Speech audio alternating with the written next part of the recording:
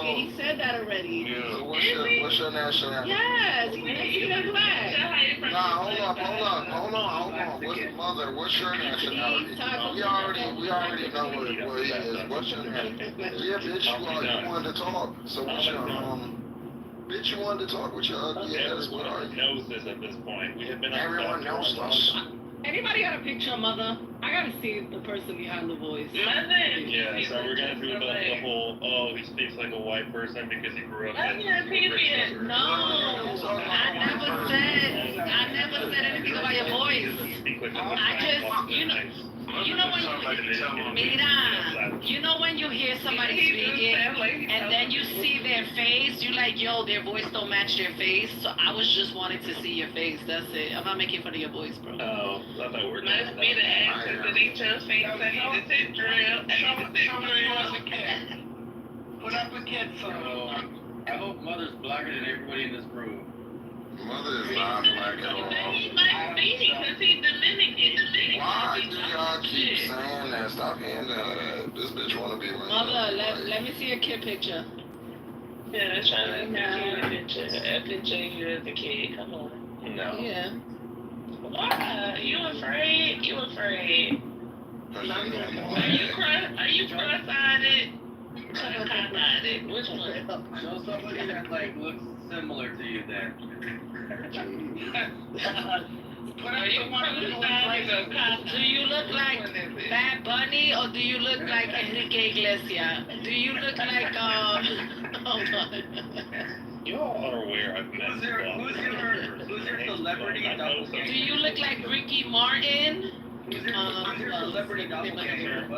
I get all sorts of shit. Like people think that I'm like people think that I'm so you like a kid. I know exactly what you look like. You're on the racially ambiguous. Your Puerto Rican friend. I have a Puerto Rican friend.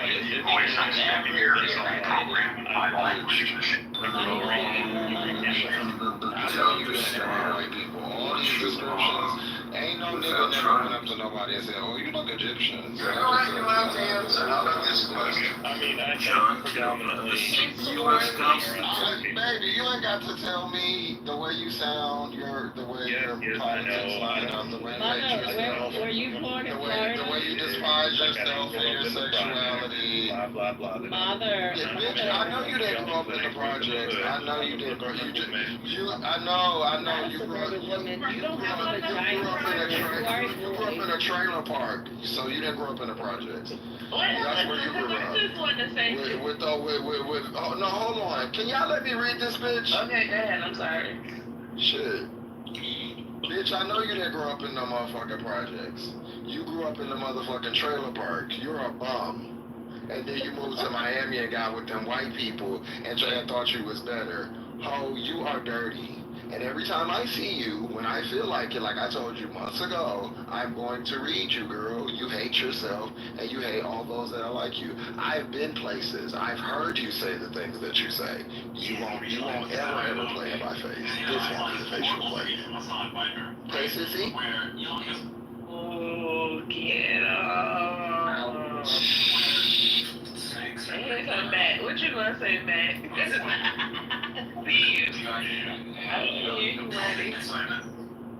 Did he leave? She's always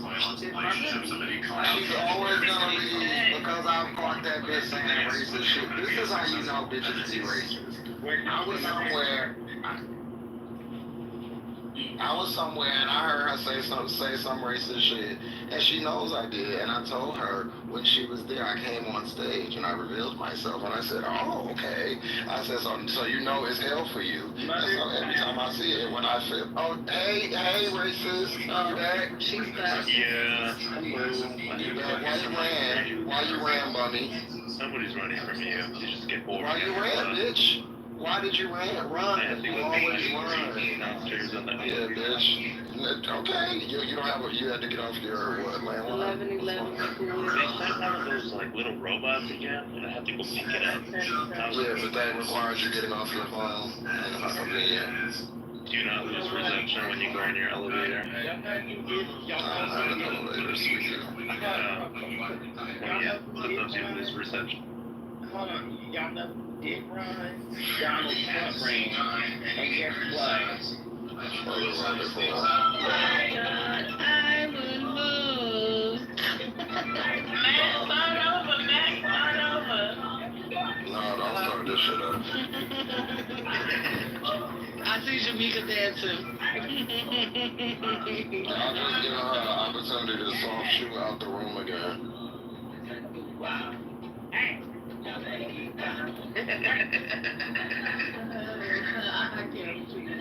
That's what happened. Get our boat together. So before you ran away,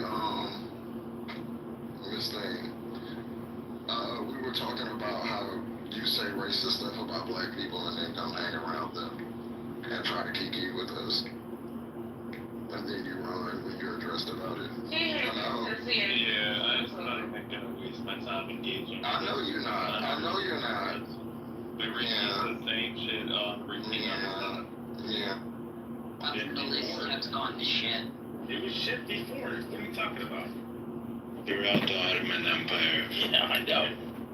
there were 8 million young Christian men who died during the operation to turn them into eunuchs. Yeah, and how many Which fucking had a 90% Christians died Excuse during me. How many Christians died in World War I? Excuse me. Ask me that. Excuse Like, me. there's The hands of the At Ottomans least a million and a half. There's always a war. Yeah, that's our hands of the Ottomans. Died in World War I. But that proves your point 90% wrong. It was died. always shit. So they could guard harems. 8 million Christian boys. They would come to the village and find the best boys with the best teeth and the best reflexes. Parents would cut their fingers off. They would blind them. I don't know what the fuck that has to do with the fact that we went to war in Iraq. So go outside, take a breath, sleep on. Go outside, take a breath. Can Go you outside. You're gonna keep over talking me? I don't know what that has to do with the fact that we destabilized shame in Syria, this world. Libya, There's Iraq, no shame. Iran. There's nobody, the dog thinks it's the owner. But yeah, calling the Middle East a shithole is, by the way, just racist, and I'm gonna tell you why. Because Europe's a shithole. Now what? The fuck are you niggas talking about? I swear you, the selective attention is insane. Last time I checked in Greece, you got women prostituting for sandwiches.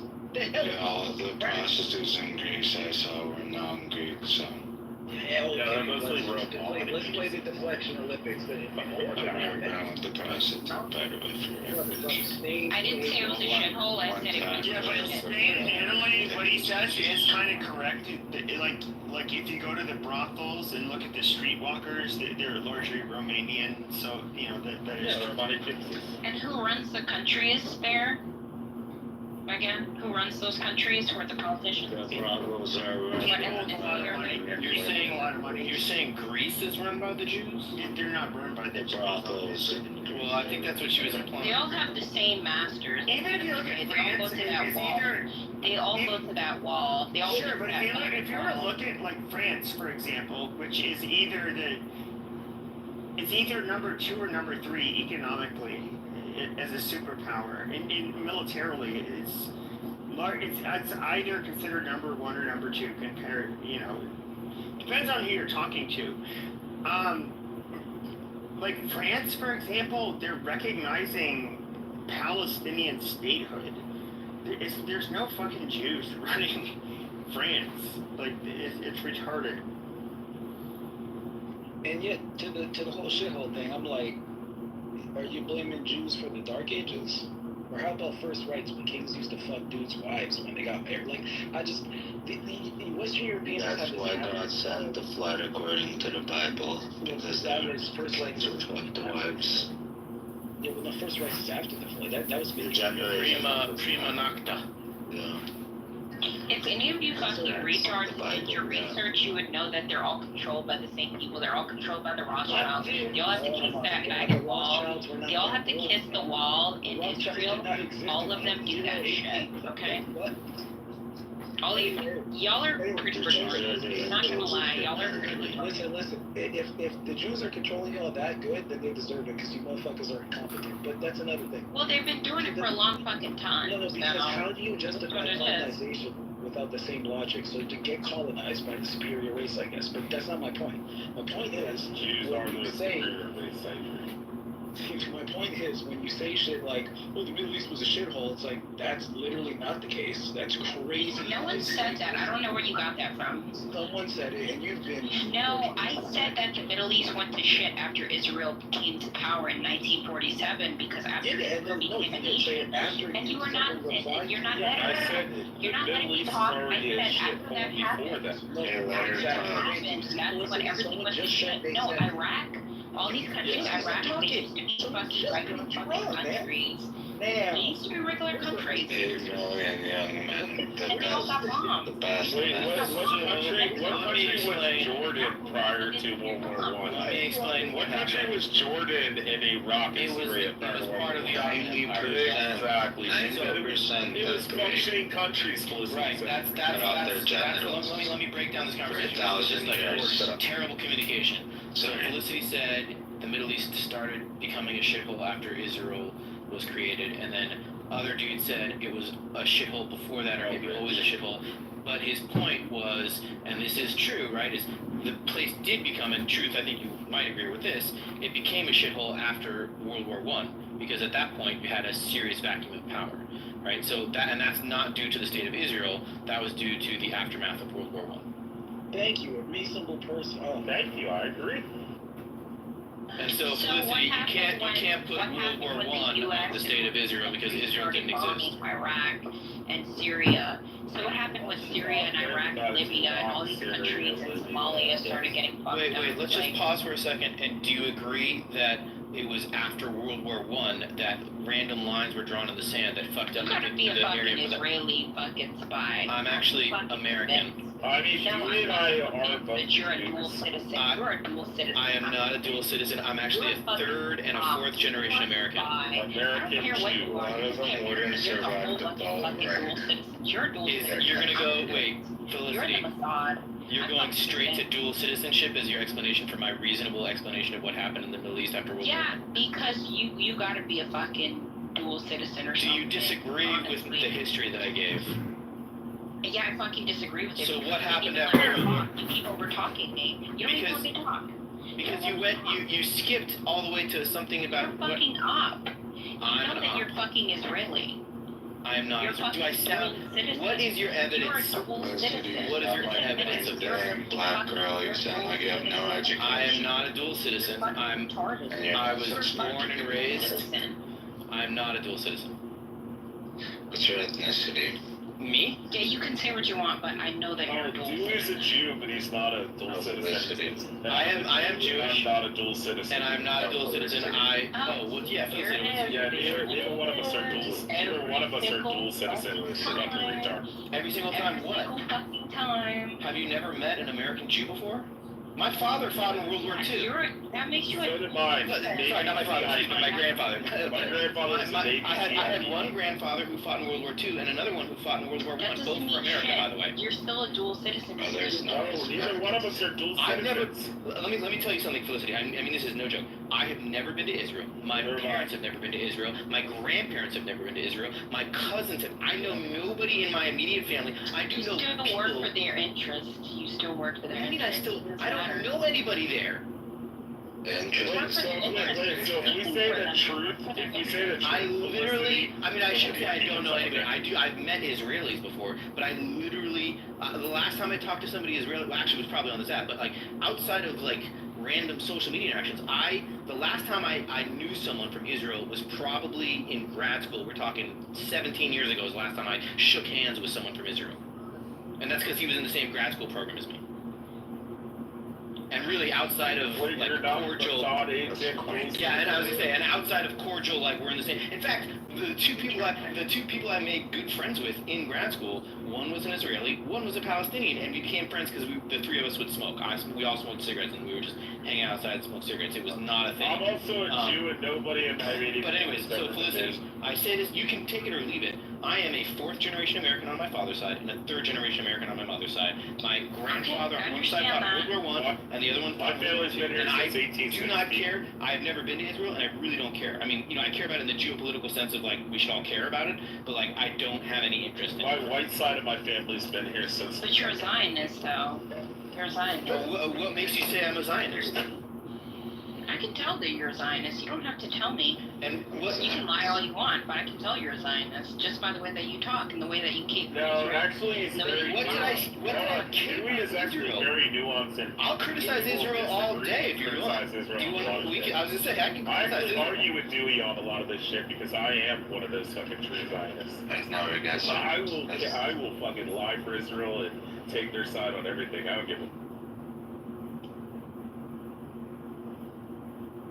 So you're mischaracterizing him and forgetting about me. Oh yeah, you're a It's the Zionist. speed at which she mischaracterized me is interesting. I know. It actually, like, it makes it difficult to Listen, be I'm serious. so American, I'm fucking dipping skull fucking excrement right now. That's There's American. no room for Zionists in America. We fucking hate you people. It's a long And tattoo. It's especially light blue can with a and for the slight young generation. Did you say for the especially young Gen Z? generation, we fucking hate. Yeah, especially Gen Z. We fucking hate Israelis. You're a fucking Look that child. shit up. Look that shit up. Gen Z is the most fucking anti-Israel generation that there ever was. Congratulations. I'm about to go eat a bacon cheeseburger too, just so you know. So much credence. Stop playing this shit out of my mouth. Thank you. So, anyways, Now we know. back to the actual conversation. So after World War I, you had England, France, the European powers drew random lines in the map, right? And that's when the Middle East got fucked up. More Zionist lies. It's okay. We know the truth. It's okay. You can go on Twitter and you can find out the truth. Dewey, what did Palestine look like before the But you can go on Twitter and you can find out the truth. Twitter is the source of truth. Just look it up. Well, you can go on TikTok, you can go on Instagram, you can go really anywhere on social media, and you can find out the truth about the So Zionists. what I just described was at the end of World War I. Do you agree that at the end of World War I, European powers divided the land and drew lines on a map, and that's what made the modern nation states in the Middle East? I Do can tell you agree this that much, by the time World War I was happening, Hey, Felicity, do you Zionist Jewish believe in thinkers the had words of already taken over Felicity? Europe. Felicity, shut the fuck up, you whore. Listen, do you believe in the words of Mark Twain when Mark Twain went to fucking Palestine and he said that it was a desolate fucking dry land that nothing would fucking grow there? What does I it look don't like give a today? fuck about Mark Twain. What does it look like today? What the fuck are I you know, right? talking about? Mark Twain took a trip to fucking Judea and Samaria, old school Palestine, and he was like, this is a desolate fucking dead land that the people have not done anything with the fucking land. That nothing will ever grow there. And then the Jews come in and they make this fucking beautiful fucking lush green fucking area it is. On the autumn. I don't know what the fuck that has to do with what I was talking about. Oh, it was a desolate fucking shithole prior to the It's show. pretty weird. Actually, the north was mostly swampland. It wasn't, and again, this is not Israel or whatever, but like, it's an interesting engineering feat, and it's not only happened in Israel. There have been other swamplands that have been Wait, converted. Dewey, you're saying that people with the highest median IQ actually did something with a desolate, dead land? And made it all I mean, that's what happens when you Northern get Israel was funded. The highest Like, median from IQ of any welfare ethnic leave. group That's on what Earth is happens. 115 to 117. Just kind of things kind of fuck you, you know. Converting a Smartest people on swampland into arable land is not easy, and it is an interesting engineering feat. That again, it's comparable to like the engineering feat of New Orleans at the same time to create the levees, right? It's interesting.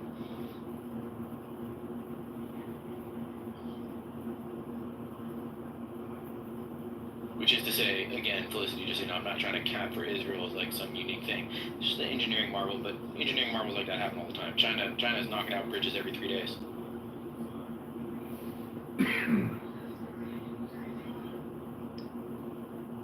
Notre-Dame de Paris.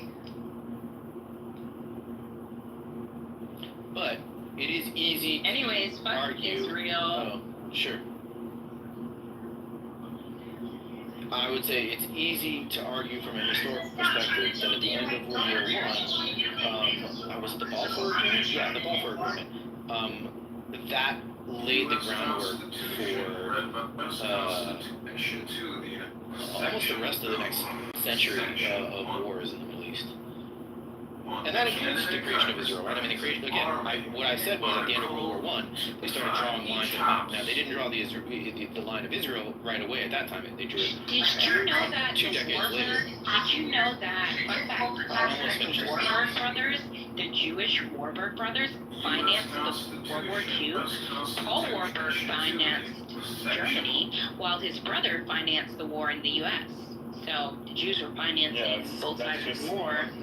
Yeah. So that's what they do. Like, but you don't want to admit that because you're full of Zionist lies. What does a Jew doing something have to do with the state of Israel? Because they're fucking Zionists. That's what it has to do. Can you be Jewish and not be a Zionist? No, because over 90%. Wait, this is an issue. Over 90% are fucking Zionists. So wait, you cannot be a Jew, you cannot be Jewish and not be a Zionist. They're synonymous. No, 90% of Jews are fucking Zionists. That's not what I asked. Okay, so you just say no. You say no. All Jews are Zionist in your mind. Pretty much most of them, yeah. No, And does that I would say 90%. Pretty much it's like all of them. What is the word? Yeah, I was gonna say, so like, are all Latino people in the United States who come from Mexico, are they immediately pro-Mexican, or are they We're not gonna play able that to be American? I know, I'm just trying to understand the difference between that and a Zionist. There's a lot of things they This song don't said a lot for No, look, let me explain it this way. One can be critical of government, correct? Like, I can be critical of America and still be an American, right? Pro-America, and be critical of, I can say America, for example, this is the sort of cliche phrase, No, right? yeah, sure. I can be critical of America, but I still think America has a right to exist, right? Listen, let me talk. You can say death to America if you want to, but guess what? If you say death to Israel, the fucking Attorney General is gonna fucking investigate you. You say that all you just said. Punch these fucking We say it all the time, but nobody does it. have their fucking talents in our fucking government. Okay, so that was it. I didn't even get to ask my question. So here's my question, right? Which is, people can be critical of America, but still think America has a right to exist, right? America has, like, in fact, America started with a genocide, right? It started with Native Americans, it started with slavery, all kinds of problems, right? There's all kinds of criticisms that we can do, including today, present problems, right? But would you say that America, as a nation state, as a modern nation state, or any country, right? I mean, we can be critical of Canada. It's kind of similar story, less on the slavery, but still the natives, right? And still probably criticism. Should Canada be dissolved as a result of their past and current failings? Guess what? Canada is not actively committing a genocide against the natives. Some people think that they They're are. not. Yeah, they are. No, no one thinks that. That's not true. They are They not also doing fought that. Iraq, I'll let the indigenous Canadians know that Afghanistan, and Syria, you fucking retards. But you're not critical over Canada? You're full of shit. Look, again, I'm not saying you can't. Okay, how about this? Would you say that China is actively committing a genocide against the Uyghurs? Would you agree that China is actively committing a genocide against the Uyghurs? And if so, should China? No, you set a standard just now. You just set a standard. Do you think that China has a right to exist? Yes, because that's their fucking land. They're not stealing land from people. What about the Uyghurs? They are stealing land from people. What about the Uyghurs? And also they want to take They're literally stealing the land of the Uyghurs. They're not doing that right now, but the Uyghurs, that's the Uyghurs, right? We brought up genocide, right? Like, I was actually just talking to someone in China right now. There's like 10 million It was actually really funny. He said You're it's not full of fucking a concentration camp. He said it was a re-education. Admits to it, you fucking idiot. They call them work camps. Oh, here comes Marshall. Thank God. But look, Felicity, again, it's totally fine to criticize governments. I mean, you can criticize any nation in the world. world. Well, that's not true. Okay, wait, let me talk. You cannot just criticize anyone. Yes, I even criticize the U.S., okay? But the thing is, you have American students who are getting deported and they're facing legal problems just for simply criticizing Israel. Yes, that's a fucking problem. That's That's not a what fucking they're foreign nation. That's a foreign nation. We have freedom of speech in this country, okay? No, dude. But you can't even let me fucking talk because you're so fucking Why? So you're just gonna talk over her. I don't want to talk to this fucking boomer, okay? I don't need to talk to you. You're all fucking old. Guess what? Everyone in this fucking room is probably a fucking boomer. You're all fucking old. I'm a millennial, Marshall's a millennial. All these people are fucking old. Yes, Okay? You're retarded. But guess what? Gen Z is the fucking future, okay? Gen Z is the future. Listen to Daddy. Okay, well, let me say, everybody relax. Felicity, I think it's great We are the when young future. people. Gen Z, That's we are great. the fucking future. And look it up. And let me Gen say Z one is thing. Let me anti-Israel tell you one thing about Gen fucking Z. generation. No, this is actually really important to say because everybody. Guess what Gen Z doesn't do? They don't control. Stop. Here's a truth, Felicity. Every generation thinks that they are the last great generation of history. That is the folly of every generation. Everybody thinks that they're the ones to put it all right. The fucking millennials thought that, the boomers thought that, everybody thinks it. So it's great that you feel that, and I know that feeling, and it's exciting, and it pumps you up, right? And then you're gonna go to prom, and then you're gonna love to date, and you're gonna grow up, and you're gonna have to get a job, you're gonna get kids, and all these things are gonna happen, and that spark is gonna go away, and you're gonna remember this phrase. Every generation thinks that they are the last great generation. That's not what I said. I didn't say that we're the great generation. I said that we are the generation that is the most anti-Israel generation. And it's actually Israelis themselves. They've actually they've actually had speeches and they've said that this is a problem because Generation Z, the young adult generation, Generation Z, is against Israel. They're anti-Israel. Largely, most of them. That's okay if you're anti-Israel, in particular if you don't get off your ass to be in the political universe in the first place, which Gen Z people don't. Gen Z People who people are don't older really have vote lives. reliably. Their lives have been so digitalized, they're not. Alright, No, hold on. Felicity, shut the fuck up. I'm gonna read this stat. The A Harvard Caps Harris poll Israel. conducted in July 2025. Israel. The left and the right hates Israel. Just let this stuff Both of them.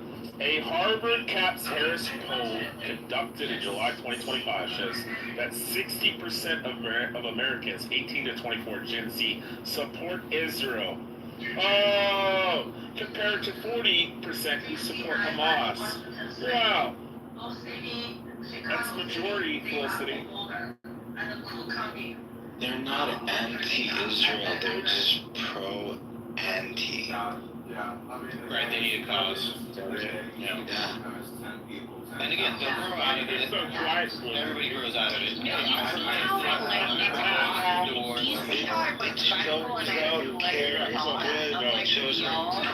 my God, you're going to talk about respect. I said 2 cents and you accused me of being a Mossad double agent. No, I said you're full of stuff. Okay, yeah, I did. You did, yeah, okay. And you, wait, stop. Wait, I've got question, Felicity. Now that we've engaged a little bit, would you at least take that part back? The idea that I have some sort of dual loyalty or that I'm a Mossad agent? Oh yeah, you definitely do. The way that you came You still think I am? You definitely do. I do what? I am? You think I have dual loyalty? That Yeah, I work for them. I work for them? Sure. And I get a paycheck or something? Is that what you think it is? You for sure have dual loyalty. You're a Zionist for sure. You're either in the closet about it or you're a Zionist for sure. And you know this about me how? Because of the way that you can tell, just the way that you So talk. you just like have an people intuition who for are it. You have an anti-Zionist. intuition for it. Listen, people who are anti-Zionist, they don't talk the way that you talk. They don't like cape for Israel the way that you cape for Israel. I don't Even cape for Jewish Israel. people who are anti-Israel. Wait, earlier you said it was synonymous. Being Jewish was synonymous with being Zionist. You said that earlier to me. You said that. I said that 90%. You said effectively, and then you said effectively all of them. Yes, that's what you As a said. man, how do you feel about George Floyd? As a man, George Floyd comma, demand. Why are you talking about George Floyd? Nobody talked about George Floyd. Answer. 3, 2, 1, go. First of all, no one gives a fuck about George Floyd. He was a fucking criminal. Good. Piece of shit. Wait. You want people to give a shit about your thing? Yeah, You're I'm liking what I'm hearing. shit about other people's things? She's an alt-right neo-Nazi. Criminal. Marshall, she's a neo-Nazi. And neo-Nazis. Yeah, she's an alt-right fucking neo-Nazi. I am far right, but I'm not a fucking Nazi. I don't know what you're talking about. I'm far right. White supremacist. Israel has done for technology. You sound retarded. That's just stupid. Felicity, where, you don't, I don't want you to I talk think about her. it's funny that she's alt-right if she's not white. Yeah, I'm not even fucking white, you dumbass. I know, we can hear the black reflection in your voice. Where did you grow up and what is your ethnicity? I'm fucking real. Okay, so That means that I am black. That means I am majority black, and I also have like a mixture of white. yeah, I know Krill is. I know Krill is. Multiracial. Yeah, I know Krill is. I wasn't confused by it. Okay, I was just letting everybody else know. Yeah, we could hear it in your fucking voice. And I can hear it in your voice that you're a retarded white liberal. Is she getting French? You're a I'm cuck. not a You don't liberal, I'm a get fucking conservative, you fucking You're a idiot. cuck. I'm a conservative, you fucking slut. You're a cuck-servative. That's I what you voted are. for Trump fucking twice, you fucking dumb shit. And Trump's a fucking I've faggot. never fucking voted for a That's what fucking Trump is. Democrat on any fucking, I've read all the way down the fucking ballot, on everything. And guess what? Trump is in the Epstein files. Oh, how about that? That's why he didn't release the fucking Did you files, see him? dummy. That's why he didn't release Did the you see files. this? You sure fucking Now I head. can't tell. Am I being trolled? Am I being trolled right now? Is that what's She's happening? an alt-right fucking retard. I mean, every Yeah, time but you I'm and guess what? I I'm didn't super vote far for right, but I'm not fucking What's your alt-right. bottom line I election didn't about vote for destroying Kamala without Harris creating? I'm not a either, fucking because Nazi supporter. I don't fucking agree with Democratic policies. So Marshall was correct. What do you agree with? Wait, Felicity, were you raised in a white family, or is your family like majority white? You're still pretty Just shut up. I'm not gonna fucking. So wait, Get a black I have a daddy. question. We're not here to talk about it. Marshall's point We're not here to though. talk She about was it. raised by her white fucking Everybody stop talking. fucking Louisiana mom who's like, those fucking niggers over there. I just want to have a conversation. Your dad was And shit, like, you can say whatever you want. And everybody, You can say, You got a deadbeat black dad. You were raised by a fucking white mother and your dad a deadbeat fucking black dad. That's all. you're hilarious, but anyways, You know, you're funny. So Felicity, you said you didn't vote for Trump or Kamala Harris. So to Marshall's point, did you not vote at all? I didn't vote at all, so the thing is about me, like, let me talk. I'm a Republican, right? So I'm right wing, but I've become more far right over the years. I've become more far Hey, right. Marshall's rhino. I want to hear her. I went from being very pro-Trump. I was very MAGA. I was MAGA before it was cool. I was MAGA in 2018. So I was Wait, before it was cool? I was a fucking maggot since like fucking 2010. What are you fucking talking about? I would like to just hear her finish her thought. So in 2018, you're a In MAGA. 2018, I was a teenager, right? And so I was Okay, so you couldn't vote. Oh well, Yeah, I couldn't 2016 vote. you couldn't. Sorry, 2016. Yeah, in 2016, I couldn't even vote. I was still in high school. Okay, well, So, okay, and keep I going. was liberal when I was in high school, but then I came straight out of high school. I became very conservative, and it was not cool to be MAGA back then. And I was super MAGA. I bought a MAGA hat in 2018, back when they thought Trump was a racist and all this other shit. And so, yeah, I voted for. You know, I'm not voting for I'm Trump, glad but you I was showed up like, halfway through the Rich, concert. shut the fuck up. yeah. So like, I've been Trump. Like even for this election, this 2024 election, I was going for Trump, and I was happy that he won, and I was hoping that he was going to deport illegals like he said he was going to do. He was going to do all this other shit, but he never ended up doing any of No, that she shit. said And actually, she didn't vote for him.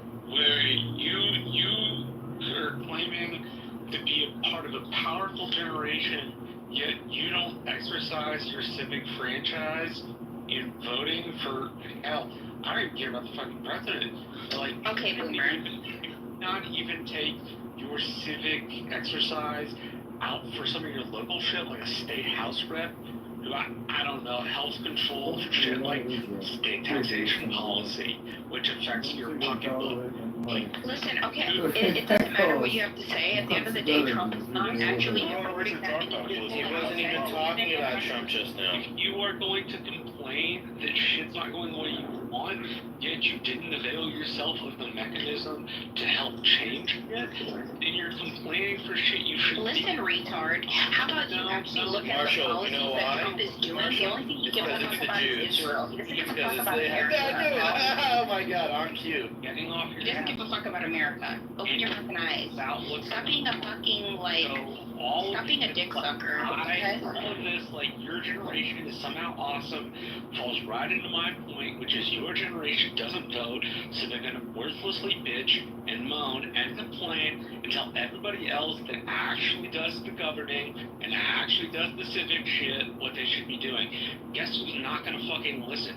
The people doing the work, because you can't get off your ass and match your fucking principles to what you say you believe.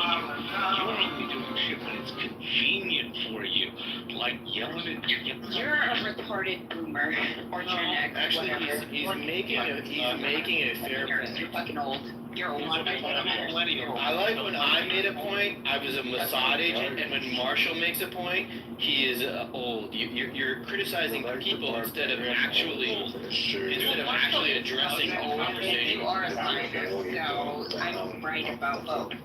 I'm right about both. No, you're not. It's a fallacy. You're going for ad homs instead of addressing the issue. No, I addressed the issue, and we were No, talking about you Trump. called him a boomer, and when I made a point, you called me a Mossad agent. So those are ad homs. Well, You're you trying are. to attack. You actually are a Zionist in your I own Zionist am, lies. again, it You are. doesn't, yes, okay, great. So again, if I make a point, you attack me, and if Marshall makes a point, you attack him instead of the actual points. It's a way to shit No, and not I even have addressed the conversation. Listen, No, I you addressed didn't. Marshall, how about Marshall make his point again, and instead of calling him a boomer, you respond to it. I let him talk, and unlike him and you, who actually overtalked me when I tried to talk on this app, you overtalked me. I actually let y'all talk, but you did not let me talk. principles where their commitment is. Okay? And you need to stop being a princess. Any Men of who the speak over women are fucking betas, okay? Don't speak over women. This isn't the bad girls club, okay? I feel like I'm not being controlled right now. Not bad girls club, okay? You don't overtalk us. We're not about to keep talking until we like hit it on, we like fight or something, you know? Like we're not gonna square up, like, you know? This isn't the bad girls club, okay? Yeah, 100%. Anyway, let me know when I can say something. Go right ahead. Somebody say something interesting. Oh because God, he's not. we're fucking Yeah. God. Well, the thing is that, I mean, our greatest ally, Trump is a Zionist, and he's just thrown humanity into Zionism. That's the end of it. You know? They just sold God down a fucking parking lot, you know? Yeah, not just that, but Trump is not just a Zionist, but he actually has Zionist dick up his ass. Because he was actually trying to make it so that, That's fine, no, exactly. he was trying to make it so that, you know, that he was trying to put a law where you're not going to receive funding if, like, a hurricane hits or, like, some sort of natural disaster hits if you don't fund Israel. And that shit is not fucking legal. It doesn't matter what he wants. He can't fucking do it That's what he was trying to do. So Well, but the thing is that, well, biblically, it's Where's the fucking billionaire just so you guys know that? well, look, actually, we're launching a new app. We're launching a whole new app called Meg's Alpha Male Dating, which is going to be like an inverse of Bumble, where men are going to choose right who they message. So that's in process.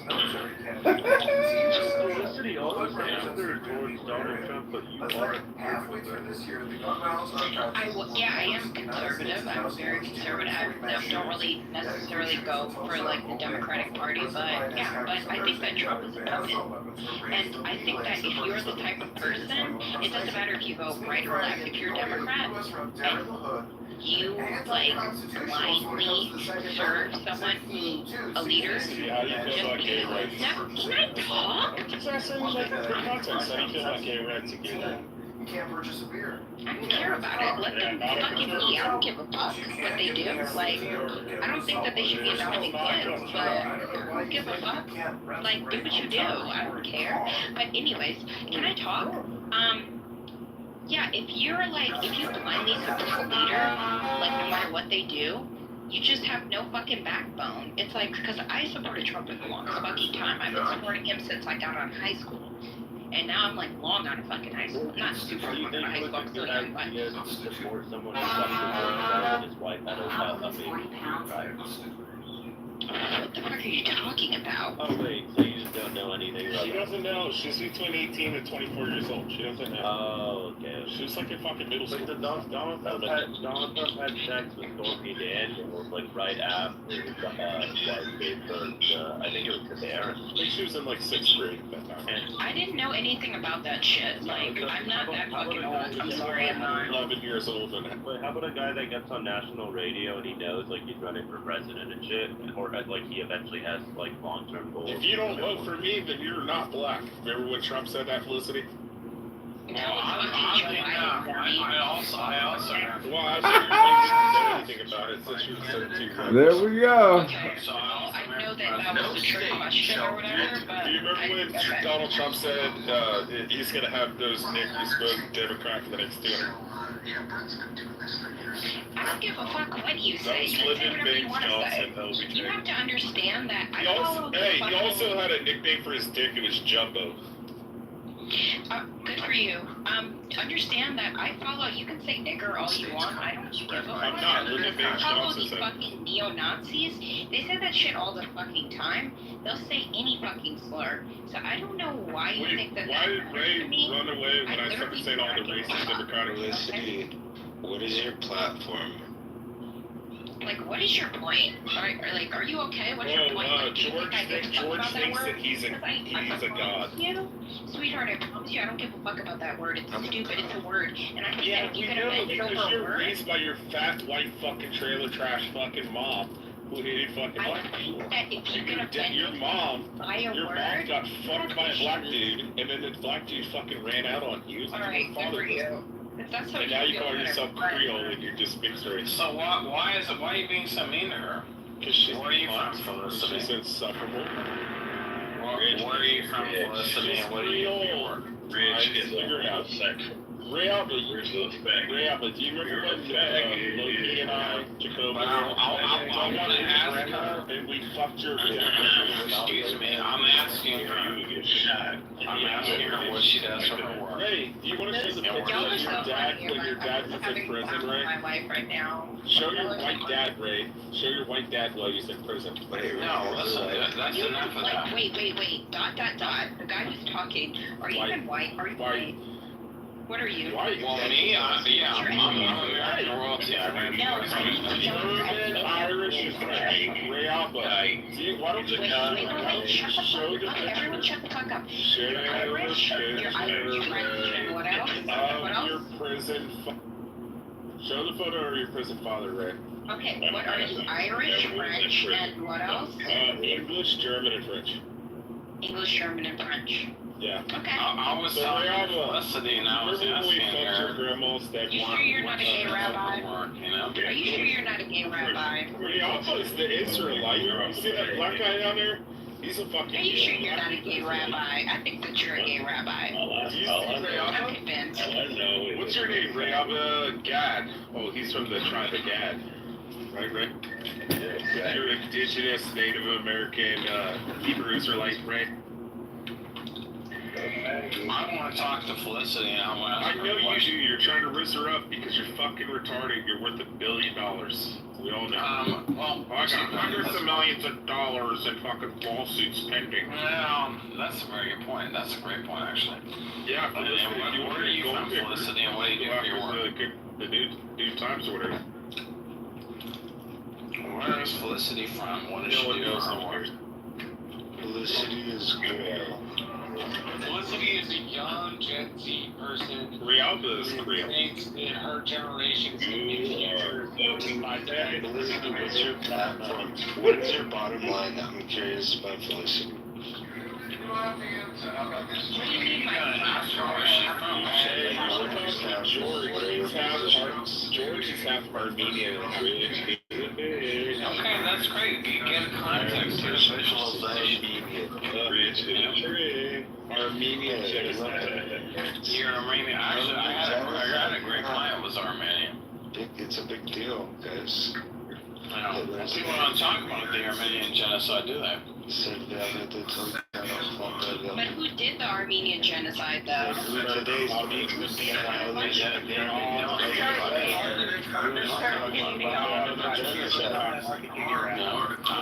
know about it. People have forgotten. I had Armenian clients. They've forgotten. The children have forgotten what the Felicity. She doesn't know what she stands for. Is she Armenian? She doesn't want what she has now.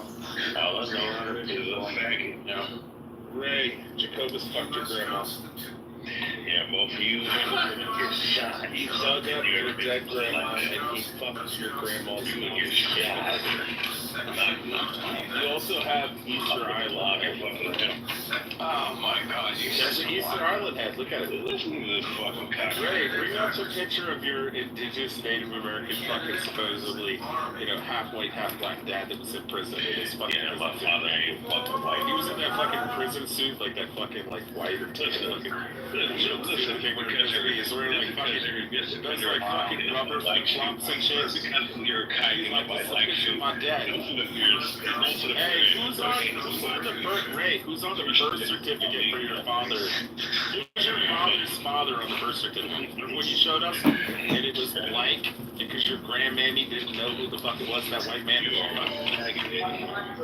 You'll find him, he's fucking gay, so, Rialba hangs out with trans people in gay rooms.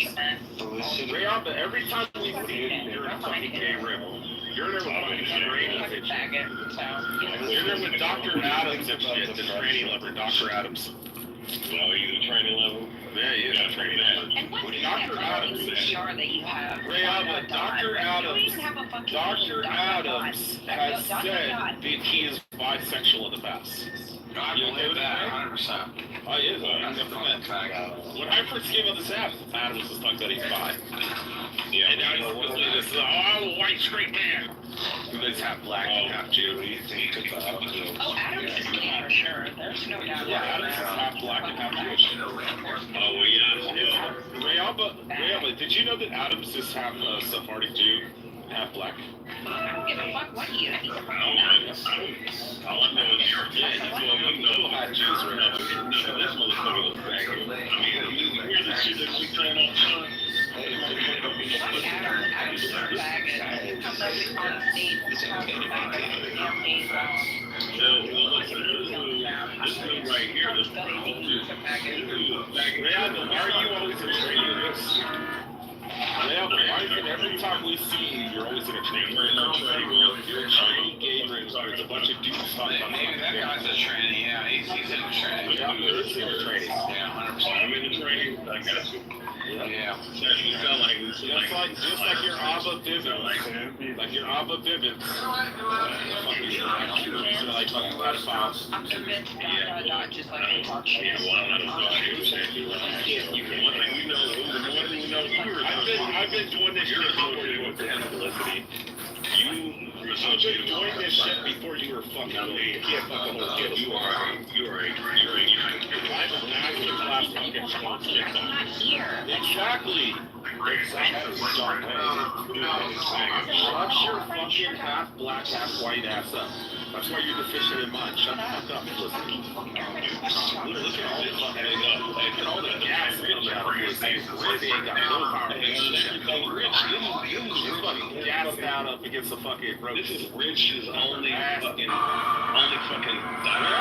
want to bring up that picture of your white, half black dad?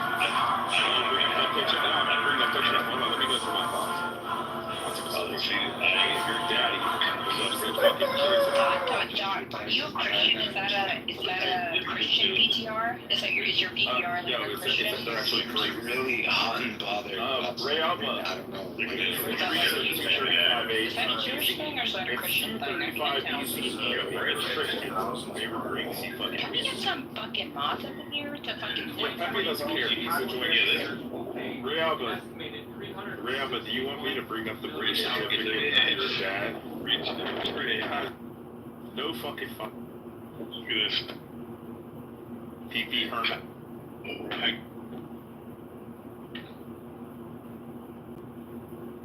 PP Herman.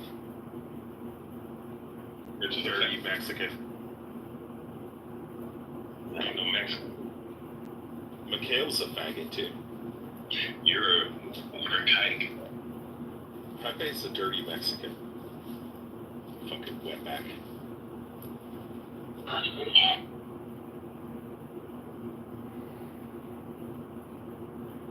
Pepe is a fucking black woman.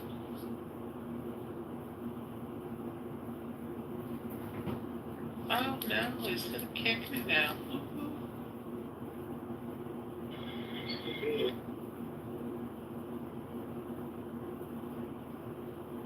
Felicity, why you sound like you're so gassed out? Oh my MPL, I don't know why you said Gen Z. Like, what's wrong with Gen Z? There's nothing wrong with Gen Z. I'm not trying to come at you, sis, because like, at the end of the day, I'm a girl's girl. I'm gonna like cape for other women, but like, that wasn't cool. Why are you talking about Gen Z like that? Okay, I'll come after this and like that shit, okay? I will come after You wipe from fucking back to They're front. fucking retarded, and these men on this app are fucking incels. Felicity, you wipe from back to front. You go. Because nobody fucking taught you. You're a fucking troll. You're a troll, and you live under the fucking bridge. You're a troll. Because you're fucking real. You are a troll and you live under the You damn should bridge. never You probably smoke crack. Obviously, IQ like 30 points lower than Things that are wrong with this country. Very likely you smoke crack. Or you shoot up I heroin smoke under the cigarettes and bridge. I dip tobacco. And it's not their I'm a fault. true fucking I bet you stink too. No, I'll wear clothes together. No, it doesn't matter how much cologne you wear. You probably smoke cigarettes and fucking stink. I have Period. Every Man Jack Period. Sandalwood. It's here. Sandalwood don't look the fresh. Yeah, it smells nice. It's called Every Man Jack, yeah. Deodorant. And then I wear YSL. Yeah, you stink. Just admit it. YSL St. Louis perfume. That and Giorgio Armani Aqua de Chef. Yeah, he is a homo. I He love is. cologne too. He's gay I and love he stinks. So. My wife wears Chanel. You don't have a wife. You have a husband. Yep, got a wife and 3 kids. No, you gotta have a husband. You got a 7, a 5, and a 3-year-old. You have a husband and 3 cats, actually. Actually, I don't have any pets. Our house is like super clean. No, you don't. Our house. No. Your wife is a man, actually. Your wife is a tranny. That's crazy that watching all 3 of the babies. Your wife is a tranny. Be honest. You're Creole. You have fucking low IQ. Your wife is a tranny. Let's look at the median IQ of the Creoles. I'm guessing it's in the 80s.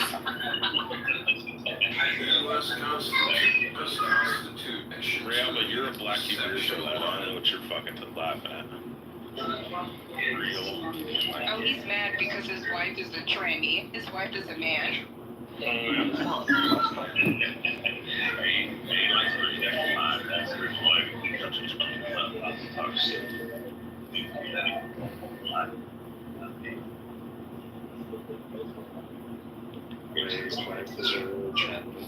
That's okay. See, y'all may do it leave because you're such a bag. Do you know that you're so gay that Duet left? Did you know that? I don't even know who Duet is.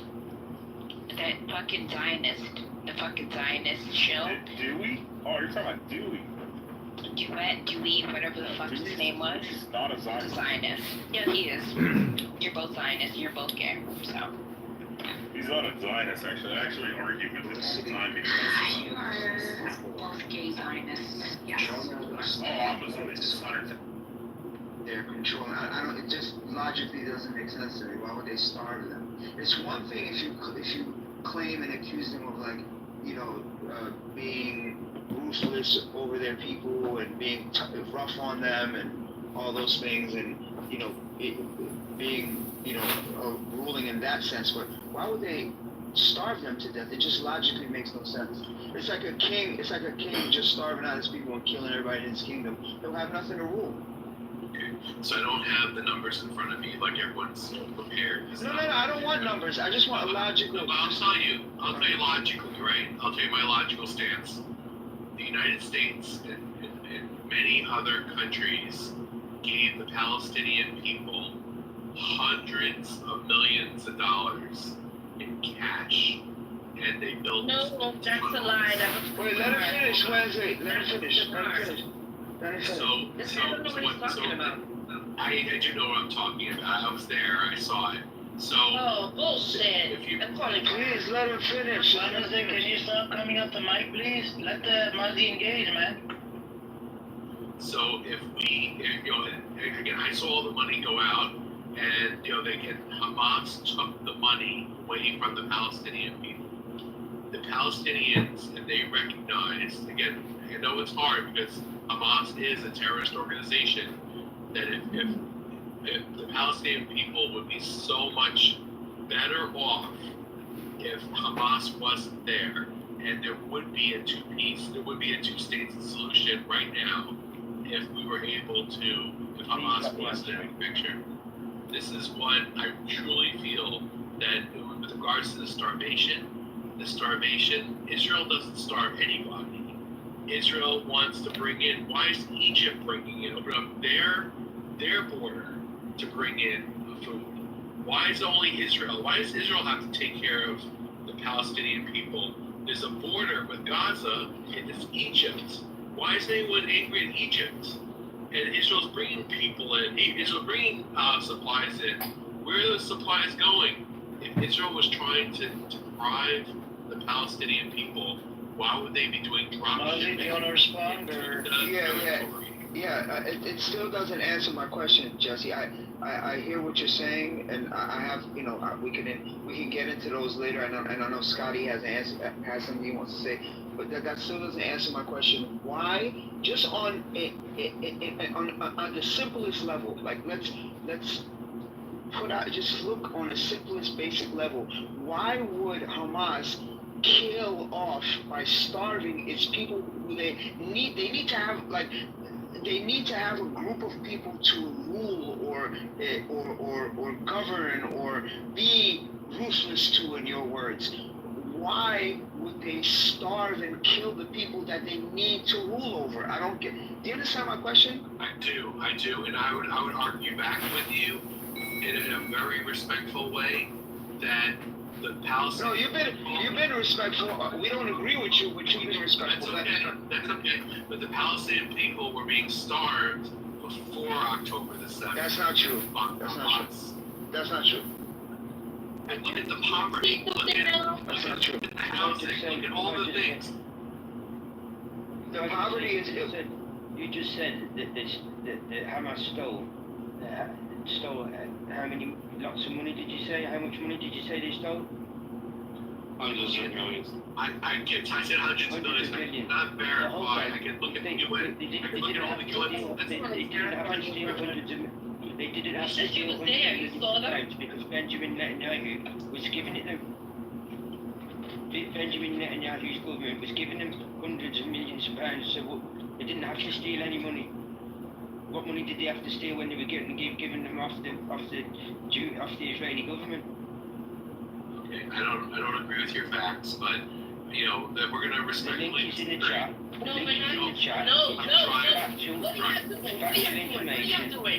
What are you doing? From a Jewish source. Engaging with someone. It's factual information. No, because he's a fucking idiot. Can you stop doing that, Wednesday? That they were given money by the Israeli government. It's factual information. It's there from the Jewish side, so it's a Jewish source. It's not even a source from anywhere around the world. It's from a Jewish source from Jerusalem. That they were given hundreds of millions of pounds. Well, they were given millions of pounds, millions of pounds by the government of Netanyahu. So why would Hamas need to steal any money whatsoever? That's a lie. It's factually incorrect. I respectfully disagree. Well, the link is there. Have a look at the link by your own people, and then tell me then. This is the problem you have, Jesse. You people who put out your own facts and will not accept anything else no other way whatsoever than your way. You can't even when the information is from your own people, you still won't accept it. Like you won't accept that there's a level 5 starvation going on. Like you say that the people are stealing the food. Like you say Hamas is stealing the food off the people when it's not.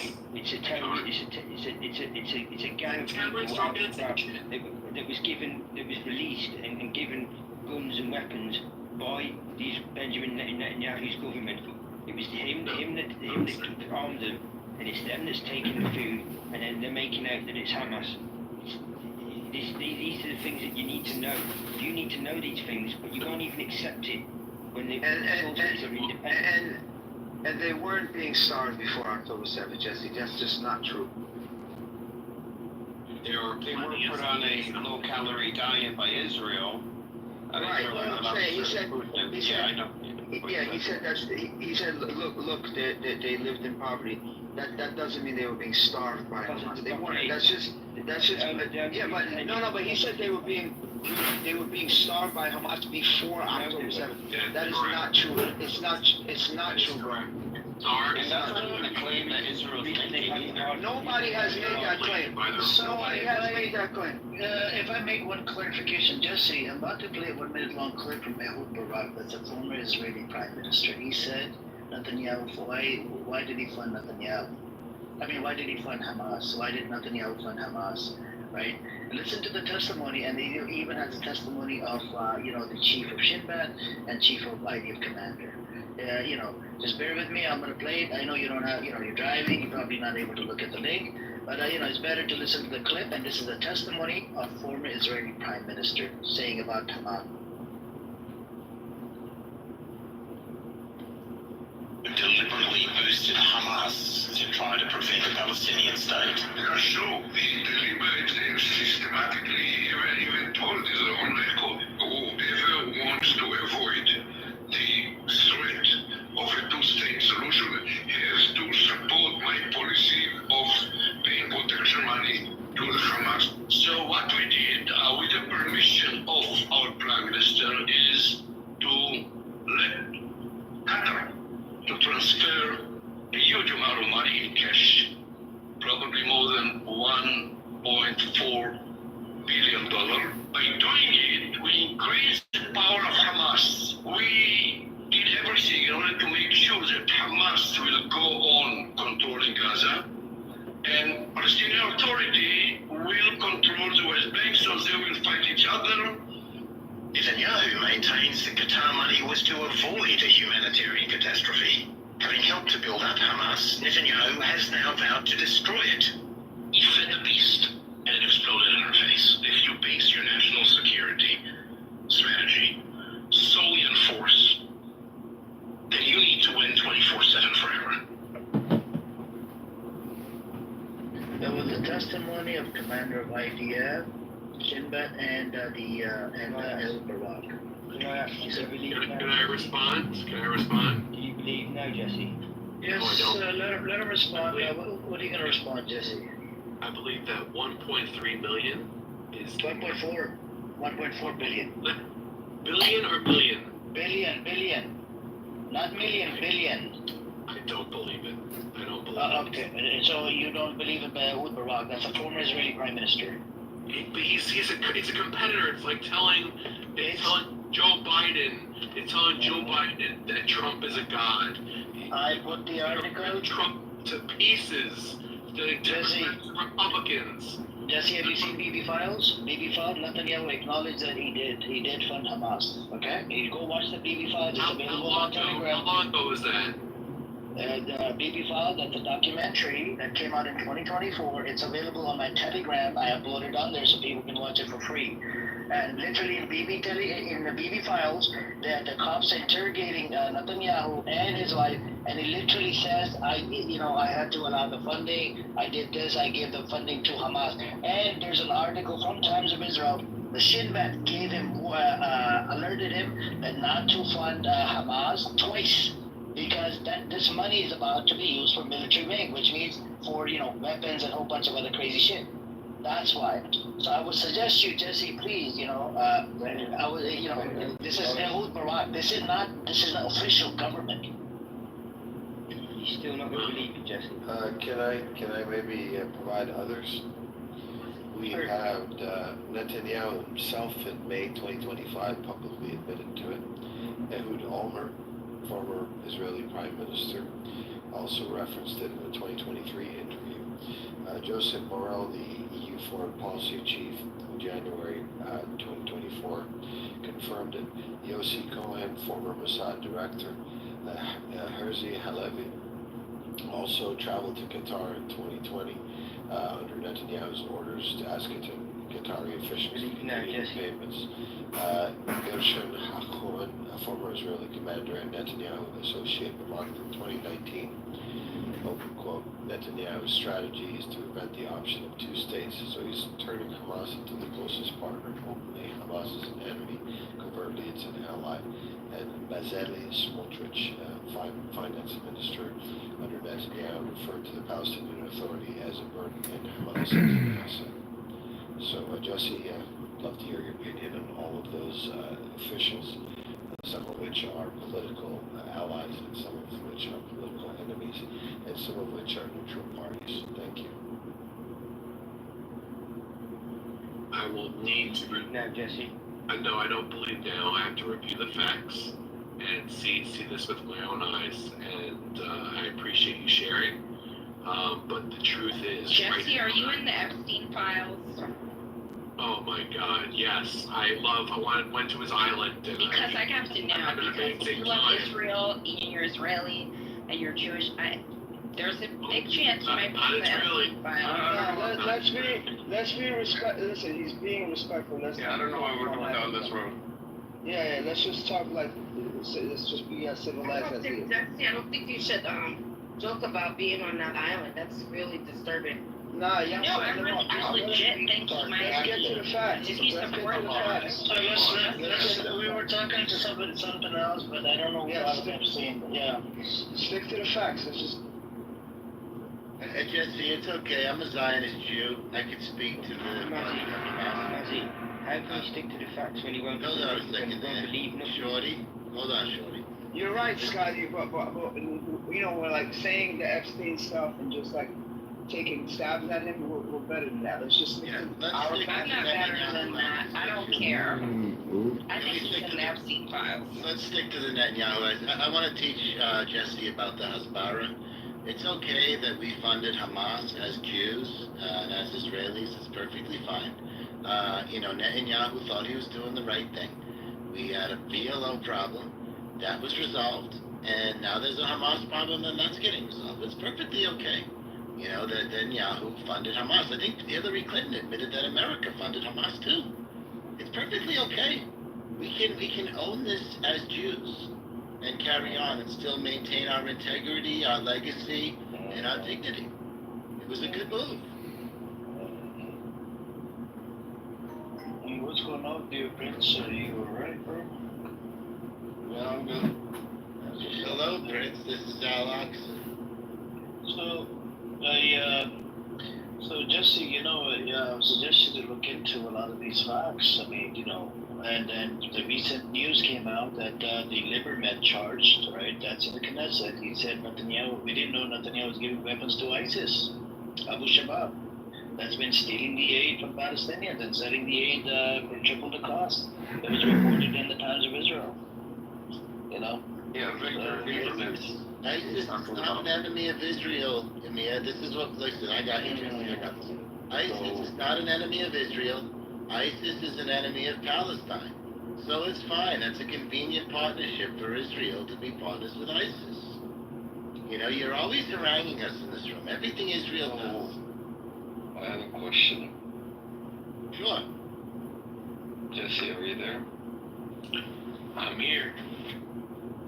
So I'm reading your bio and your healthcare executive, credentials, post-acute care. So you're in the medical field. How do you feel about all the nurses and the doctors and the paramedics who've been assassinated by the IDF? Hamas. And this is not, no, just to be clear, it's not the testimony of the Gazan government, it's the testimonies of European and American practitioners in Gaza. I know that they put the weapons of destruction into hospitals, and they're cowards because they put missiles in hospitals, and they shoot it off in hospitals. Jesse, I can bring you multiple testimonies of American and European practitioners. This is claims of Just what kind of brain damage do you two have exactly? Yeah, the IDF bombed every single hospital in Gaza. There's probably only half a hospital function. I'm just asking a question. What kind of brain damage do you two have? Shut up. What about the paramedics that they killed? And they lied, they said, Hold on, Chris. We have to help you. they killed them, and then they footage. No. We have to correct the Hasbara, Jesse. Hamas doesn't have missiles. They only have rockets, buddy. Come on, you got to get these pieces right. You said missiles in the hospital. They only have rockets. I'm sorry. Actually, there's a 14-hour footage of a paramedic group in Gaza that were massacred by the IDF. And after the video came out, the people found the phones of the paramedics after the massacre. They posted the videos, and the Israeli lied. The IDF lied. They killed them, and they denied killing them. And then when the footage came out, we can clearly see that there was the IDF that killed them. And are you talking about when they buried the ambulances? Yeah, those are your colleagues. It was checked by the New York Times and to approve it, make sure it was legit. Yes. Nothing, just. And by the way, just to add to what Prince said, all of the testimonies from these doctors, if there were Hamas members within the hospitals, I'm pretty sure they would have said in their testimonies, yeah, Hamas were there, Hamas were firing rockets from the hospitals. But guess what? None of them did. If they say that. No, they're in America now. They're back home in their countries, giving testimony to what's been happening in Gaza. They would have said there was Hamas there. They obviously didn't. So it's not true. Jesse, say that Hamas. Use your logic, bro. Use your brain. Just use logic. Sleeper agents, Jesse. Go to the sleeper agents. Just because you see one so-called Hamas member firing a missile or a rocket out of a hospital, that means they're all there. They're all in every single hospital. Yeah. Jesse, you got to be faster on the draw here. I think Jesse is learning. I'm just absorbing. I've never been in this audience before. I know, I want to learn, but I don't think that this is, I have to confirm my sources, but I saw what happened in the news. I saw what happened. Hamas put many rockets into Israel, terrorizing the people. And then we have October the 7th.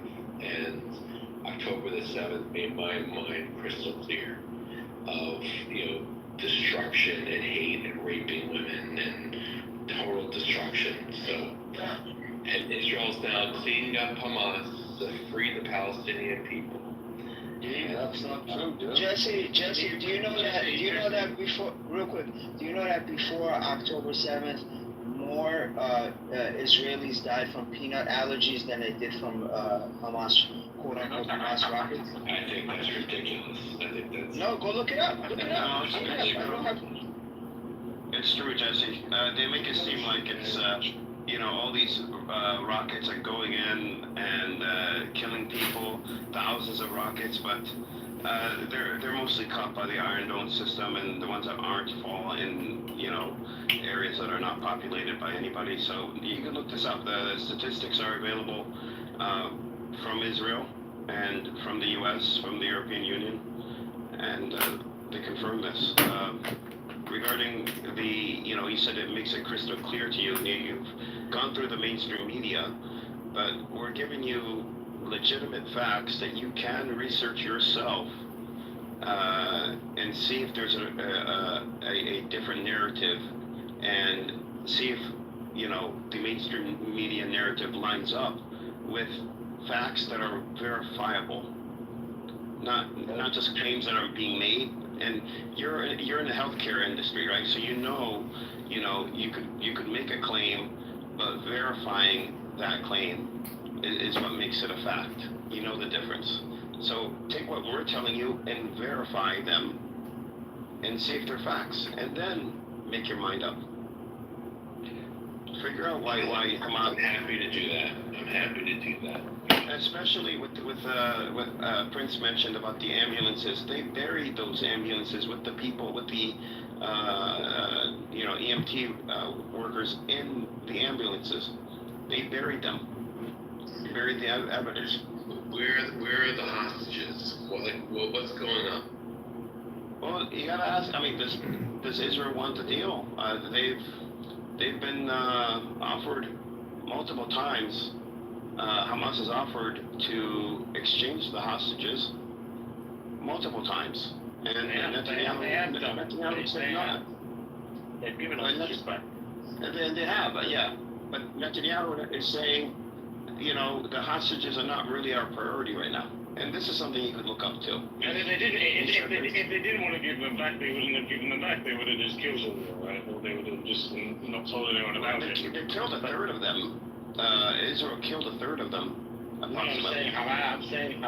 Hamas would have just killed them all and not told anyone about it. But they gave some of them back.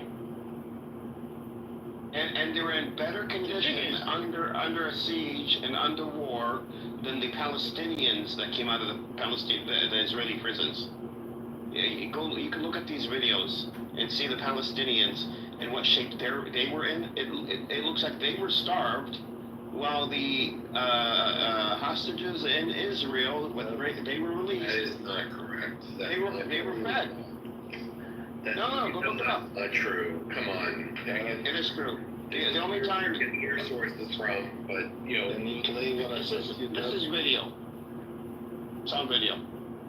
Dad, can you play what I sent you? Me? On the back channel, no, tell you. Okay. It was a pleasure being here. I enjoyed the attention and the conversation. Wait, 30 seconds. 30 seconds. Send it to me. Brent send it to me. Okay, I'll put it in the chat. Thanks. By the way, Jesse, let's see what this. No, you ran away. It's okay. There's no point even. What did you say? There's a lot of testimonies out there from the doctors and nurses and they can. That's what I said earlier. They don't care. They're not interested. They do whatever shit. He's a liar. Let's see if he does his research. I think people that listen to mainstream media here. No, but what I mean is like someone that's educated. They're not just gonna listen to CNN or Fox News or some shit. He doesn't care. Exactly. They don't care enough to look into it. Yeah. yeah, but So to have a protest in Tel Aviv and you think you changed the world. Those crazy women earlier, I've got all those to brand and stuff like that. Do you want to talk to Thais?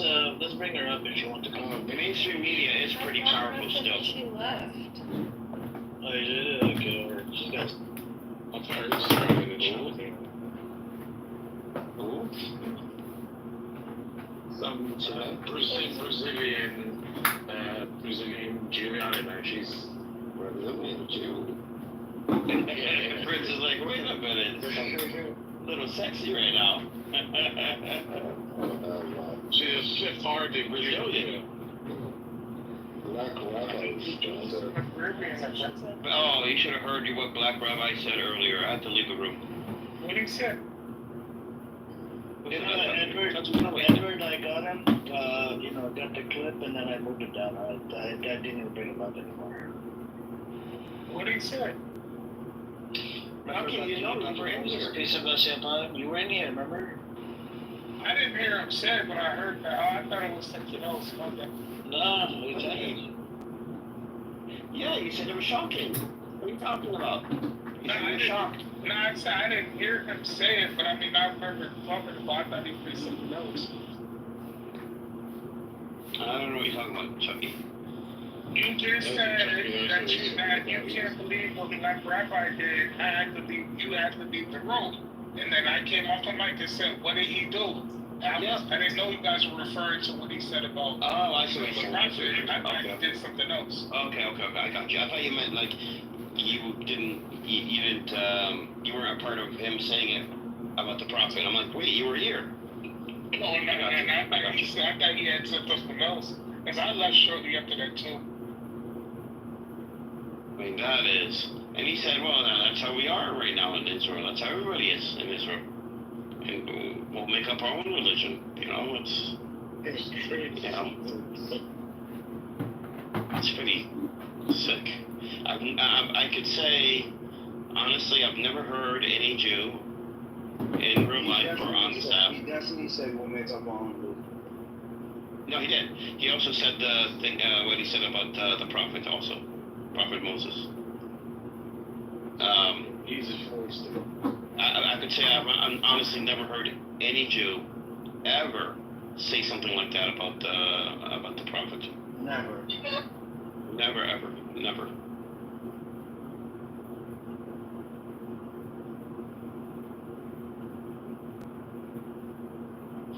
This is why you should see some of the content on these women's Instagrams. The two who came in earlier, now Andre or whatever, and the other one, you should see they've got on their Instagram.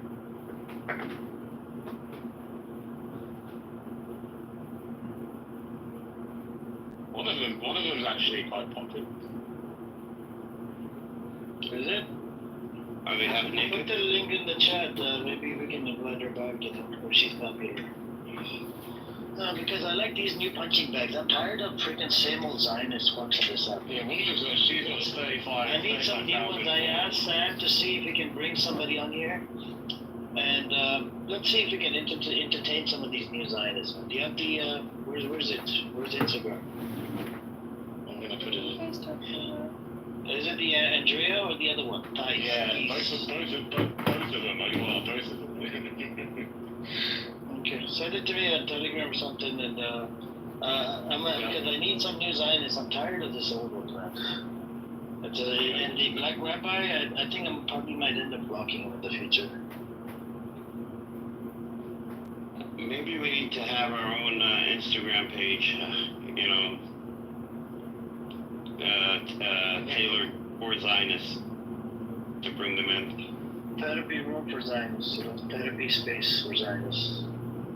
We need to give them therapy. What happened on 7th of October, how it's sad, and it's bad, and then you switch over within 2 minutes. Black Rabbi loves you though, man. What is he gonna do? But Lozen, did you hear what he said? You missed out. I have the. I'm gonna put it up on YouTube. I have this clip. This idiot literally said Brother Faz made a comment about, even if Prophet Moses, peace and blessing upon him, was to come to them and tell them that you're spreading corruption on the land, you're killing, civilian babies and whatnot, they would even put, shut him down or whatever. The guy goes, yeah, we'll shoot him in the head. Disgusting. I mean, that's almost kind of what happened the first time, so it's not surprising. That's blasphemous, and takes him out of Judaism. Wasn't even at the full limits of that car, and it slid me right up on out of there. You don't need that much horsepower. I be trying to tell my cousin that he like a Hellcat person, and I be like, you don't need. I'm like, get the What's the one with the bee on it? The bumblebee? Is that the bee? That's a scat pack. Yeah, I'm like, just get that one. You don't even need the. He like, nah, I need the I want the supercharged. I'm like, you ain't gonna do nothing but purchase. Gave us the religion, but we can change it. He gave it to us to change and to do with what we please. And he says everybody in Israel is like this now. Something's going on in Israel. This is why the big wall, what is it, the Adrian wall? This is what we need. Adrian's wall.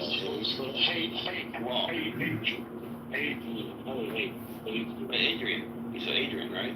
Adrian with an H. It's a Florian, Edward. Oh, Adrian, okay. Yeah, it's Adrian with a H. I'm a Jewish H. Adrian's wall. David's here. David, that's a good Jewish name. You a Jew, David? Yeah, thanks. Yeah. That's a different David. That's a different David. I think last time I spoke to David, and David said he morally supports Israel. Right, David? But he's got a lot of flags in his bio, and usually international people are big supporters of Israel. Right, David? Cuban American. Ah, like Alejandro Mayorkas, a good Jew. Once my New York buddy said to me when I first met him, he's a music guy, asked about my background. And I said, well, my father's from Cuba. He goes, Dave, I know a lot of Cubans in New York. So, I said, well, I'm not a Cuban Jew, but I appreciate the compliment. Wait, that's a compliment? The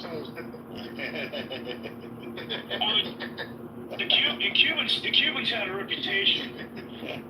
The Cubans had a reputation that they were called the Jews of the Caribbean because they were very intelligent, broad culture, industrious. As far as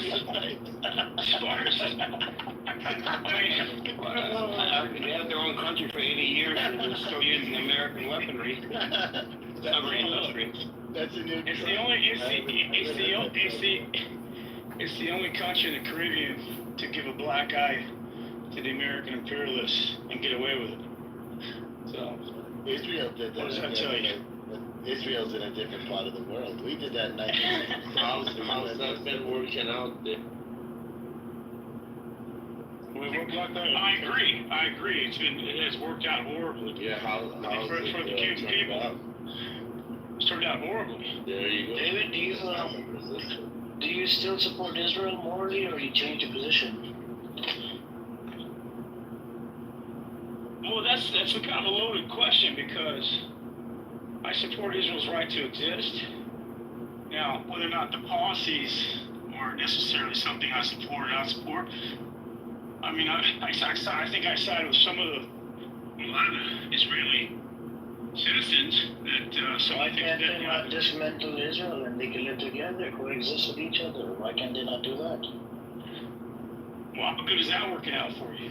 So the reason why I ask you this, if you agree on this, right? If you agree on right to exist, or do you agree on how it was created by annihilating and genociding Palestinians and ethnically cleansing them and killing them, butchering them, slaughtering them, raping little their children as well, according to Tentura? They did the Deir Yassin massacre. That's a famous one. They killed 100 people in one of the villages. Do you agree on all of this? Because look, as soon as you say right to exist, which means you are vouching for all of this that took place when when they created the state called Israel. Look, I'm an American citizen, and there's a lot of things that have been done in my country's name, with our vote. Yeah, but we condemn that. We condemn that. We as an American, we condemn it. Oh, I mean, who condemn what? We all condemn what happened to the Native Americans, how they were butchered and slaughtered and genocided, millions and millions of... Yeah, I mean, but there's more modern examples of America's overreach. Yeah, but the indigenous people are allowed to zoom around the states of America. They can go around by property. But Amir, to be fair, no one's asking us to give back our land. I mean, I don't support Israel and what's happening, but all I'm saying is... Do you support the Raza Pahlavi, Nima? Do you support Raza Pahlavi? All I'm saying is... Do you support Raza Pahlavi? Do you support Raza Pahlavi? Somewhat. No, not somewhat. You have a flag. You support Raza Pahlavi. Just calm your tits down. I'm going to talk to David. Yeah, I'm going to talk to David. He's an American. I don't want to talk to Iranian right now. When I open up Raza Pahlavi rooms, I'll make sure to have you. And I actually look at him as a terrorist. I'm actually an American. It doesn't matter. You live in Los Angeles and you fucking, booty clap with the Raza Pahlavi that literally fucking sided with Netanyahu that has killed over 900 people in Iran and killed over 50 children in Iran. Yeah, just shut your fucking mouth. There's no point. Just shut your mouth. I don't want to talk to you. I want to talk to an American. David is American. Somebody that's actually an American, not a fucking traitor to his country. So David, going back to you. If you shut the fuck up for a second. Bro, just shut up. Shut your fucking mouth. Traitor. Shut your fucking mouth. Shut your fucking mouth. Shut your fucking Raza Pahlavi. Go shove that flag up your asshole. You're a fucking idiot. Shove that Raza Pahlavi flag up your asshole. This is not a Raza Pahlavi flag. Fucking Raza Pahlavi, you bitch. He was a dictator. He was a terrorist motherfucker. And this guy wants to booty clap for it. They butchered and slaughtered over 900 people in Iran. And, I've killed about 50 children over there. You support the fucking killing of children in Iran. No, Son of a bitch. People like you. Disgrace to, bro. You're a disgrace to the fucking this whole cause. Shut your fucking mouth. Yeah, Pahlavi. Just shut your fucking mouth. You're such a fucking moron. Yeah, shut your fucking mouth. Bitch. Yeah, shut your fucking mouth, the Pahlavi supporter. Go suck your Pahlavi's dick. Go suck Pahlavi's dick. Go suck your Pahlavi's dick. Go suck your Pahlavi's dick. Fucking Indian guy with a... It doesn't matter. I don't give two fucks about India or Pakistan. I don't give two fucks. People like you should slap yourself in the fucking face for supporting Raza Pahlavi. You should slap yourself in the fucking dick. No point. How about that? I want to talk to David now. So, David, going back to you. Why are we picking on me, man? I'd rather... I want to touch on some things. Because every time I jump into your room, you fixate on me. No, because I want to see if you change your position. Not educated. This is an Iranian guy. This Iranian, oh my God, they like to hijack my room, these Iranian Raza Pahlavi supporters, for some reason. The Pahlavi supporters are a fucking disease to the human society. You're the only fucking hijacker. They're fucking disease. They're disease. They're scum of this earth. They live in Los Angeles, and they're booty clap for Netanyahu because Netanyahu came up with a statement. We support your cause. How oppressed you are. You're into fucking LGBTQ bullshit. You're mini dress, mini skirts. I don't care. I don't care about your stance. You're a Raza Pahlavi supporter. That's it. Why don't you ask me first? Why don't you ask me? I don't care. I don't care. No, if you ask me, you're gonna change your mind. Oh my God! Stop hijacking my fucking room into Iranian. I don't give two fucks about Iranian right now. What I'm saying is, you never asked me my opinion on what's going on. Okay, what is your opinion? What is your opinion on Israel? I absolutely don't support what Israel's doing. I absolutely. Okay, does it have the right to exist? I support a two-state solution. Yes. Does Israel have the right to exist? Not with the current situation and current border. So which border are you talking about? The 1967 borders, which the world agreed on, which the international community agreed on, that's a reasonable two-state solution. But with the current situation, no, absolutely not. Netanyahu back in 2015, he turned it down. 2023, prior to something. Yeah, I'm with you, dude. I'm with you on that. So there's no point of freaking having the two-state. It's a myth. And there has about a book that was published in 2009, and the Israelis, they shut down their Hasbara book project in 2012, that was based out of Israel. It literally says right now it's ethnic cleansing. I'm totally with you. I'm not talking about right now. I'm talking about. Hold on. Let me finish. And the Hasbara book was 2009. They literally said, blame Hamas. Anywhere you get stuck, blame Hamas or Iran. That's it. Put the blame on Hamas or Iran every time. And this was mentioned in the Hasbara book. But the issue here is this was never a plan. The two-state is just like a myth. I don't think it's ever going to happen. And the countries that are coming out, they're going to recognize. I don't think it's going to I'm happen. totally with you. It's an atrocity, but I was just referring to that example you used. The United States, which I'm a citizen of, also established a country on stolen land at the time, right? All I'm saying is, if we look at it logically, all the Jews are not going to leave Israel, right? So that's not an option. So what is an option? An option is to pressure Israel into accepting some sort of two-state solution. That's the only play that you have, right? You don't have another play. That's all I'm saying. It's a very pragmatic way of looking at it. I'm not glorifying Israel and saying, yeah, they're doing the right thing. They should blast all the Palestinians. No, I'm with you. I'm saying this is ethnic cleansing. It's absolutely horrific. It's disgusting that it's happening in front of our eyes. But what is your practical solution? You can't just say, oh, okay, now all the second, third generation Jews pack up and leave, go back to Poland. That's never going to happen. You know, you Nobody said that. Did you not hear what I said? I wasn't here from the beginning of the group. Why can they not coexist instead of having a fucking right to a absolutely a binational That's state what I was like trying to ask David. That's what I was trying to ask. That's what I was trying to ask David until I was rudely interrupted by Raza Pahlavi supporter. You see what I'm saying? There you go again, being disrespectful and not even. Raza Pahlavi supporter is not disrespectful. You don't support Raza Pahlavi. Okay, for the fifth time, this flag was here. At least 600 years ago. This is the national Iranian flag. I don't know which part of this you don't get. Do you support Raza Pahlavi? I told you the answer somewhat, not everything, no. Okay. Somewhat meaning 50%, right? Somewhat, yeah. I somewhat support some of the policies, but no, I thought it was a mistake going to Israel. I absolutely do. And I got booted off the Reza Pahlavi rooms. It's funny, I got cursed by them too, by my own fellow Iranians because of that. And it's funny now you're saying this stuff. So I'm kind of in no man's land politically, which is totally fine. That's my comfort zone. But what I'm telling you is, first you gotta ask people what their opinion is on the issue. Then you can attack them. You can't just go. Why would you side with the Hitler?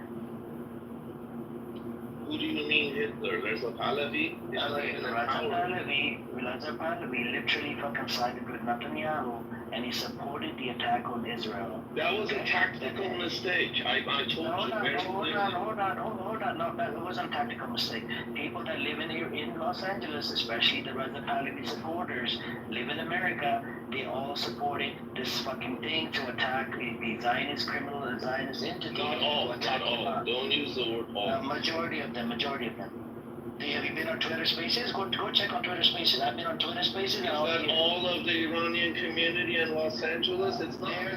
They're a smart guy. I don't know why. Nima, they're a minority, but they make a lot of noise. Okay? Okay, there you go. There you go. Hold on. Raza Pahlavi are minority, but they make a lot of fucking noise on social media, on social audio apps. You don't understand the intrinsic factor in the Iranian political diaspora. You don't get it because you're not Iranian. It's fine. But you can't just open the mic and attack people about something you don't understand. If I talk about... You sided with a Hitler, right? It makes you Hitler. There you go again. I just told you. You support 50% of the things that he does. He literally stood with Netanyahu to do the attack inside Iran. That ended up killing, almost more than 900 people? Amongst them were 50 children? And do you know... Raza Pahlavi killed all the children. Is that what you're trying to say? Yeah. No. Raza Pahlavi supported Netanyahu doing the attack on Iranian soil. That's a sovereign nation. Do you not understand that? Show me the statement on that. Post it over here. Okay. Do you support Israel attacking Iraq to topple IRGC? You don't know what's good. Like what he was doing. He was cheerleading the whole time for the whole 12 days. He was trying to overthrow the government. He was trying to make people rise up in Iran. Nobody rose up, thankfully. But he was trying to get people to rise up and do it. Listen, Lee, I understand what you're saying. Okay, I see the fucked upness of the situation. I get it. Okay, there are some Iranians who are cheering the attack of. No, Reza I Pahlavi get it. himself was doing this. You're But acting listen, Lee, listen. Hear me out. Hear me out. He's acting like he's ignored. He doesn't know. He thinks like he's innocent. No, I'm telling you a straight answer. I'm giving you a very straight answer, okay? These are intrinsic factors in the Iranian diaspora, in the political discourse of Iranians. Then why are you lying? It's very, it's Why very are you complex, denying? and it's very hard for you to understand. No, it's not hard to understand. That's what I'm saying. It's not hard to understand. If he says he stands with Netanyahu, and Netanyahu did the attack and a lot of Pahlavi supporters. He didn't say that. He absolutely didn't say that. Hold on. When I opened a room and Iran was getting attacked for 12 days, I opened a room every day talking about Iran. I had a lot of people come to this room. It went up to 100 people, mixed Iranian, non-Iranian. I had Pahlavi supporters. Do you know they would come in and they would justify the killing of kids in Iran just because they're from IRGC? That's disgusting. I condemn it. That's it. Yeah, this is why I hate the Reza Pahlavi. I'm telling you, the entire opposition to the regime is not a unipole. They don't all think the same. I've been trying to tell you guys this for the last 10 minutes, but you don't want to. Reza Pahlavi himself is not. You lied about Reza Pahlavi himself didn't say. Reza Pahlavi himself didn't. The crown prince himself didn't say that I want Israel to attack my country. He never said that. Show it to me. Show it to me. Show it to me. Do you follow him on Twitter? No, post it. Post the tweet. No, just answer the question. Do you follow him or no? I don't have Twitter, but okay. This is a very common thing. The whole time, every single day, he was posting videos. I want to see it. I want to get educated. Post it. I want to get educated. You'll get educated. Just be patient.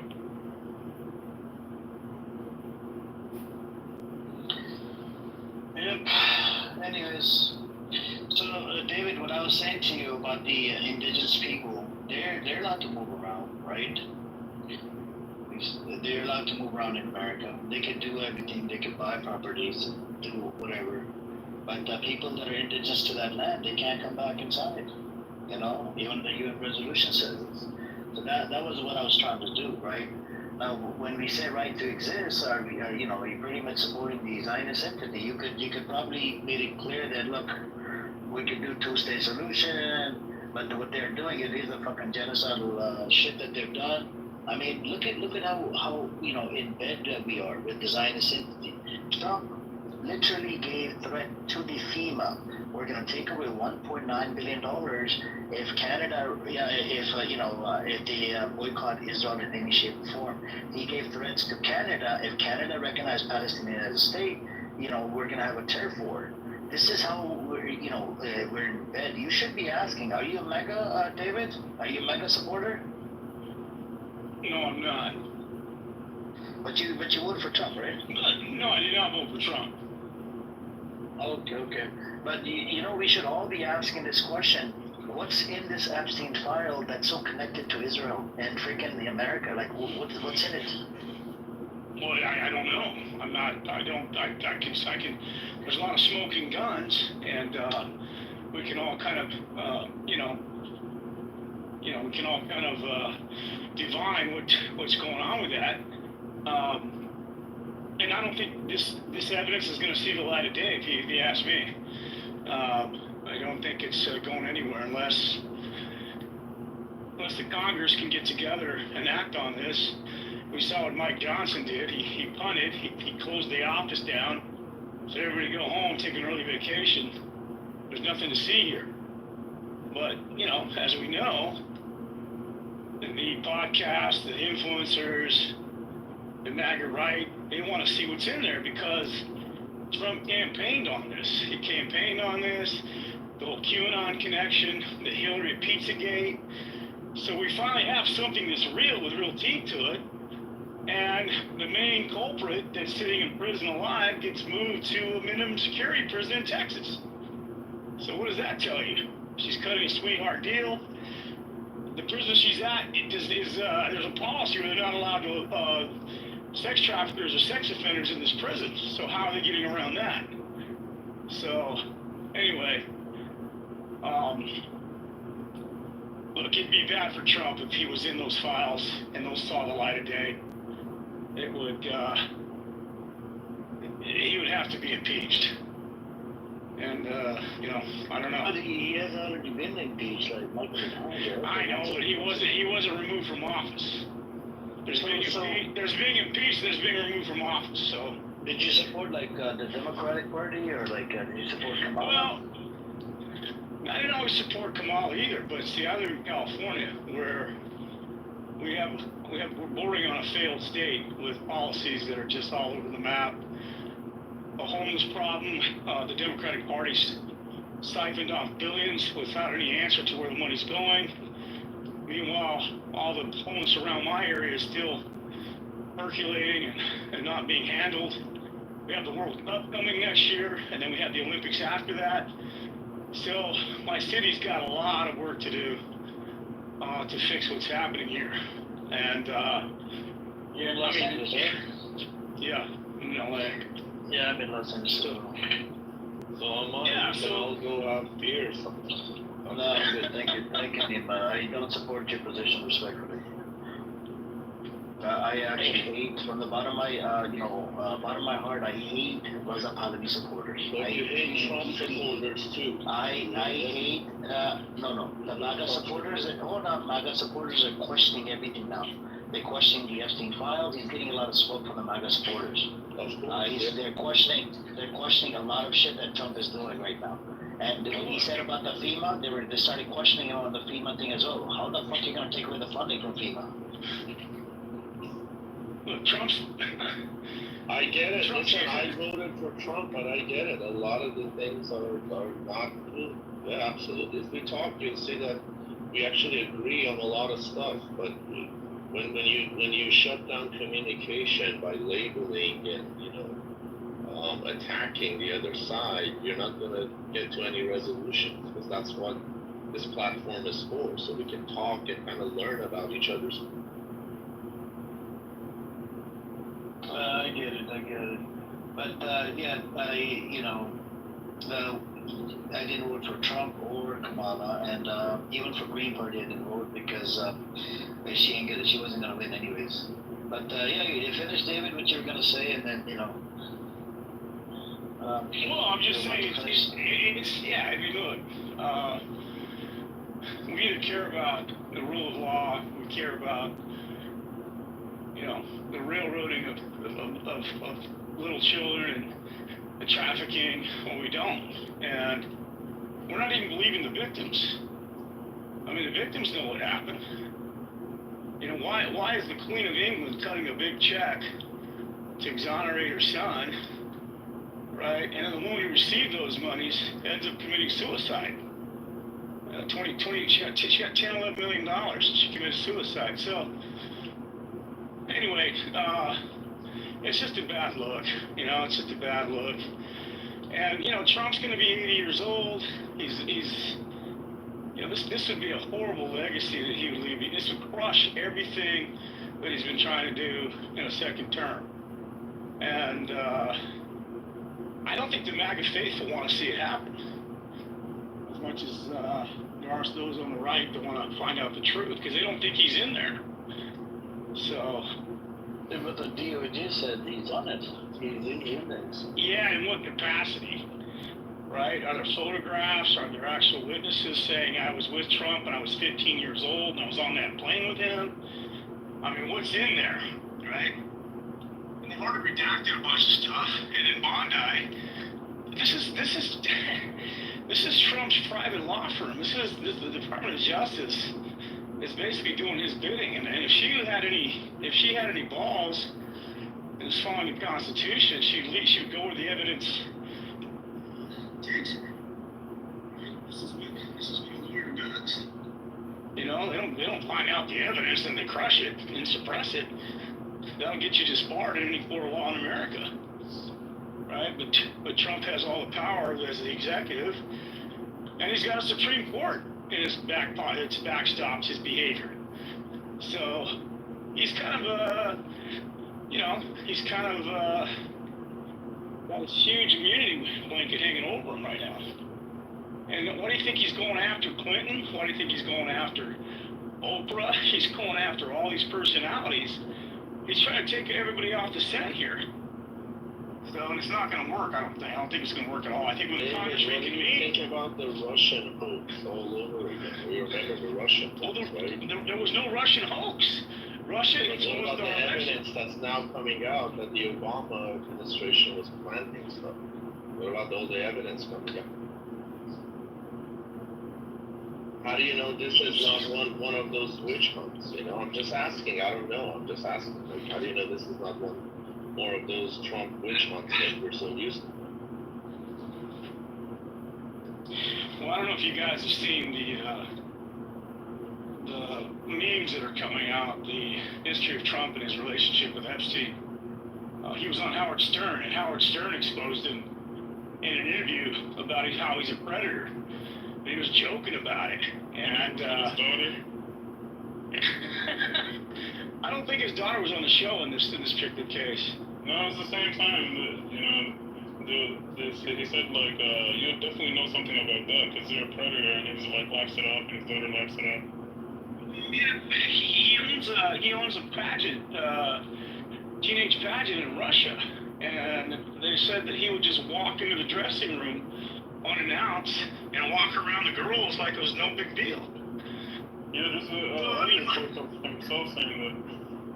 Yeah, I mean, you're famous, you can just do stuff like. So let me ask you this. Look at how they eviscerated Obama. They started out by trying to eviscerate him, saying he wasn't born in this country. They took him down for wearing a tan suit. If Obama had even 1 ounce of it, you think he would have lasted? They would have ran him out of town. So I think there's a double standard here. Well, they haven't tried to run Trump out of town. You think Trump was the one paying, to get front page news about Obama not being born in America. That was Trump funding it. Yeah, I mean, look, that's what lit the fuse for him to sow the let me tell you something. Amir was talking about how this was stolen land. Well, who stole this land from the Indians? It wasn't George Washington and the founding fathers. They were all sitting fat on their farms. It was the white Catholic Protestant immigrant that came here fleeing Europe that did that. They got on the horses, they went west, they took their guns, they fought the battles, and they used those people to basically do their bidding. And then we started a nasty war with Mexico to take the rest of it. And so the descendants of these people are the Trump supporters. It's racial. What does a Trump supporter have in common with a billionaire? I mean, it doesn't seem like there's a lot of commonality there. When the South fought the North in the Civil War, those soldiers didn't own land. They weren't slaveholders. And yet they were defending an institution that was competing with their wages. Free labor versus paid labor. Right? So, and we saw the formation of the Ku Klux Klan after that, how Reconstruction basically didn't go anywhere, and then we had Jim Crow, and then we had the Supreme Court finally saying, hey, segregation's illegal. And so these same people are marinating in all these states in our country, still having these thoughts and ideas about what it means to be a white American. And so when Trump came along and blew the dog whistles, that's what got him the votes, right? And all he did was give tax cuts to the rich, cut it down to nothing. He's enriched himself with all this crypto bullshit, forming big deals. He's using these tariffs just to cut deals. He's leveraging our economy to cut outsized deals with the Middle East, Japan, Vietnam. Who knows? Who knows what else he's getting out of all this? So we're all paying that price, unfortunately.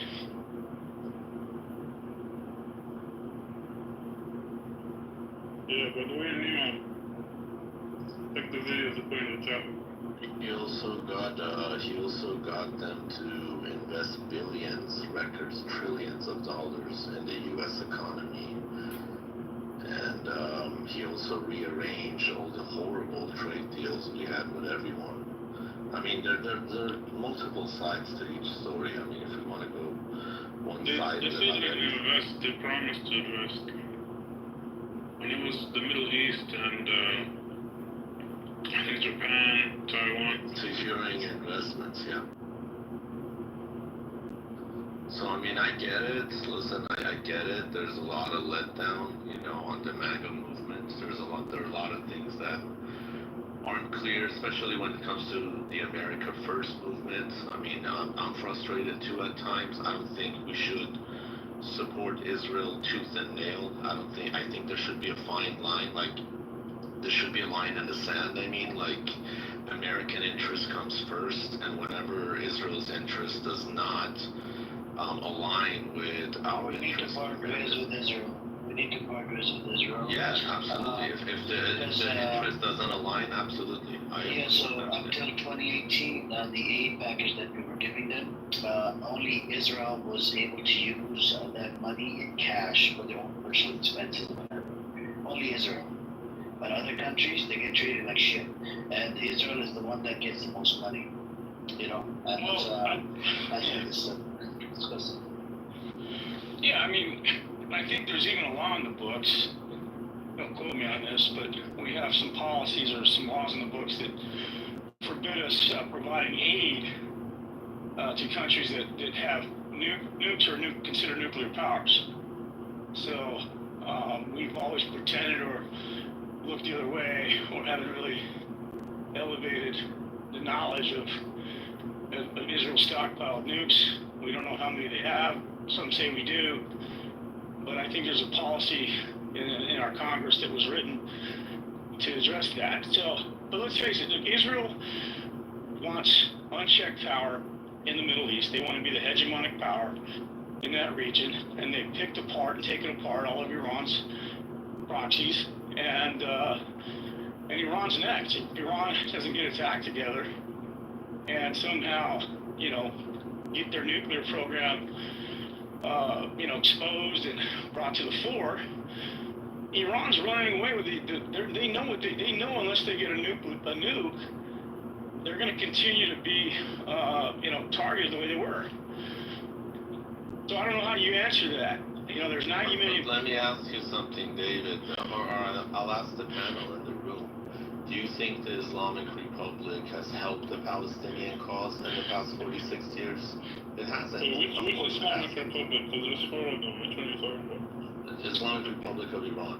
Do you think they've actually helped the cause? Like, where has the last 46 years of the IRGC policies, where has it led to?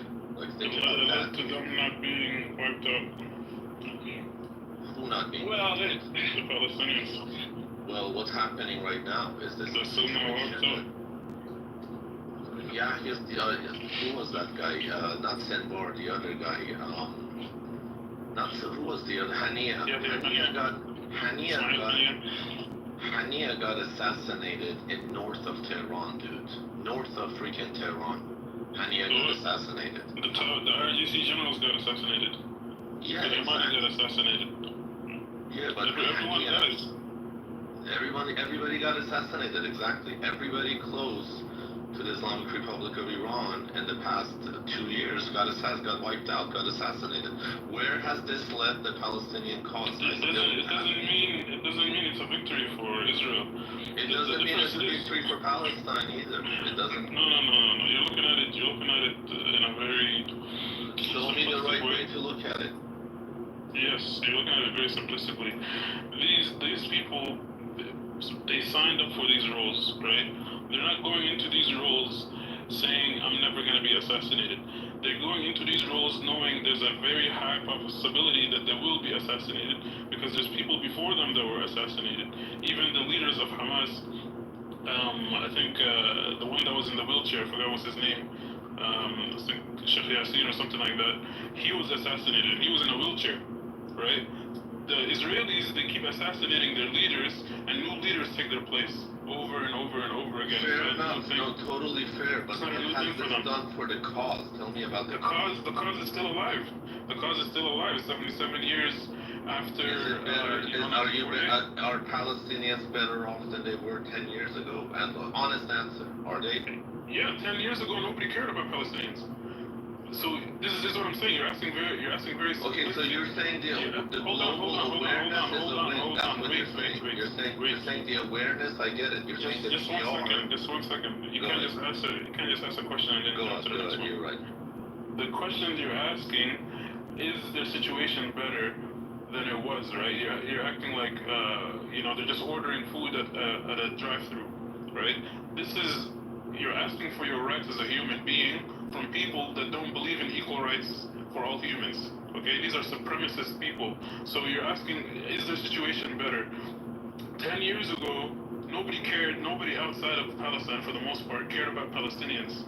Okay, the only reason they care about it now is because they see the reality of the Israelis. The Israelis, they believe in Jewish supremacy, right? They believe in killing as many people as you want. They believe in the Dahiyya doctrine, which was they tested it in Lebanon, and then they did it in Gaza, and then in any other war they do the same thing. In Syria, they do it in even in Iran.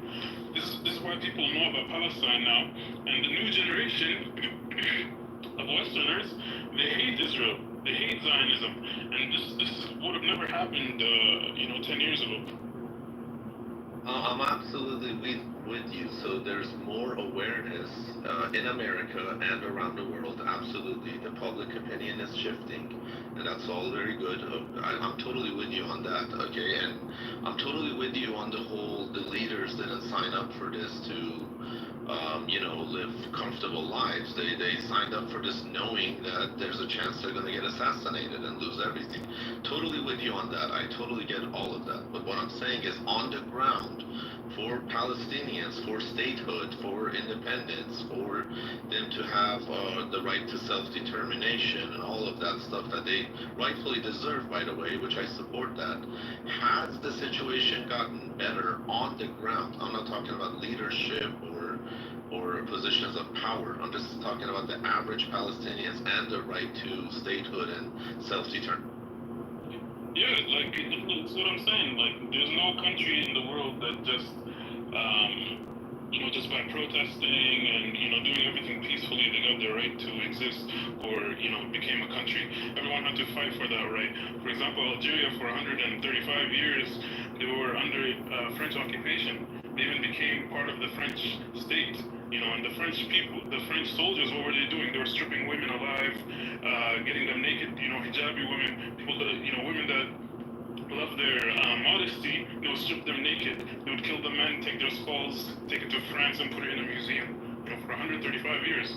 So, saying like, your situation now is worse than it was, 5 years ago, 10 years ago, it's a very simplistic way of looking at it. It's like a person that's overweight, he starts going to the gym and he's running, he's very stressed and tired. You're like, look at your situation. You're very stressed and your body hurts.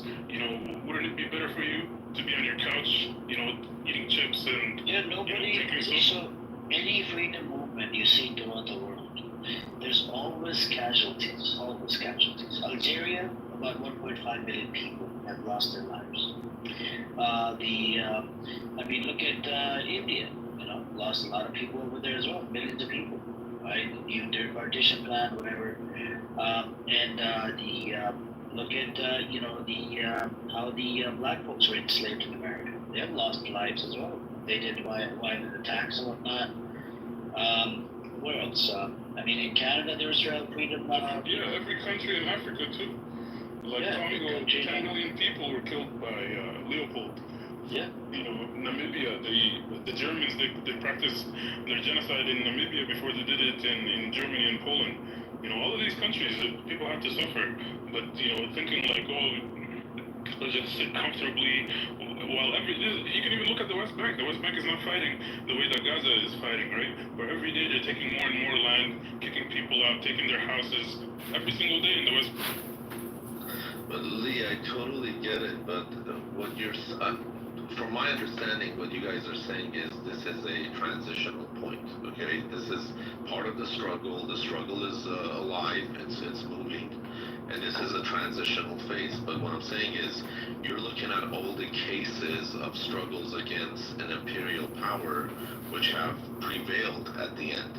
What about the cases that haven't prevailed? What about all the cases where they struggled, they fought, but because of bad strategy or bad backers in this case. You might disagree with this, but I don't see the Islamic Republic of Iran as an honest, Yeah, but this is a decision that they made for themselves, right? We're talking from outsiders, but they themselves made this decision, right? The last election they had was in 2005, but they still elected Hamas to represent them. You know, after October 7th, the number of people that supported Hamas in the West Bank increased. You know, so the Palestinian people by themselves chose resistance. You know, even just being alive inside Palestine, this is considered resistance. You know what I mean? Because the Israelis want to kill them, they want to kick them out. So, you know, we're just saying like, oh, this is not doing anything. This is the decision they made for themselves. They said even if all of them have to die for one Palestinian to live free, they're willing to do it. You know, so we can't just be like, oh, just sit in your current situation and let the Israelis keep stealing your houses. Nobody's gonna agree to that. But is there any chance that the Islamic Republic of Iran has a different dark agenda that doesn't necessarily mean freeing Palestine?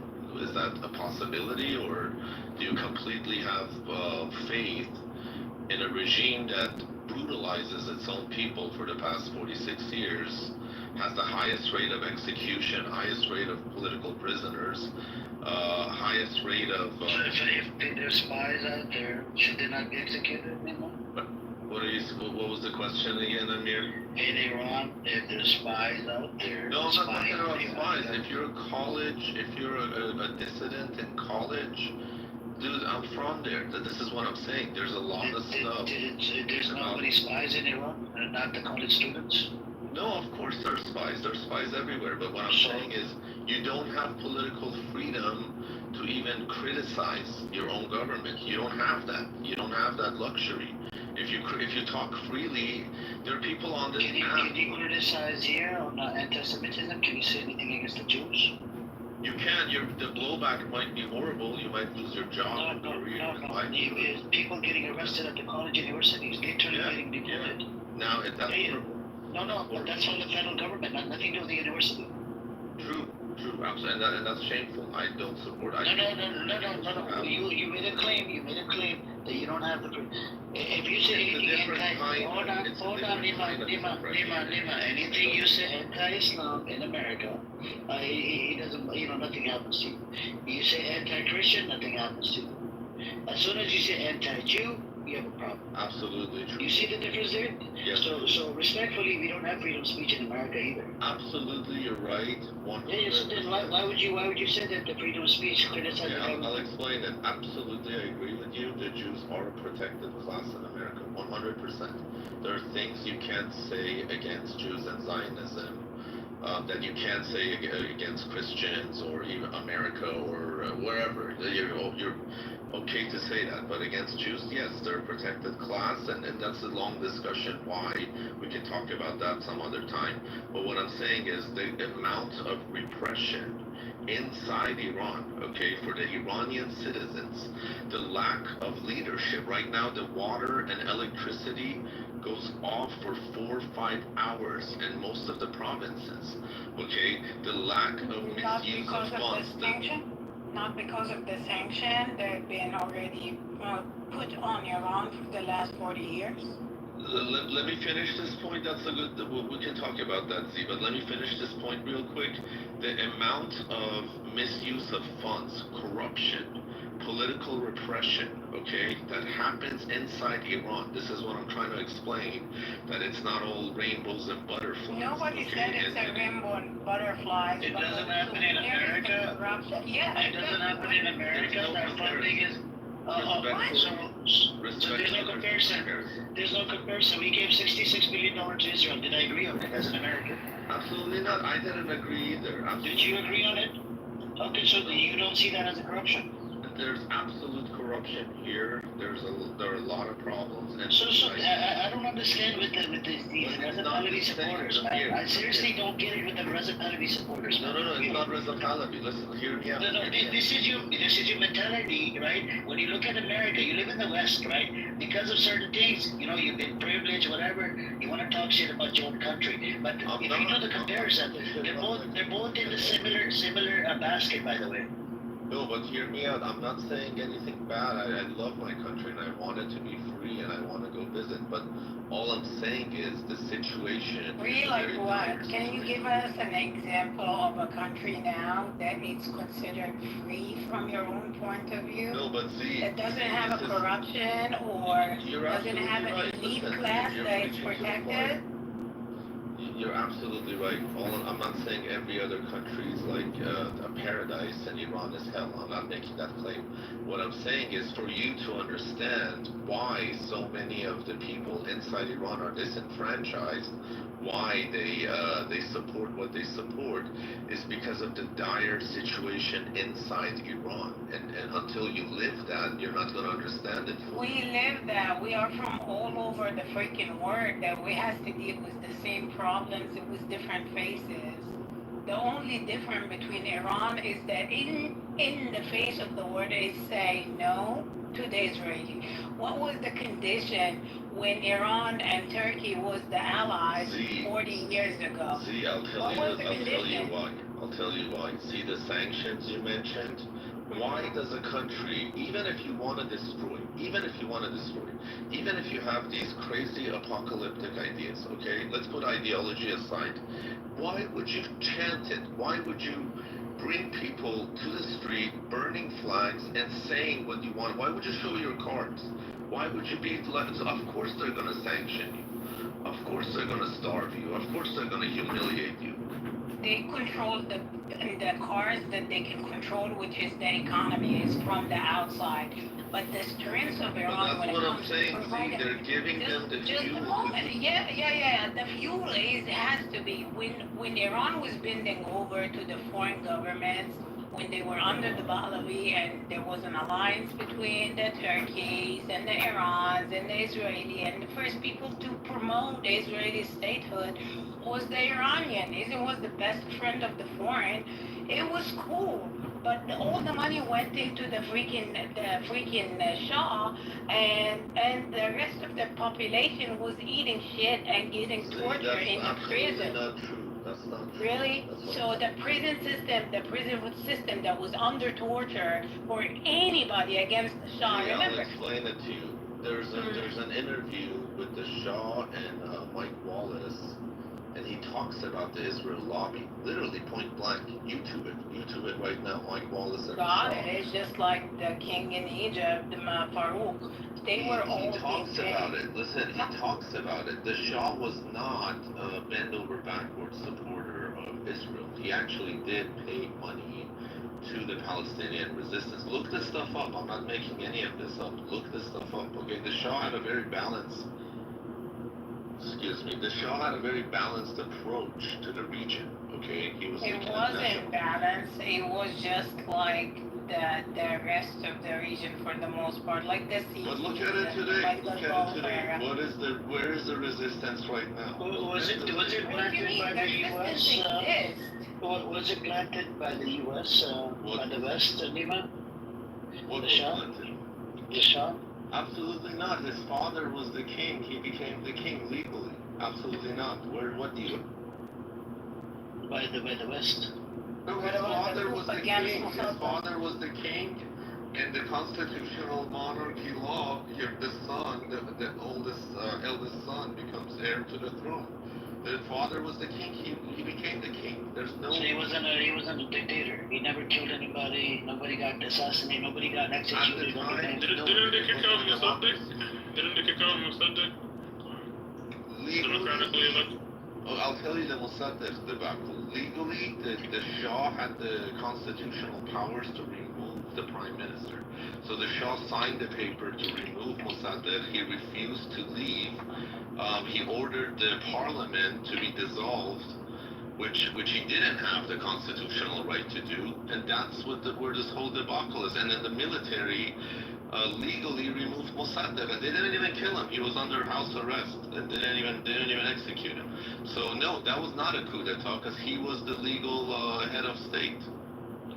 It was a time for revolutionary at the time in the whole region. So you had the king in Egypt, the big big states like Iran and Iraq and Egypt and Sudan, like all of those big population countries in the region, they went into the idea of being a republic and not a monarchy. That's why you only have the monarchy in the Arabian Peninsula, pretty much it, and Morocco. The rest of that was turning to a republic. The people wanted the change at the time to transition into the nation state ideology. It was a time of craziness, and we're still suffering from that. We're still in transition because the nation state idea is foreign. It's been put on us, and it's been put up on us by the colonizer that they put the way of governance that pretty much control the systems. And if you control the system, you control the people. Would you rather being under a monarchy and like treated like the peasant for the rest of your life, knowingly that this is not the Islamic way, this is not the human right way even, because you don't have rights regardless. See, what has happened in Iran has been very detrimental to Islam, actually, sadly. And I say this very sadly. Nothing is detrimental to Islam. Because detrimental to people's belief in Islam, I said, in Iran. Because there's no social justices. People are treated worse than peasants for the most part. 60% is below the poverty line in one of the most resource-rich nations on earth. Corruption is absolutely out of this world. Inefficiency and the leadership is just on another level. Like, you guys gotta look at, you guys gotta call a spade a spade. I'm not. American sanctions. We talk about the Iran. I told you, Ace, why are the sanctions in place? When you tell the world you want to destroy, when you burn a flag and say that. No, that's not true. Because Egypt, for example, Egypt is under craziness of like pulling out money from the IMF, and it's 66% under poverty, while it kissing on Netanyahu's feet, pretty much. So at the end of the day, the colonizer, the way that they try to oppress the East to stay in their lane, they're gonna keep using the tools that they structured, engineered to keep you subjugated. See, that's what the opposition says about the Islamic Republic. They say they were put there by the colonizers. It could be. There is a possibility. You know there are people who believe behind the scenes the Islamic Republic is an agent of Zion. Do you know that theory? Some people think that theory. But still, at the end of the day, people that think that the Earth is flat. No, because I'll tell you why, Lee. How can a foreign government infiltrate, an enemy country to a point where they know like what every leader in that country had for breakfast that day? They know exactly their whereabouts. Because we live in a globalized world too. Like there's spies. There's people that there's one guy that got assassinated. Or the government's compromised. Why that was can't you accept executed the government's compromised? Everybody's That's what I said. They have spies. So the thing is, there's a guy that was executed yesterday. And he was a nuclear scientist, and he was giving information about other nuclear scientists and got other people killed. And there was even a French Jewish lady. They said, she went into Iran. Talking about Catherine Shackdown. Yeah. They said, she spied on everybody. She slept with all of the officials of the senior military command. Yeah, so there's a possibility there. So it doesn't have to be. Just 1 second, bro. Hold on. Bro, just hold on. Take turns. Come on. I apologize. It doesn't have to be a conspiracy where Iran and Israel, they're working on the same team. It could just be that they were infiltrated. They're spies. So it's a very possible thing. They don't have to be on the same side conspiring against, the Muslims, conspiring against Palestine, this kind of stuff. That's just. But all I'm saying, let me just say one quick point, Z. All I'm saying is, even if they're legitimately working for the Palestinian cause, for the greater Islamic cause, for the Ummah, so to say, even if they genuinely are, they've been compromised to a point where they have absolutely lost this war up until now. They haven't achieved a single thing they said they're going to achieve. Look, it's been 46 years, okay? They've spent a lot of the Iranian treasure. They've embezzled most of it. Let's not forget that. But the people in Iran are not happy with the status quo. The Palestinians have not achieved statehood, okay? Lebanon has just lost its resistance arm, right? The Hezbollah is not what it was. We can all agree on that. So things are not, if you're in the resistance right now, things are not going too well. Okay, and I know what you're going to say. You're going to say, why was it's part of the struggle, it's going to take some time. Why was Hezbollah created? It was created by the Islamic Republic, yeah. No. Why was it? What was the main reason for Hezbollah being created? They wanted to kick out the United States from... No.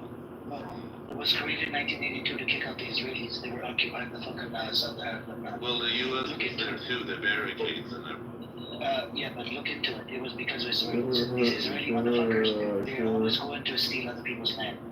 You should look into it. No, I'm saying... Why was Hamas funded? You're right, but... And the funding that you talk about, that all the Iranians talk about, that, the money is not coming in, staying inside Iran, it's given to the proxies. If Israel is America's proxy, and America is Israel's bitch, where America has given them $66 billion from 7th of October up till now. All right. Now, can you imagine if Iran gives that money to the proxy? You guys all cry about it. They have. This is a big problem. Do you know that more than 400,000 kids go missing in America every year? All right. They go missing every year. Do you know the amount of rape cases here that takes place in America? We have fucking a whole bunch of states. We have, 2 or 4 states. They don't even have any laws against bestiality in America. We should look into it. And what else was it? There's a lot of these problematic shit that's going on. And I know people always bring up these points. But I want to give you the heads up. I think you should go pay a visit to. You called me. You're from India. You said I'm from India, right? I want you to go pay a visit to India. What is their number one problem? Just Google it. You know what their number one problem is? Is a toilet problem.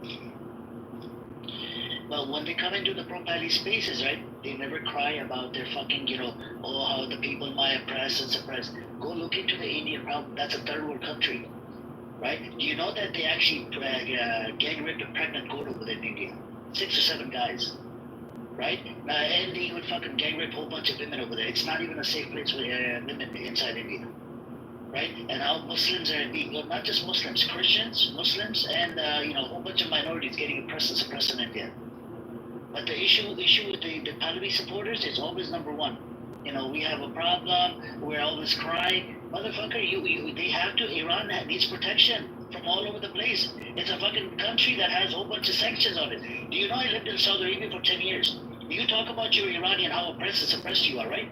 Do you know when I lived in fucking Saudi Arabia, the women couldn't even drive. They weren't allowed to drive. According to Saudi scholars, they did not allow women to drive. At one point, they didn't even allow women to fucking work. There's a lot of these different types of rules and regulations in Saudi Arabia. What about now? Do you know, as about 6 or 7 year old, me walking to a fucking store, I had to carry a residency permit in my fucking pocket. And I actually got pulled over by the cops over there in Saudi Arabia. They're like, where's your Iqama? Iqama means a residency. So I would suggest you, before you cry about your fucking, Iranian problems, look into the other Muslim nations and other non-Muslim nations. What kind of problems that they're going through, what kind of suffering they're going through, how oppressed and suppressed. I understand you're into mini skirts and this and that. You want the LGBTQ to come back, just like the Pahlavi. They have the fucking largest LGBTQ bullshit in the heart of Middle East. Like, motherfucker, why would you have LGBTQ bullshit? Homosexuals running around Tel Aviv. I don't. 1/3 of the population homosexuals. Well, if you don't, and the amount of complaints you have that these they're executing. Bro, let them execute because there are people that are spying on your country. You should be proud that some of these people didn't spy on fucking Iran. Are not spies though. That's right. How do you know that? You don't even live in Iran.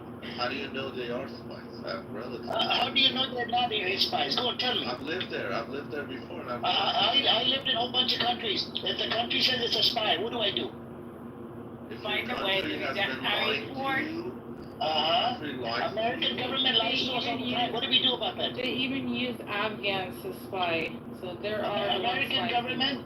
Yeah, American government lies to us all the time. Afghans, they came in illegally, and they're big part of the problem. Absolutely. No, they're not a big part of the problem, Nima. They are. They came.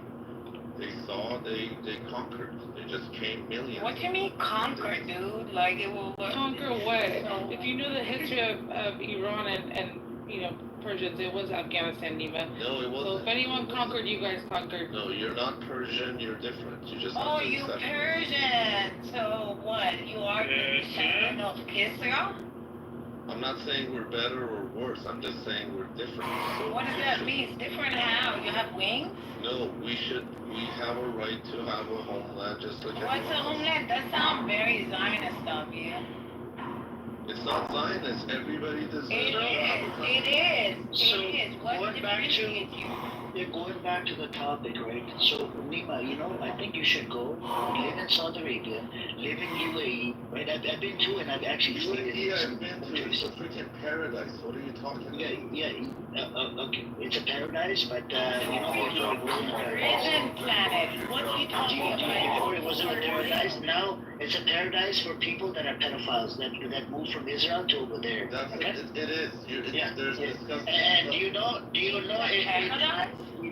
Hang on, Z. Do you know that a lot of terrorists live over there? Do you know anybody that kicks out of a country, a politician, UAE takes them in? Can you believe it? A bunch of trafficking, sex trafficking. And human trafficking. That's why it's paradise for the Zionists. It's paradise. But listen, the Islamic Republic couldn't. Money laundering-based economy. Let's see. Are you serious? Is this paradise? This is paradise for Satan. Okay, it's hell. It's not. For Zionists, they sell their moms and sisters in paradise. Okay, that's okay, but listen, the Islamic Republic couldn't protect its own. Millions of Afghans came in, millions upon millions, okay, took a lot of space, took a lot of jobs. Who planted those borders? Who put these borders in? Who These drew the borders? They weren't secured, they weren't protected, and now What do you mean? What do you mean? Who drove those but now the same borders? regime you're supporting Who made is it? going to kick them out, so do you support that kicking Actually, them out? they're not kicking them out. They are leaving. They already kicked out 1 million of them. What do you Okay, even if they did, because now we have an Islamic Emirates. So you support that? I got it. Yes, thank God America left. Thank God we have the Islamic Emirates in Afghanistan. So people want to go back to their So country. why don't they all go back to the Islamic Emirates? And they are. They're in the process. The Tajiks, the ones that you guys influence, the ones you guys influence don't want to. All the powers to them. All the powers to them. Me. Iran should be left for Iranians. Iran should be for Iranians. What's Iranians? Again, are they having like some different specific ways? Iranians clean their own toilets, Nima. Oh, Iranians are fancy too? Like this. Yeah, they can't clean toilets because it's like looked down upon. So they use the Afghans.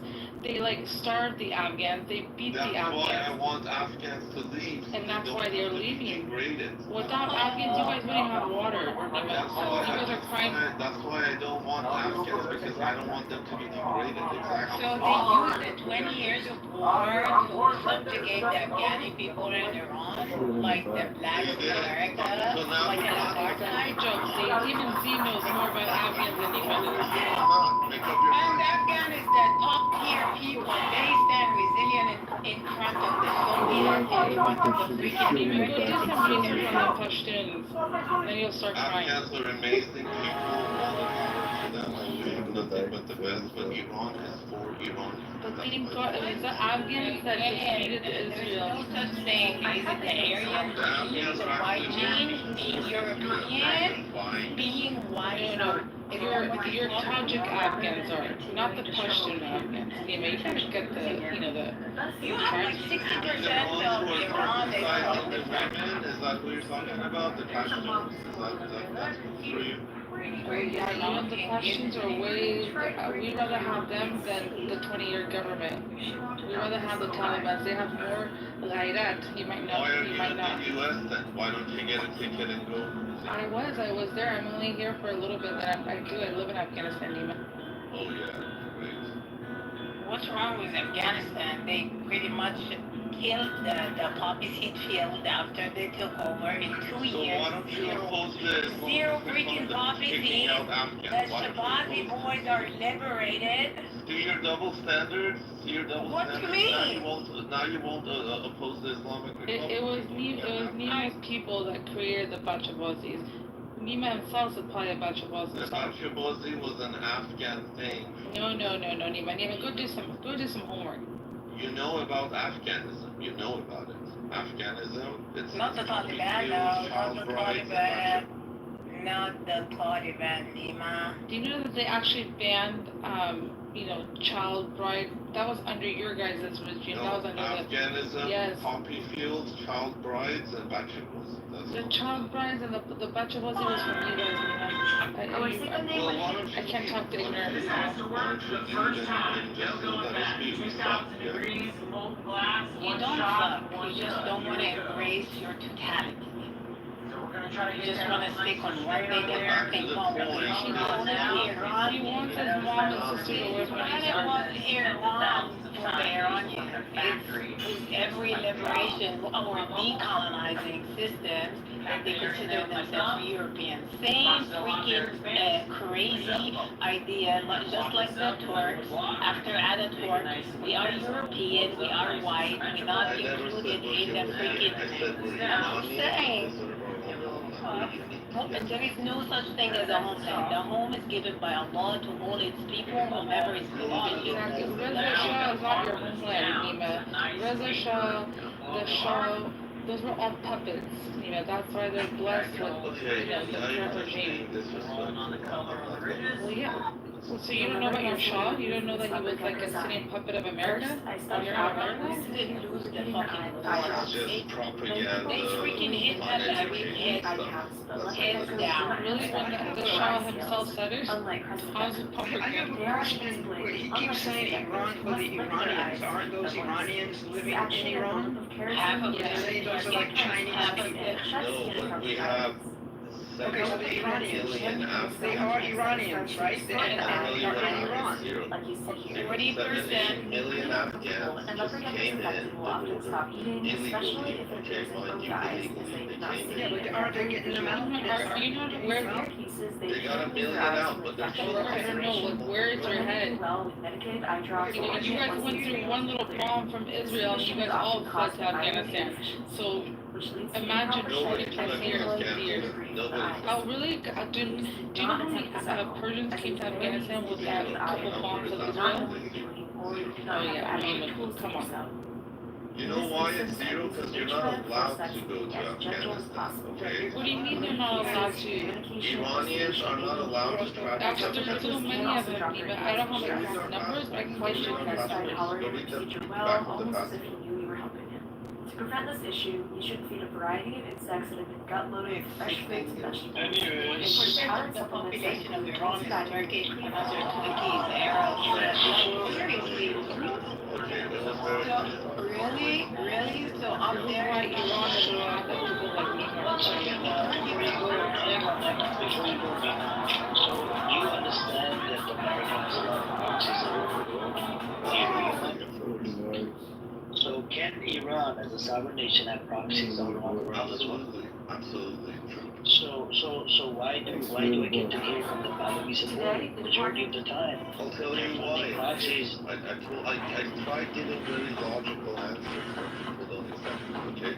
The logic is you need to be able to provide for your people the basic needs and necessities to get them on board for your regional projects. Because the Iranian government has failed to do so, people are disenfranchised. They don't have the freedoms that they want inside their homeland. They don't have border security like the Afghan problem, one of them. They don't have the life quality that they want. So they're not. What kind of Afghan problem?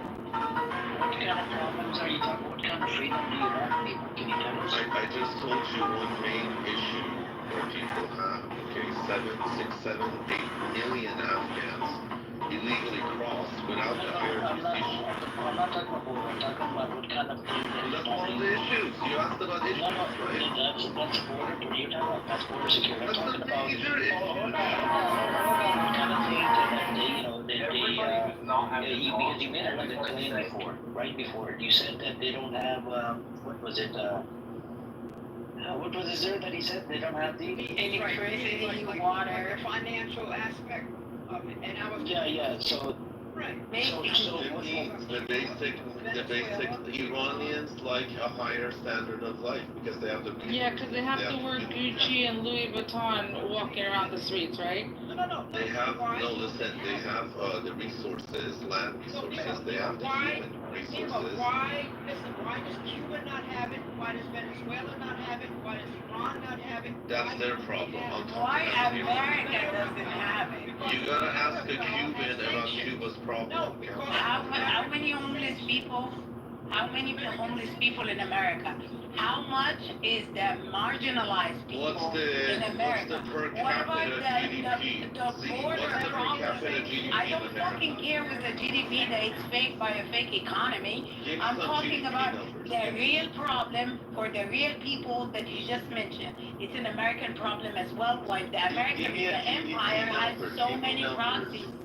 Let's talk numbers. Give me GDP per capita. I just told you, GDP. Lima, it's American sanctions. American sanctions. Remember that. Cuba, Venezuela. Listen, Cuba, Venezuela, Iran. These countries are having trouble financially because of American sanctions. If America would drop the sanctions and stay the fuck out of everybody's business, Iran would prosper tomorrow. You know, the left is a fun bunch. I actually miss this. I appreciate you guys having me here. Dude, I'm a fucking conservative Republican. What the fuck you talking about, stupid? The left. I'm a conservative Republican. I vote out of Florida.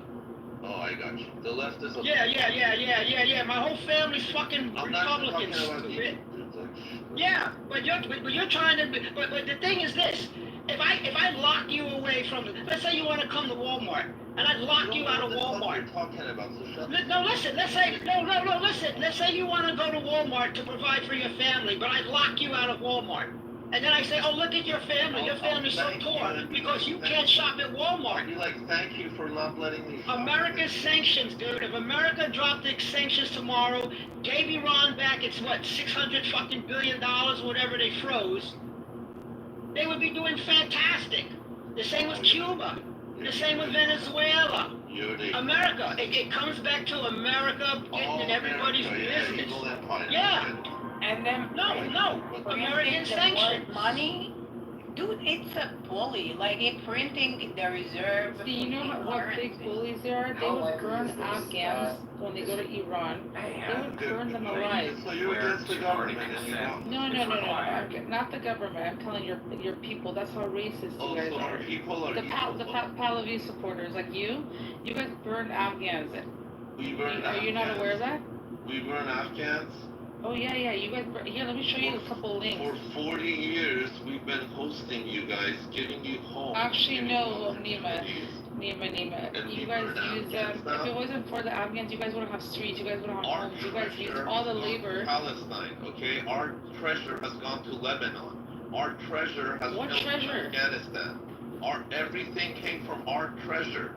What was Iranian people's treasure? Do you have a Jenny? Guys, one second. America froze your treasure. America froze your money. America has your treasure. Go ahead. Sorry, guys. There is a person in another room. Wait a second, please. There is a guy in another room recording you right now. The guy's room in the chat. This guy, I don't know what he will do with this recording or whatever, I don't know, but I don't know if he's into the government or something, he's recording you.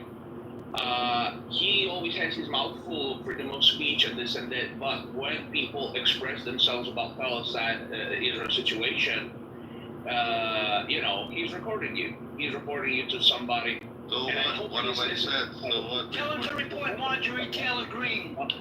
One second. And I hope he's listening to my voice because I know who this guy is. And I will ask him something later on. I just want to tell you, there's people recording you personally, and maybe they're doxing you too. Maybe they're taking your IP address. I just wanted to say this. I'm gonna say goodbye, guys. There's people that are like that. If he can get past, Thank you very much. Rick, before you go, hang on, Rick, before you go, you know this new update with the anonymous account, you can't kick these accounts out, right? That's the problem we're having. You see what I'm saying, Rick? It's so bad. I mean, they constantly talk about freedom of speech, but then when you say something they don't like, and I'm not even expressing what I think about Palestine, Israel. It could be whatever. But you see, they're recording you. It's so bad. It's so bad. All right. So John, if you're listening to me, because I know you're recording me too, okay, I'm coming for you too. All right. Okay, John. Goodbye, guys. Coming for me. No, that's fine. Guys, let there be free and safe speech. Don't. Yeah, APAC today, just today, APAC said to called out Marjorie Taylor Greene, and Marjorie Taylor Greene told them, said, "Bring it on, bitch. Come on. You wanna fuck with me, APAC? Come on, bring it on." I hope there's peace in Palestine. I hope there's peace in Iran, and I just want to say good night to you. I hope there's peace in Myanmar. Good night, I hope there's peace in Thailand and Cambodia.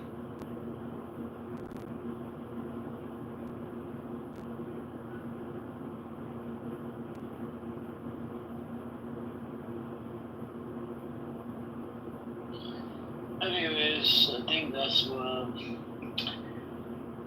was the content for today. People always tend to crash out in this room. This is a crash out room. And then we have the terrorist. His name is John Kite something. He's running for the government in the audience.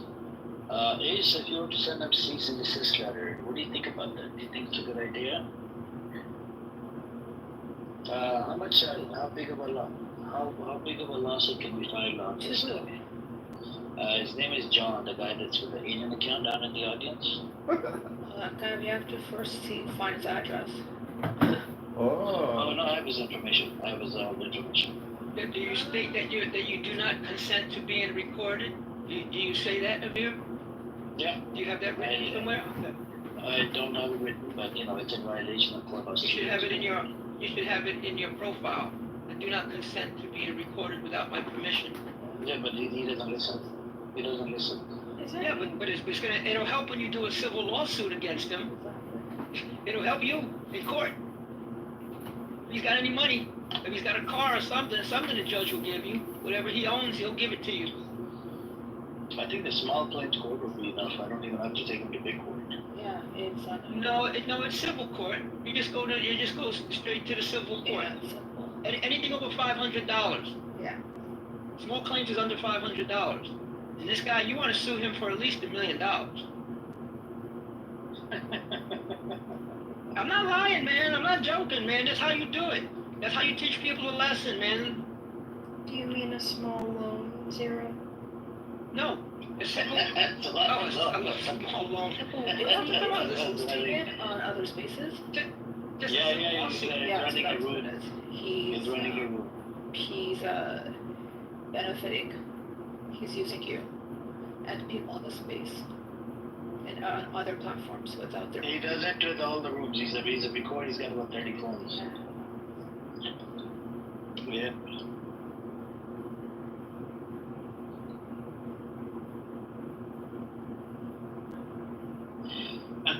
But I used your comments earlier, by the way, with this guy, the mini skirt comment. And I don't know. He said no. The Pahlavi didn't say something. I think Lee posted some links in the chat, and apparently he just he didn't even respond to any of this.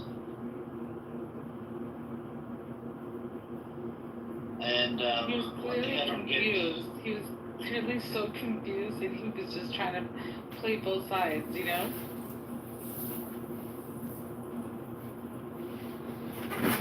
and then one thing I realized, what's the difference between the Raza Pahlavi supporters and the Zionists? There's no difference. It's they all sort of like attack women. They hate. They don't like women, right? And they disrespect women, you know. And it's a normal thing for people that are Zionists and people that are Rosabelli supporters. You know? The same ideology, just different mask, right? But the ideology is right there. They're just like Israelis. That's all they think, but they just kind of like twist their words and they try to be more slick about it. I'm waiting for ICE to get to them. They got a few of them. They snatched a few of them. Send them back, and they're going to be sitting there right there in the middle of Tehran going, what the hell happened? They do have a strong lobby, though. Yeah, the Cubans thought they had a strong lobby. What happened to them? Back to Cuba. I mean, Rubio told on them, pretty much. He wanted to close the door after his family.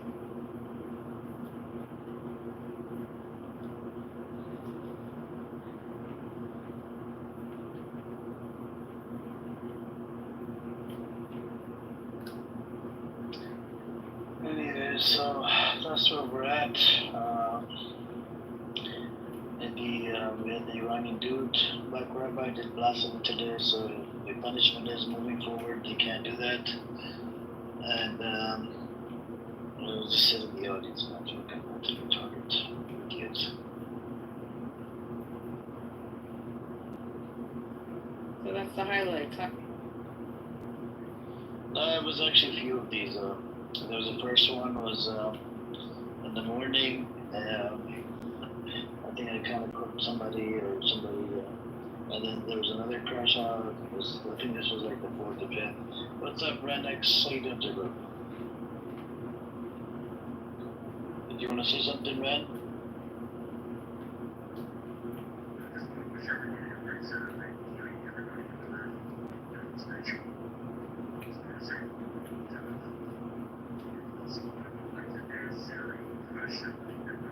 Yeah, go on.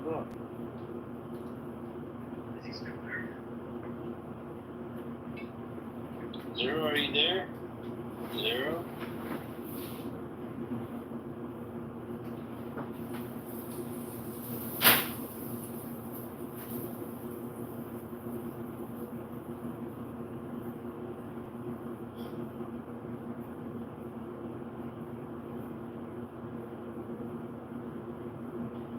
Are you there, Zero? I apologize. The wife was calling me. She's at the market. She needed to call me about something, so I had to take the call. I'm back. Can you hear me?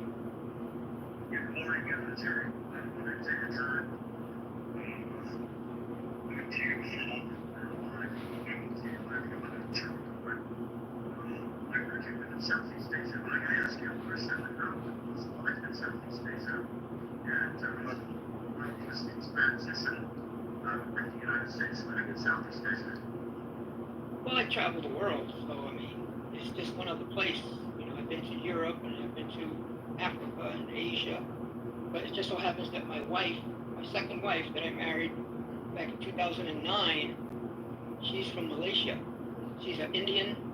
Her family's from India, so she's what they call Mamak, or Indian Malay. So that's why we come here, and we stay here only about half the year, though. We don't stay normally the whole year. Then I go back to Florida and New York. I spend time both in Florida and New York. Where are you now? You said you're in the Czech Republic? Yeah, I moved here about 7 years ago. From where? From America? No, I was living in London, and then I decided to just move in. Your accent is like from Ohio or Indiana or something. No, I'm from California originally. Oh, California. It's like, even though people don't seem to be clocking trans men like that at all, like a trans man will go, shave their head and grow a beard or what have you. I done seen some trans men that was passing real bad, and I was shocked and appalled at the same time because They really look like actual men. They actually look like men.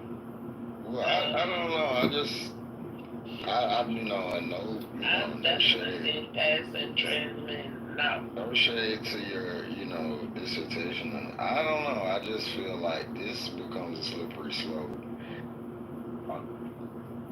That's a beautiful city. Absolutely stunning. It's like my wife is going right now, so one of the reasons why I'm getting so Going through what? Chemotherapy. Yes.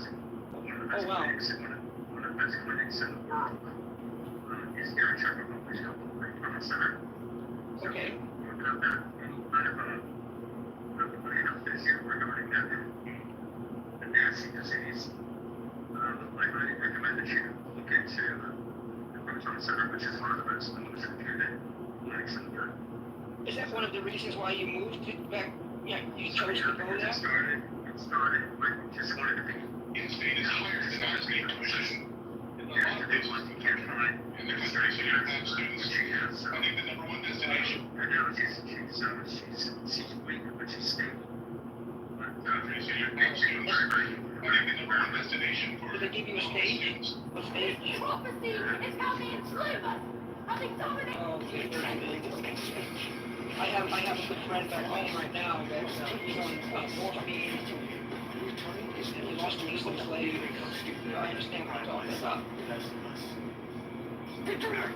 He's camping and stuff and all that. He's like stuck with a bit. We keep her in our prayer ranks.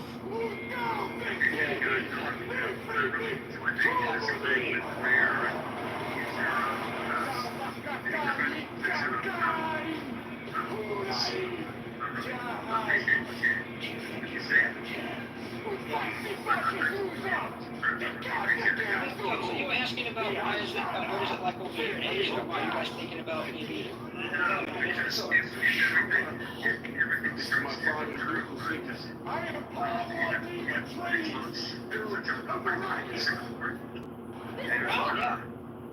Yeah. And there's an opportunity for it's a nice little startup. So Singapore has good medical too.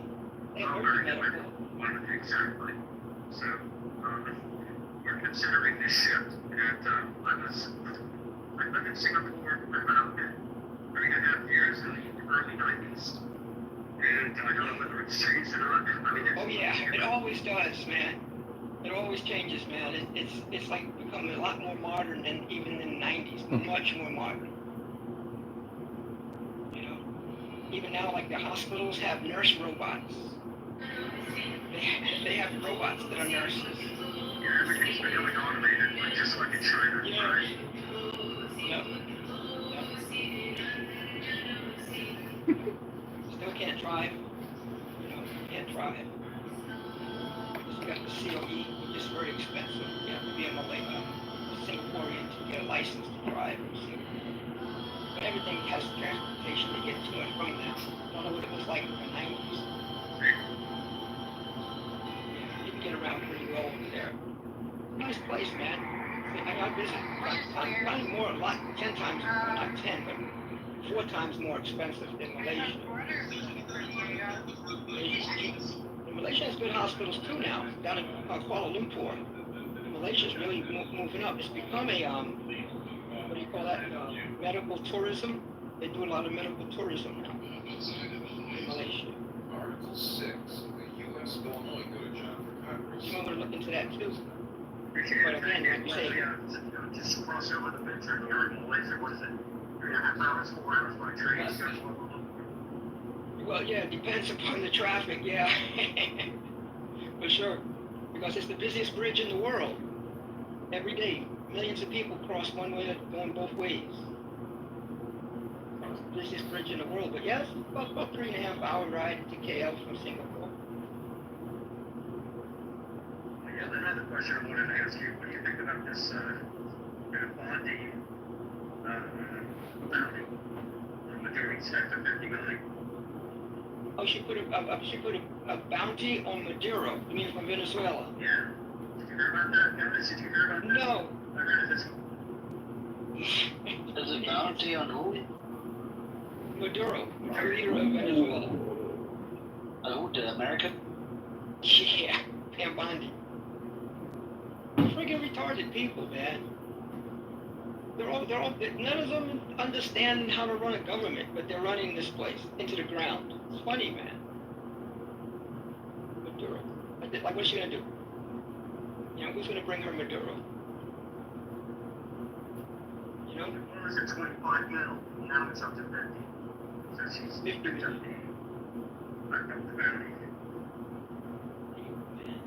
Hey, they're trying to do everything. Look at my PTR. They're trying to do everything they can to get away from release the Epstein files. That's the #1 priority.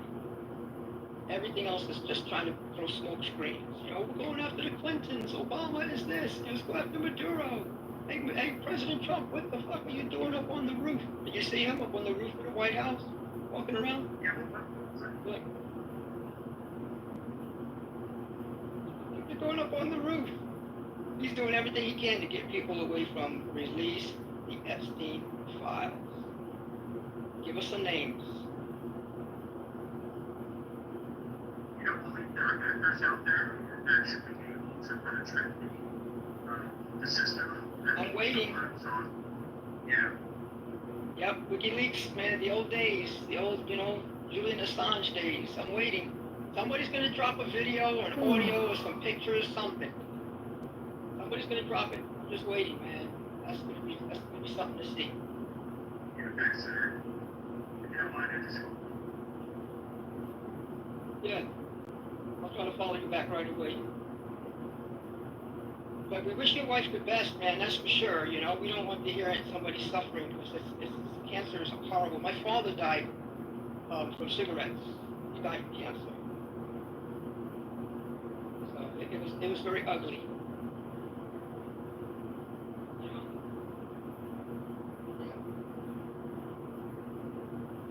Where are you based right now? Are you back in the States or in Southeast Asia? No, I'm in Penang. I usually come back around September. I go for Ramadan, which is like March. And I stay like 6 months. But this year, I've been talking about it with my kids and everything. I'm going to probably stay. I'm probably going to have to sell my place anyway because they're building a whole friggin' city. They reclaimed out in front of my house. I'm on the beach. Well, I was on the beach. Still on the beach. I can see the ocean. But they're building an entire... Thailand? No, Penang. It's in Malaysia. It's the second largest city in Malaysia after KL. And they're building an entire... I told you that before, Lee. Remember I said Andaman? It's called Andaman Island. It's called Andaman. And they're building an entire city. Yeah, I mean, it's like crazy, man. The noise is insane. I mean, imagine, 20, 30,000 more Chinese people living here. It's like insanity. So I'm going to the other side of the island, so I'm probably going to sell my condo.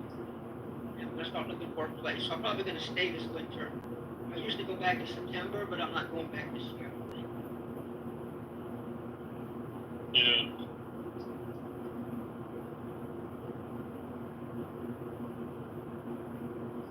Would you ever consider permanently leaving the United States, selling all your assets and moving to Southeast Asia? Well, my friend, I got a lot of children and a lot of relatives, got a lot of family, a lot in America.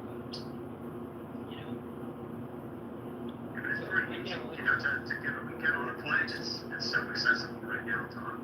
Get on a plane, 12, 13, 14 hours. Once you get back to the United States, you go to 17? What do you mean 13 or 14? No, it's just if you fly from where I am in Florida to Penang, in the air, not time in the airports. In the air, it's 24 hours. In the air. Yeah, that's what we're talking from California. Yeah, California's probably 20 hours. Because I fly from Florida to San Francisco. That's 6 hours. And then I have to take. I like to fly United non-stop. I fly the 787 to Singapore. That's 17 hours in the air. And then from Singapore, then I have to fly another hour to Penang. So 24 hours in the air. So if you have layovers, 3 hours here, 2 hours, whatever, you're looking at day and a half of travel. It's a lot. It's a hell of a lot to do that. So that's why, when you go visit, if you're going to visit somebody like that, you better be ready to go. Like, right now, my next door neighbor, her daughter and her granddaughter are here from Canada. And I think they've been here like 3 weeks already. They're going to stay another couple of weeks or so. And you don't go that far and only stay like for a week. You got to stay for a couple of months.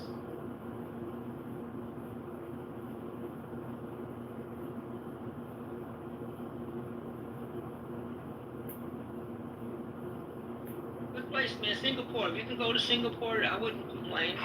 I wouldn't complain at all. If you were going to some place like Philippines or Thailand, I'd be like, ugh. But Singapore's fine, man. Her sex first, leading us to get better. And she knows that we're going to transition. We're just going to move about 6 months. It's right after Christmas, so it's fun. Did they tell you, is she taking the white tea pills? White tea? Concentrated white tea pills? She is? Yeah. That helps a lot. I got the friend that he thought he was going to die like, I don't know, friggin' like 15 years ago, I think it is. He used to work on my computers, when back then, when you had the big old computer and you bring it and lay it down. I'm like, hey, can you fix this? And he used to work on my computers, and here he is 15 years later, man. Tell me about it. Tell me about it because they came up maybe a year with. And, it's been 5 years and she's. All right, thank you, Lord. Good. Very good. Yeah, hang in there, lady. Hang in there. You can do it. You can do it. Yeah, man.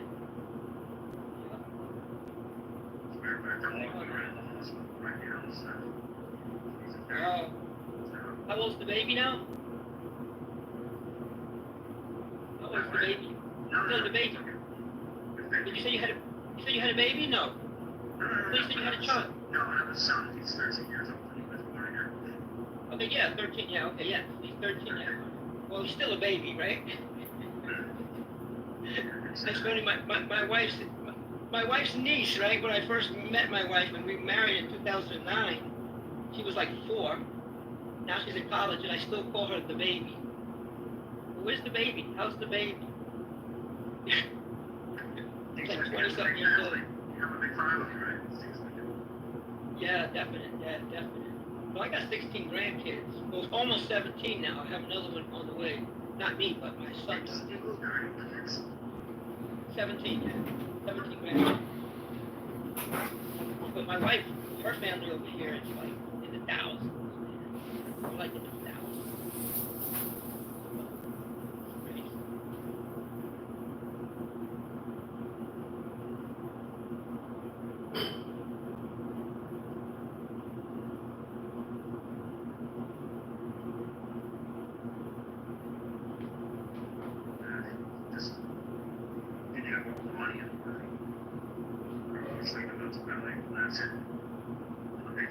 It's time. Time is so really, just, very, very short span on this planet. And, yep. I'll never forget. I had a friend. What's happening here? As a matter of fact, one of the things that's happened is remember, especially, discussing with you guys earlier, when you guys are trying to really appreciate your topic for discussion. Quite rightly, every once in a while, I wonder why we don't hear most of the time. It's great to have this counterbalance of information coming from one way and one left. But, what's happening in Palestine is completely unacceptable. And nobody, everybody goes off, continues with that. It's not my problem, it's not my problem, it has to be your problem. This shit has to stop. That was amazing. In Australia, that was amazing, huh? First they said it was going to be 10,000. Then they said maybe 50. Yeah. It was like 200,000 people came across the bridge. But it helped. with his Yeah, the guy Albanese, he had to get on the phone. Well, he got on the phone with Netanyahu right behind that, because he was pushed into that corner. The Prime Minister of Australia had to call Netanyahu and say something. So, yeah, they kind of shook him a little bit. They're going to do it again. This it was like a 20-something, a couple of weeks from now, they're going to do another big one in Australia. It helps because it pushes your government, man. I mean, how are you going to get elected when everybody's telling you, if you don't do this, look what happened with that lady, what's her name? Kamala Harris. They told her, they said, well, you're not going to get elected if you don't say something about Gaza. And she never did. She did not get elected. She would have said something like, well, I kind of disagree with Joe Biden, but I believe that when I'm elected, I'll call him and stop it tomorrow. Whatever. She could have said the same thing Trump said. He lied too. He didn't do it. He said he was going to stop the war. She could have lied and said the same thing, but she didn't. She didn't get elected.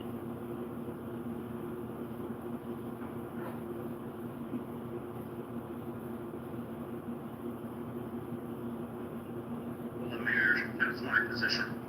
I sincerely believe this report. And with this simple one, take down your entire mainframe, guard, and you attack the base. And you lose their assets. And I'm telling you, Israel will collapse in less than 3 hours. That's mine. You're not working with Anonymous, are you? Are you working with Anonymous? I wish. I tell you, man, those I'm a crisis management. That's my job. I'm a brand strategist, crisis management. You know what I'm going to say. But the thing is they've always said this. Any war can be stopped in today's era by cybersecurity measures.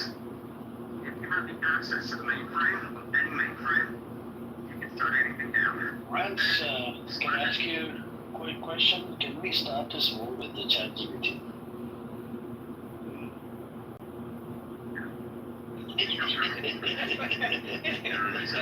I wish, right? Well, however, I'm going to go back to something that Jerry said earlier regarding, autonomous, nurses, doctors, physicians, surgery. If you go to China, I go to China quite often, especially Shanghai. Quantum computing. That's going to be very, very interesting. I believe that AI is only the beginning of what's already happening in China. China 10 years ahead of the United States, 15 years ahead of the United States. And quantum computing could be a very intricate in stopping wars, and among other things. Yeah, that'd be fantastic, man. People could just shut it down. I'll tell you one thing that's stopping these wars is the amount that it costs to build these damn bombs. I mean, you have one missile you shoot, and it's like $3 million, $10 million. It's like, you saw what happened with the 12-day war. America used up 25% of the stats. In 12 days, $1.2 billion in stats. They only make like not even a dozen a year. They don't even make a dozen. They use 150 bad missiles in 12 days. And it's like, Can I ask you something? Am I correct or am I wrong? But is the American armory right now on very, very low? yeah, what I just said, because like they used 150 THAAD missiles, which is 25% of their stock, but they only make 10 to 12 a year. So imagine if Iran strikes again, they got to use another 100. It'll take 10 years to build that stock back up, and you don't have 10 years when someone's shooting at you today. But do they have the money? The United States government? Do they have the money? No, it's not the money. Stock? No, it's not the money. It's the manufacturing.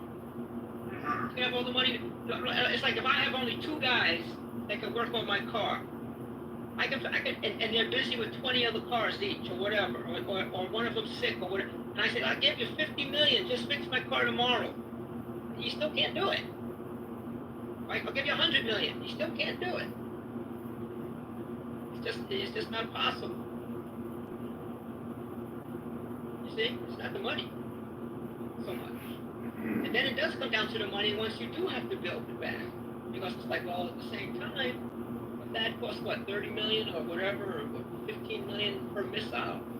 And that's only that. And then you had the naval commanders, when they were here in the Red Sea, they also said that their stock was getting low, which is the main reason they backed out. They said, our stock is low.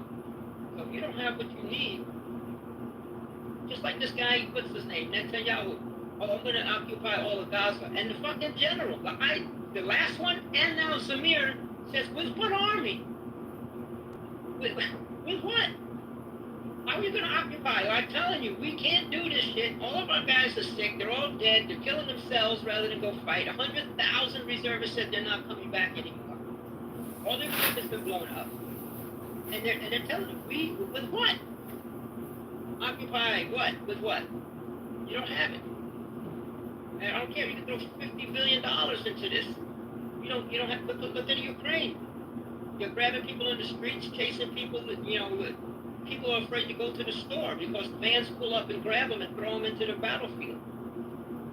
You don't have the equipment or the people. How are you going to do it? I don't know.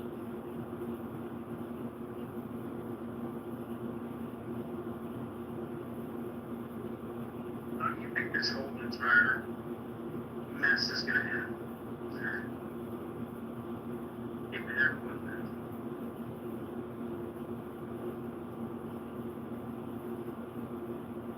Everything comes to an end. It's just not going to be the ending that people like. This white European colonialism is over. It's dead. It's like you're trying to force us to ride horses in 1925. No, we want cars. No, you have to ride a horse. No, we want cars. It's the same thing, man. It's not going to go back to that way anymore. It's not going to go back to that. And the way it's going to end most likely is the people that have all the money are leaving the country. People who have the tech knowledge, all the different technology people who they're leaving. They're going to other countries now because they just and you read the articles what they say they just don't want bombs landing in their backyard. So they're leaving the country. And then before October 23, it was about how Netanyahu was trying to change the Supreme Court. They were already thinking about leaving. So absolutely right. Exactly what's happening in the United Kingdom right now. Everybody's leaving in droves. Not only talent, but also investments.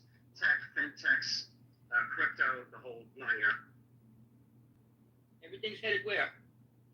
To the global south. A lot of people are moving to the UAE. Yeah, the global south. The UAE is in BRICS. Everybody, they're part of BRICS. Everybody's moving there. Putting their money over there. Hong Kong, the stock exchange is going crazy. It's going crazy right now. But the other way you know that. Can you guys hear that banging? But the other. I am in truth the. Listen. I am in truth the fool of all. Yes. Can you hear that? No. See, that's what I'm talking about. They're building a Westin hotel. That's on land that used to be ocean. I'm telling you, I gotta get out of here, man. This place is crazy now. I get this all day. They're building a Westin hotel right down the road from me. It used to be ocean. Crazy.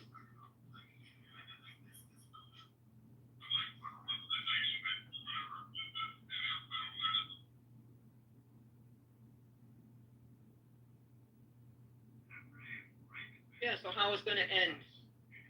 I mean, this guy's destroying the country, man, financially, all of his people. You don't have a big country. You got, 18,000 wounded people walking around and with no arms and no legs and blind and wheelchairs. And they had that one young kid in the Knesset that was paralyzed. I saw the video, and he was saying, you were supposed to take care of us. We fought for you. How come, he's a Zionist in the Zionist country. He's like, you're supposed to, and look at us, look what's happening. And you're not providing for us. So that's what it's going to come down to, man, in that country. You can try to hide it, but you can only hide it for so long. I mean, you've really devastated that country, that guy Netanyahu. He's really devastated them. Financially, politically, in the world. I mean, it's a mess. I mean, I think the way I'm looking at it, right? I think at one point the countries might do something about it.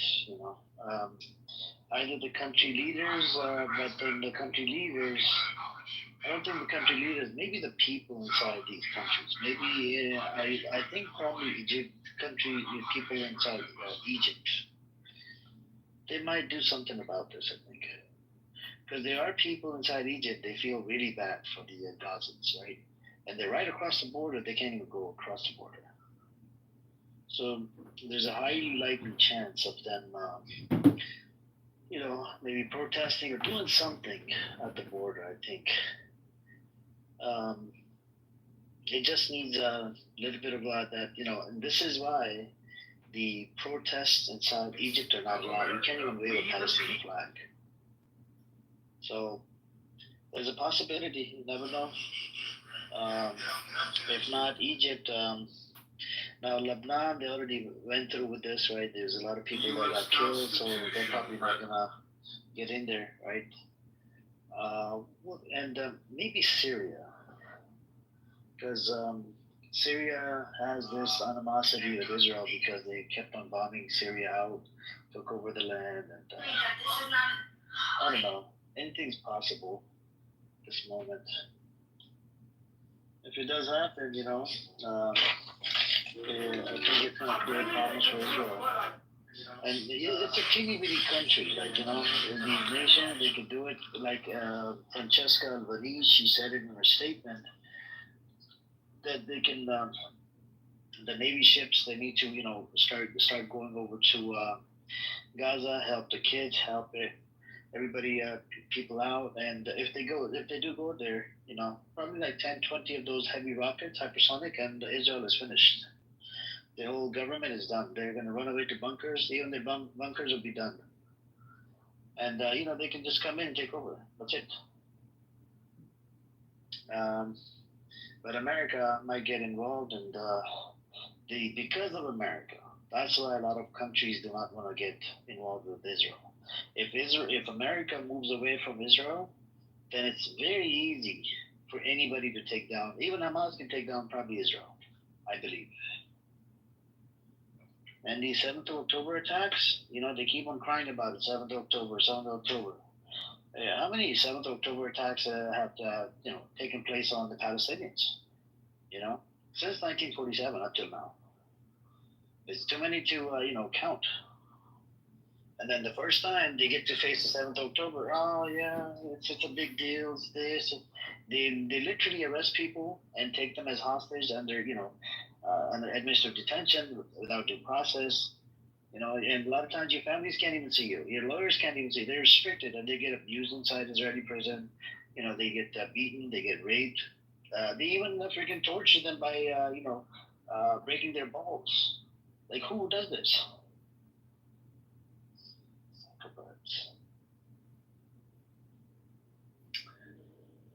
This is this is a demonic entity, and I think it would take some time, and I think it would need to be dismantled. I mean, the two-state solution deal, I don't see it, even though the countries might recognize it, but I don't think it's going to get anywhere.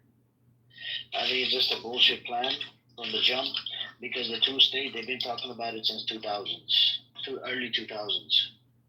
And Netanyahu had a chance in 2015. He turned it down. 2023, before the 7th of October, he had a chance. He turned it down in front of the UN Security Council. So there are multiple chances, but That's why there's I don't think the two-state solution deal will ever happen. It was a myth before. It's still a myth.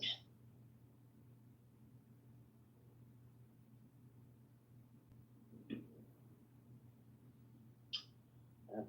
Anybody want to chime in? Or anybody want to come on up? Hey, what's up, Rayfon? If you want to come up, anybody else? What's up, dear? Walaikum salam. What's up, dear? How are you? I'm doing good. What's up with you? Peaceful. Same boring life. Nothing special. But I saw a news this morning. I don't know. Did you guys see that United States put a bounty on the president of Venezuela? That was crazy. I was like, wow. Yeah, I just heard about it from Andrew. He was saying that. Next level, man. Trump administration is taking the game to next level. He's putting bounty on officials of other countries. But what was the reason why he put a bounty on? I mean, based on what I read, they're accusing him of being a drug lord, something, a cartel kind of. I think for Middle East they use terrorists. For South America they use cartel. People they don't like. He's trying to get out of release the Epstein files. He doesn't want to talk about it. He wants to do crazy stuff so people can talk about that instead. Every time he says something, he just bring him back and say, "What about the Epstein files, Mr. President?" Oh, but I'm gonna kill everybody in the world, and I'm gonna blow a nuclear bomb tomorrow on Finland, and I'm gonna, Mr. President, what about the Epstein files? Oh no, but I'm gonna do this and that. What about the Epstein files, Mr. President? That's what they gotta keep doing. That's what he's trying to do, get away from that. No, I honestly think he wants a legacy when it comes to international things, and he's failing.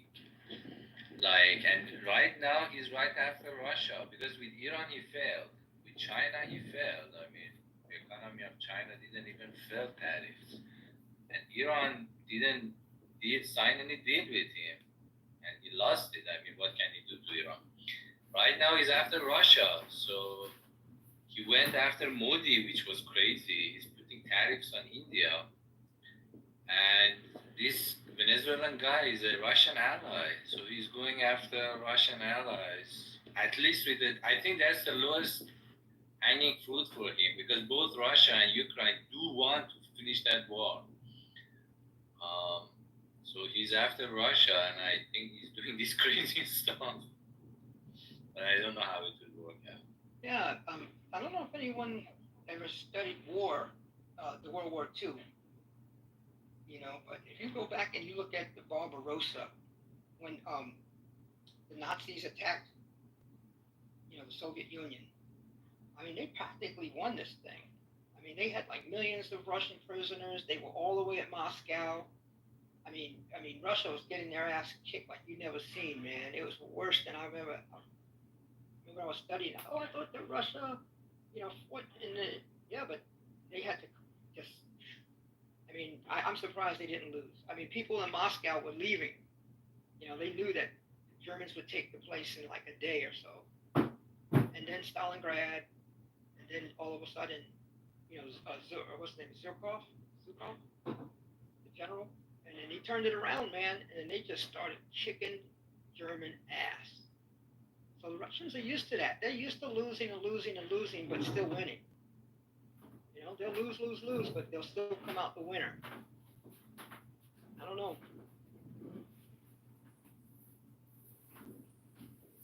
I mean, Russians are really wild animals. I mean, they are the most racist, disgusting animals which is out there. Like, don't get me wrong. I really wish they lose. Even Chinese hate Russians. everybody hates Russian in this planet. Yeah, but Russia is not But- going to lose to Ukraine. They're not going to lose to Ukraine. It's not going to happen. Right. All of Europe will have to be a world war again. All of Europe will have to get involved.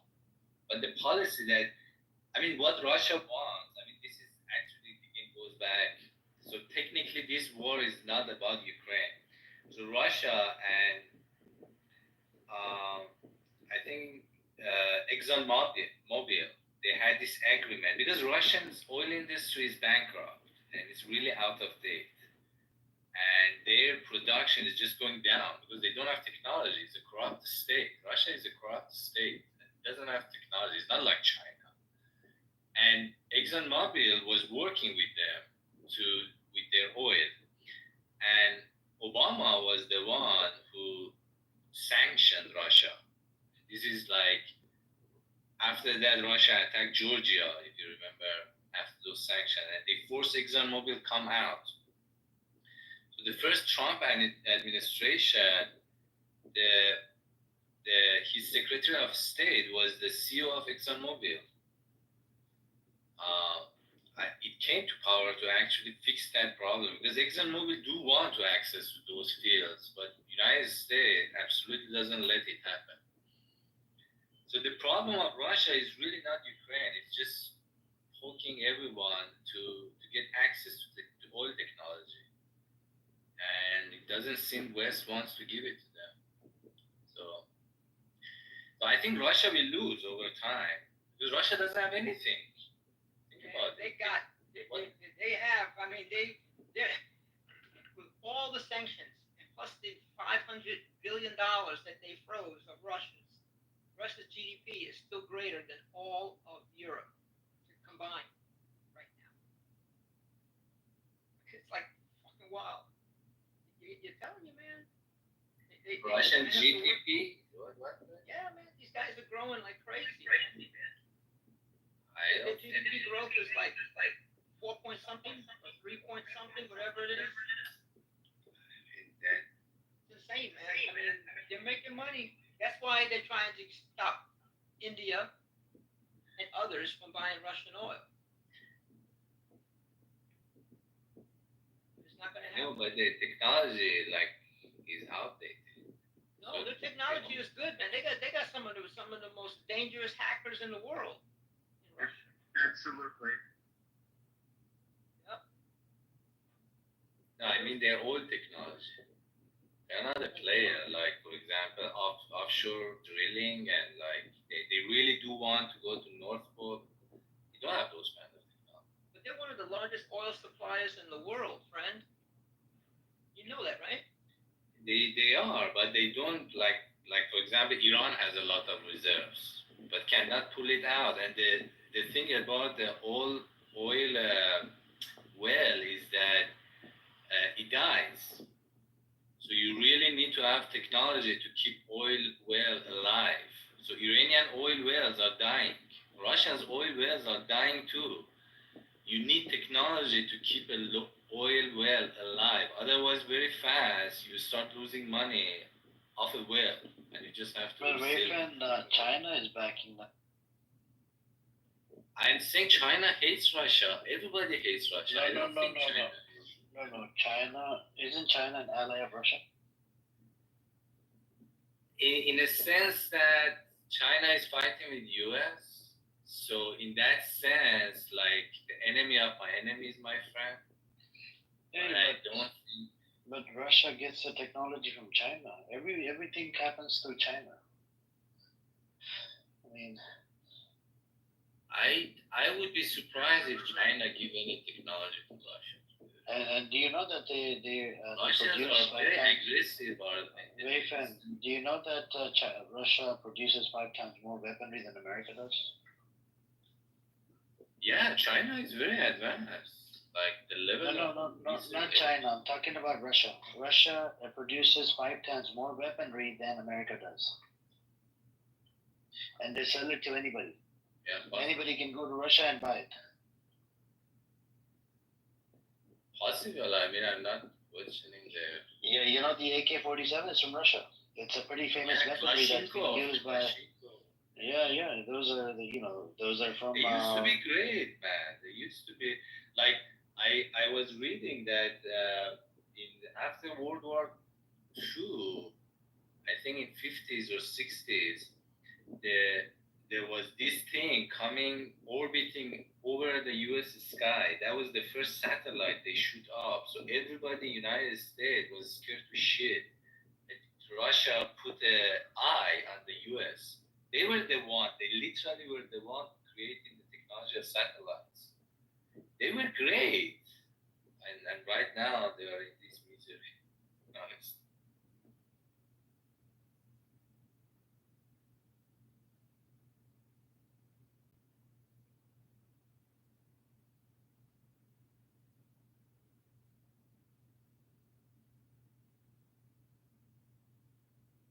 Yeah, so Russia, I mean, I don't know how you're gonna stop that. He's got his eyes set on taking Ukraine, and people are doing all they can, spending all the money they've got to try to help Ukraine. So I don't know how you're gonna stop them. So I was right actually. China is supplying them with the equipment and stuff for the oil wells, Wayfan, to Russia. It's possible. I'm not saying, but the oil technologies, I think, is the big players are all Westerns. Yeah, but the China's pretty big on everything. I don't know if Because they have this offshore technology stuff. I don't know. Maybe they have, but I haven't heard about. These things that I'm telling, I read a book which was 2016, but maybe by now they are required. But this offshore drilling is a really advanced technology. I would be surprised if they have. Because you have to go under the ocean and create a well and then, bring the oil on.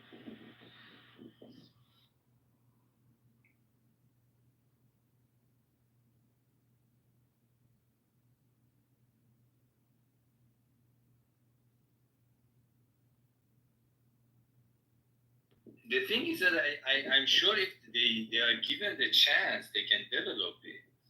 China doesn't have its oil reserve. Actually, they do. Wayfan, they do offer offshore drilling equipment and support to Russia. Could be. I mean, maybe they are developing it, the technology, because if you give them the figure, they can develop it. It's called the Nanhai 8 semi-submersible rig owned by China Oilfield Service Limited. Has repeatedly been deployed in the Russian Arctic to drill for Gazprom, contributing to major gas discoveries. Huge. So China is doing some big things, man, with Russia. They're getting discounts, and they get all the oil through discount. Yeah, and China gets their oil for cheap. Yep, and it comes through land too, and they do it through land. They can, they don't need ships.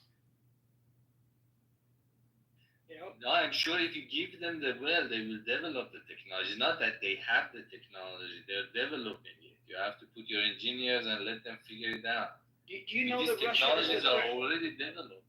You know Russia is the third largest oil exporter in the world, After the United States, Saudi Arabia, Russia's number 3. I thought they even have bigger reserve than Saudi Arabia. They're big. That's why Germany. I don't know if they have a reserve that large. I know the largest reserves are in Venezuela. That's number 1 in the world. Oh, largest reserve, I thought. In the world is Venezuela, but I don't know where Russia stands, but as producing, they're producing like 10 million barrels a day. It's a lot of oil, and it's all going to places like India. Oh yeah, Venezuela. At a discount. It's going to China at a discount. I mean, even Pakistan. Yep, look at that. They're getting it cheaper than it's like $3 off the dollar, $3 off the price. So like if it's at $65. China's getting it for 62. That's a lot when you're buying like 500 million barrels a day. And they buy it from Iran as well for cheap. From Iran as well. You got it. I mean, I think Oh Iran yeah, sells it to China is Pakistan. really big, man. China is. That's what I'm saying. There's a lot of people waiting in China. No. I mean, all these wars in the Europe and Middle East, China is the winner. I mean, they're taking the best out of all these countries. But I think it's a good sort of like I think to become an alliance with China. I think it's a good thing, right? To be able to depend on China for certain things because China can give you a whole bunch of stuff, even like the from day to day use items. I mean, even a can opener in China, a freaking straws from China. China. It's China. You have to pronounce it like China. China. Do you speak? No, Chinese? Do you speak Chinese? Not a lot. It's a very difficult language. But it's what language do you speak in the country you're in? You're in I think Thailand. Taiwan. What language do you speak? They're Chinese. Mandarin. You speak Hokkien, right? Hokkien? They have Hokkien also, and there is a three language. Cantonese. No, Cantonese is Hong Kong. So here's Taiwanese. That's right, Hong Kong.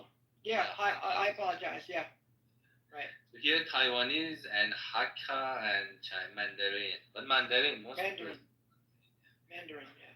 But I don't know. I normally don't talk to people. That's my own business. I come to Clubhouse. I know. I mean, that's one of the reasons that Trump is so angry because Trump came to power to really one of his main things is to control China, and he cannot finish the wars in Europe and Middle East. U.S. I think it was Obama which said this in 2011 or those time frames said that U.S. does not have any strategic interest in Europe and Middle East. The only strategic interest of U.S. I'm talking about strategic. I'm not talking about low-hanging religious kind of interest. The only strategic interest of U.S. is in Asia to control China, and this U.S. just wants to get out of Europe and Middle East. It has been trying in the last, I'd say, 15 years after this announcement. And Trump was supposed to come in power. That was what he was saying. Finish these wars and get out. U.S. really wants to get out. But he's failing. And China is winning. China.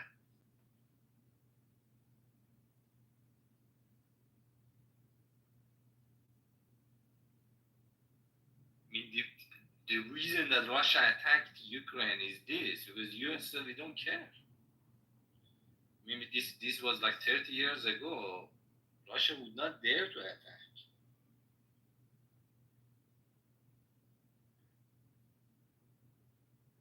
I mean, if America would not have attacked, I think it would have been good. But America just had to they like to put their nose in everything, and our tax dollars, just like the Iranian person that was in here, I should be crying about why is my tax dollar giving Jews? What do I do? He was complaining. Why is it giving to the proxies? I mean, because of the proxies, I think Iran is kind of protected. Iran also is doing the same thing. So, I mean, this proxy thing, for example, if you are a country, these lines, these borders, really, if you are the ruler of a country, it doesn't have any meaning. I mean, international laws is not something that people care about. When it comes to international law, it is the law of jungle. There is no law. Whoever is stronger goes takes. If you are in the jungle, laws are for inside the states. For example, when you go outside, the international law is a joke. When it comes to Iran, just goes as far as it can. And this When Iranians says why our tax dollar goes to proxies, and even Americans, why our tax dollar goes, this is the way the world works.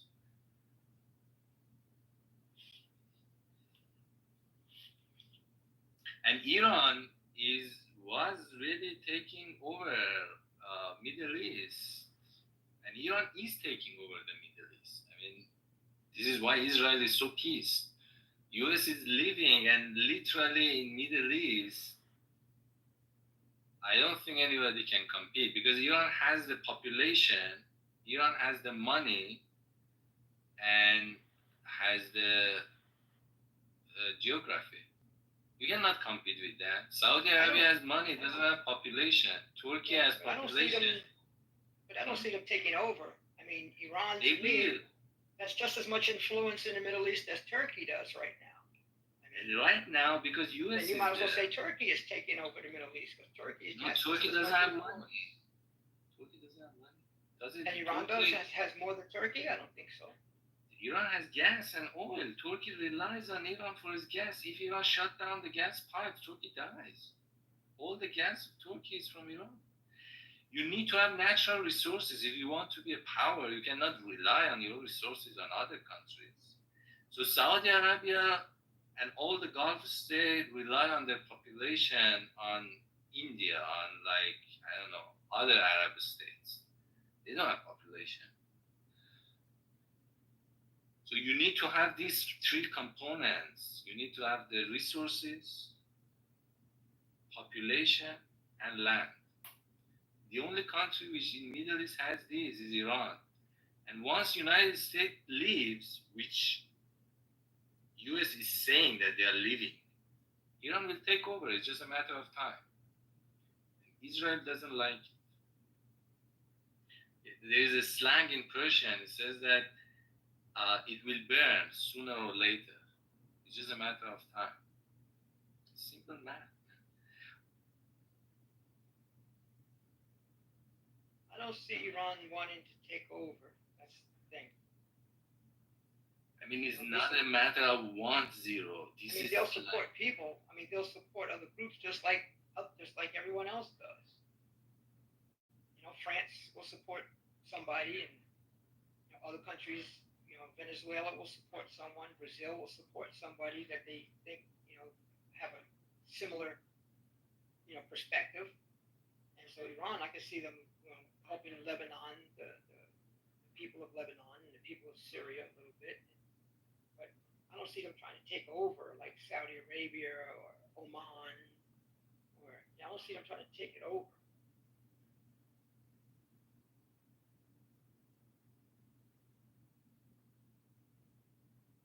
So think about Europe, for example. Europe right now is in the hand of Germany. I mean, the European economy is basically controlled by Germans. So at the beginning, in the First World War and Second World War, they wanted to take over militarily, and they failed.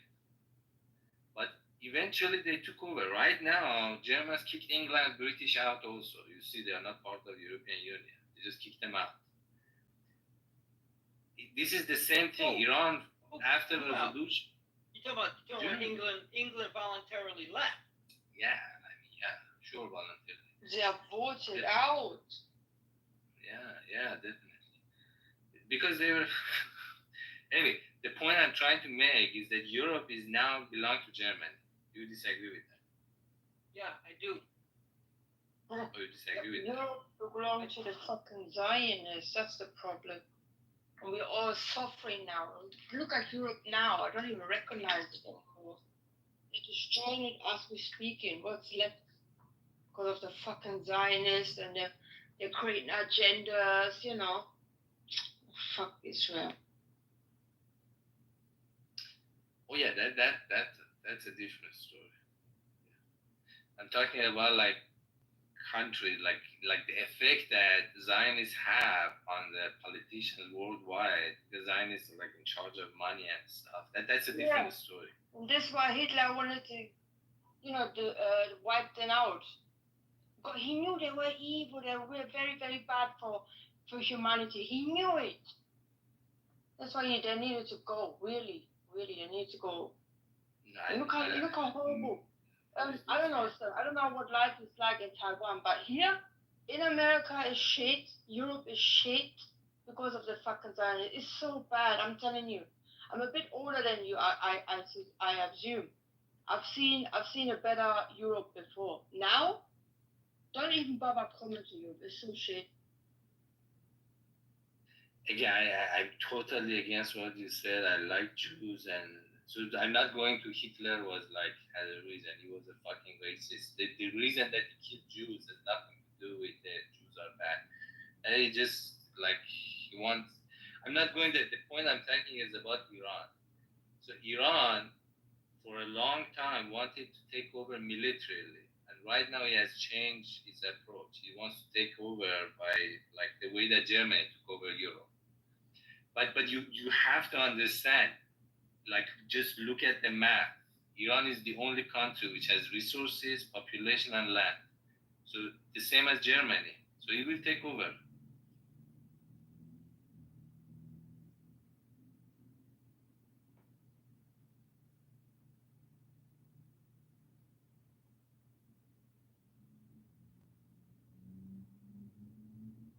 I have my own country that was stayed sovereign.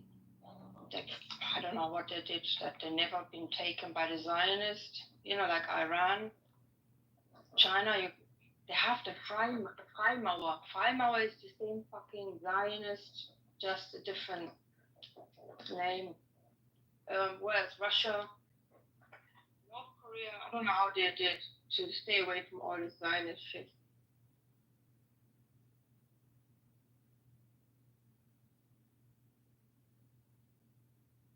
I mean, the reason that Zionists are much stronger in the West and East is because for the longest, Christians and Muslims, they let like Jews to handle money. So especially for Christians, money,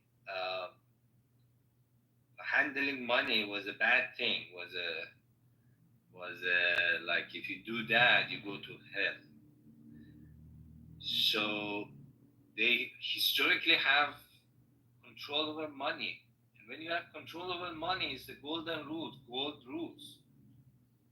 So they have a lot of influence because they have a lot of influence on the money.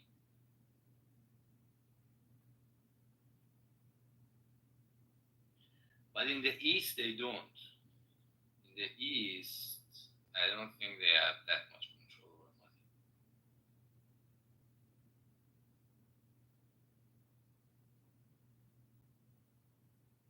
Wherever are the Federal Reserves, they have control. So.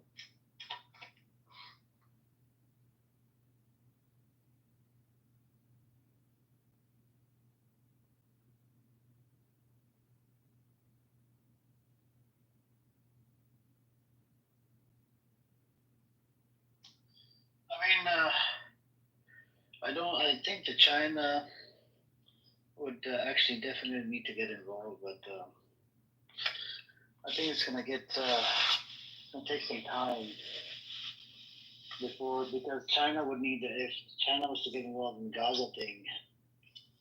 If there were anybody else to get involved in Gaza to rebuild and whatever, they would need some sort of a guarantee that Israel is not gonna. And I think that's why Hamas has changed their stances that they want actually a two-state solution as soon as possible. You know. So they got what is it? They got I think 8 or 10 live hostages now, and then the rest of them I think dead or something. So that's what it is, and let's see if they get their people. I mean, if they can get their people from the other side and exchange them for these live hostages or whatever.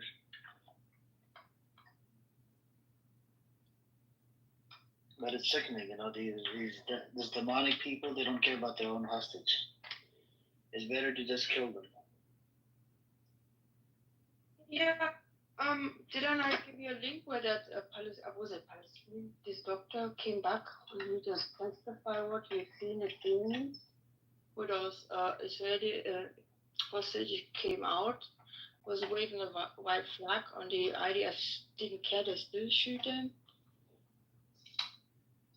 Yep.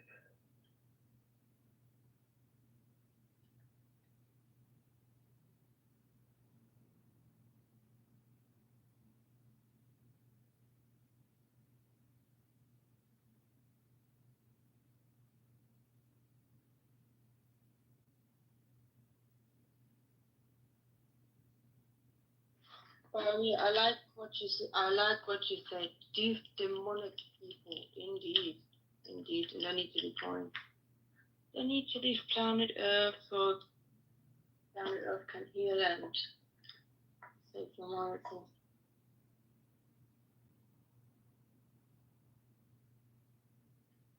Yeah, it's a criminal Zionist entity. I mean, what do we expect? These people are just demonic. They live in the La La Land, you know. Well, we're not send them back to hell where they came from, because somehow if we keep going back apparently to the origin, the less facts, documents, whatever you have. I'm on the thing. I think they just came from hell. I swear to somehow find a way, look like a human being and then cause all kind of problems. I don't know. And they're worshiping the devil. I told you they actually worship the devil. Send them back there. They are happy down there. We are happy when they're gone.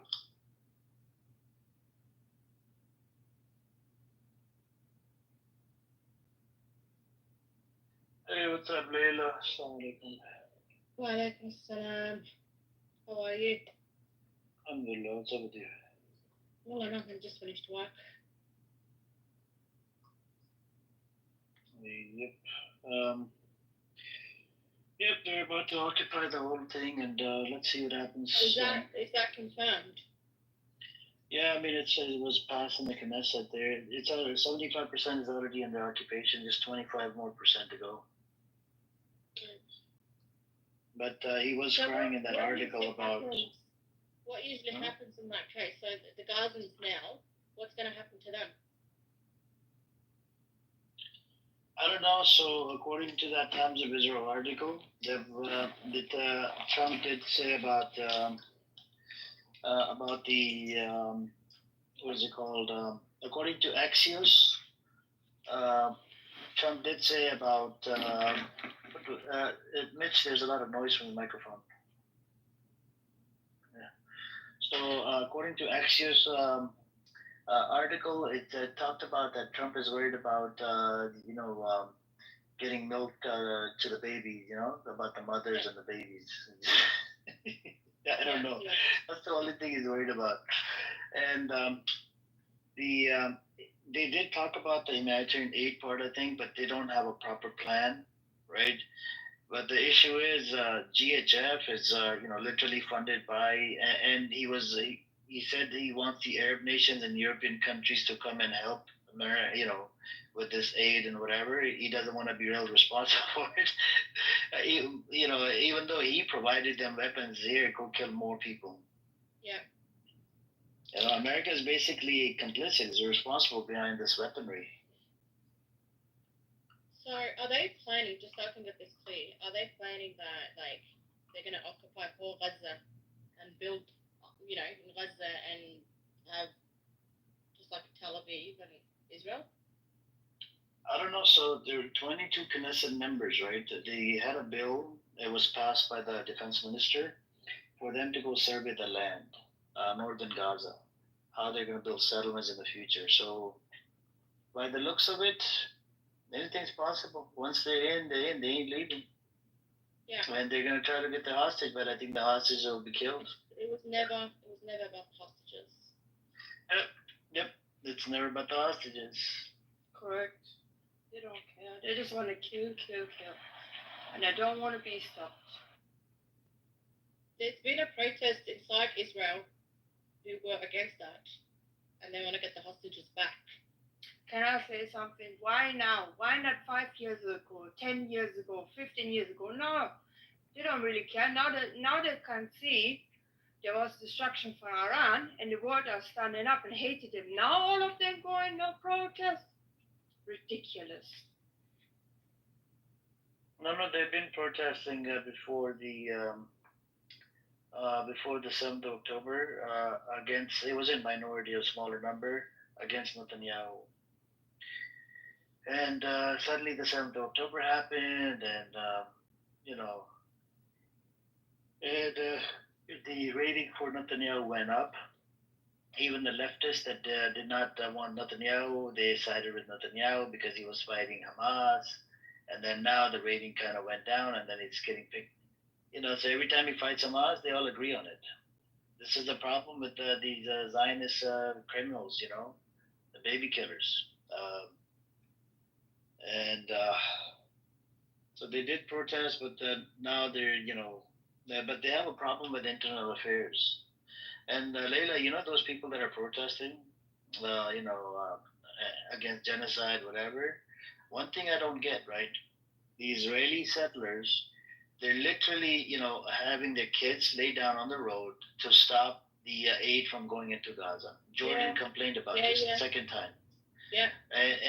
And those people that are protesting against genocide, these guys are such hypocrites. They don't even have the balls to stand up against the settlers. They say they're against the genocide, Amir, but they also want their hostages back.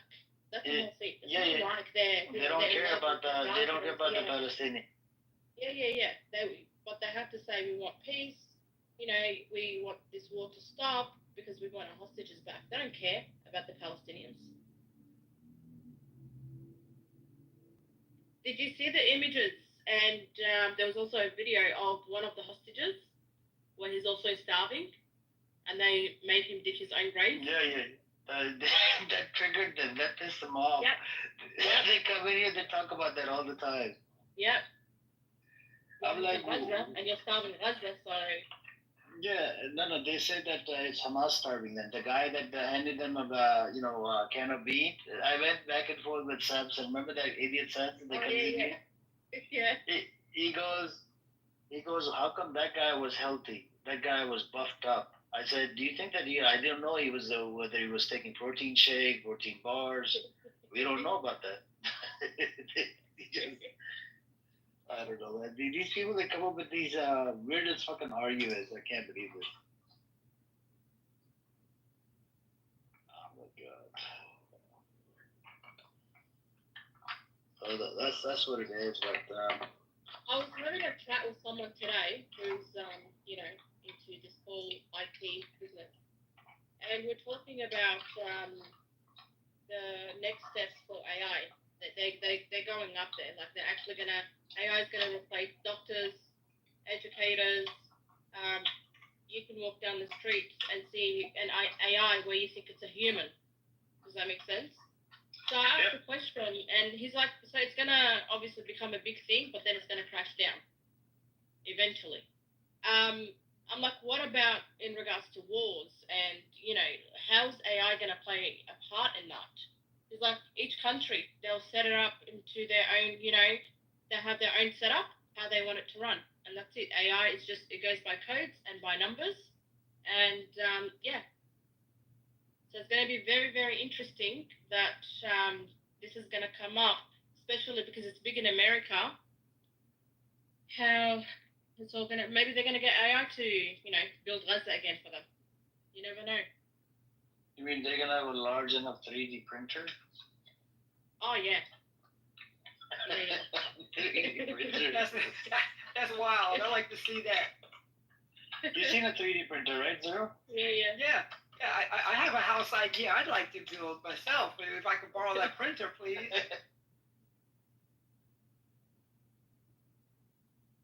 Look, Levy, come on up, man. Have the balls to come up, engage. Instead of freaking, sitting in the audience all day long, getting triggered by this room. IDF is doing fine. IDF is committing suicides right now. Yeah, they're committing suicide, and they're, they're tired. They're tired of this whole thing, but what do we do? Netanyahu just wants them to keep fighting. Look at Netanyahu. that Netanyahu, he looks like, I don't know, he comes across, he's like the Antichrist, honestly.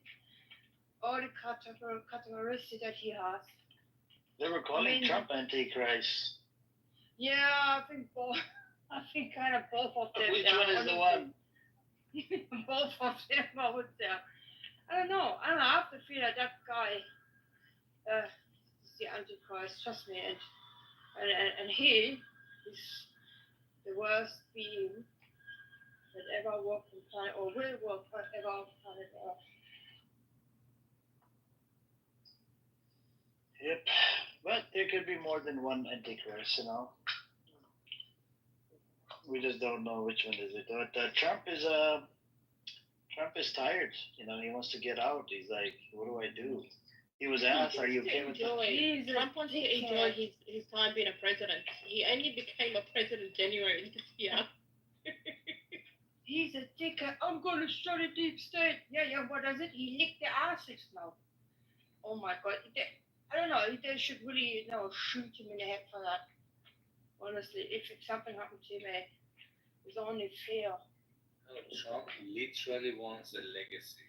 I mean, if you go what back, legacy? When the whole world hates you. When the whole fucking world hates you.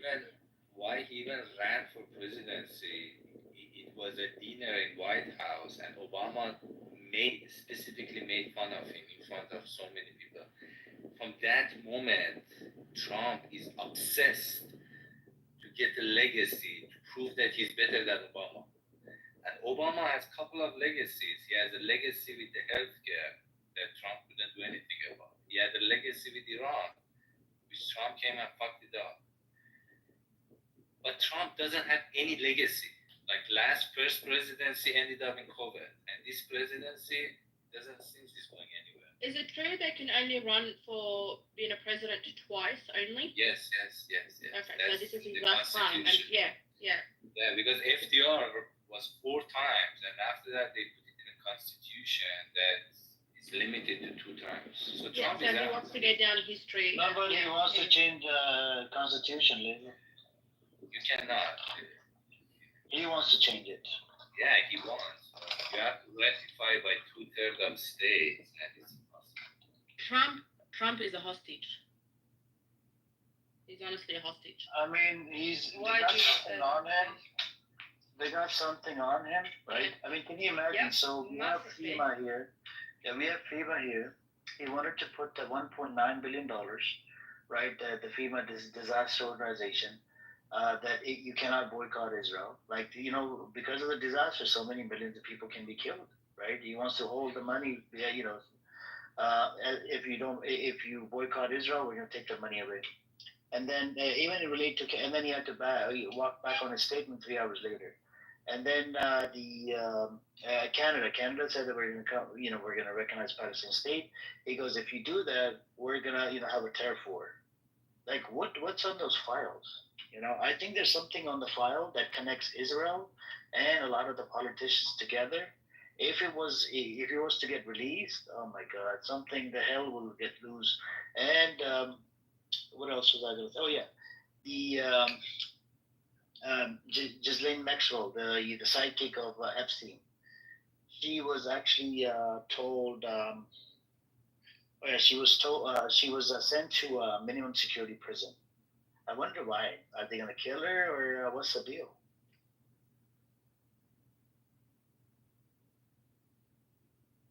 Definitely, Epstein files is a big thing. Also, I think when it comes to Israel, Trump wants this Ibrahim Accord to be the reason that there would be a peace.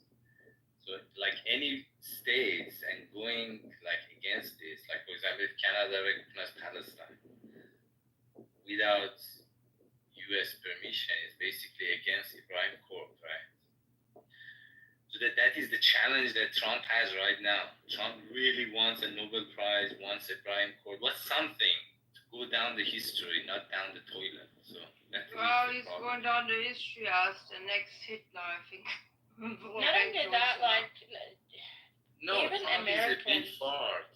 Trump is a big fart in history. Like 10 years from now, nobody will even remember him. Well, I found there's literally states in America where teachers get paid $15 to $16 an hour, and that's education. And this cunt is sending billions to a country that has nothing to do. America didn't start this war. Americans did have nothing to do with this. Why aren't you improving in your country? Why are you sending billions to Israel? They have something on him. He has to do it. That's why I say he's a hostage. No, the reason that US does this thing, this is a problem in US. Like, for example, politicians send these monies to Israel, and then Israel send those monies back to US to, like, part of it, not all of it, to elect these politicians. Do you see the chain here?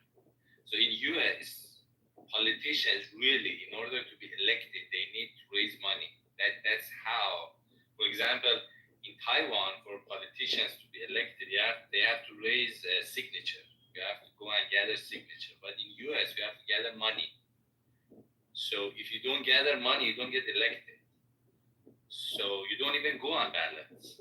So a lot of these politicians send money to Israel, and part of this money comes back for these politicians to be elected. So this is a chain that the economy, I said, these people So in Israel, they control money. would you say that the world's strongest country, you know, with power and everything is controlled by Israel? They've got them by the balls?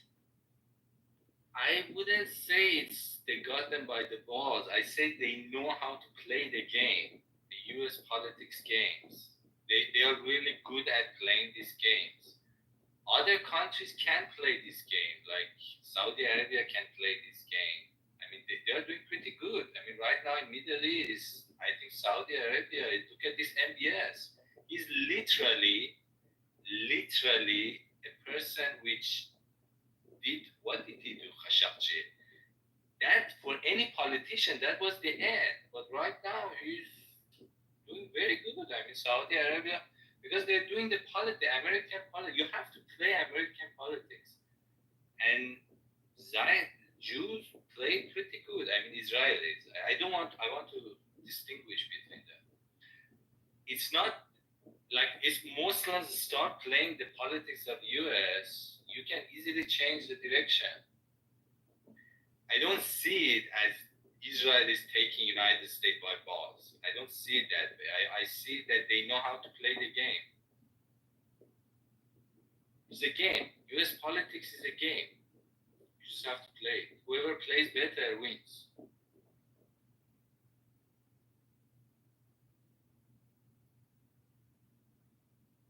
I mean, you should be capitalism. You cannot be like a socialist country, like, for example, China. You cannot be China or Soviet Union. You have to be capitalistic system. So the ideology of United is capitalism. Once you have that ideology, then you can play the game.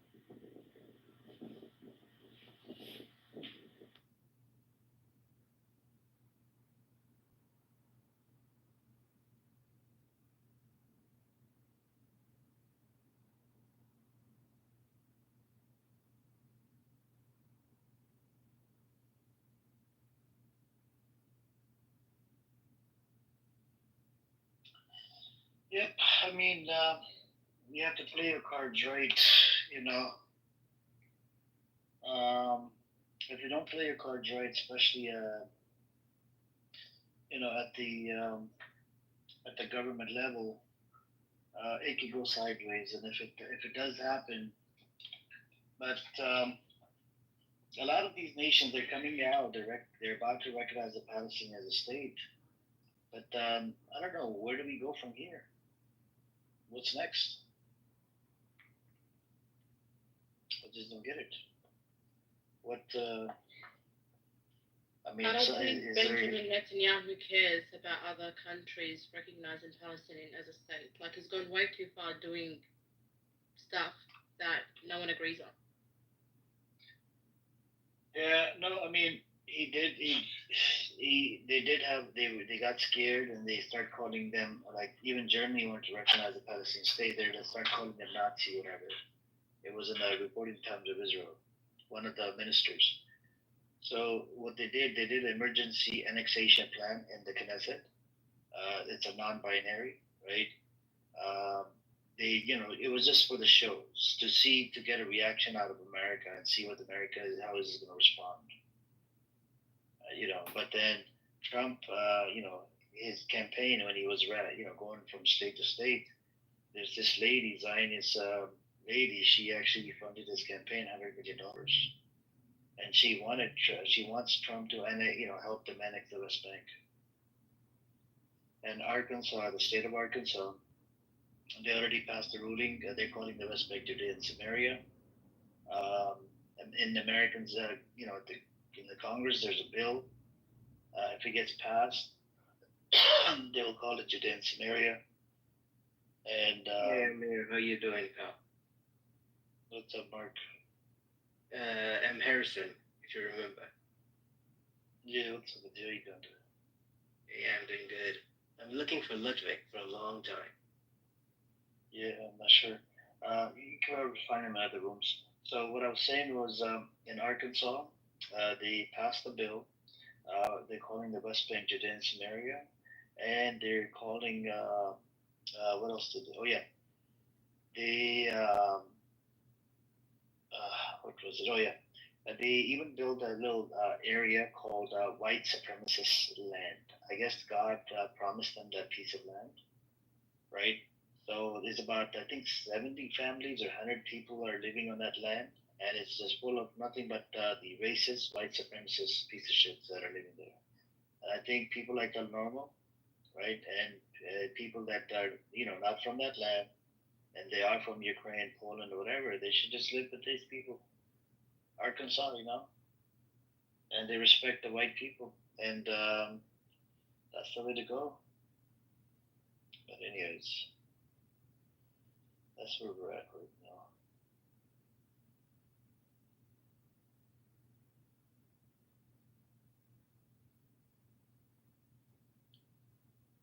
Oh.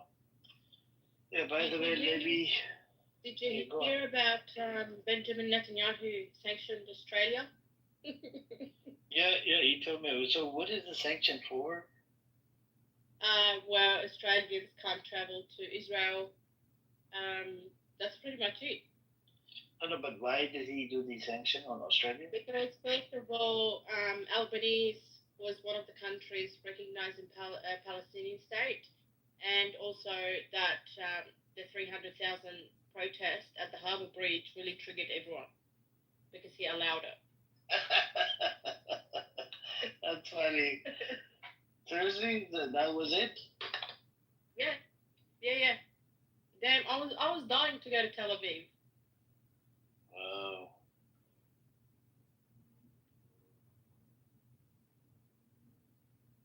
See.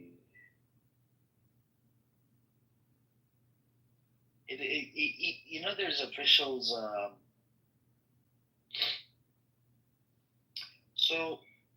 There's officials. You wouldn't believe it. There's actually a travel ban against two far right cabinet, right? The National Security Minister Itamar Ben-Gvir and Bezalel Smotrich. That's one of the reasons. So Australia joined the UK, Canada, and New Zealand and Norway, and issuing. They're not allowed to enter Australia. Yeah, these are genocidal maniacs. The sanctions were imposed due to their roles in inciting extreme violence, supporting illegal settlement expansion, advocating policies while seeking to undermine Palestinian rights and two-state solution. So the second reason, the second reason was earlier in July 2024, Australia sanctioned 7 individual Israeli settlers and the extremist Hilltop Youth Group for involvement in violent attacks on Palestinians, including beatings, torture, and sexual assault. Right, and then this was reported in Al Jazeera and Guardian and ABC. What else do we have? And these measures are, they're in violation into a court of justice ruling deeming Israeli settlements illegal under international law. Australia's justification and response, Foreign Minister Penny Wong emphasized the targeted nature of the sanctions. They were aimed at violent individuals and individuals and groups and not the Israeli state to uphold international human rights norms and working toward a two-state solution. Prime Minister Anthony Albanese explained that while Australia still supports Israel's right to exist, it expects adherence to international obligations and the protection of basic human rights. International national reactions and tensions. Israel's government condemned the sanctions as outrageous, with its foreign minister pledging to respond diplomatically. The United States, particularly Secretary of State Marco Rubio, criticized the move, calling it extremely unhelpful and warning it could undermine US-led peace efforts. Australian advocacy groups such as Australian Centre for International Justice welcomed the sanctions as a meaningful step toward accountability. Yeah, so it was like the settlers was number one reason, right? And the two ministers, they can't go, right? And even their assets freeze. So whatever I don't know, did they own anything in Australia? Ben Gavin and Smotrich? I haven't looked into it. If they own, that is a big thing for them. Yeah. But I mean, you know what? I actually forgot to tell you guys. After that protest on Tuesday, there was an attempted school shooting at Islamic private school. Really? Yep. The whole school was under lockdown. It's a school that obviously my nephews go to. The kids were hiding under the table for like 30 minutes. After that protest. It's crazy. These people. So who did it? Like, who was the shooter? Islamophobia. It was Islamophobia. He came in the morning because it's a private school. Like security is, higher. He came in the morning and he couldn't enter the gate, and he was asking them like, why do you teach the Quran? And obviously he couldn't enter. He waited in the afternoon. There was a school excursion, so the bus had to come in, and he drove straight in after the bus. And he was loose inside the school with a gun. And Australian history, it's not like it's unfortunate in America that's happening a lot. We've never had that before. It's like we actually never had that before. So everyone, that happened on Tuesday. It was a big thing. And he's local, and he got caught.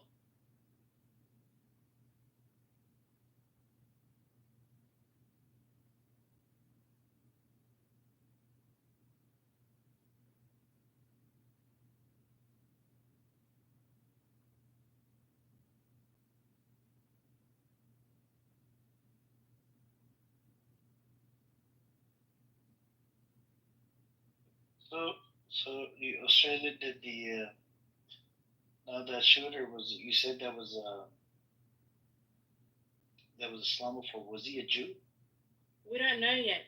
You know why? Because it's not on the news yet. I don't know why they don't want to put it on the news yet.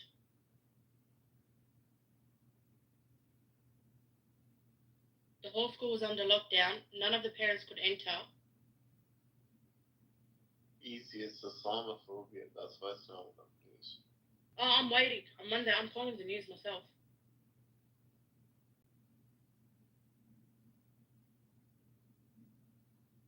He was actually Australian, Levy. He was a whitewashed Australian. He got caught, so you can't say he's one of our own, or he's a whitewashed Australian redneck that went into a school that wanted to kill kids.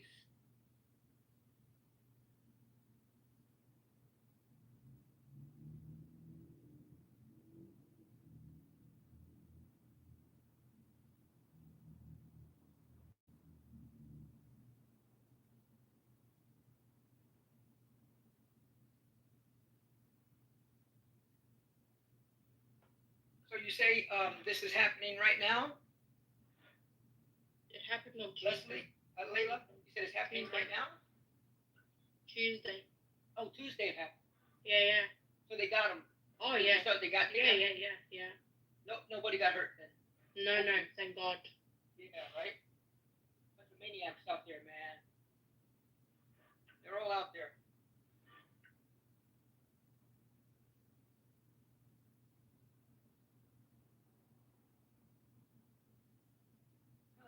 call a sore loser, man. These people, man. That's Like terrorism. anti-Zion. That's actually terrorism. Yeah, they're sore losers, man. They can't win on the battlefield, so they go out and try to attack, civilian people, kids, women, things like that. I just looked at your picture, Zero. I like it.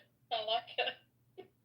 That was the closest I can get in what I created to the girl that they say the girl Virginia Guffey.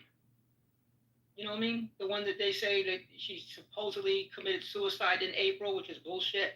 She was the most vocal one, the one that she's the one that Epstein took from Trump's Mar-a-Lago spa, and then took her, and then right away him and his girlfriend started raping her. You know what I'm talking about? The girl Virginia? No. You don't know the whole story, right? But Epstein? But anyway, that kind of looks a little bit like her. That's why I did it. I made it kind of look like her. Because that's all she wanted, man. And then all of a sudden, oh, she committed suicide. Bullshit. So you are doing this with AI, Zero? Yeah. This is power. This is what can help Palestinian win. These stories that these IDF people are doing, or settlers are doing to Palestinian, using AI to make it graphic and then push it up American consciousness. That will really be playing your cards right.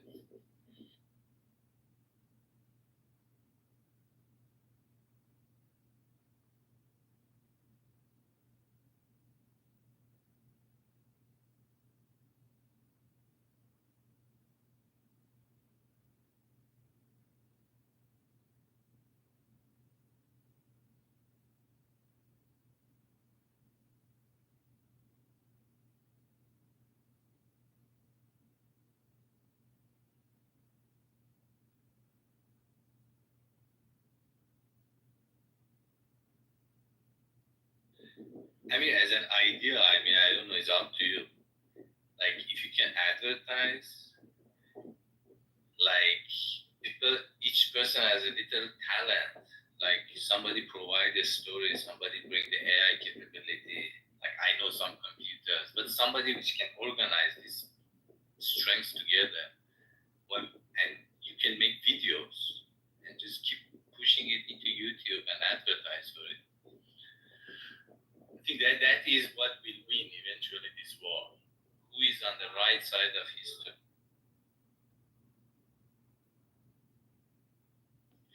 Anyway, I need to go. Take care, guys.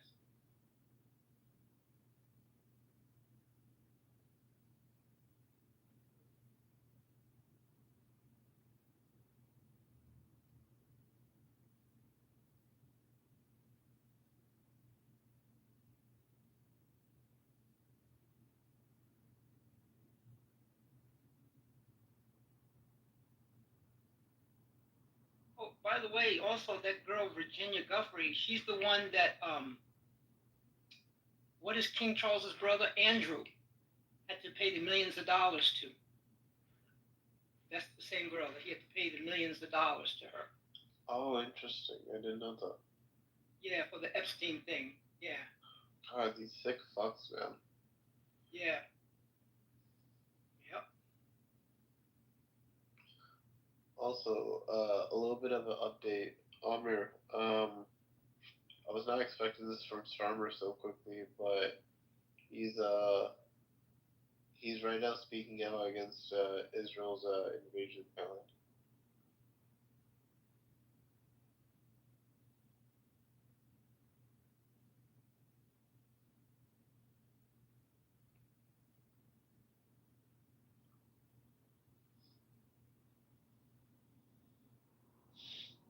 I don't think Homer is there. I think I hear in the background.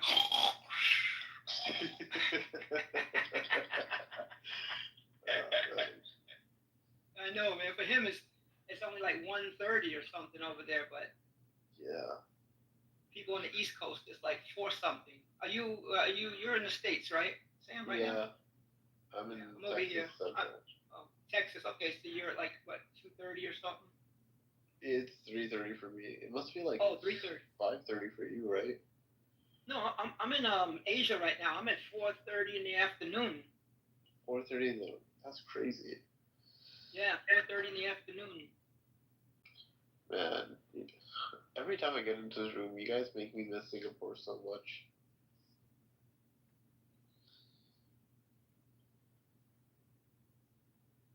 Yeah, we were just talking to this young man, Andrew. I don't know if you ever talked to him. You were in the room with him, right? When he was just here about an hour ago. No. I was in a different room. Nice young guy, man. His wife is suffering from cancer, and they're in Prague. He's from California. They went to England, and then they moved to Czechoslovakia. But he was asking, what is it like over here? Because he has a job offer for Singapore. And I was like, take it, man, take it. Singapore's a nice place to live. Yeah. You know, it's not like Thailand or Philippines or Cambodia or whatever else. If I went 2 countries to go to, it would be either Malaysia or Singapore. That's about it. No, 100%. I'm still trying to decide the country I want to go to settle down for the rest of my life, but dude, one thing's for sure, America ain't it for a calm, I would say older life. Yeah. I mean, if I wanted to go to Europe, a lot of Americans are going to Malta. Mm-hmm. Malta. I saw that this couple that does videos about it just yesterday. And they're like, welcome to, I think, Gozo or Gozo, I think it's called. And let me show you how we can live here on $3,000 or whatever it was, a month or whatever. It was real low. And, it was beautiful looking. And Portugal's another place people go to. They like it. Spain's another place people are going to a lot. A lot of retirees, man, when they get out of as soon as they hit retirement age, they leave, man. They leave. This big expat community, that all over the place, You run into them all the time. Yeah. I cannot wait until I get the experience to become an expat. The moment I do, I am gone. What do you do for a living? Do you do anything where you could become a nomad? I'm cybersecurity. A digital nomad? Oh yes, cybersecurity. You could be a digital nomad then, right? Yeah, 100%. But the problem is right now, I don't have I just barely got out of college. It's only been like 3 years, right? So it's gonna take me, I think, like another 3, maybe 4 years to get into anything expat, cybersecurity wise. I think. Yeah, go ahead. So you weren't on your job during COVID, right? Yet. Yeah, no, you were I still was in college. Yeah. I was gonna ask you how are you working from home, or can you work from home? Because if you can, people need to sit down with their boss and say, boss, you're spending X amount of dollars on me here. If I become a digital nomad, say in Bali, if you give me like just $2,000, $3,000 a month for living expenses, it will save you for $2,000, $3,000 in living expenses, you can live like a king. That's on top of your salary, Tell your boss, I can save you a bunch of money. You send me to Bali. I'll work out of Bali. See, my position is really unique in the sense that, like, how do I put it?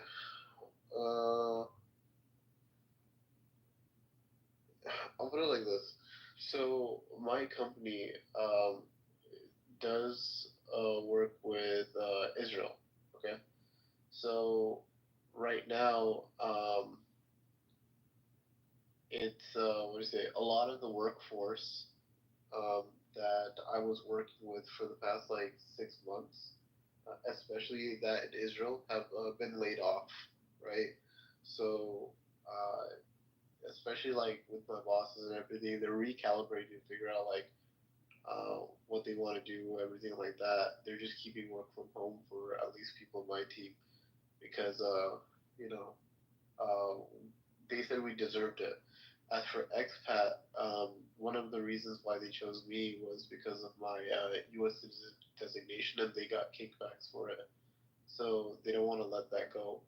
Um, I've tried having a conversation, especially with my bosses. They're completely fine, but the company themselves don't want to sponsor an expat in my position. They said that I need more experience. The CFO, Chief Financial Officer, the one who makes the money decision. Yeah, I think so. I think it was the CFO that said that, but they were very specific on my experience. Well, you're very young, man, so Yeah. I mean, you'll get it. You know, when you get a little more experience, you can start making demands. 100%. Right now, your car in the parking lot is like way back there. Yeah. No, but I can't wait to also jump soon from this company as well. But yeah, at least I got a nice chuckle out of the fact that they laid off a bunch of Israelis. Yeah, it's happening over there, man. A lot of the tech guys are like just leaving the country. They're like, forget it, I got to go somewhere else. Because a lot of companies like Samsung and Intel, right? I don't know which company. I don't want to get in dox you or anything. I get into the name of the company. I wouldn't say my company specifically because right now it's pissed off the Israeli government several times. Exactly. Yeah. Sure. Yeah. But a lot of these companies over there, a lot of foreign people are like closing it down because, financially. I mean, you can love the country, but if people are bombing your building and destroying your building and you can't get work going over there and the infrastructure is being messed up, get out. It's not even that. Investor, get out. It's not even that. Apparently, so one of the things is like, so they laid off the Israeli people specifically because they cited three things. One, they weren't doing the work, right? So they were just hemorrhaging money. Two, every time they they were trying to get something done or whatever, the government will randomly ask for something of a loyalty thing. And three, and this is where I was involved. We had to give an exchange of information, but the problem is that every time, so this is very specific for both Turkey and Israel. They both of those countries are pretty much assholes to deal with when it comes to what information you're allowed to you're allowed to give. And when we say hey, we can't give certain information because they don't pertain to your country or your citizens, Israel and Turkey are very specific in saying no, we don't care. We want to take control of all of your information. So that was kind of like the straw that broke the camel's back, and they were because of all three events, we're just laying off the entire Israeli team. Yeah, everybody does that. They want all the intellectual property. Yeah. So good on the company for it, but yeah, it's still a pain in the ass to deal with.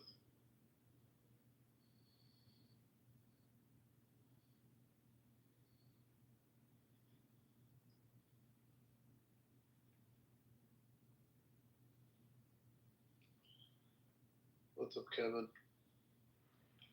Yo, anybody believe in here it should be a two-state solution? Yeah, I believe majority of the room believes it's a two-state solution. Should have been like that years ago. Oh, 100%. Oh, matter of fact, 100 years since 1917. It's not even 1917. No, but why? If you say 1917, why?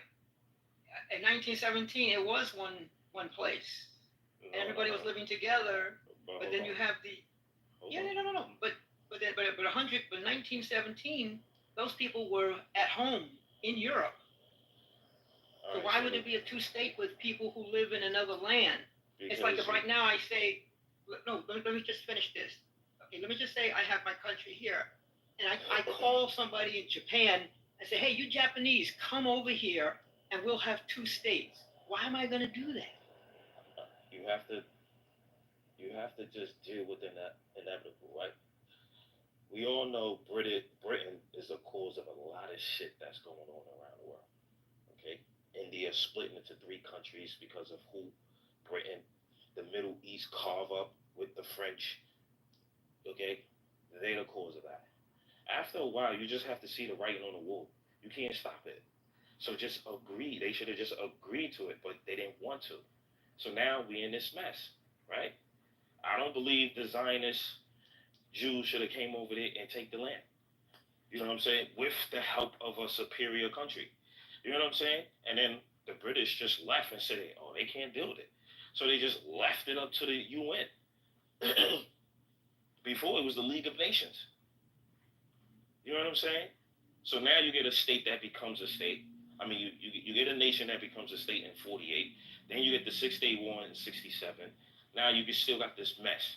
Now you got radicalists running around, killing people in their settlements, taking land, and it's like nobody is just doing nothing about it. The UN is saying, oh, it's illegal, but you guys can't do nothing about it either. So now what? No, I'm just saying, I can see people arguing for something now, but it's like in 1917, they weren't there. So why, I'm just saying, like, why would you call somebody up and say, hey? A few of them were there. They were just living in harmony. Peace. Yeah, they were living in peace. Yeah, but you had the problem. So why did you need a 2-state? You didn't need 2 states back then. All right. The problem is, you have an issue when you have a superior country comes into the region, carves up the land, saying, "Oh, okay, look, right." Jews never had control of that land since I could date back. I mean, the Egyptians had control of it. Who came next? Roman, and who came next? The Caliphates. They never had control of that land ever. From my knowledge, they never did. Now they seek that, we got the opportunity with a backing of a strong country, which is the U.S., that gives them $3.3 billion per year, plus more.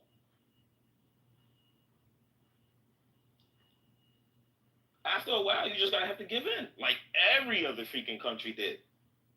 Oh, what do you mean give in? What does that mean? India, they gave in. India gave in. To whom? To the Brit. To the Brit. Oh my gosh. The British are there now? No, they left. Now? No, they left, but they so they didn't give in. They did give in because their country got split into 3. That's giving in. Well, it got split. Yeah, but they didn't give in because the British are not in either one of the 3. How is not giving in if the country split into 3? It used to be all India. Then it was East Pakistan, West Pakistan, and India. Then it changed to Bangladesh, India, and Pakistan. All because a couple of Caucasian people don't understand the region. They don't understand the ethnic background. They don't understand the religion. They try to force Christianity onto a bunch of Hindus, which they have one of the oldest religion known to man. They come over there, fuck shit up. Then you have Mahatma Gandhi around that time telling them, yo, you need to leave. You're causing too much chaos. They didn't leave until after World War II. 1948. Exactly. So, that's giving in. You allow somebody to infiltrate your country, tell you guys how you should live. You fought. You lost. And then after a while, you just gave in and said, you know what? And then now you got other people that's there. They believe, we should have our own country. We're Muslim. We're not Hindus. And then you get this mess. Now you got 2 countries that they don't even agree with each other. And actually, you guys are the same people, just with different religions. So to me, that's giving in. You get what I'm saying? I don't know. Look at the French. Vietnam kicked them out. Algeria kicked them out. Niger just kicked them out last month.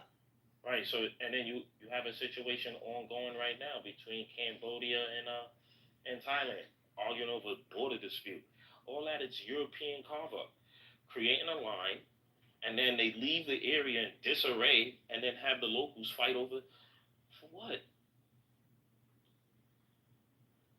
Yeah, but again, I'm just saying that when you said 1917, that's where I was like, what? Because it's like I said, if they're not there, you can't have a two-state solution with someone who's not there. Well, it wasn't a two-state solution at that time. It wasn't thought of. But I mean, you can't even have the idea of one because they're not there. They just don't. They don't exist. Well, I don't think until you they can come say. over. No, you can't say they wasn't there. They were there, some of them, but it was just predominantly Islam in that region. Yeah, but they didn't want a nation. They just wanted to live there. They didn't want a nation. There was the Zionists who came up with this idea in Europe. Yeah, we know that. They was from England. Both of them. So the Zionists started this idea of having a state and building a state. And Well, actually, it started with a dream from a journalist, a Jewish journalist. His name is Herzl or something like that. Started from him. And they had three choices of which land they wanted to see where they could go. It's Palestine, Argentina, and I think it was a country in Africa. Like Uganda or something like that. Yeah, something like that. So Crazy place over there. Yeah, so he had a dream, and the only place he ever been to was Palestine. One time in his whole life, from what I read. So he had a dream, and you gotta remember, Jews across Europe were being ostracized. They're being kicked out everywhere they go. Well, that's their own problem. That's Yeah, it is their problem. It is their problem. That's not a Palestine problem. That's your own problem. If you're being kicked out over there and they mistreating you over there, then you got to deal with it over there. You know? I mean, that's not the answer, man. That's like Trump today, man. He's like, he wants Nigeria. Let's just say this. Okay. If the British is either two things. The British and French don't come into the area, seize control of the area from the Ottoman Empire, who caused mass genocide on the Christian Armenian people, right? So if they don't take over, you're still underneath somebody. They don't have to deal with that empire. That empire no longer exists. Now it's modern day Turkey. So what choice do you have? You still would have been under control over somebody would have been under control over you. Bro, I'm back a little bit. I think the British actually decided not to give them a state. You should go read up the Peel Commission report and the White Papers, 1939. You see what I'm saying? They decided not to give them a state. The state was created by terrorizing the countries. They even approached Hitler, 1940 to 41. You see what I'm saying? To get help from the Nazi, to get rid of the British mandate leader and whatnot, because they were getting in their way to, to creating their Jewish state. And that's why they did a whole bunch of attacks in 45, 46, and in 47. You see what I'm saying? And even that partition plan that they came up with by the UN, that was, Harry S. Truman was a U.S. president. He was terrorized. He received letter bombs in the mail. His daughter wrote it in her book, and received 1 million postcards to terrorize the F out of the president of America, and that's how he was part of the UN partition plan. And the Arabs, they argued it was unfair from the jump because they got a smaller piece of a pie, and because they were majority in population. But the Jews, right, they were in minority, and they got a bigger piece of a pie. You see what I'm saying? And the next day, what do you see inside in 1947? They started ethnically cleansing Palestinians from one village to another to another. Yeah, the Nakba. You see what I'm saying? Yeah, I know. Yeah, the Nakba, it turned into a full-blown war in 1948.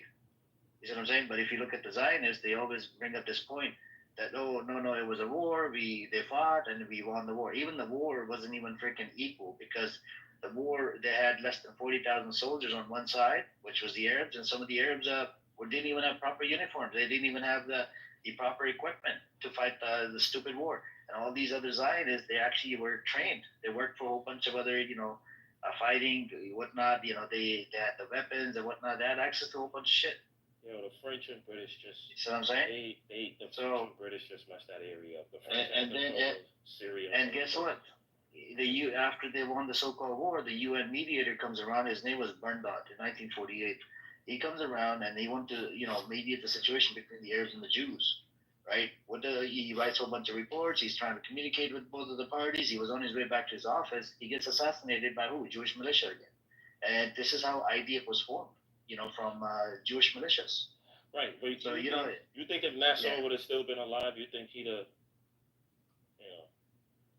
galvanized all the Arabs in that area? Yeah, but I think it has nothing to do with being Arab or whatever. The Arabs, they were able to coexist with them. They did not want these people mass migrating into that land. They didn't have a problem with the smaller piece of a pie, small numbers of people coming into the land. They had a problem with the mass migration. You see what I'm saying? Nobody really knows who owns that land. Nobody. This come on, man. This conflict been going on since way beyond me. Way beyond everybody in this room. Nobody from that era is even alive today. And this shit's still going on. And this shit will continue to keep going on. Beyond us.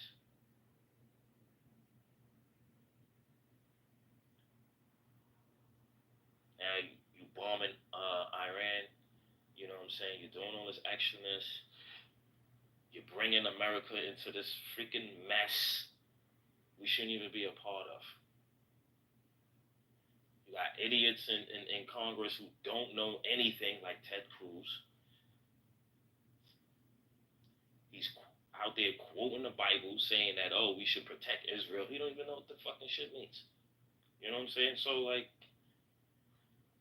don't know, man. I see why they hate America.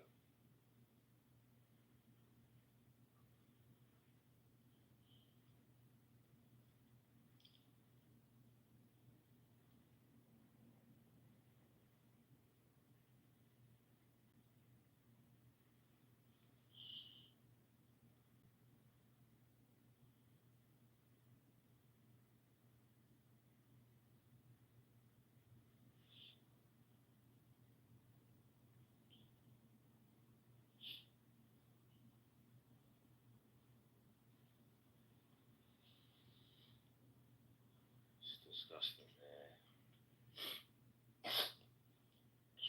It's very disgusting how you could just starve out people for 3 months and think that shit is okay. That's just disgusting.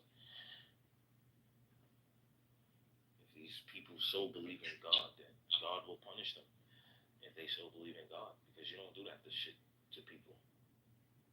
If you want to fight a militia, Hamas or the Houthis or Hezbollah, all right, fine. But to starve out a population and then lie and say, it's Hamas that's stealing the food. Okay. So Hamas is stopping aid from sea, air, and land? That's crazy.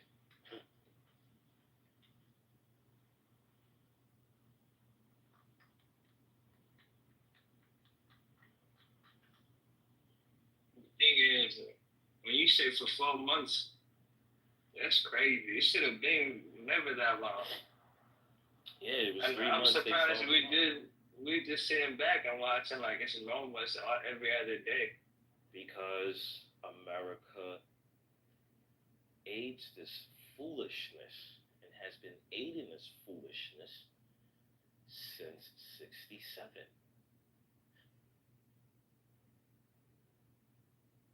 The only president that didn't want to deal with this problem was JFK. Miraculously, he gets shot in the fucking head.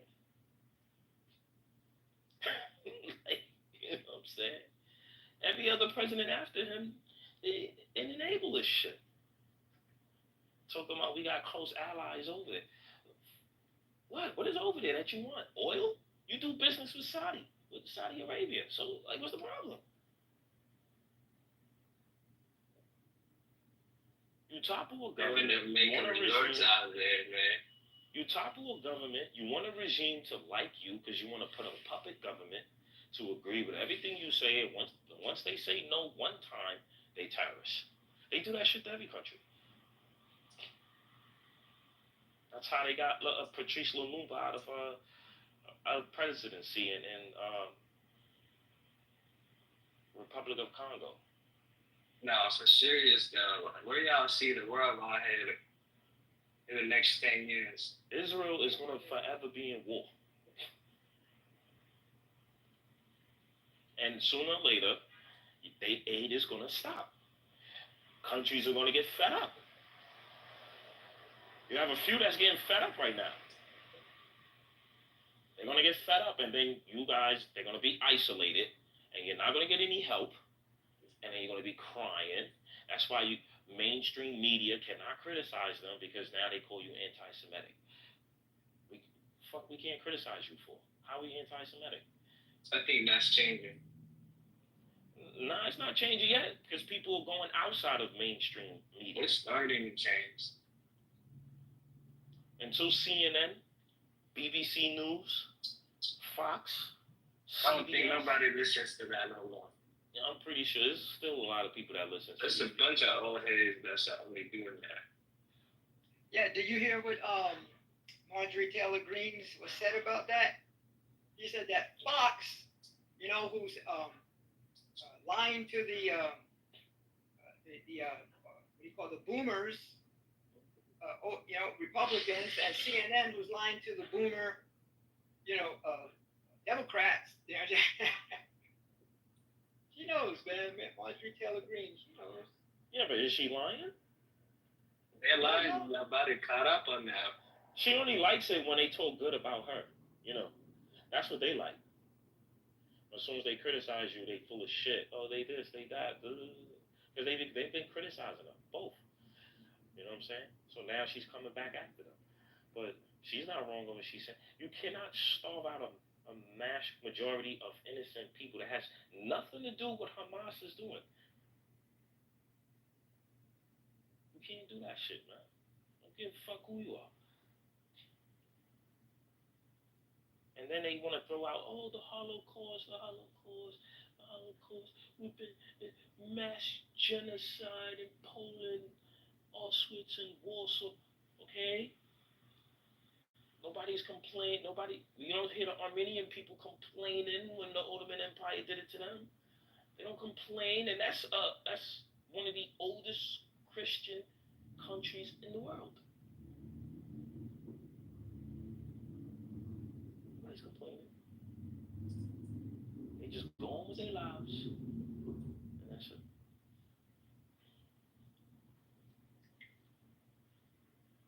Majority of the Israeli prime ministers, the former ones, they're not even from there. Their background is Ukrainian. One, they first prime minister, Polish. So what are we doing here? Even Netanyahu, he's Ukrainian background. Milikowski, he's from Poland. Mr. Milikowski, that's his real name. That's his real name. He's Polish. I thought he was from a Ukrainian background. No, Milikowski. The funny thing is how all these people, all of them, they're atheists. God wrath is about to hit them, I swear. Are they doing that in the Holy Land? They're playing with fire. I hope they know that. I put it like this, right? Israel is too late. They too late. They starting to do this in modern time, which is like by brute force and colonization of the land. They're too late. They should have been around in the 1800s. That was the time for people to do that. Because that's what a lot of countries were doing, especially European countries. Too late. So, do you think that what do you think about America and Epstein files, and we have the Trump in bed with Zionist entity? Did you vote for Trump, by the way? No, but I'll tell you like this though. Whatever's in that Epstein file that he's so a little bit scared of, I'm pretty sure them Zionists probably helped him out with him. Because remember, when he saw those videos of those Palestinian children, I mean, you could see they freaking skeleton. And he's like, come on, man, you can't fake that, man. These kids are being starved. And he says that, and then all of a sudden, within a couple of days later, you tweet, well, hand over the hostages, and then the war will stop. Yeah, okay. Obviously, like, they kind of stopped that shit. So now, and then he comes out and say, oh, that file will never get out. But it's not about the hostages, right? I don't Now, think so either. can you imagine if Hamas had the access to the file? And can you imagine what they can do with Trump? That would have been good, no? The Hamas could control the outcome of this war if they had the access to this file. And I think that's what it is. But is it one party that has access to it, or is it multiple parties, like throughout the world? Have they hacked into the system? The targeted Jews is the only one who got it, the Zionists. Remember, Epstein used to go back and forth. They got no face, man. They probably give it to all the other people. If shit goes away. But this, this situation is beyond Epstein, man. I just feel like if we cut, I'm not saying completely stop all aid, right? But if, you slash that shit down, or you force them, ceasefire, or we're stopping aid immediately, and you true to your word, and you stop that shit coming in for months, that's gonna cripple their economy. I mean, they got crippled a little bit. Look what the Yemenis did. Started bombing some of their ships, and they felt it. I mean, Iran, look at Iran with the 12-day war. If it would have lasted for 10 more days, I think it would have been flattened. The whole Tel Aviv and this state called Israel.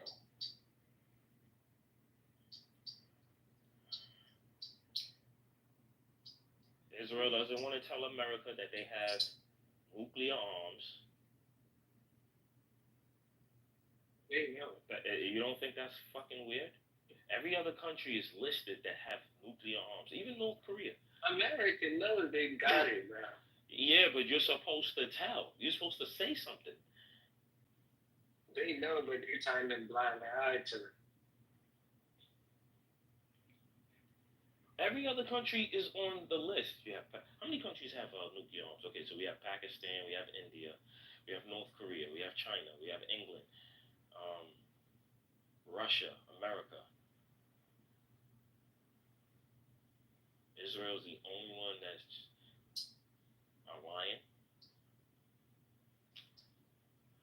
I feel like Iran should get nuclear arms. Trust me, for them to be using it, they low-key do got it. Huh? Trust me, they low-key do got it. I believe that. I'm pretty sure they got it, but listen, countries that get nuclear power, nobody fucks with them. You don't see nobody invading North Korea. Nobody wants to take that chance. No, that's not the way. That's why they probably know. No, I'm just saying, if everybody in here had their own country, right? And only a few of us get nuclear weapons, right? And then somebody in here just decide, I want nuclear weapons too, because I don't want you big powerhouse super countries coming in here, invading me whenever you feel like it. So if I get nuclear power and nuclear weapons, you're going to think twice. Since the 50s, has anybody invaded North Korea since the 50s? Anybody. Exactly. But do you see better in their life? Say that again? They stuck in the same way. Yeah, they could be stuck in the same way, but nobody wants to invade North Korea because they have nuclear power. You don't hear no countries. They want to topple the government, but they don't even know how to do it. They don't know what to do. You go ahead and try and see. There's going to be a nuclear freaking fight. He pushing that button, so nobody wants to take that chance. Out of them got a big toes. Yeah, he's cool. Like, yeah, I'm crazy. Yeah, I'm crazy, man. Yeah, I'm crazy. You let him know, you know. I don't know what to tell you, man. I just know I'm crazy. I'm crazy. Nobody wants to You, take that you better chance. be ready to die when you come on this side. I got the gun. I got the gun. You know, you see the guy in the bar. You know, I got the gun. Now, oh shit. Now, I don't think he's foolish enough to use his nuclear power against somebody else because he knows repercussions behind it. You know what I'm saying? So it's like, I just don't want none of you idiots coming in here invading when you feel like it. And it's a scare tactic. Like, yo, I feel like you're gonna topple my government. You're gonna try to get me out of there. You're gonna try to get somebody you like, and then change the whole shit, and maybe try to unite South and North Korea together again. No, this is not gonna happen. So come here if you try. That. Believe in a world where Russia and this other niggas is leading, China, they will probably unite. You hear all of them in Congress. They talk. You hear them when you listen to them. I was watching Ted Cruz with Tucker Carlson. He's basically saying, I don't wanna go into war with Russia. Yeah, we know why. We know why. Sam, you're right about that. I think the EU, if the EU, European Union, puts a freeze on Israel, Daniel, what do you think that would do? It will cripple them slightly, but America is still spending $3.3 billion. No, so yeah, but you know, on the 7th of October, we have sent about 66 billion. Actually, it wasn't 66; it was more than 100. Yeah, so just to speak more about the EU trade freeze, right? It looks like a dump. Just to speak more about the EU trade freeze. So basically, the idea that has been pitched is, they want to make it basically impossible for Israel to grow their economy due to this entire war, and make an extremely strict control, basically forcing Israel to bend the knee. And with that being the case, if Israel takes any more actions that do not align with human rights values, then further sanctions will be put on Israel, further destroying its economy. So they're basically just putting a leash on Israel and tightening it more and more if it doesn't do what they say, which is really funny, to say the least. Now, there's another problem with this whole like EU trade thing, which a couple of analysts have been talking about. Israel is now trying to develop like in-house like what do you call those? They're trying to make stuff in-house. I don't know what exactly they're trying to scale up in-house, other than missiles, but they're trying to cut off their reliance with the EU, and they're trying to open up trade with other places that are not the EU at this point, to combat this. So yeah, these sanctions are going to be devastating to Israel if they get put in place very soon. But isn't it a race? I think that's why he wants to take over the West. But that's why they want to take over the West Bank and Gaza. Oh, because, 100% a race thing. Yeah, it's a race thing because like you have multiple countries now going to the UN and said they're going to recognize Palestine as a state. Yeah. And once that happens, it's over now. Yeah, so they're trying to do a 1-2 hit, right? So if they put the what do you say? If they put the sanctions on Israel and then immediately recognize the Palestinian state after they put the sanctions, basically it'll cripple Israel enough to where they can't even fight the Palestinian state. And then further on, it will allow the Palestinian state to have the time to thrive and prosper, rebuilding itself. That's the argument laid out as of right now.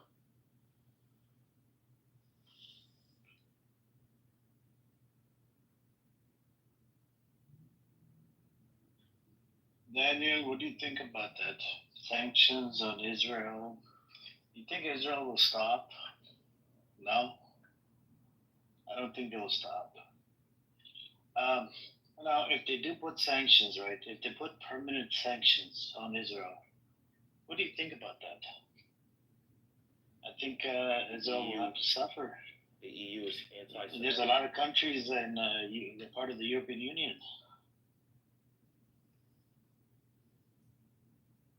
So that's going to be crazy for Israel. And Germany, one of the guys came from Germany. They said they're going to recognize Palestine as a state as well. Oh, Germany said that? Yeah, one of the guys from Germany said it. It was posted in Times of Israel. So they next meeting is in September, right? So one of the ministers started calling them Nazi. It was about time. You see what I'm talking about? The only country in the world you cannot criticize, you're anti-Semitic. You're a Holocaust enabler. Denier. Oh yeah, denier. Yep. Enabler, denier, whatever. You know what I'm saying? So If the Germans call you Nazi, what do you mean? So it was a Nazi regime that did that to you, not the actual German people. So hold on, I want to just say this was a quote that just came out. This is a quote from someone named Rivera, right, who actually has authority over this. She said, recognition is a good step forward, but it is not enough to build peace, stability, and respect. This is why we are advocating for the EU to completely put an entire freeze with any engagement to Israel, allowing the Palestinian state to be built while preventing prolonged suffering. Senior EU officials speaking with Reuters have described the Gaza humanitarian situation extremely severe, despite some progress, including increased fuel deliveries, reopened the routes with more aid trucks entering the strip. We cannot allow this to happen again. In fact, we must make sure this never happens again. Yeah, they're gearing up to make sure that whatever comes up in the case of Palestinian state, Israel cannot fight back in any way, shape, or form. I think they're also looking to, affect the Israeli military.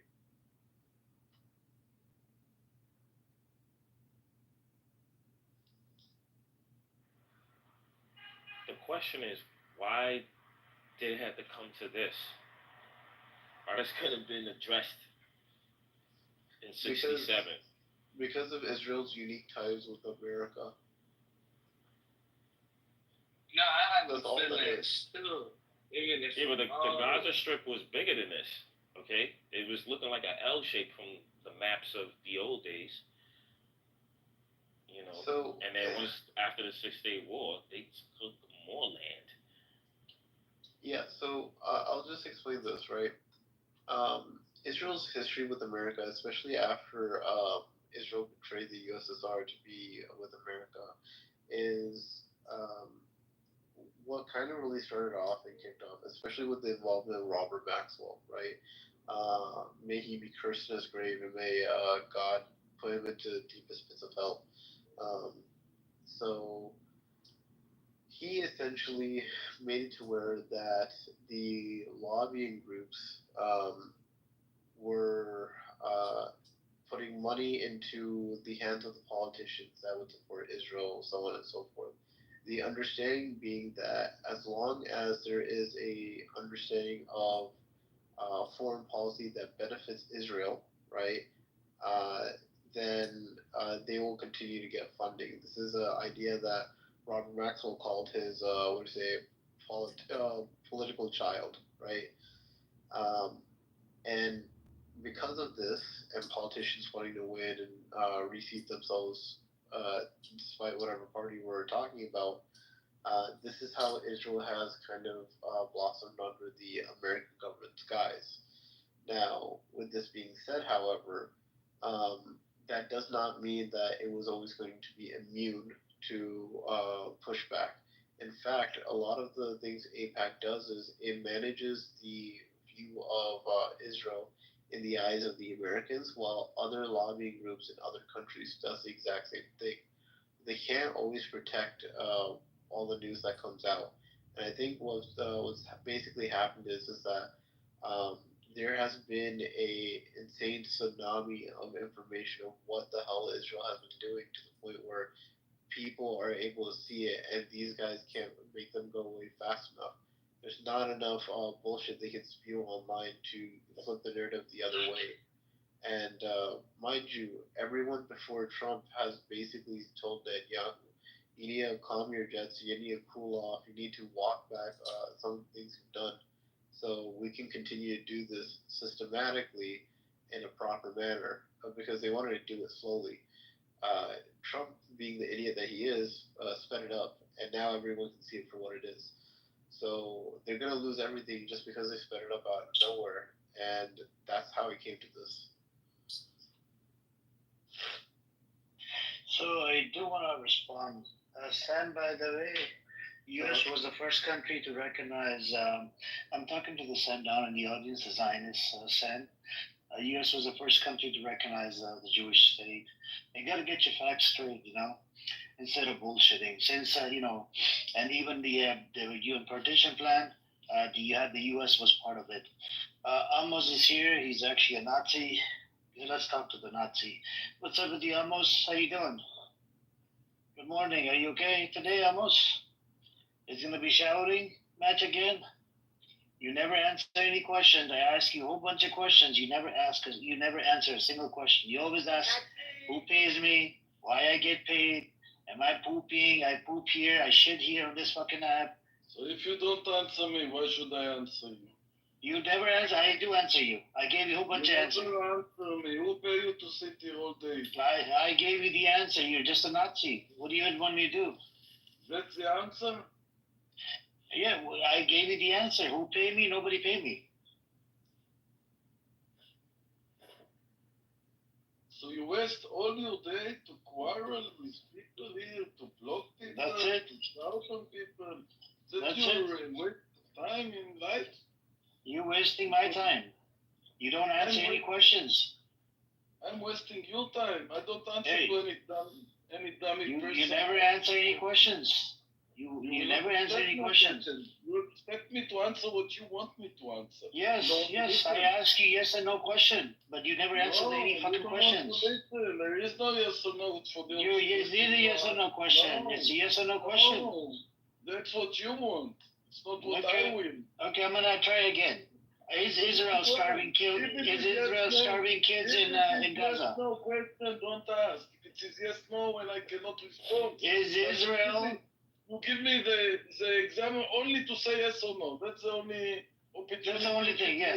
Yes, I don't want your stupid speech. You don't want me to speak. No, you can speak. You can speak, but you have to say yes or no. And then explain.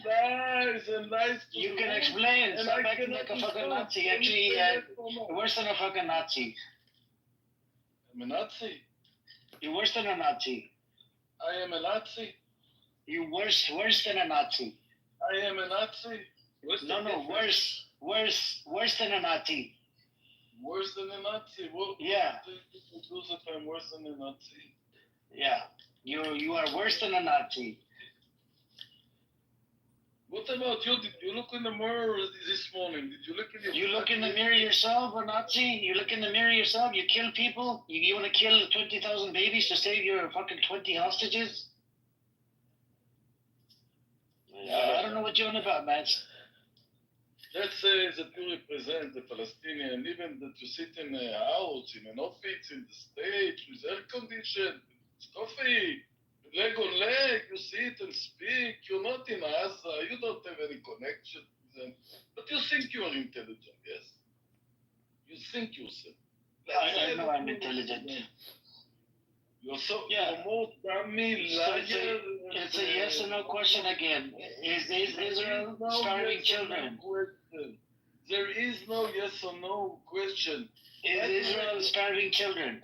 You know the title in your picture. You know this tree under the flag. What is it showing this tree? What is it showing? What kind of tree is it? Tell me.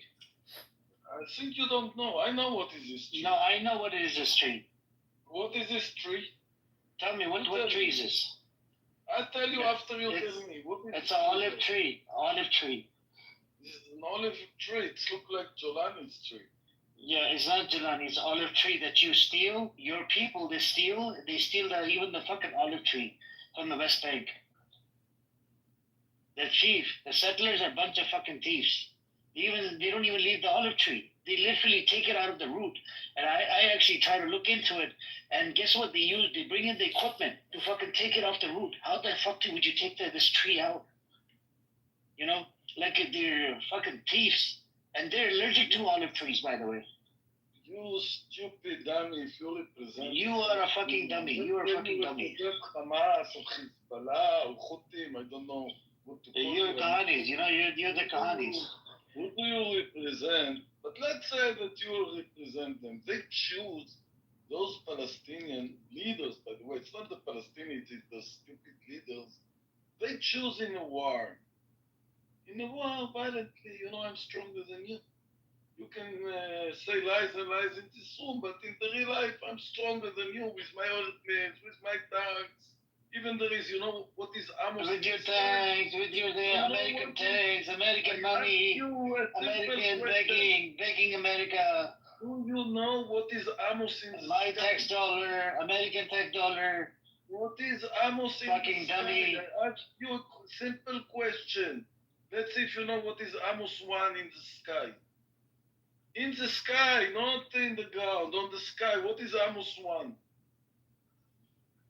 Amos wants to kill 20,000 babies to 20 hostages. One is submarine in the sky. What you call the American when they say to send to the moon? What you call this machine? The rocket? Not a rocket, a machine. You know, people inside. Satellite. Satellite. You want to sit inside a satellite? So there is a famous satellite from Israel, the first satellite of Israel, that's name is Amos 1. Let me teach you a little bit about Israel. This Amos 1 can see everywhere where you go. You can't run away from Amos 1. He controls you. So there is Amos 1 in the sky who control you, control every Palestinian leader everywhere he go. The people who sit in the ground can translate it. So it's okay to spy on people. Exactly. So it's okay to spy on people. The Jewish people are more clever than the Muslim, you know. You're no different than a fucking Nazi. That's a problem. You're just a Nazi. They educated the people. Yeah. Educated, not violent. You know Amos is... Let's say that you Zionist Nazi. I suspect you are an Indian. You are not a Muslim, but let's say Zionist Nazi. You, since you born, what your mother teach you when you were a little baby? What did your mother teach you?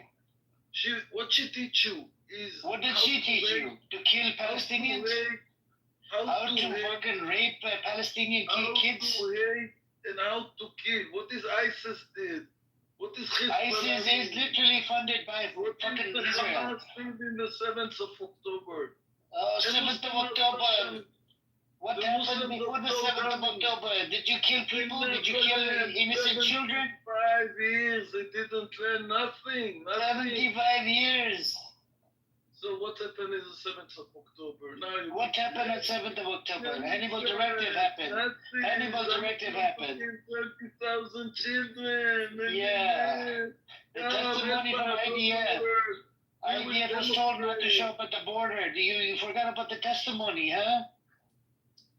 IDF testimony says that they were told not to cancel the, they were told not to show up at the checkpoints. You forgot about that, huh? Fucking idiot. I played the testimony. I played the clip for you the other day. What? No, I don't play any clips. I did play the clip yesterday for you. I know them. I don't need You're an idiot. You are a Nazi fucking idiot. Every clip you put, like with two old people talking, joking, how we keep Palestinians when we were young in 48. I put the clip, hold on, I played the clip about the IDF. It was in Hebrew.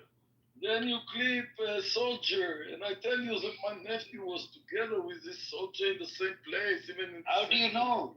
The Yeah, maybe he's arrived. No, I heard. Maybe he's arrived. No, you're not. You weren't there on 7th of October.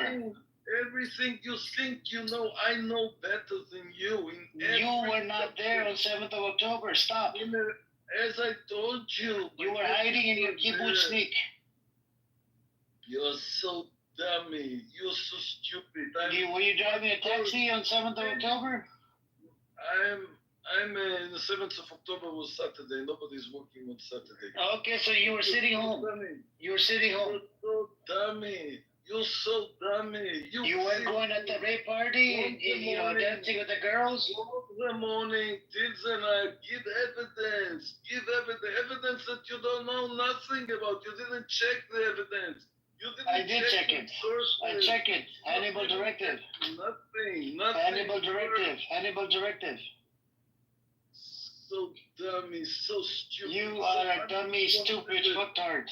Lies and lies from the morning till night, sitting in clubhouse, saying lies. And all the people are Hamasniks, so yes, it's like Bibi Netanyahu sitting in the coalition, and all his ministers, yes, let me see what Bibi Netanyahu, like, obey to the king, that's his rule, you obey to the king. Everything is similar between you to Bibi Netanyahu. A lot of things very, very similar. I can call you Bibi Netanyahu. It will be the same. I call you a Nazi. You're a Nazi. Yeah, you call me from the beginning. You're Hitler. You're Hitler. You think you're better than Chucky? Chucky called me. You think you're better than a Hitler? You're worse than a Hitler. You're worse than a Hitler. You were worse than a Hitler. Who is better, you and Chucky? I talk with facts. Who hates me more, you or Chucky? Chucky is mentally retarded truck driver. I'm not a truck driver. I don't smoke. He's a smoker. He's a crackhead. Comparing between you and Chucky is a crackhead. He's a piece of shit crackhead. You are all dictators. Chucky is a piece of shit crackhead. And if somebody don't agree with you, is Hitler and Nazi and I have the data. I played the clip the other day. You deny the fucking clip. You deny everything. I send you a bunch of articles in the back channel. Netanyahu, we just remove him. Very easy. I send you Times of Israel. I send you Jerusalem Post. You deny everything. You are a liar. You don't even look at Haaretz. You don't even, all you care about, you listen to your stupid, disgusting radio that barely speaks about anything. You know what is Haaretz? You know what is a newspaper Haaretz? Yeah. You know when it was established? What year was it established in? Go tell me. Tell me what year was it established in? I just want you to know what is a Haaretz in Israel. Do you know? Yes or no? What year was it established in? You don't know that they don't know. What year was it established in? What year? The leftists of the leftists, more leftists than me. Yes, what year was it established in? So when you understand the head of those people who write in Haaretz, then you know who are the people and what subjects they are writing about. What year? What year was it established in? Nothing, not about Israel. What year? Amos. You think you come to teach Amos. You think Amir will teach Amos. You're dummy. Everything you come with me in any subject, I know better than you about subject you bring. Iton Haaretz, two old people who are talking, a soldier with you have a lot of you like to take a lot of gossip. And from this gossip, you make the truth and the only truth. And you don't know that your food is gossip. It's nothing. It's nothing in Israel. Israel is full of criminals. You find 80 years old, maybe 90 years old, two old people who speak what they did in 48, in 56. So they were, at that time, the same Muslims did a lot of much more awful things. No, they did not. No, they did not. Muslim protected the Jews. Muslim protected the Jews. Muslim protected the Jews. You're so dummy. Muslim protected the Jews. And then you take a soldier, a simple soldier, I don't know who he is, or what, He say about the chaos what happened in the 7th of October. You tell me, you tell Amos, and I tell you my nephew is an officer in the 7th of October on the board. One of the first soldiers who got killed. So you come to tell me, Amos, about what this soldier know or didn't know. You were not there. You were not there. You were not there. I don't need to be Okay, there. okay. What happened? What happened on 7th of October? They lie. Listen, No, listen. they lie all the time. No, listen, learn to listen, you dummy, dictator. Learn to listen. I have all the records that my nephew give orders. I have it alive. I just don't know how to put it here, but I have it. Where is it? Where is it? Give it. I don't know. I can give you. Bring the evidence, man. We can't just take you and believe I can give you evidence, Amir. I can give you. So this was from who? I'm famous. Your nephew died, right, on 7th of October. Yes, I'm famous. So how did you get the clips? How did you get the clips? I have his records. Well, all the Who gave you his record? Who gave you his record? The army give me this record. Doesn't matter. You don't think army lies? You don't think IDF lies? How can they lie about the records when Oh my God, they fucking lie all the time. They go to the mother and tell her our soldier died in the war. They must tell her the truth. They give a record of her soldier speaking. And they even say how good he was. And IDF never lies. IDF never lies, Amos. That's what I'm saying. Why are you asking too many how? They always lie. We know that. IDF never lies, Amos. IDF is infallible, right? They're honest, pious people. They never lie. Listen, Amir, you are. How could they lie? You are a wash brain. You have your opinion, and nobody can change your opinion. And I'm not so sure that nobody pay you for this opinion to sit here. I'm not so sure. Something is stinking in Amos's nose. Stinking. Why a person clever like Amir? I find myself looking after you. The first thing I come to Clubhouse, I find myself looking, where is Amir? Where is Amir? It's the first thing I do when I come to Clubhouse. Let's be honest. They like so you're not stupid. So you're not stupid. So you're not stupid. And I ask myself, I'm not stupid. So I ask myself, what a not stupid like Amir doing here from the morning till the night? I ask myself questions, but I don't believe your answers. You know, I don't believe everything. I'm not so dumb, Amir. Clever, you see, Sumut come, talk, he's 5, and then he go. They come, Fias, and then he go. You sit here. You and AC, yeah? So let me understand, what are you doing here from morning till night? Do pay you money for that. And before you give me a truth answer, I know if you are lying or not. Believe me, I'm enough experience in life to understand when you are lying or not. I just told you I don't get paid almost. It's free. I do it for free. Because I care about the kids in Gaza. I care about the innocent people getting killed, the genocide. You know, that's why. I came from Twitter. You know Twitter? But you don't care about the kids of Be'eri, and you don't care about the kids of Halol, and you don't care about the kids of Niri. What kids? What kids? The combatant? The one with the gun? The one with the gun? We don't care about the kids who go to dancing. And how many? So dancing, they didn't have the gun? Yeah. They never walked over to their cars to grab their gun. Yeah. You just care about the... No, Amos, listen to the question. Listen to the question. They ran over to their cars to grab their weapon. Yes or no? Yes or no? Yes. The answer is yes. They ran over to their cars to grab their weapon. Do you know they... To answer you yes or no, I even don't listen to your question, so you can ask and ask. Okay, my question to you. At the rape party. Daniel and Hannah, look on the chat. Daniel and Hannah listening to you. My question to you, at the rape party, right, where they're smoking, doing a whole bunch of drugs, right? Whole bunch of drugs. They're doing, all types of drugs. And when this attack happened, right, the 7th of October, they did not go to their cars to grab their weapon because a lot of them they have served in the IDF and they have weapons. They have open carry law for the people that are reservists that have served in the military. Did they go? Did they walk over to their cars? Yes, no, to grab their weapon. That's my question. And the answer is yes, they did. They did go to their fucking car to grab their weapon. And the next thing, the Hannibal directive was applied. We have testimony from the IDF. He got in touch with the on a WhatsApp group from the people that were on the ground. I wonder, Amir, how much you care about those children that you say that they go to the cars to bring their guns and blah, blah, blah, blah. All these lies and lies and lies you're talking. Yes.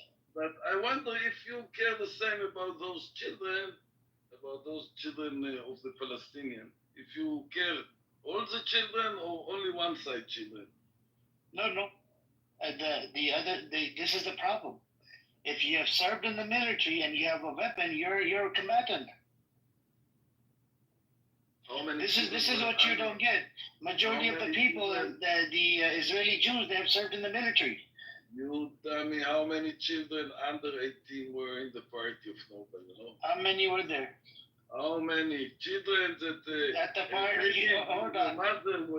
Babies with their mother were in the party, you know? Almost at the rape party, this was with the drugs and whatever. The kids were not allowed. You know this, right? It was a drug party with the drugs. One day prior to... Let's say that it was a party. Oh my God. Let's say, what is it of your business? Why would the kids be allowed at the drug party? Why would the kids be allowed? It's literally young people dancing at the fucking party.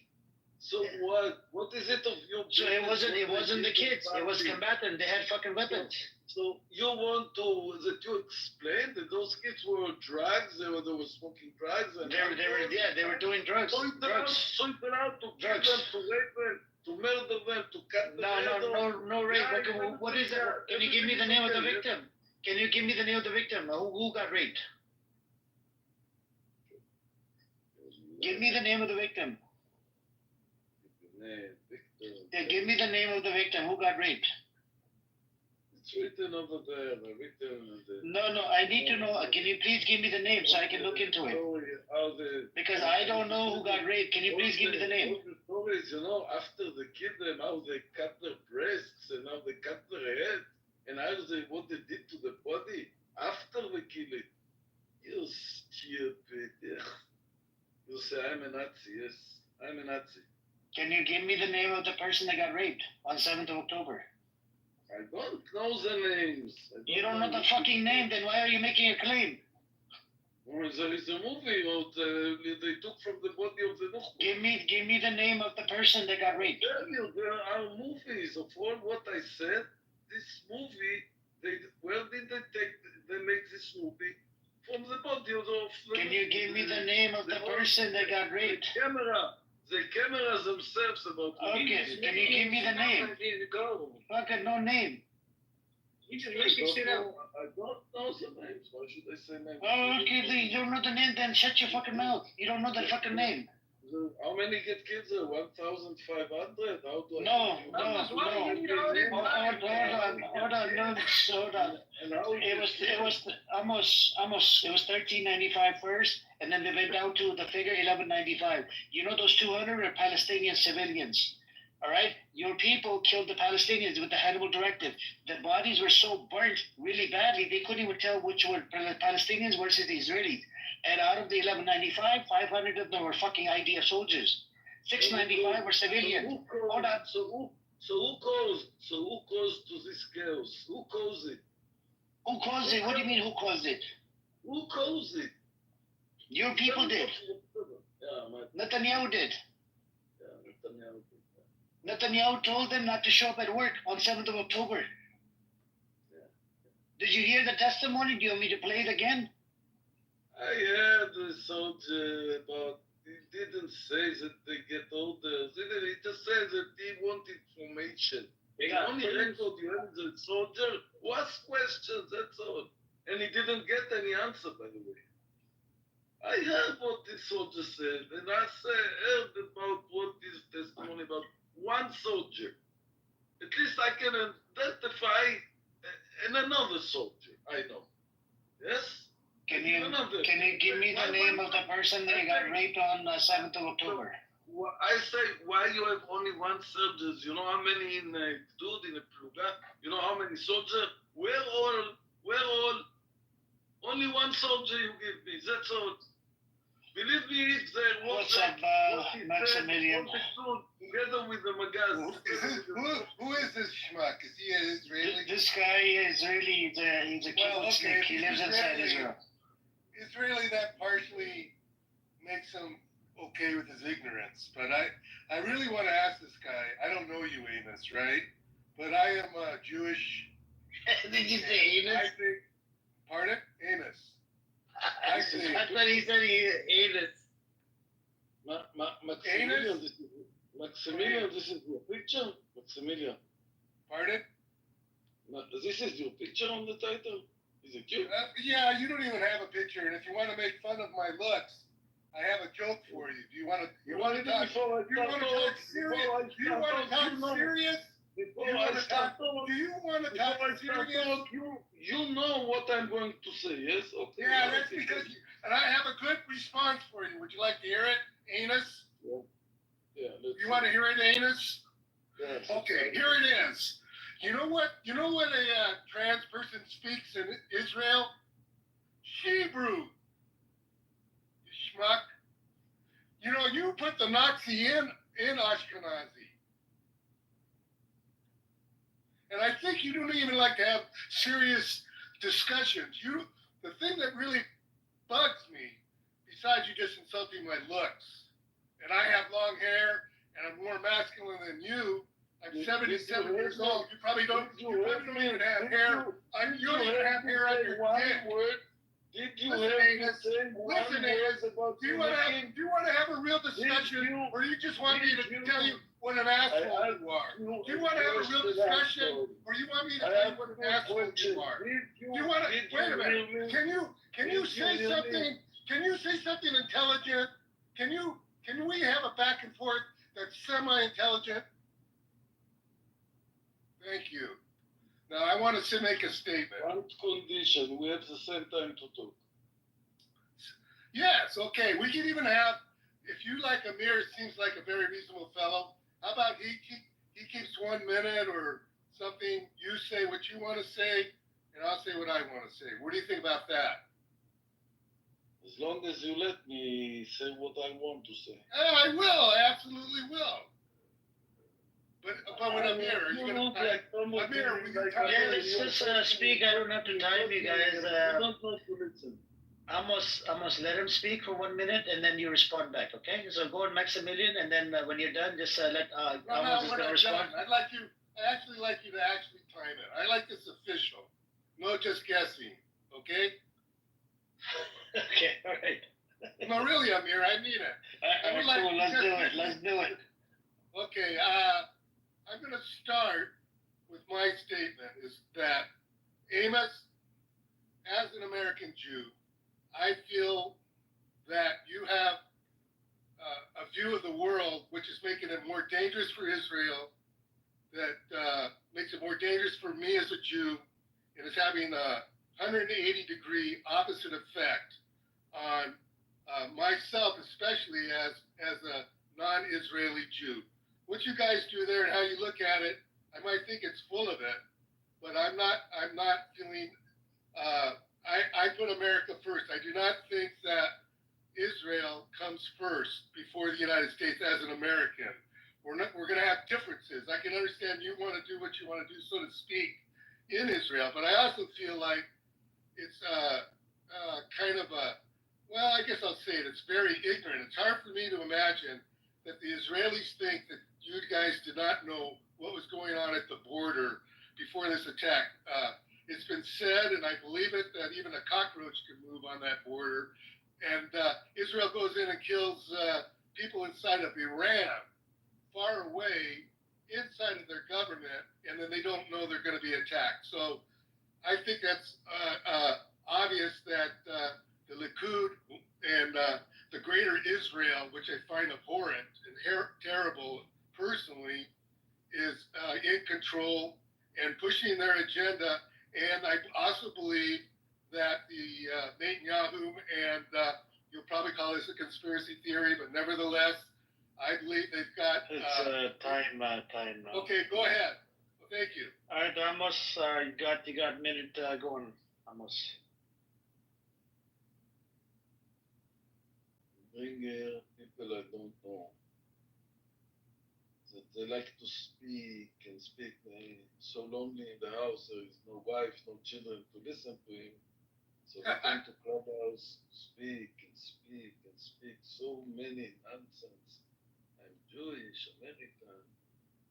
Don't know what he want to say, what he want to ask. He's a Jewish American. What is his connection? Israeli and Palestinian conflict. Who is he come from? He said by himself that I'm going to joke about his looking. So it's okay. He have a problem of outsider looking, but it's a problem that he don't have the tact to know how many rubbish in so short time he's speaking.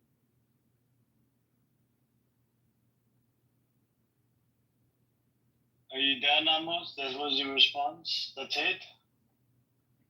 What should I respond for? You're just a dumbass, man. Seriously, you can't even respond to what Max has said. Oh my God. Amos, Uranus. I think that you personally, I believe Jews have and I've read it, we have a higher IQ than most Americans, and this might sound insulting, or we're not supposed to say that. And however, I think you single-handedly, you by yourself, Amos, have lowered the Jewish IQ because you're not even making sense. For me, for the United States, it's like as if I had a best friend. If Amos was my best friend, and we would go out, and we'd go to restaurants, and you would start fights. You would start insulting people in the restaurant because you didn't like the way they looked, or they made fun of your beard or whatever you got going, right? So if I got every night I went out with you, Amos, and you got in a fight, and I got beat up because I was trying to protect you, that's what I would get rid of you. I wouldn't be your friend anymore. And that's what I think. I'm making an analogy in case that's a little above your head, Amos, is the fact that the United States is being pushed into an agenda that is not good for it. You guys want to have your own war? I don't care in a sense. I just want to give you a nickel more. You're on welfare. You're on welfare. You take time. Okay. You want to speak? Yeah, are you gonna respond, bro? You don't respond to anything. When is my time? Okay, speak. And I want to take time and stop it. Listen, the little I heard from you, Maximilian, let me ask you a direct question. Try to be as honest as possible. How much counts? How many millions? How many millions you give to Israel to build hospitals? Be honest, Maximilian. How many money you give to Israel? Does that mean, did you want to keep talking? We give $3.6 billion every year, almost 3%. How much money you give to Israel? Oh, okay. I just want to make sure we're following a rule here, Amos, because you could talk another minute. I can answer you now if you would like. Yeah, but try to be honest and direct. Please come on and go down. 2 million I give to a hospital in Beersheba, in the Soroka. I built a room for emergency something. That's the truth. Who are you? Well, first of all, I don't understand the logic of it. The fact that you want to do something within your country for people that it sounds like you want to do good for certain people, I find that commendable. I'm not going to complain about that. But there's a lot of countries. There's the Kurds. I can name 20 ask you a simple question. How much money Zero. you have and how much money you Not a get to shekel. Israel? Not a nickel. Not a dime. Can you hear that? Amos.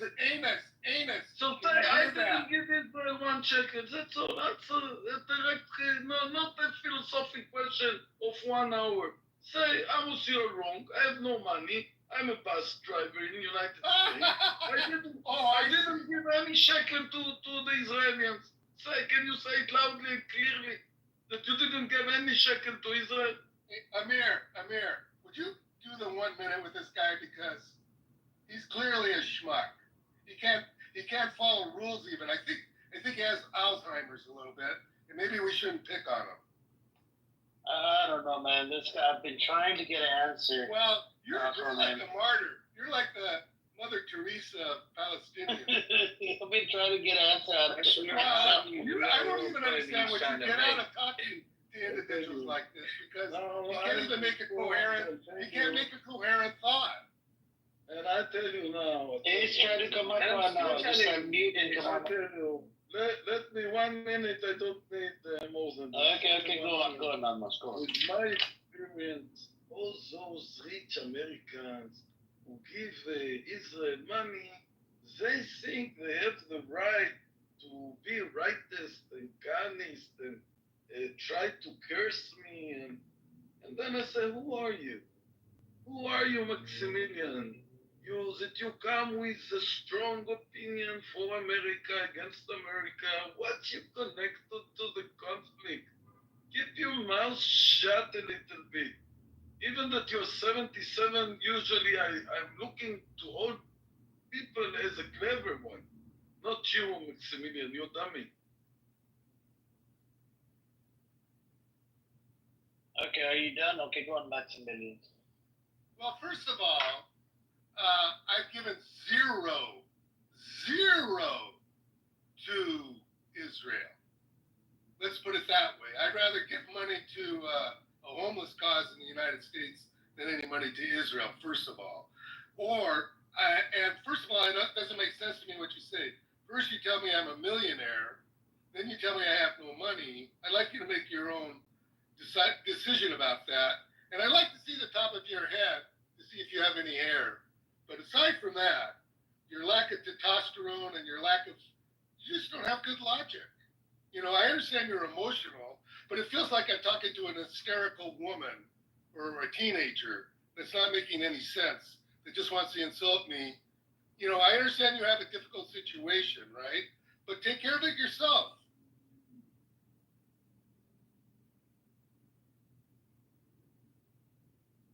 I'm done. Be careful. Don't bite that hand there, but feed me. Israel without America, they ain't nothing. Pardon? No, he's talking about Israel. Israel without America, they ain't nothing. We that's what I worse said. for them. Well, that's what I mean. I think we should just let them quit pushing us around, and you know, there's plenty of other places we can put our money. If people that want to put us in a war, countries that want to put us, that think they're doing things directly against what I think We're going against the whole world for them. Yeah, I agree. And that's how they're treating us, like they're saying, oh, we ain't doing shit. Right, but if you got a knucklehead like this, I understand it's a little bit, I enjoy being able to vent my emotions about a knucklehead like this, right? But there are very intelligent people, like Netanyahu's no dummy, but he's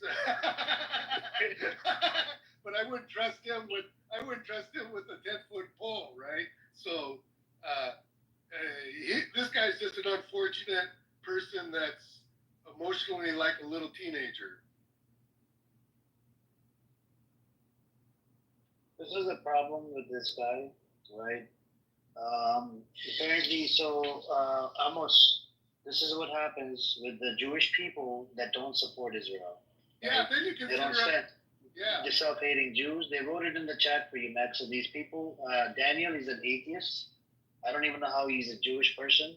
You have the other people like Sam. He's another idiot, right? Doesn't have any fucking knowledge. I want to know who is he.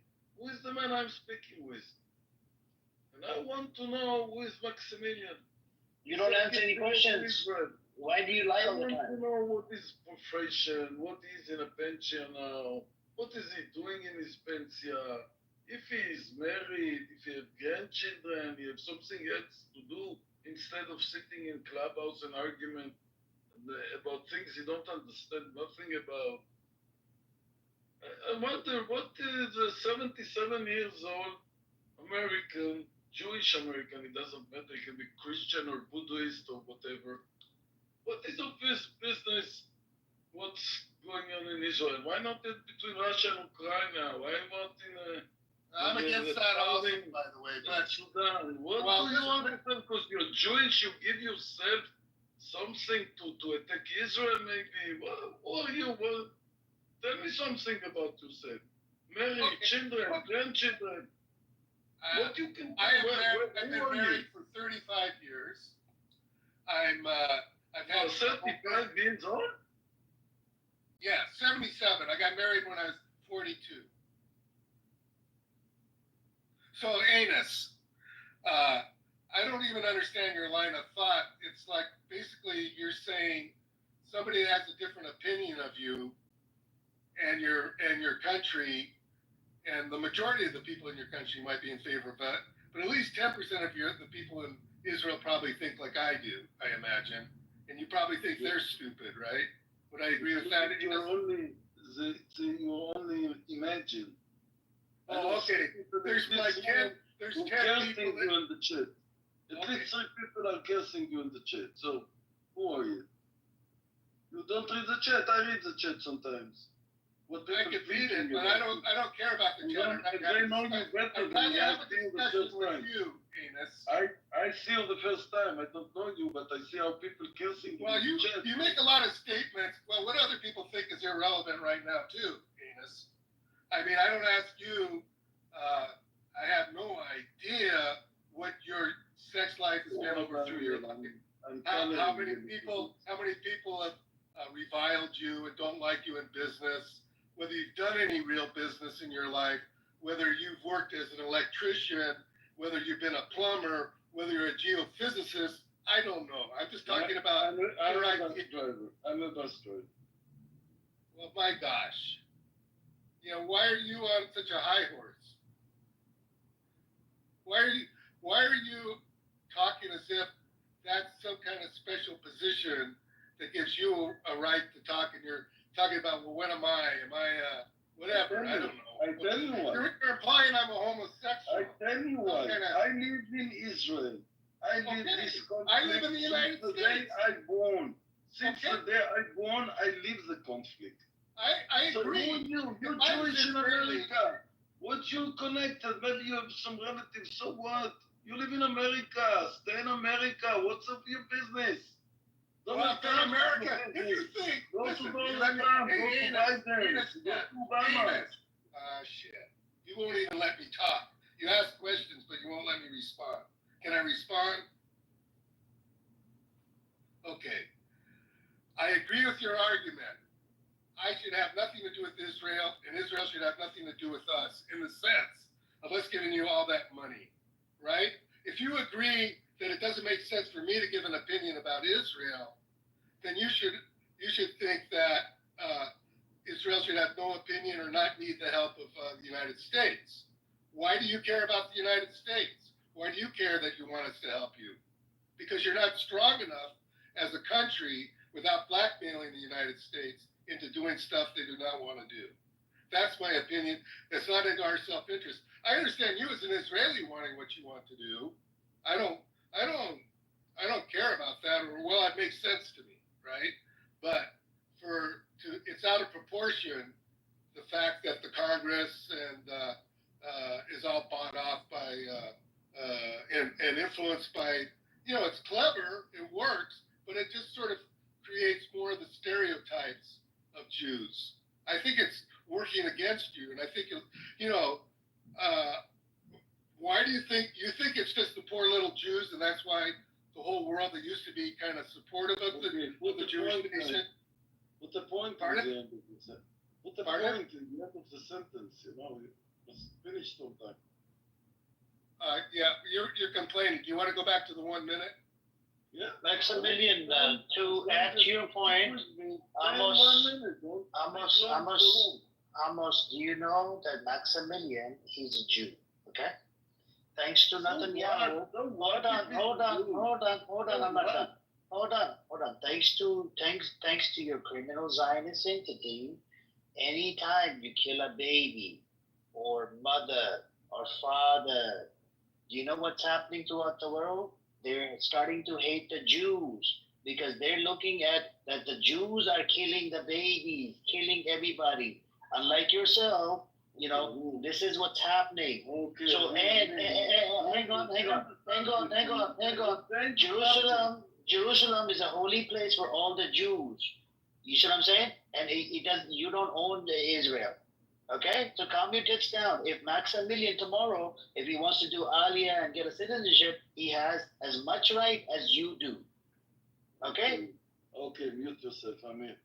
Now you, Maximilian, I give you 2 minutes of speech about the Americans. You are American represented by Biden, by Donald Trump, by Obama. You're controlling Israel. You could do a great thing if you control Israel by your money. But don't think that everything what you do is the right thing. And don't think that Bibi represents the Israelis. The Donald Trump, oh wow, if they don't do it, the sky will open and eat all the Nukhbot, all the Hamas, oh yo. No Bibi, no Donald Trump, no Biden. They cannot tell the Hamas underground in the channel, 40, 50 meters underground what to do. They are terrorists. We kill all their leaders. Until today, they keep 20 alive, 50 hostages, 20 alive, nobody knows which conditions. They, from their favorites, want to show a movie of the hostages, what they are doing to them, how they starving them, those animals under the ground.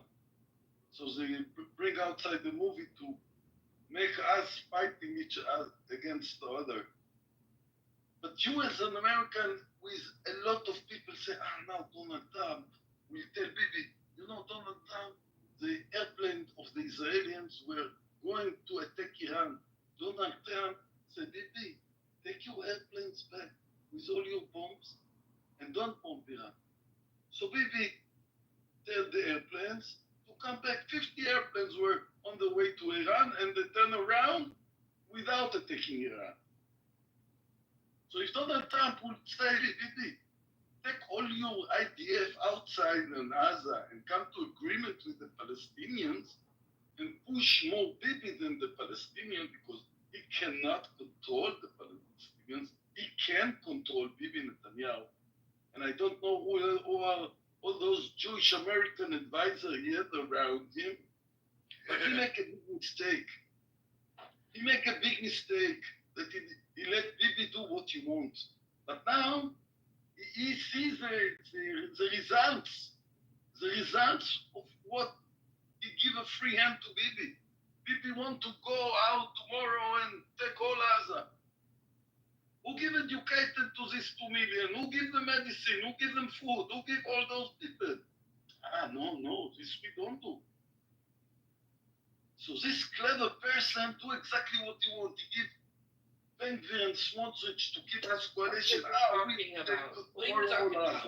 Hang on. The mic was on Amos, let him finish. Go on, Not the dummy woman.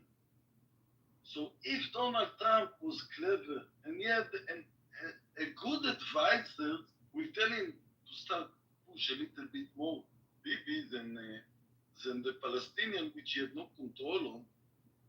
Maybe, I'm not so sure, because we lost, from my perspective, we lost this war. If we cannot release 50 hostages in Gaza, we lost the war. We have to go on our knees and beg to the terrorists, to the Nukhbot, please release our hostages. and give them whatever they want and take the IDF outside of Gaza. First, the first all the time since I know myself, if Israel have an hostage in Russia, in Iran, in Entebbe, Israel will do everything to release first the hostages. After 2 years, you saw how the terrorists joking on us, what they're doing to our hostages. They did a Holocaust #2 in Israel, inside the Nova, inside the kibbutzim. There was no Holocaust Burning, raping, murdering. Stop it. There was no Holocaust #2. Amos, I want to respond to your one point. You made a claim that Trump told them to come back. They were on a fighter jet. Do you know what they did with the bombs? They threw them on Gazans. I think you forgot about that. You need to look into it. When they were coming back, they started throwing the leftover bombs. When you start with you lies and lies, you start with you lies. It's a fact. It's a fact. I don't know where you bring all these lies from. That's a fact. They put all the bombs they go to Iran, they put on Gaza. Gaza is a little They did. The lies and lies and lies again and again and again. Amir, I'm not the one who lies. Are you finished? Wednesday. Are you finished speaking? Everything what connected with you, I'm not finished. Nothing. Are you finished speaking? With you, yes. Okay, well, I don't give a fuck if it's with me. You're on a panel with people in the public, so I'm gonna speak now. So shush. I mean, for you to say Holocaust #2, are you serious? Because I think the Germans killed 6 million of you. Thank you, Max. 6 million of you.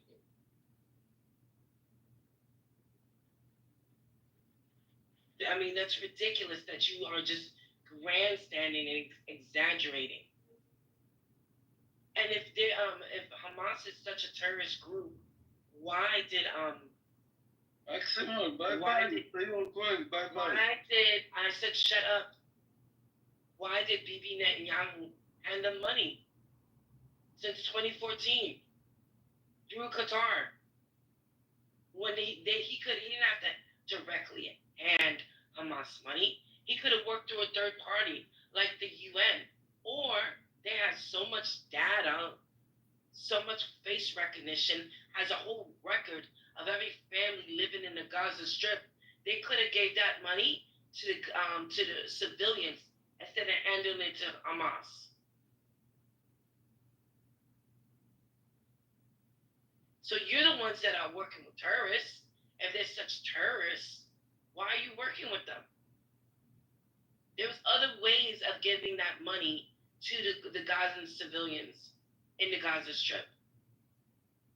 Through United Nations, a third party, or you could have just gave a budget or an allowance to every family member in Gaza.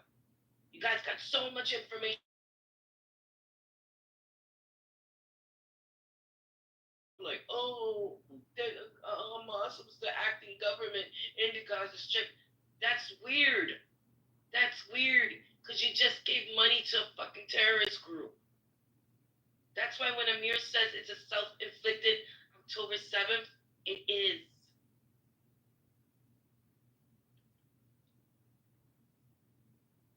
And just you saying, Holocaust #2. Bro, shut the fuck up.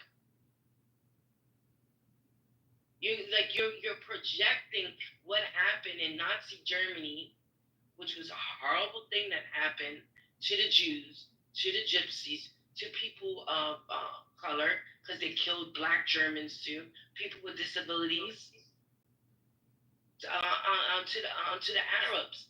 Listen, the Arabs did not commit the Holocaust. You guys been projecting what happened to you guys since 1945 48 on the Arabs. Get over it already. 47, direct that anger. 47, sorry. Direct that answer or direct that anger to who did it. To the Germans. Fuck, man.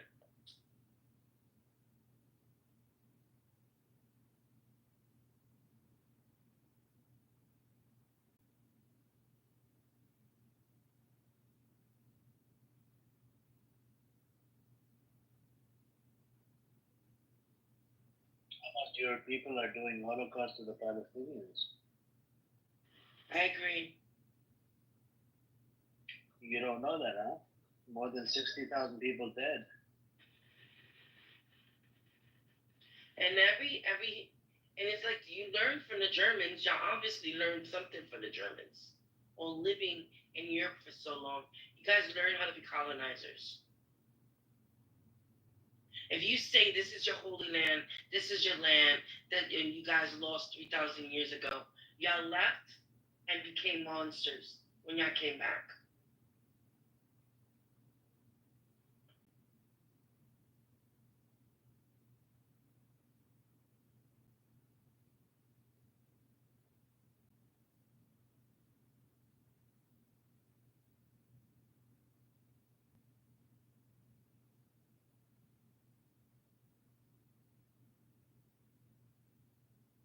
Really sick and tired of you guys being the victim anymore. You're not the victim. Y'all were able to use that Holocaust card a long time ago. It's not anymore. It's the 21st century. Can't do it. You guys are the enemy. You guys have become Nazis. And as you guys don't see it. You don't see it. But the world sees it. The world sees it.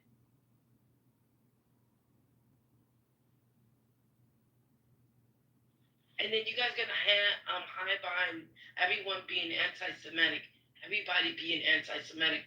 The whole world can't be anti-Semitic. At this point, you're the fucking problem.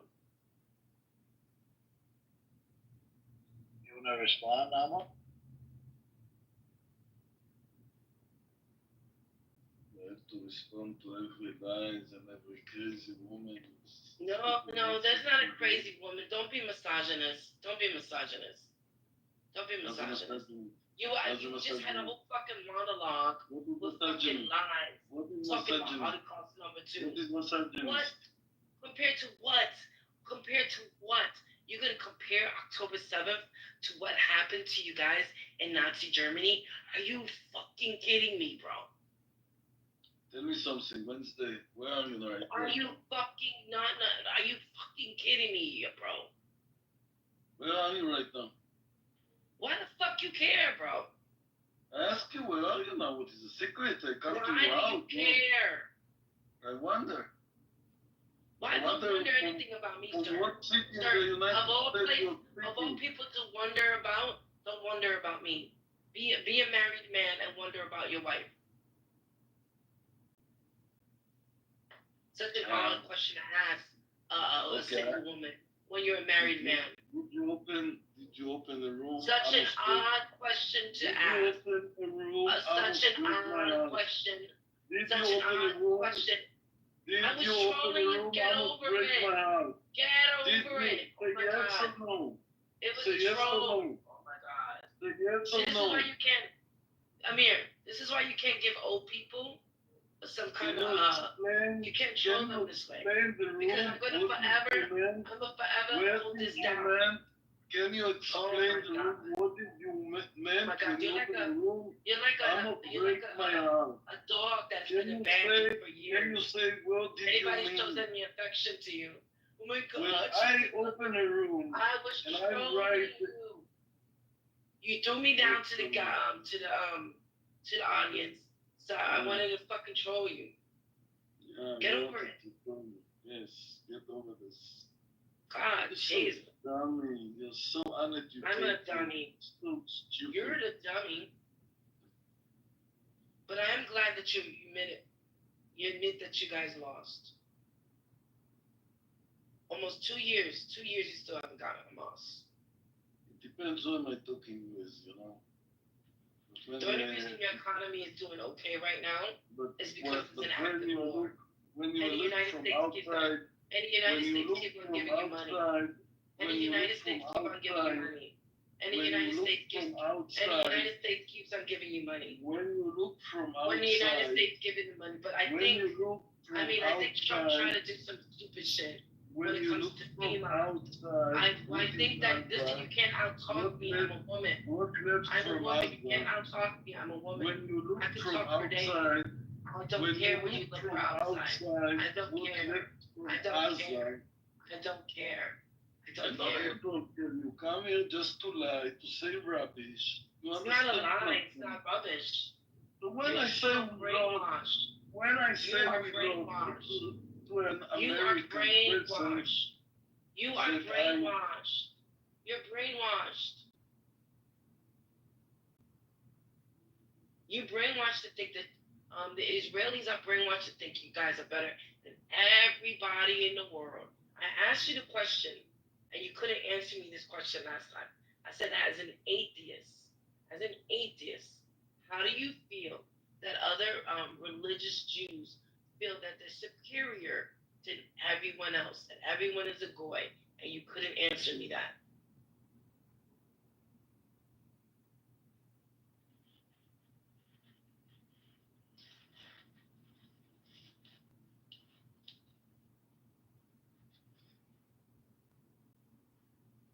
See, I'm glad that you'll be quiet now. Thank you. Appreciate it. Almost it's so hard to get an answer out of you. I give you one thing, no, lie, lie, lie. Open your mind. Look into the facts and data. I don't know, man. You don't know what the time now. I don't know what the time is. The coexistence? You don't know what the time now in Israel. You can open coexistence? No, in the afternoon. It's a sleeping time now. So I'm not going to waste my time on Wednesday on you. I'm going to sleep now. Okay. Good night. I want to make commercials to my room before I sleep. 12 o'clock, coexistence. Come Daniel, come AC. Why AC is not on the stage? What she's doing there? I think there's a glitch. Ace, so try unmute and come on up. You know, I think I was really upset. Amir, I was really upset to hear that Daniel was trying to put his phone. I had you back and I picked you tonight, love. Just go to sleep, old man. Go to sleep, almost go to sleep. Go to sleep, old man. Spend the room, I give you a more. Go to sleep, old man. I'm talking to Lass now and tell her to come to my room. Nobody cares. Shh. Good night. Wednesday, you're so dummy.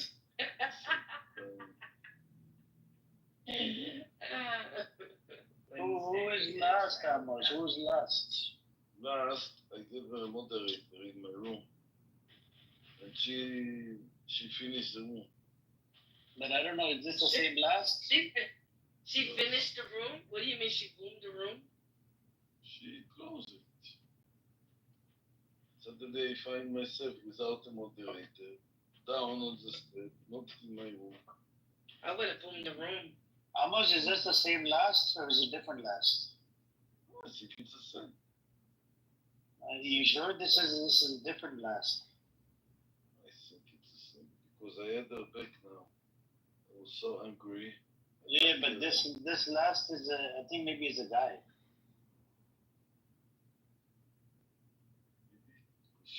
Oh, it's the same? Why didn't you tell me? I have to block this bitch. Get lost. I didn't know it was the same one. Get lost, get out of my room. I didn't know.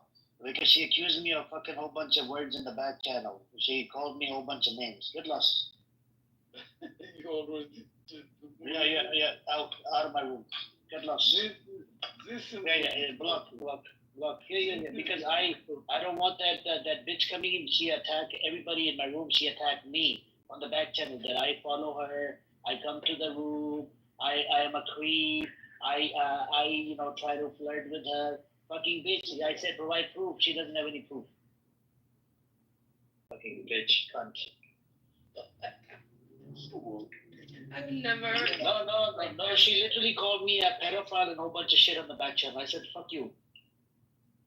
So what? So she called you. Yeah. You can't do that when you don't have any evidence. I asked her for the evidence, no evidence.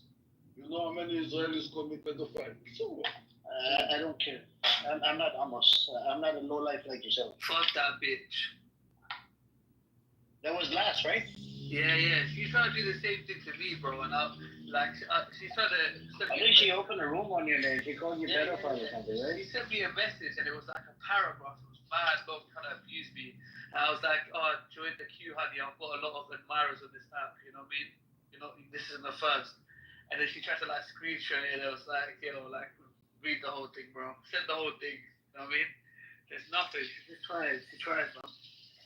And she's like, she's done that before with someone else in one of my UK rooms. She tried to like, make it look like, it's like, what are you doing? Like, at this point, it's too obvious, darling. You know? I know. Yeah, I kicked her out, man. I thought it was a he. This was a new one, I thought. But you know how much you see a woman in the room? You get a little woozy in the room. You give her the moderator. When I'm in the room. You know? You give the ladies the Wait, mod in the room. Isn't last pro Palido? Isn't she Fatima's friend? Is that the last? Yeah. She likes to start drama with everybody. Yeah, she's weird. She's a racist. She's weird. She's accusing me on the back channel, a whole bunch of shit. I'm like, what? Yeah, she was saying weird stuff. She said she made a claim that I go into incognito mode and I'm a creep. I go into her room. I watch her and do this. I'm like, what? Come on, bro. I said, provide evidence. I said, provide evidence that I came to your room. And then she called me a predator. She called me a pedo. A whole bunch of fucking words. I think she's paranoid because of this incognito mode. No. She called me a whole bunch of other words as well. I said, okay, provide evidence. You're making a claim. Provide evidence. Why coming? And I told her, if you have a problem, stop following me around. Stop coming to my rooms. You're not allowed in my rooms. I blocked her. She actually blocked me first, and then I blocked her. And again, she started coming in here. I'm like, what? You don't do that. You know, it's a permanent block from this room. Yes, Andrew. Why does he sound like not so close to what did you say, Andrew?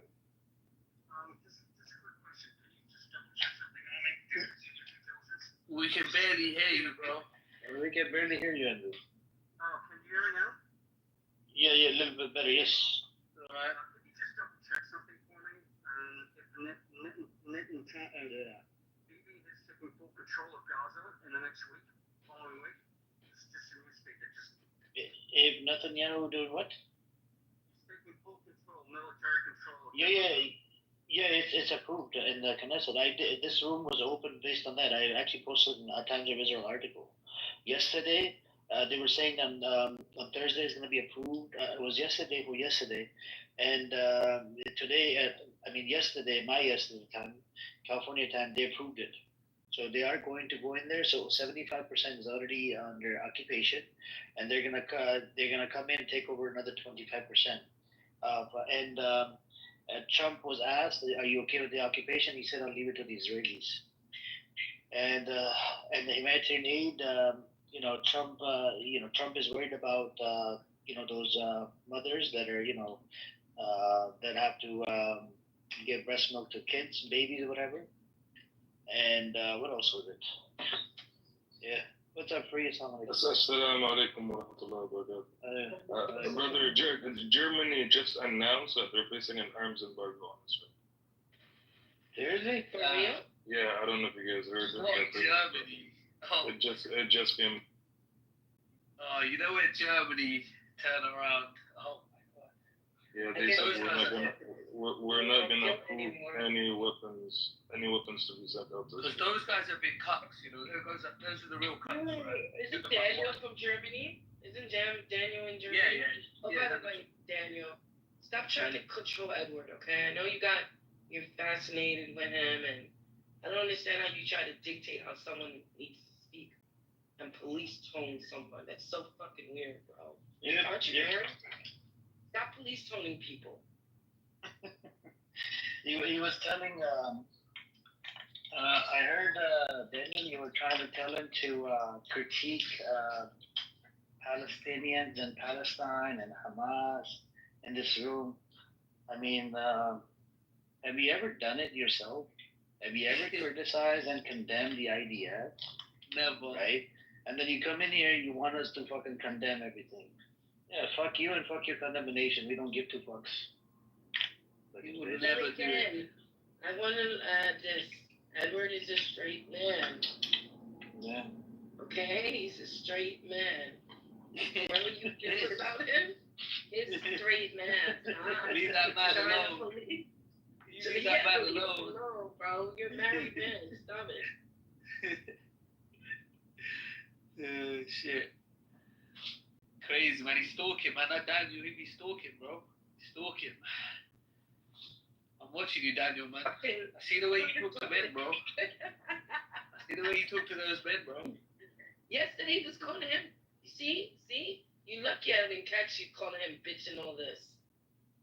The hell you calling him a bitch for? Like you acting like you're like a ex-girlfriend or something. A crazy ex-girlfriend. I'm really disappointed over there, man. What the hell? Crazy, man. Poor Edward got fatal attraction. Also, Trump, apparently Trump yelled at Netanyahu. He told Zelensky. Say it again? I'm sorry. Trump yelled at Netanyahu. He's always yelling at Netanyahu. Because Netanyahu thinks he doesn't have to listen to Trump, even though he's getting money from the United States. And I think he's getting Trump. Trump is a narcissist, bro. You can't. With people like that, you always gotta be on the good side. How do you know that that's the same blast? Is that the same blast? To be honest with you, that's a very good question. I know just from the way she talks in the chat. Hey, bro, you said it with confidence, bro. So did she write anything? Yeah, she engages in the chat regularly. Did she engage in this chat? Do you see the messages? Yeah, here, yeah, she did. You have to scroll a little bit up. Literally fucking called me a whole bunch of words in my back channel. I'm like, fuck you, block me. I don't know about provide evidence. Usually in the chat, she's like all in about pro-Palestine. She's always against the Zionists, but I don't know about the spectrum and stuff. Accusing me that I go into a room, I creep up on her, I try to flirt with her. When the fuck did I flirt with this bitch? I swear she said that to me as well in the back channel. She's like, you always try to flirt with me. I didn't even know what she sounds like, who she was. And I was like, bro, I didn't even know who you are, bro. Like, I don't even recognize her. Talking about flirting with her. The hell? What's wrong with this woman? I told her, yeah, she's just weird, bro. She's just like, you know, some women, they just want, drama, So, that's just what it is.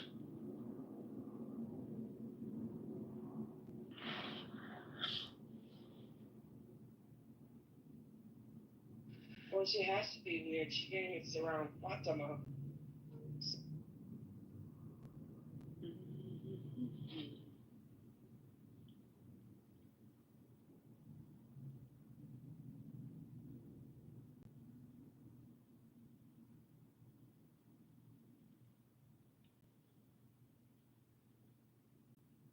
Aziz, you day trade? Whoa, what? I heard you in a room talking about investing and trading and investing. Nah, I do swing trading, bro. You? Yeah. You heard about Soundhound? Yeah. What do you think about it? Yeah, it's got potential. I do more CrowdStrike. I do a lot of NVIDIA CrowdStrike, AI stocks, This is an AI stock, isn't it? I think so, yeah. I don't know much about it, to be honest. I heard it's good. I heard it's growing, but I don't know. I went in on it, Yeah. Yeah. don't know. This last 3 months has been crazy, bro. My portfolio is insane. On a good way. Daniel wrote needs to be re-educated. It can't happen now. Palestine is suffering in an industry that too many exploit benefit. I think the Zionist Jews, they need to be re-educated. The reason why you can't we have the clips from the yeshivas that are inside Israel. They teach their kids Jewish supremacy. I have a testimony from M. Rose. Daniel, you remember you met M. Rose? Yeah? She was born and raised inside Israel, and she's anti-Zionist. She said the same thing, Jewish supremacy. And I came across some videos. I was in a shock. They're literally talking about, getting rid of the Arabs, or if you blow up Masjid al-Aqsa, what would happen, and a whole bunch of other crazy shit. So this is the type of mentality you have inside Israel, and this is what they this is what they teach inside some of the yeshivas inside Israel. And it's very disturbing. I would suggest you to try to, what is it called? I think they need to be educated really good, right? I think the new yeshivas will probably have to open up, once the Palestinians have their own state, and if they get the two-state, definitely, most definitely, stay on the fucking your side of the whatever land it's called, and let them live their own thing, and stop freaking occupying it every other day, or every day coming in and trying to kill kids, or when you're occupying the land, they're throwing rocks at your fucking truck. They can't help it. They do this all the time. Right now, there's a Mahmoud Ibrahim, the kid. He's actually inside Israeli prison without due process. They're making a claim that he threw a rock at the fucking IDF truck. His brother, Palestinian American, that owned the ice cream shop in Tampa, Florida, he got killed, murdered by the settlers in the West Bank, and they let the settlers out. They took the settlers in for a day, they let them out. Like, what kind of a fucking apartheid system is this? This is what they support, Garbage, shitty, no laws for the Palestinians, and they support no protection for the Palestinians in the West Bank. It's only about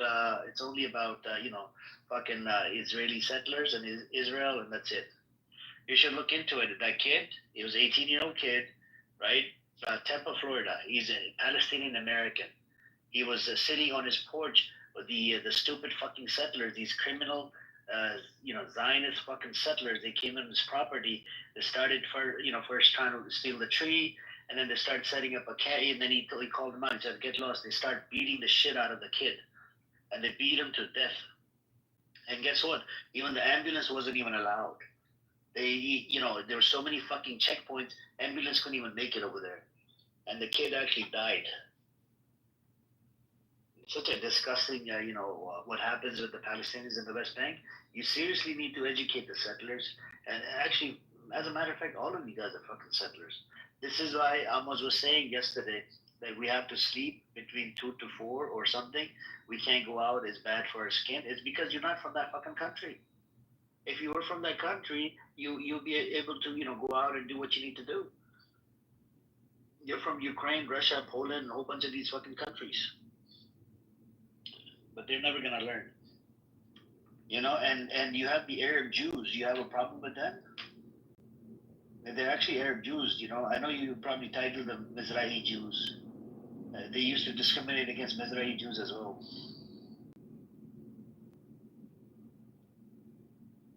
Mohsen, you want to come on up? Are you Zionist? Do you support Israel or Palestine?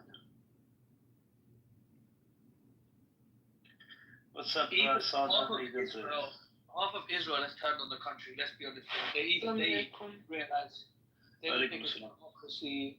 They don't think it's a democracy. They don't think it's democratic. They don't think any of these things, bro. They hit the streets, Daniel's becoming a minority even in his own country, of Israel. Bro, he lives in Germany. He ran away like a little bitch. Oh, yeah. He did not want to serve in the military. Mohsen, are you there? Mohsen? Yeah, I'm here, man. Good morning, guys. Assalamu alaikum. Do you support Israel? No, I man, it's just my parents are Egyptian, and I was born in New York, and I was raised in Miami. I'm Muslim, and this is a horrible situation to watch. My question is, why are the Arab nations so silent? Why is everybody, not being even vocal and just speaking up. And I can't believe. I have a counter question to you. Why is the Egyptian government is so buddy with the Zionist entity? Why did they stop the Tunisian protesters? Did not allow them into Egypt. They were going to go to the border and protest. Why is El-Sisi was involved in blockade during from 2007 and above and after that? Why is El-Sisi has the Rafah border crossings blocked off? You see what I'm saying? There's a lot of things in relate to Egypt. Why is his son selling getaway packages to Palestinians? His son was selling entrances into Egypt. Sisi's son. So they were charging money. Yeah, that guy's. I don't like that guy, man. I've only been to Egypt once. I want to go there and really see my parents, where they came from and stuff. So I don't know, much about my country as far as what I haven't learned just in school and doing research. But just watching this, and not hearing any of the no nations, man. Saudi Arabia, everybody has alliances with Israel, which I understand they want to keep the relationship good, but it's horrible for them to just sit here and be silent and not stand up. So the aid that's coming in, it's coming through Egyptian side. A lot of the countries are actually putting the aid in there, investing money. Now the issue here is the only border that you see is Egyptian border. Yes. It's not the other way around, right? Yeah, man. Saudi Arabia is trying to do a diplomatic way. They're supporting the ICJ. They condemn it. They want everybody to recognize the Palestinian state. It's just a mouthpiece, right? And then you have the UAE that has diplomatic relations with Israel. They're not going to do anything. While they were starving during month of Ramadan, these fuckers were having, their iftar party with the Israelis. Disgusting scumbags. Bro, I spent a year listening to rooms specifically on Twitter Spaces with thousands of people, Salomon's rooms, Yahuda's rooms, Oh, you've been in Suleiman Ahmad's room? Okay, cool. I've learned so much over the past year, and I've been in pro-Palestinian rooms, and I've been in pro-Zionist rooms, because I like hearing, both sides and what they're discussing. And nobody talks about a solution. And as soon as you bring up a solution, the conversation goes into arguments, and it goes into other conversations, but nobody talks solutions. There's really only two: the Palestinians and Israel come up with this two state, or this continues what we're seeing in Israel execute. So, but nobody wants to talk solution. According to the Hamas charter, they agree on 67 borders. Right. This is Hamas's position. And they asked, what is it called? Netanyahu wanted them to demilitarize, take the arms off, or whatever, and they said nope until we have a state, right? So now they, yesterday's news, they're about to occupy the whole Gaza.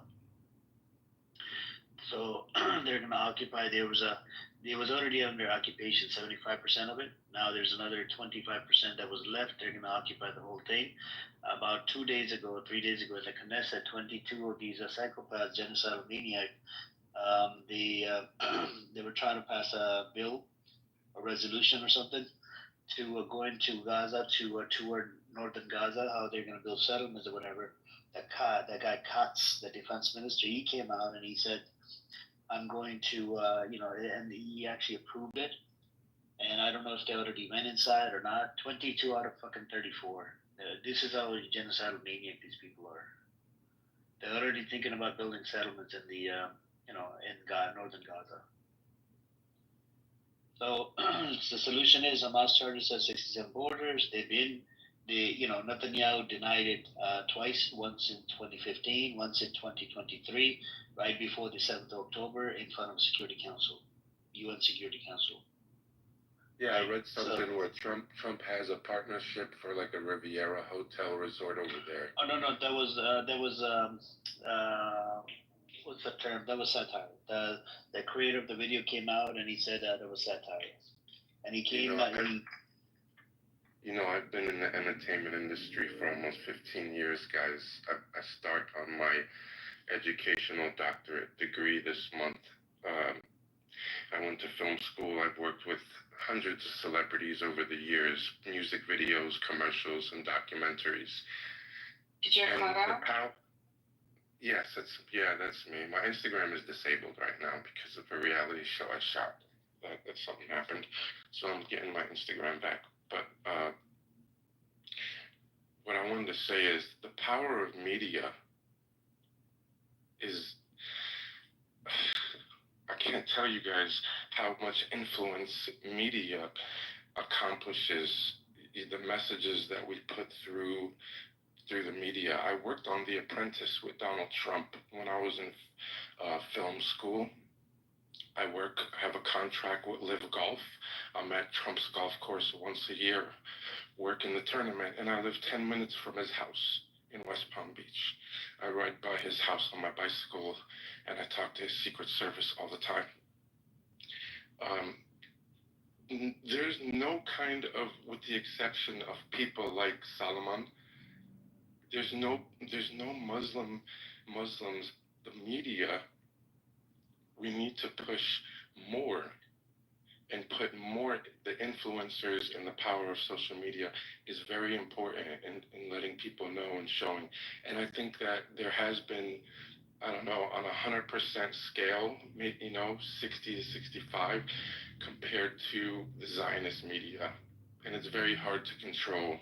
But I think that we need to do more speaking like this, Clubhouse, Twitter Spaces, social media posts, commercials, and, continue to make the kids aware, because the kids have the power, believe it or not, when it comes to this game with the media. I know people that, do millions of views. Lawson, I've got a question for you.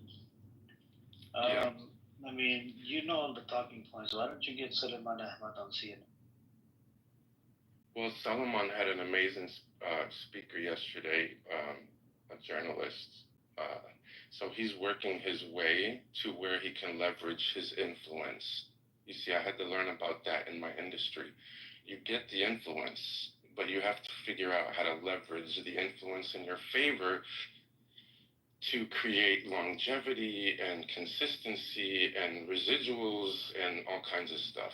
So he's figuring out how to leverage the influence right now, and he's doing a really good job. So, and I'm in his rooms, and he's funny. He's a lighthearted person, so I like hearing his spaces. I love the speakers there. And there should be more rooms like that. And Yehuda is a Jewish guy, and I like him too. Guys, I grew up with Jewish people here. My parents moved me from Miami. He lies it through his teeth. Yes, but I like him, bro, because he has sense and he talks good points. Yes, he favors his people. Did you not see what he said in the Million Marathon? These are recorded spaces. He believes in killing babies. No, I didn't hear that. And you have Jonathan Bing. His video went viral. His office got a whole bunch of calls. Yeah, I talked to those guys.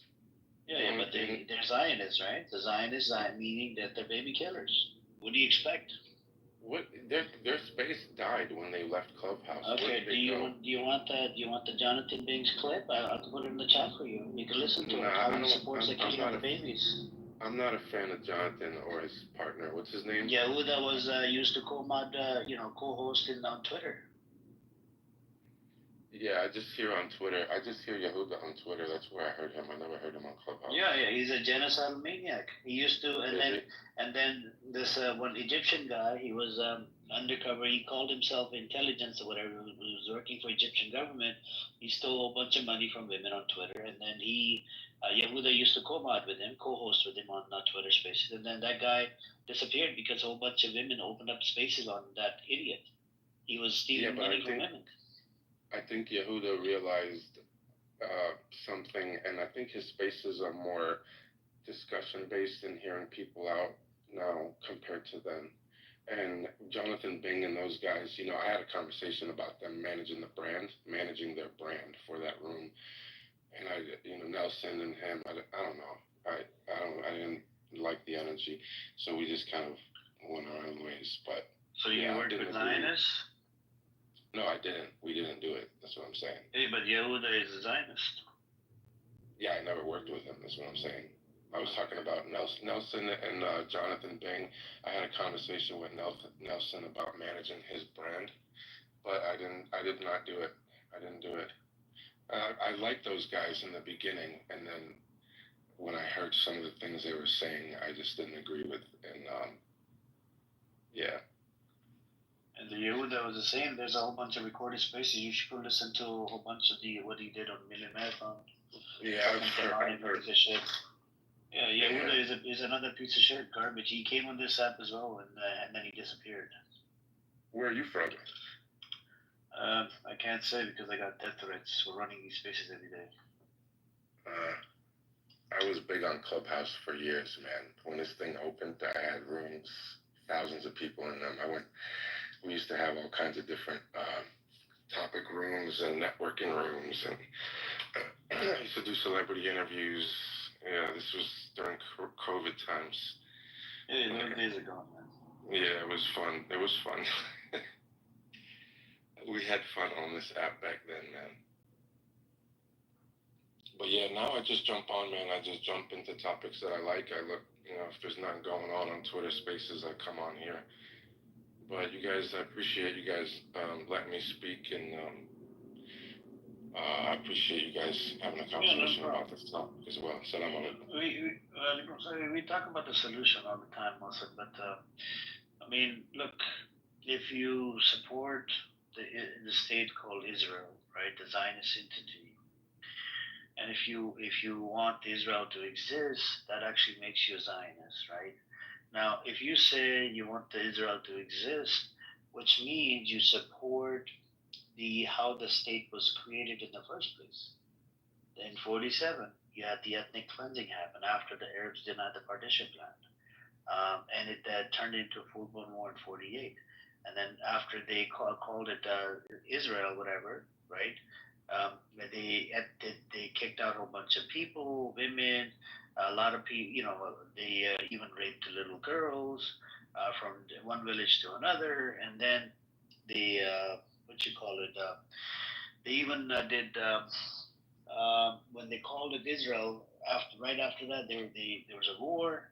But the Arab side wasn't prepared for the war. They didn't have proper uniforms. They weren't ready to fight. And these other Zionist mofos, they were ready to fight. They had the freaking weapons because they'd been doing attacks, since the 40s. Actually, in 1937, they did a Black Sunday, and they booby-trapped fucking cucumber boxes, milk containers, and whatnot. And they even tried to approach Hitler because British decided not to give these people a state.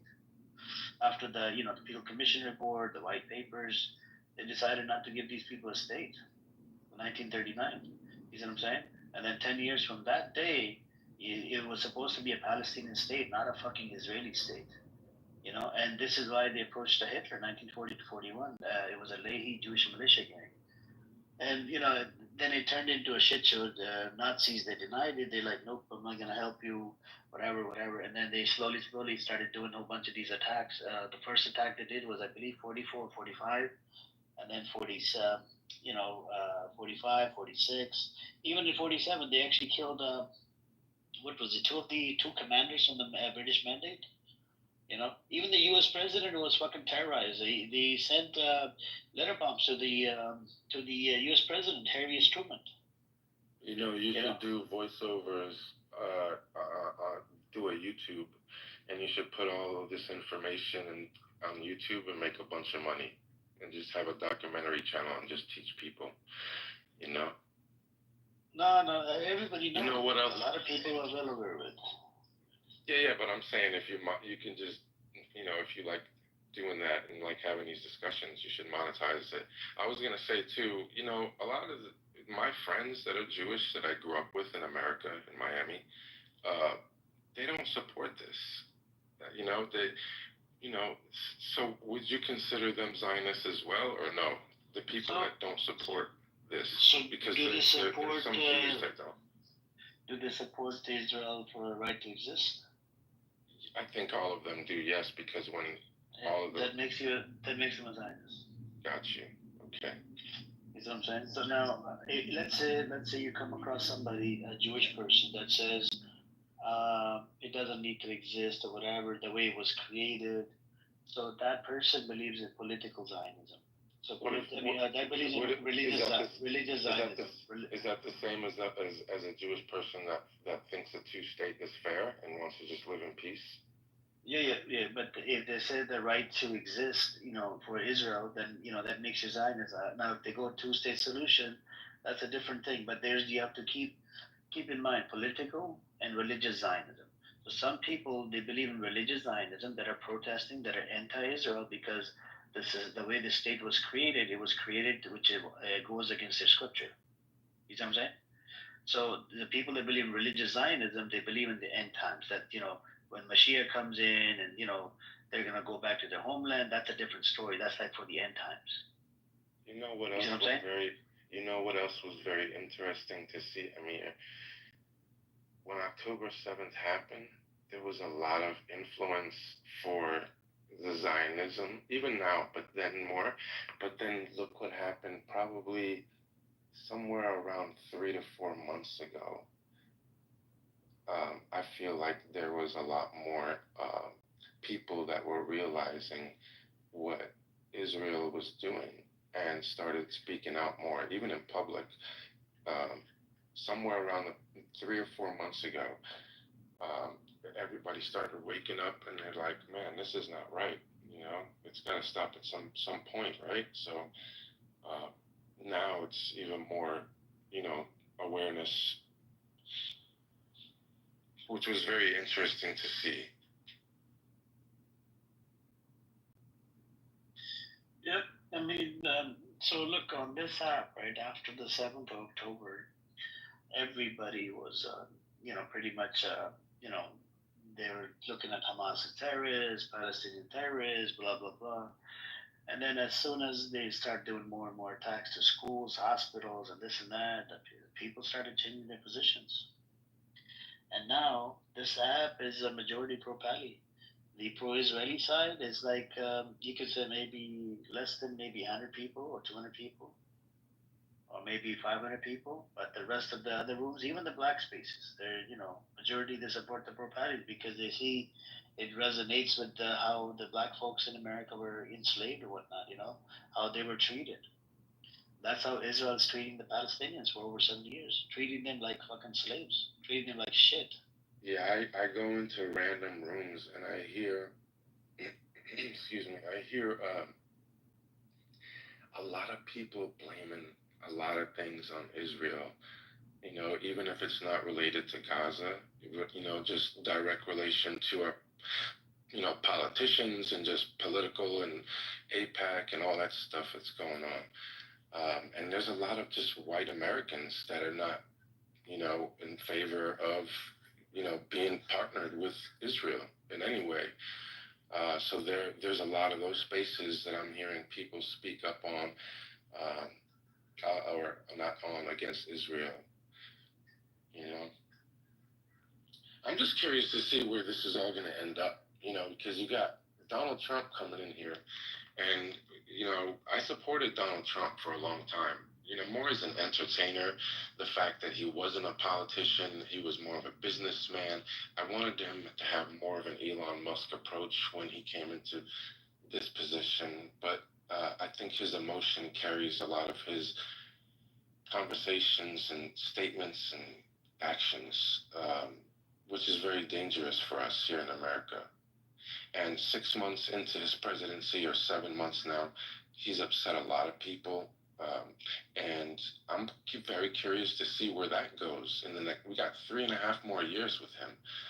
So I just don't think none of this is going to end well. I think a lot of emotions are going to make the decisions rather than logic. And we're going to. No, but the logic, Mohsen, the logic says DOJ came out. They said his name's on the Epstein files.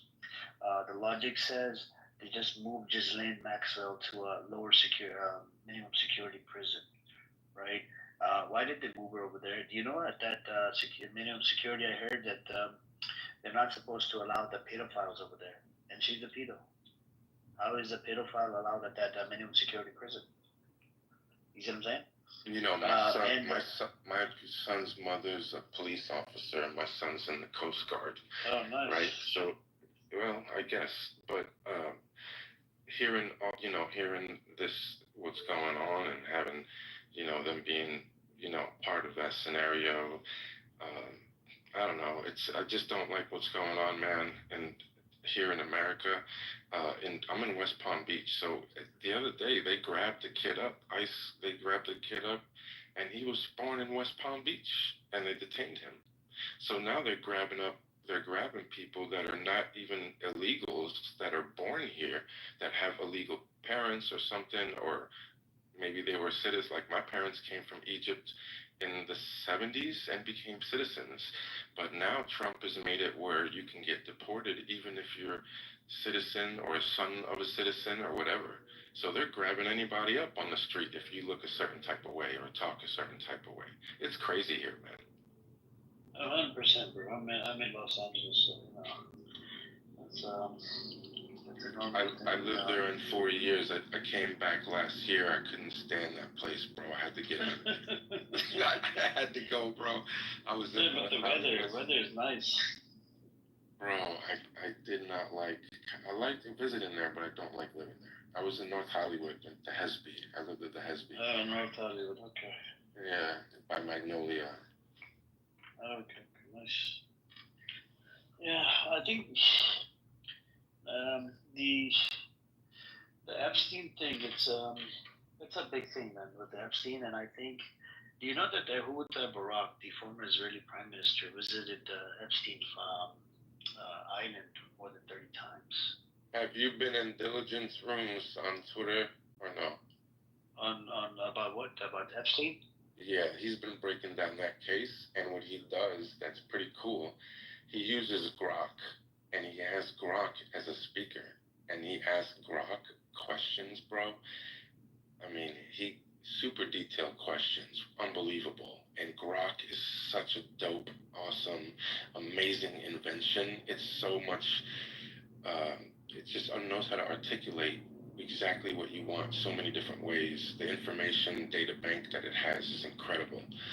So guys, if you're in this room listening, check out that app that Elon made, Grok. If you want to pay the app fee, is an extra $30. I used it. Super cool, man. So he uses that to break down. It was pro-Hitler, by the way. Mostly it was pro-Hitler. You heard about it? They had to change the settings, or they had to re-educate him. Yeah. The Grok was like pro-Hitler. Yeah, somebody's in there probably messing around, man. One of the kids working there, he can't control everything, man. He's got so much stuff going on, that guy. I don't think it was intentional.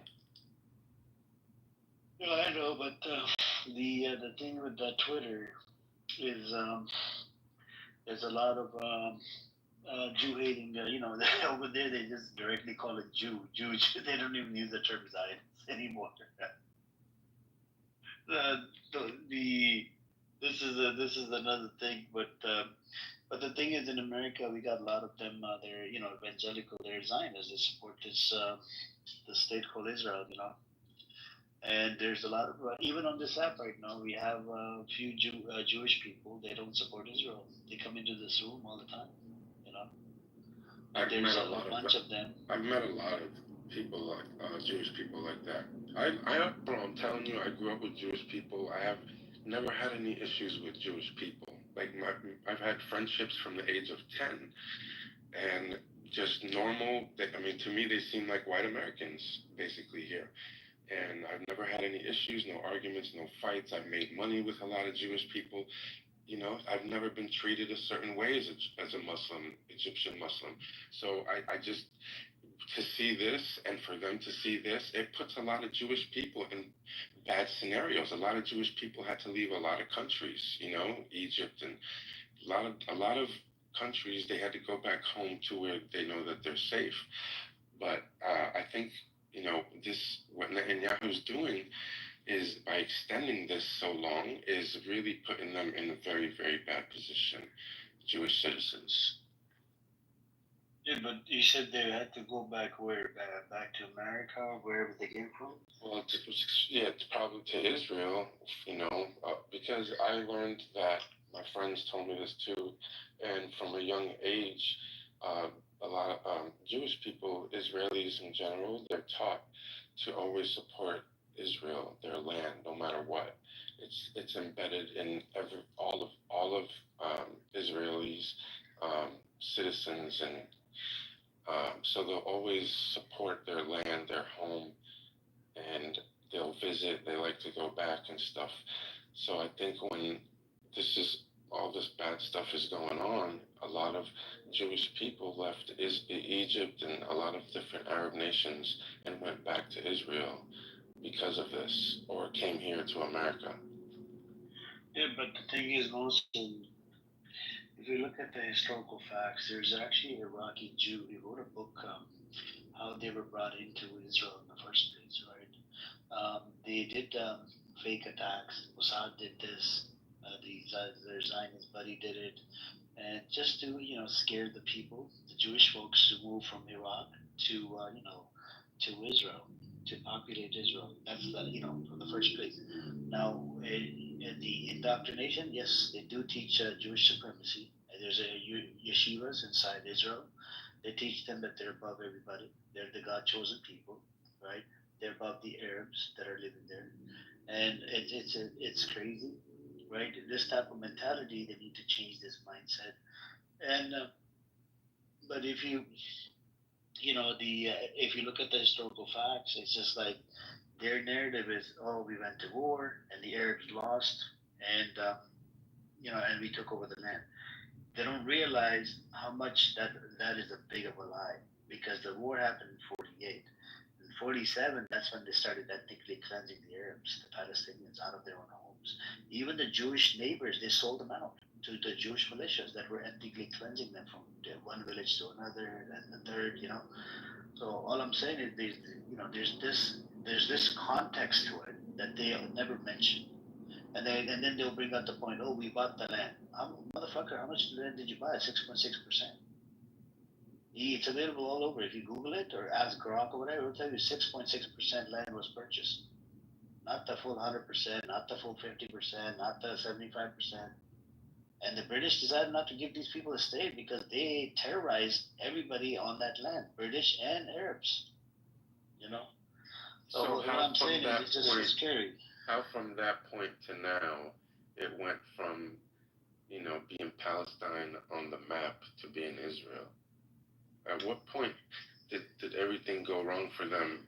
Lack of an army, lack of agreements, and having a conversation between both sides in so many years. Like, what happened where now, they're fenced up somewhere in a part of their own country? There's if you look at the wars and whatnot that took place after the ethnic cleansing, that's why UNRWA was created in 49 to look after the refugees in Gaza, right? And Gaza was controlled by Egypt, right? And what they did is ethnic cleansing. Nakba did not stop in 48. It stopped all the way up to 1956. What they would do is that there was leftover Palestinians. They wanted to control how many Palestinians would be allowed. They had to keep it at 20%, and then the rest of them, they would load them up in backward truck and dump them, in Gaza, whatever. And up till now, there's been deals, but every deal always missed out on the right of return. There's a UN resolution that says right of return. More than 750,000 that were kicked, they're allowed. They're supposed to be allowed back in proper Israel. They have keys, deed, paperwork. And that's always off the table. And it's always, if you look at all the deals that they have, there's always missing pieces. One deal, they missed out on the East Jerusalem. The Jerusalem would be controlled by Israel. According to the 67 borders, when you look at it from the UN side, it's actually West Bank, Gaza, and East Jerusalem, right? That's where the Masjid al-Aqsa is, to be part of, Palestine. But what they do is they always play around in the West Bank. Do you know how many checkpoints are there, Mohsen? 920 checkpoints in the West Bank. You know what? I think the responsibility equally falls on the Arab nations that are sitting there silent. I think that they are taking political stances too serious and are forgetting what really matters. Um, and it's more of a brotherhood than borders and nations and being your king or the president. It's more of a brotherhood. It doesn't matter if I know you or not, if I know you're Muslim, the respect and the love, just how I was raised, right? Um, and I can't understand that part. I can't understand it. Like, if I see me as one leader of this nation and my brother and my friend and my cousin, and when we're all leaders of all these nations, I just don't understand how we can't get on the phone and stop this in 5 minutes. We can't. Cannot understand how these leaders can't get on the phone and have a conversation and can't put a stop to this by making one phone call. And when they make that phone call, the other person feels that conversation. And I can't believe that this has not been done yet. And as Muslims and as an Egyptian, an American citizen, watching this, it's unbelievable to me. Seeing Israelis storm into a mosque as sacred as Al Aqsa, and for nobody to say anything. Like, what's going on? Where's the belief, the trust, the brotherhood, the camaraderie? I just can't believe what I'm seeing, man. And it's, for me, it's just, I'm 44 years old, possibly 45. I don't understand what I'm watching right now. You know, there should be a NATO amongst all Muslim nations. Every president that comes into America destabilizes an Arab nation. It's like they have a to-do list in the White House, and like number one is to destabilize somebody before their 4 years is up. We've seen it with Iraq, Afghanistan. Like, they're always doing this, and until all of those leaders that are sitting here on social media and all these bulletins that we see get together and create their own NATO, this is going to continue to happen, and the power is going to lie in where the West is controlling. It's how it's been since I was a kid. I woke up seeing the towers getting smashed and Iraq getting destroyed and Saddam coming out of a cave and Bin Laden and the trial with Saddam. Like, this is unreal what we're seeing here, guys. And I think that the West has controlled and done a lot of operations, CIA operatives, and through the years that we found out about. But for me, man, the one thing that is most disappointing is just, these Arab countries not standing up and ending this. Yeah, but the puppets of America, man. So look, America protects Israel. Okay, if America stops protecting Israel, Israel will be finished. It would have been finished long time ago. It's thanks to America. That's why Israel exists, and that's why all these nations they don't want to touch Israel because of America's protection, America backing. And these puppets that are in there, Egyptian government, Jordan government, the Hashemite kingdom, you got people, even in the West Bank, the PA is in bed with Israel. And that guy actually, there's a documentation that he makes money off occupation. How do you feel about Putin? Putin, I don't know, man. To be honest with you, I mean, he's a genocidal maniac as well. But the Ukraine-Russia thing, I kind of look at it as, I don't know, they're same people, man. If Russia was to take over Ukraine, right, they're not going to kick people out. They're going to let them live over there, like Israel does. Israel, it wants to take over Gaza and West Bank. They want them gone or genocided. You see the difference there? So, and the war with Ukraine, Russia, I feel like it was started from the NATO side, the Ukraine side, and I don't know. Why would you start something with Russia, man? So, and their claim is that there was a puppet that Russia planted in there, for a while, and blah blah blah bullshit. Did So you hear Putin's interview about Trump last week? what do you say? He basically said that Trump's living in a reality show and he talks peace, but he sends 2 nuclear submarines. Well, we have more, positions in place against the U.S. than you have against us. Dude, he really went. Look it up. Last week he went. Dude, he destroyed. He destroyed Trump in the interview. He destroyed him, man. It was like the whole interview. He was just bashing him. Yeah, Trump is just an idiot. So the warheads, I think Mario Nafo, the guy on Twitter, he did a space on this. So he had this video on his Twitter page. The video showed how they would be activated, and apparently Russia had 4,500, I think, warheads. America has 3,900 warheads. You see what I'm saying? Yeah. And let's say if they were to annihilate Russia, right? Like do a full nuclear, right? So it would automatically activate the system for the nuclear. And they apparently their warheads are hidden outside of Russia somewhere. We don't know where. They would get activated, and they will automatically be towards America. They will come towards America, and America won't be able to do shit. You know what I'm saying? That America is our target. Yeah.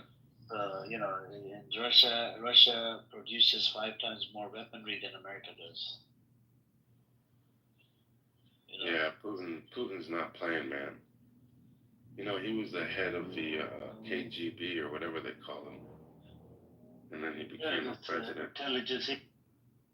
Yeah, the last guy, he kind of put him into office. It wasn't really,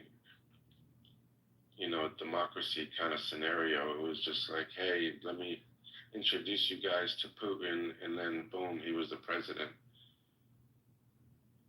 So,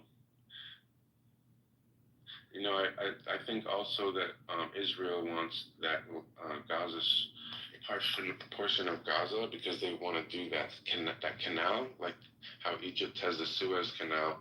They want to build that I think they call it the Ben something canal, where it will challenge the Suez Canal. Ben Canal? Yes. I don't know, man. So I kind of feel like it won't be possible without Hamas or somebody coming in and bombing the shit out of it. You see what I'm saying? So they would either, if they want to build a canal of any sort, either they would have to genocide everybody in Gaza, or and not do it. Either or. Because if they build a canal and let's say they have a small piece of land, they take over, but then what do we do from the other side? They could have weaponry, the tunnel, whatever. They can shoot that shit, and that could damage the canal. And it's a multi-billion-dollar project if they were to build a canal. So yeah, that's what it is.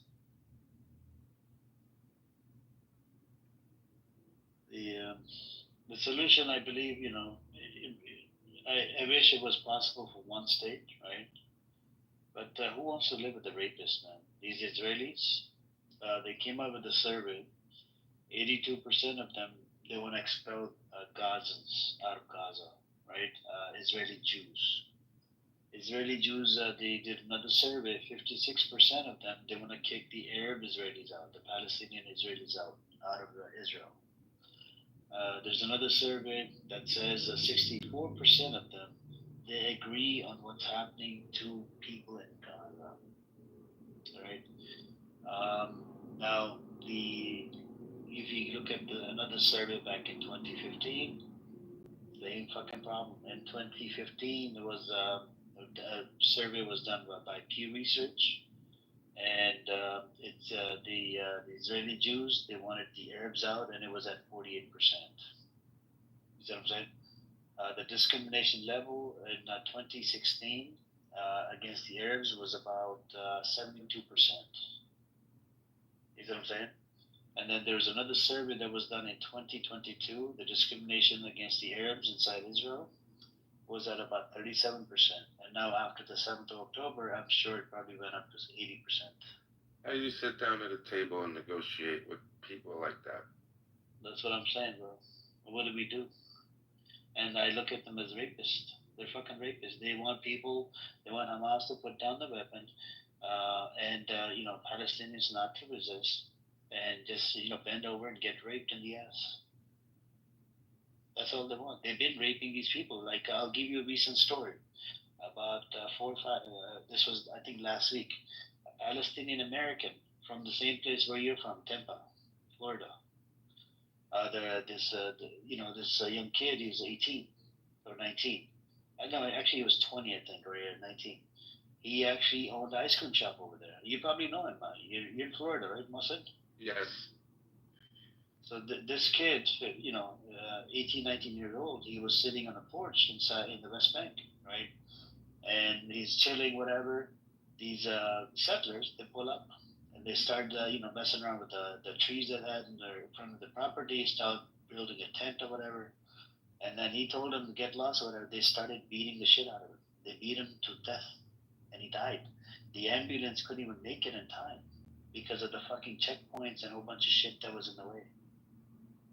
The kid died, and they arrested. They took some of these settlers in, the IDF, and they were let out. They let them out. Yeah, I've heard a lot of stories. They ask America for help, and the American government is just garbage. It's fucking piece of, it's a sell-off. They're sellouts. And then, you know what happened to his brother? His brother, apparently, they're making the claim, IDF, that his brother threw a rock at IDF truck, right? And that's why they took him in under administrative detention without due process. They're not even allowing the family members to see it, lawyers to see it, whatever. And he's actually, I think, 16 or 17 or 15, I think. And his name is Mahmoud Ibrahim. If you get a chance, look into it. And the father, I actually played the clip yesterday. His father was saying, we're not allowed to see him. We don't know how he is. We don't know if they're abusing it. And he's a Palestinian American. Even the fucking Americans are not protected inside the West Bank. What kind of fucking law is this? Yeah. It's sick. That's horrible, man.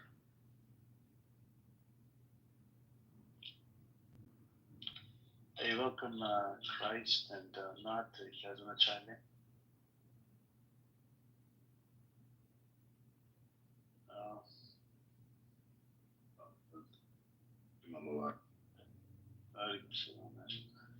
Christ, did you want to say something?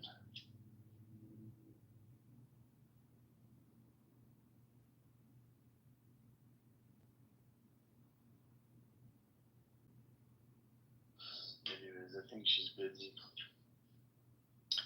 So that's where we're at, Lawson, And I actually like Suleiman's space. I can just sit there, listen to it, get educated, And he runs pretty good spaces, man. I'm not gonna lie. Yeah, I like his spaces too. I've been in them for a long time. Yeah. He's got a lot of breaks a lot of news too in his spaces. But they took his verification and something else. They basically shadow banned him on Twitter. Yeah, they demonetized him. They took away his blue check mark. He can't make money off of any of this, and his posts aren't getting too many. What is it called? Algorithm. It's not in his favor. They got rid of so that he doesn't become popular. It's all has to do with the fucking Zionists, man. Yep. They put his name on one of the rockets that shot at Gaza, right? Yeah, I saw that. That's crazy. Yeah, they did that to him and Jackson Hinkle. That I think he's in his 20s as well. Yeah, his voice is out there. That's when his voice is shaking the block. Things like that happen. Yep. And it comes from the support of his. Yes, it comes from the support of his people, though. Resharing the spaces and doing everything, just joining the space all the time. It's a lot of his fans and supporters that give him, that space. A lot of people don't understand how to contribute to a speaker and to help his cause, right? And some people do. And in my experience, Twitter, there's just far more intelligent people on that, you know, more rather intelligent people on that app than on Clubhouse, you know, at this point. The best spaces usually on Clubhouse are the small spaces like this, but Twitter's a giant. Yep, Twitter is interesting. I actually wanted to go over there and see if I can open up a space every day, because I actually cover the news in the morning, and I try to stay up to date with the news as well. And I use their own, and then we have psychopaths, genocidal maniac, they come in here as well, Zionists, and you know, debate them sometimes back and forth, and then But we have people crashing out every day. That's good though, Amir, because it, you know, I want to hear the perspective of the Zionists. I want to hear them talk, right? I want to hear the perspective of the, you know, Israeli citizen that supports what's going on, and I want to hear from the ones that don't support what's going on. So I think the more people you have that come into the room, it's all content, bro, at the end of the day. So if it's, you know, as far as the space is concerned, you know, you're going to have people that come in and want to say what they feel, and they might be Israeli citizens and they might be American Israelis, who knows. And I'm very interested in their thoughts and what they have to say. So I don't know, I think it's a good thing when you have that in the room, because it answers a lot of questions and it shows their cards sometime. They lie too much, bro. They just lie. You just and you give them evidence, right? Today we had this new Zionists that were going back and forth. He kept on denying it. I even played the clip for him. Why, you know, how Hamas was funded by how Hamas was funded by Netanyahu and whatnot. And apparently, you know, he did not want to accept it. I'm like, what? I gave him evidence from his own sources, Jewish sources. Didn't accept it. We had somebody else, same thing, didn't accept it. I don't know. I think they live in sort of like in denial. Some of these Zionists, they live in denial. At the end of the day, they have to support Israel and support their land. That's what they were taught to believe growing up, and that's what they're going to do no matter what it is, bro. And I just, you know, like I said, I think that at some point there's something that's going to happen in either side's favor, how they want it to go, or someone's going to step in and create a negotiation that nobody's going to be happy with, to be honest with you. And the terrorism will probably continue. This is not going to end. So, it's a horrible situation, man. It was true. We're gonna see what happens, man. It is terrible. But I heard somebody yesterday, because in the Twitter spaces, I heard people in Gaza talking, and I heard they have all kinds of people in there. And one of the guys was telling us that they only control a portion of Gaza. I think like they were saying like 30% or 20% of Gaza, and they're telling the other 70 or whatever percent, you know, to basically lay down arms or something, and whoever's fighting right now, the resistance is refusing, and that's basically where it's at. So, but I don't think they control all of Gaza.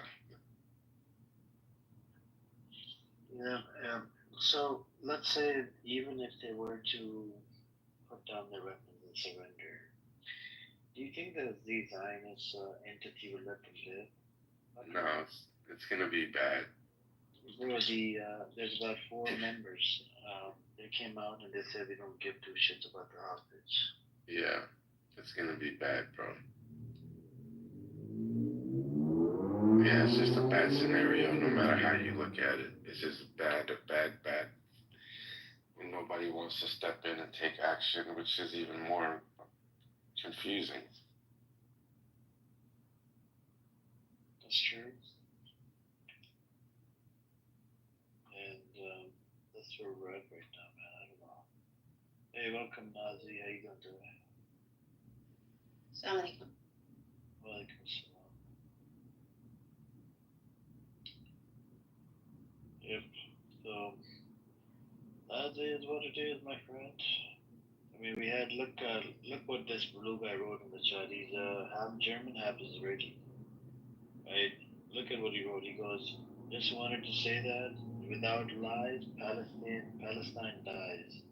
Thank you for the attention to this matter. This guy doesn't even believe in that Israel is starving children. He's a Zionist, born in Israel. The ChatGPT slogan. What did you say, now? Is a ChatGPT slogan? Maybe, I don't know. And he doesn't believe in that it's apartheid. He doesn't believe that it's a genocide. You know, and then you talk to him intellectually dishonest. Every time you try to make a point, you know, he wouldn't even answer the question. He'll derail the fucking topic. So there's people, and then some people, they tend to crash out here. I mean, every day we have crash outs. You know, 2, 3 at least a day. People, you know, crash out on Zionists. Some Zionists, they get triggered, they crash out on pro-bellies. It goes crazy, man. But anyways, I think this room has served its purpose. Anybody else want to speak? And I think I probably ended. Jim Mubarak to you guys. Happy Friday.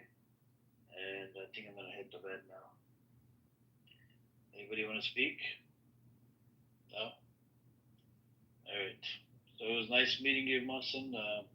Keep coming in, bro. I open the room every day, right? It runs for 10 hours a day, 10 to 12 hours a day. Sometimes I'm late, sometimes a bit early. And I think you follow the house, so you'll get a notification. You know, if you're on Twitter, you can hop in here, listen to the conversation. Sometimes we have Zionists, so they can go on for hours. We have Palestinians that come into the space as well. We have a brother that actually lives inside the West Bank. He comes in here as well. We have another brother that lives in the West Bank. You can listen to him, you know. And we even had somebody come in here from Gaza, but I don't know what happened to him. He disappeared. But anyways, so I'll talk to you guys later. Assalamu alaikum. Have a good night. I mean, good morning or good night. Take care, guys. More likely to get a pardon, and they often do, or get a commendation. But, you know, I agree with you. I just wanted the acknowledgement that this is what happens, right? These people donate to someone's political campaign, or they donate to someone's thing, or they're huge donors, and then they end up getting political favors that benefit them, which could be a pardon, could be a commutation, could be, you know, whatever. Naveen, let me tell you something, bro. You're not even. The worst pardon in my lifetime wasn't January 6th, because we all knew he said he was going to do it. Biden said he wasn't going to pardon his son, and that motherfucker gave him full pardon. I think that should have been a crime right there.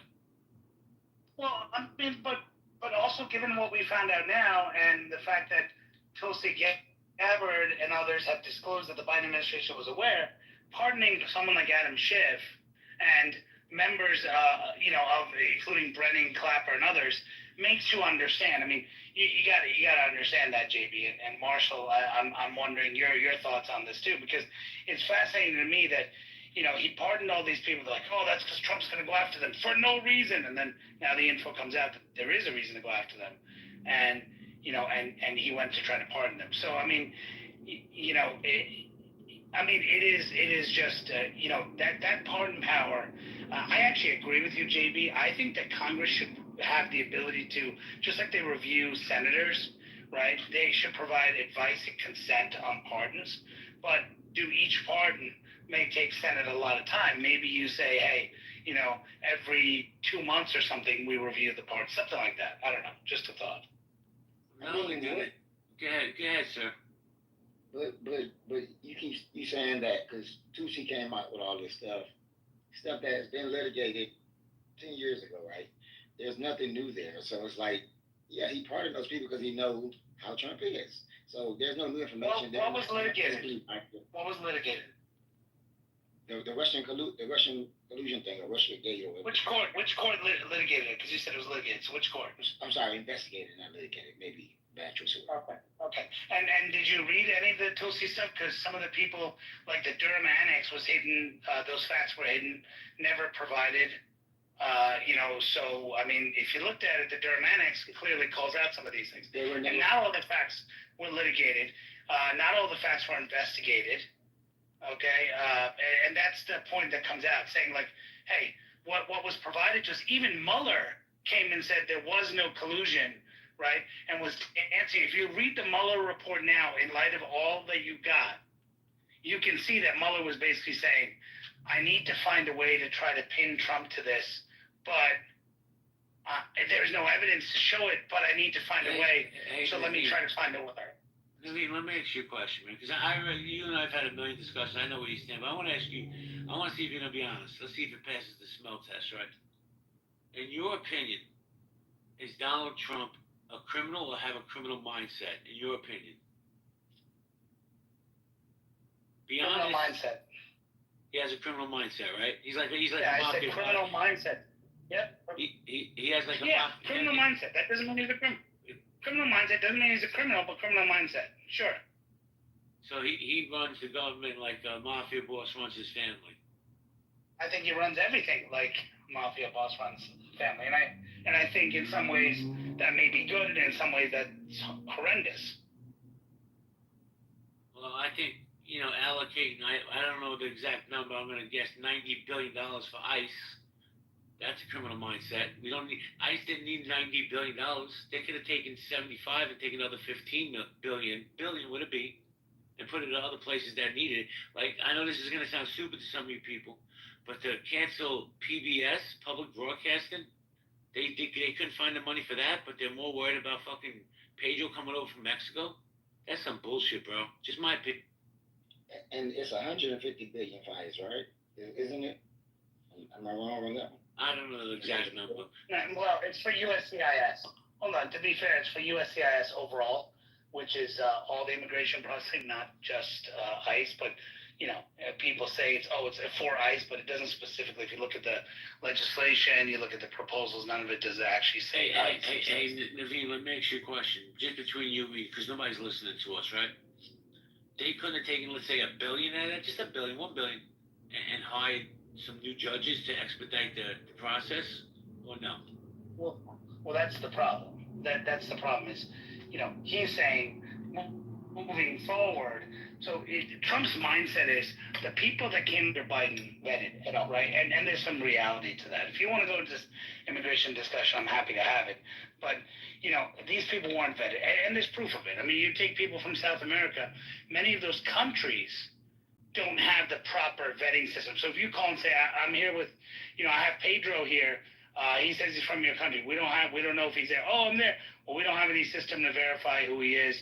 We don't know who he is. Well, okay, so we have to take his word that he's from Colombia?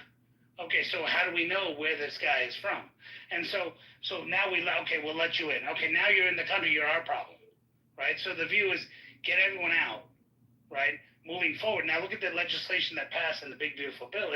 Majority has more immigration judges that are in there. So you're right. At the beginning, he took the approach of, hey, we're gonna put this money in, we're gonna double down, we're gonna go and pull all these people that came out that we have no idea who the hell they are that came into this country. And now, moving forward, we're gonna make it really difficult to come in by, putting more judges and putting other people in there. So while I agree with you that, the approach and the strategy in which he did was kind of egregious, I'm just telling you what my belief is. Thank you, Naveen. Let me just say, I'm going to do a quick reset, but I'm going to say something before I do it. And this is going to trigger some of you people, and that's okay. It's 7:30 in the morning. Good morning, Hector. To me, ICE reminds me of Hitler's Gestapo. It really does. This is Healthy Debates, guys. This is Coffee and Conversation. The link on top on the Jumbotron is a link to my chat room that I'm going to be hosting later. I'm hoping everybody comes. Even Balenciaga could come, hang out with the cool kids if he wants. We'll let you in. Thank you, sir. Oh, thank you. Good morning, Jamil. Good morning, L. Oh, we got LC in the house. Yo, F. Hector. Eunice, how you doing? Guys, you got a pink ticket down the VIP section, cashing in. Sin, I don't even know why you have a pink ticket. But Sin, I looked through your profile. That picture of that flip-flop, man. I have a pink ticket and I got kicked out your room by El Normal because I called him. Can I finish my fucking reset, bro? I know. You just want to make me the demon every time I come here. I know. Because you have no mic. I'm in the middle of a reset, and you just because it's more important, you have to say what you have to say. If El Normal kicked you out, there was a reason for it. It wasn't no reason. He No? kicked me out because I called him an evil Jew. An evil Jew? Yeah. Okay. Well, did he have the green bean? Yeah, he did. You gave him the bean that day. Well, then there you go. Show more respect. I don't know what to tell you. So that's disrespectful to call him an evil Jew when he. You know what's funny, and I just said it before you got in the room. The hypersensitivity of men on this app. It's fucking bizarre to me. Who gives a fuck you got thrown out? Who gives a fuck what I say to you? You're a fucking man. Squeeze your balls, bro. Who cares? It's a free fucking app. Like, legit, bro. You cry every fucking day, and the thing is with you that I don't understand. You're actually a little smart. You're not a lot smart, but you're a little smart. You could get in the conversation, but you want us to be stuck in your feelings from 3 days ago. Who gives a fuck, bro? Like, legit. We're having a great conversation about Trump and pardons, and you want to cry about El Normal, who's not even in the fucking room? I'm sure he had a reason to throw you out. If you feel he's an evil Jew, that's your business. You have to deal with God, not me. It's fucking crazy, man. You dudes need to get some fucking testosterone test done. Anyway, if you have a pink ticket, cash it in. Hit the link on top. That's for my chatter room later. Yo, Doug, you're more than welcome to come up. But come on, stay on point, bro. You're smarter than that. I know you gaslight my rooms. You gaslight my chat. I'm okay with that. The haters are what stokes success. Keep hating and see how far I go. But, bro, let's stay in today. Today's fucking Friday. It's a beautiful day here in New York, man. Anyway, guys, we're going to go popcorn style. Monster, you try to jump in? Yeah, I was going to say labeling Norm an evil Jew it's being more than an asshole. Norm's not an evil Jew. You may not agree with Norm. He may come off as absolutely obnoxious, but that doesn't make him evil. Also, hey, Marshall, check this out. If you said he was an evil black man, this app would be on fire. But it's okay, he can spew what he wants. He has that protection, which I think is bullshit. If he thinks Norm's an evil Jew, then he really needs to check his fucking moral compass. Well, it also means like he doesn't know Norm. Or like both of us know Norm. Norm may be obnoxious, but he's not an evil person. And like the reducing down of Norm to being an evil person is intellectually lazy, to say the very least. Anyway, let's get back to the conversation. We're talking about pardons. I like when Naveen comes in my space. He don't leave his square, but at least he's respectful. So Naveen, man, I think not only do we need Congress to interject themselves with these pardons because they're out of control, I think there should be term limits on Congress, Senate, and the Supreme Court. Marshall disagrees with me, but let me tell you something. You want to root out corruption? Get rid of the fucking Nancy Pelosi's of the world? That piece of shit? That's how you do it. But also, I think, and I'm gonna agree with you on that, JB. Not only term limits maybe, but also getting the money out of politics too. You know, I think that's the issue also. There was a bill that came up about Congress can't use insider trading, and that bill failed. Right? You know, Trump even came out against it. It's like, because that's crazy. How can you do insider trading, but people like Martha Stewart gets put in jail behind that? Like, so it's like because there's no law preventing Congressmen from doing that. So because there's no law preventing Congressmen from doing that. That's what I'm saying. So there was a bill to prevent. There's a Republican, I think, bill, matter of fact, and they voted or they shot it down because it's like, you know, they keep making the money. But I'm agreeing with JB and all of that. Bro, do you know how much Nancy Pelosi's made since she's become a congresswoman? Hundreds of millions of dollars. Right? If any of us on this stage, in this room, on this app, in this world, did the shit that she did, we wouldn't be in prison. We'd be under the prison. We'd be all over the news. We'd be called Bernie Madoffs and all this other bullshit. She's a crook. Chuck Schumer's a crook. Donald Trump is a crook. But this is what we put into power. I don't get it.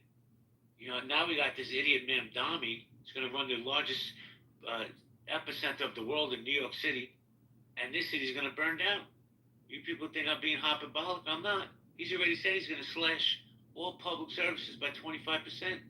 25% across the board. How the fuck are we going to survive? We barely survive now, man. But what makes you, and again, this is maybe my ignorance, but what makes you think, so, I need to go research this. What makes you think it's going to burn down? Is he saying redirect these funds to help people like homeless people, or redirect these funds to do something else? Like, is it already loaded? And I go look it up. I just haven't been a bit lazy. He wants to take he wants to take that money and help illegal immigrants. That's what he wants to do. He wants more welfare hotels. America's a welfare state, sir. And he wants to keep people in welfare. He wants to empower the immigrants that come to New York City. Because remember, we're a sanctuary city. So he wants all that money to go to these people that, other than the people that deserve it, like the taxpayers. So it's going to burn down, man. We got less cops on the street, and you already have crime, right? You're going to cut the fire department by 25%. You're going to cut sanitation. I don't know when the last time you were in New York City, but it's disgusting.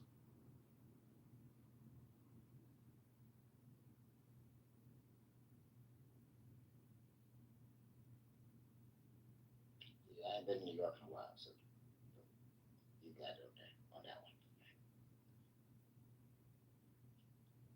Evil of God. Let's see what you have to say. Those people are not crooks. The system allows them to do that. You always blame the individual, which is what the system of, I don't even know what that word is, financialized system is supposed to allow. JB, you have to stop behaving immigrants as if they're the ones stealing all the money when you know fully well who enriches themselves in Congress. Stop blaming immigrants. I'm not blaming immigrants. I'm blaming the politicians. I'm blaming any fucking mayor that gets up there and says make me a sanctuary city, and then all these fucking other states like Texas and Florida send us their immigrants. That's who I'm fucking blaming. I don't want to be a sanctuary city. We have enough problems on our own here.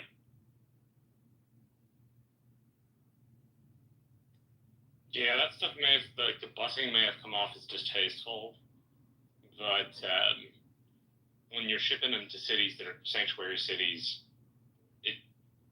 it may seem petty, but it's asking those cities to step up to the plate and take care of the people they say they want to take care of. Well, here's the problem, Marshall. When we have the esteemed Mayor Adams here in New York City and other mayors, Chicago, LA, you know, Mayor Adams got on TV and looked right at the camera and said, I dare you to send me your immigrants. I dare you. That was his exact words.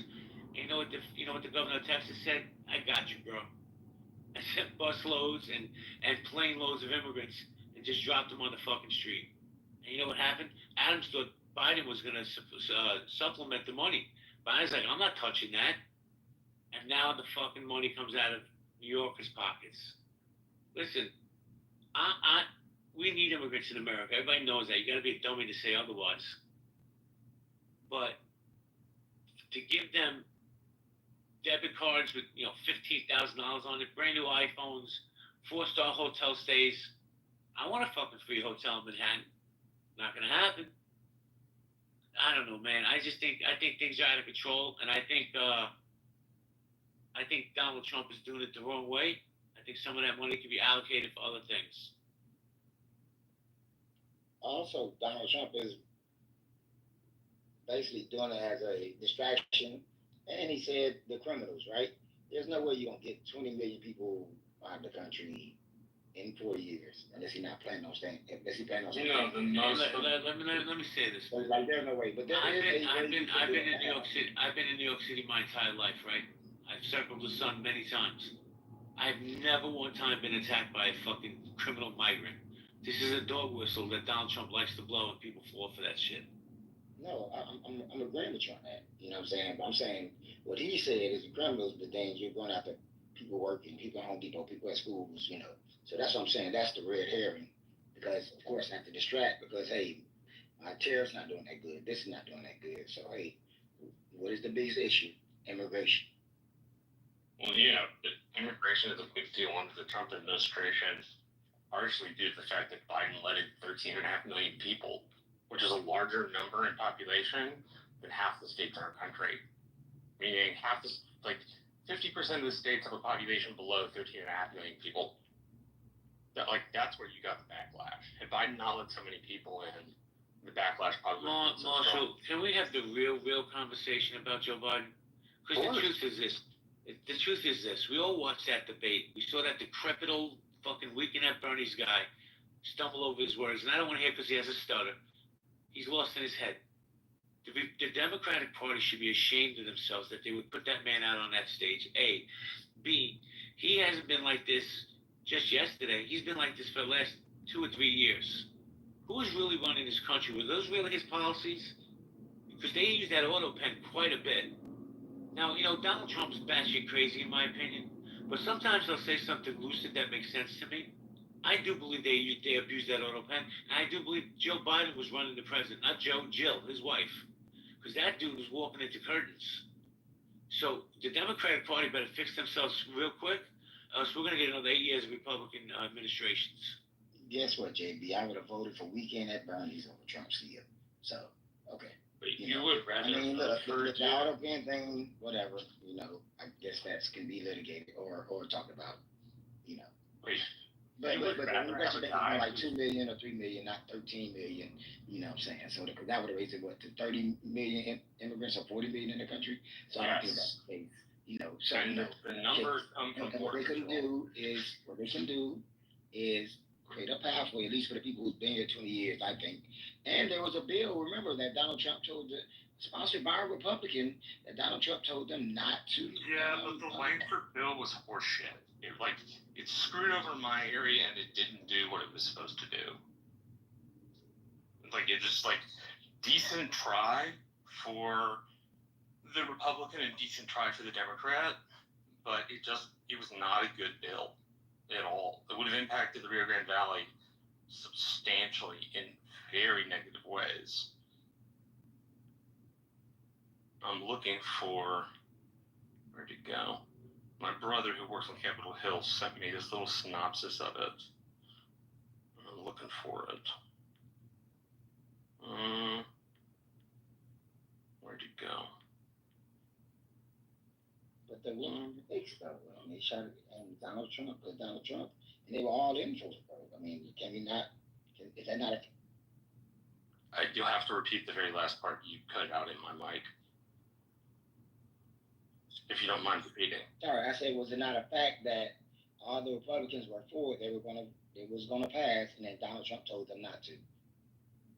I would not say that, for example, my senators, Cruz and Cornyn, voted for it because Donald Trump told them to. They didn't vote for it because it's bad for our state. I found what I was looking for. Marshall, hold on one second.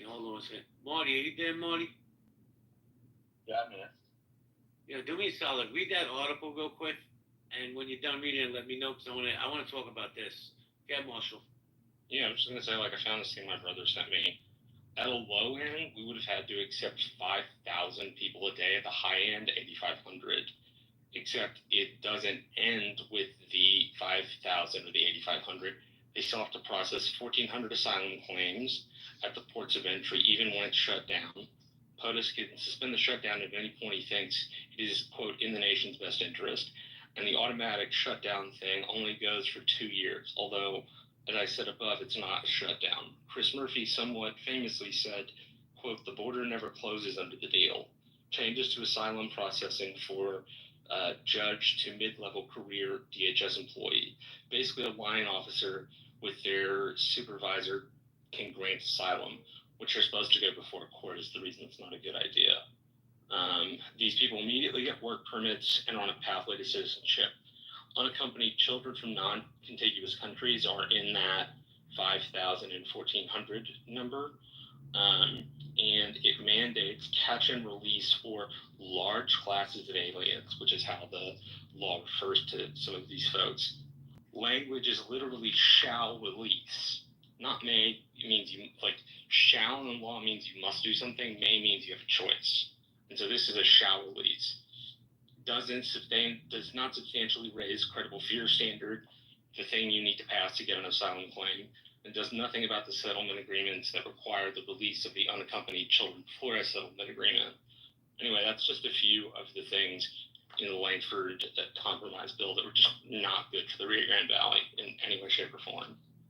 Thank you. Right. Again, I give him a doff of the hat for the try, but he should have worked closer with people like Cornyn and Cruz, who Texas has the largest border with Mexico, and it would have been very helpful to work with Cruz and Cornyn to get that bill more rammed into shape so that it could pass.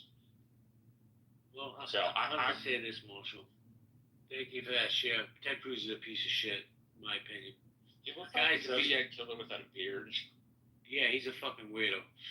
Guys, on top on the Jumbotron is a link to my room tonight on Chatter at 4:45 Eastern Standard Time. I hope everybody comes in. Marty, did you read the article? Yes, I did. What are your thoughts? Because I have a feeling that you and I are not going to agree. So I do believe most Israelis don't want this. Not that they don't want to have military and be in safety from Gaza. It's the fact that Gaza's a fucking welfare state before the war started. They depended on the world to feed them and to give them electricity and give them all the things that we said that we were going to cut off because we were giving them for free. They've always been a welfare state, so they're really tax burden on the Israeli society, and I don't think it's actually good that we're the ones who's taking care of them, and Hamas is just profiting and keeping the cash for their own military expansionists. Do I think it? Listen, in the Middle East, you only lose the war when you lose land. That's the reality of it. If we think of the Israeli win without taking land, and then it might work in America, yeah, in the West. This is the way you won, you proved yourself. But in the Middle East, it means shit. And I really do believe these are the types of things that are being in place. Because in reality, soldiers' lives to have pieces of land that we get absolutely nothing out of, and worse, we have to actually continue pouring our tax dollars into it. It's not a great thing, but at the same time, Hamas being left in power to do another October 6th, October 7th, it really does play a part in this. So I don't know where I even stand on it because in reality, it's such a messed up situation, but I don't see other solutions in the matter. And I don't think it benefits. I think it benefits the people of Gaza, but I don't think it benefits the Israelis in any sort of way. Thank you, Marty. So here's my thought. Do you disagree with that, though? Not all of it, but I'm going to say what I think. I think that it's enough. It's enough. I mean, look, all I ask is let me finish what I'm going to say, then everybody's welcome to push back. But here's my thought. People are saying that this starvation thing is fake. I don't believe it's fake. I think these people are really starving, right? How could they not be, right? There's almost no building standing. It's all rubble. And I get it. Hamas is stealing the supplies and the aid. But here's the deal. If Hamas came out today and put down their weapons and said, okay, you guys win, we're done. You know what's going to happen? Hamas 2.0 is coming up tomorrow. And I'm going to tell you why. Because when you kill somebody's mother, brother, father, sister, uncle, I don't care what relative you kill, that puts a seed in somebody's head. How the fuck can I sing Kumbaya with these people now? How could I sit down and break bread with any Jew? Now, Marty, you know I'm a Zionist, I'm pro-Israel, I'm pro-Jew. But the reality of the situation is all we're doing, we're never going to get rid of the ideology that permeates through that region. And by killing these people, it's just going to make it worse. There will never, ever be peace. I am not a fan of Netanyahu, and I wasn't a fan of Netanyahu before October 7th, bro. That's really the truth. But what's the definition of insanity? Do the same thing over and over again, hoping for different results. Now, I'm not a bleeding heart liberal, but I'll tell you what, man. It has to end at some way, and to escalate, it's only going to make it worse. And here's the truth, Marty. For Jews like you, Jews like me, when this shit pops off over there like this, and he says he's going in, he's going to take over all of Gaza, that puts a bigger target on my back and your back just for being Jews, and we have nothing to do with that conflict. And that's my thought on that situation. I mean, not to mention, like, a lot of Israelis were trying to get him out of there, right? So, like, they were trying to get him out over judicial reform. Well, that was that, and him been in there forever. Like, he basically, I think, I don't even know, I want to say Trump light, but he's trying to stay in there because he's a little bit past Trump, if you ask me. But he's trying to stay in there almost forever, like Putin. Well, Right? So it's like I think Prime they were Minister. against you know, a lot of these ladies want. Well, I'll say this, Marshall. Let me say this, Marshall. And everything I just said, Marty, the truth is this. There's going to be a faction of the Jewish mafia on this app to say, see, I told you he wasn't a Jew. You see, he's really anti-Semitic. No, bro. I support Israel 100%. I'm not supporting this military campaign. I think it's wrong. It's inhumane, bro. It's just in my opinion. But, you know, my opinion is just one of many, I guess. Let me say good morning to Ewan. Good morning, Ewan. Good morning, Miss Clark. Ewan, Hey, what's up, man? Yeah, I'm here. I'm all right. Do you want to chime in? Oh, yeah, sure. Okay, so I think that there's two separate things going on, and I think that people are looking at small picture issues without looking at the bigger picture thing, which is the reality that to fix the issue in Gaza, it's going to take multiple generations. And I think that the Israeli army, the IDF, are doing what they have to do now to get the hostages back. Dude, in all honesty, I would love for my own government to care that much about me or care that much about my family to fight to bring them back. It's kind of sad that like we don't have that standard in the rest of the world, to be completely honest. And yeah, I understand where you're coming from too. I think that it's a humanitarian crisis, but at the same time, I really do think that these two issues are sort of different issues, and I think that it's going to be multi-generational work to try to get the Palestinians to, like, did you hear about what happened in France, for example? JB? No, sir, I didn't. What happened in France? Okay, so there's this news story that just recently came out where Macron started bringing in Palestinian refugees. Within the first week, he put a stop to it because a Palestinian refugee went around screaming at the top of her lungs that she's going to exterminate all the Jews. First couple days in France, and I think that there's this bred in hate that isn't going to stop them at this point, and we need to figure out a solution. But like, this is going to take generations. This isn't going to be fixed in a year or 5 years or probably even 10 years. So that's just the reality. Or a century. Well, let me say this, man. I don't give a fuck. Like what anybody says, there was no justification for October 7th. Zero. Right? But I think what Netanyahu, the IDF, has done is they went in blind. I don't really believe there's a plan. You know, people like to compare what's going on in Gaza with the Palestinians. You know, well, when it's over, we're going to treat them like we treated the Germans after World War II or the Japanese. The big difference here is this is a religious ideology that you're not going to get rid of, right? And then throw into the pot, Ewan, that these people have lost brothers, mothers, sisters, uncles, aunts. You know, there is not going to be forgiveness on the Palestinian side. There's just not. I don't see it happening. And I think they need to come up with a different plan. It's just, to me, it's just not working, man. I'm sorry, it's just not. And you want to escalate things? Okay. And then there's going to be blowback to the escalation. Listen, Jews are the most hated people in the world. I woke up today, I was already hated. Didn't do anything to anybody, but just because I'm a Jew, they don't like me. I get it.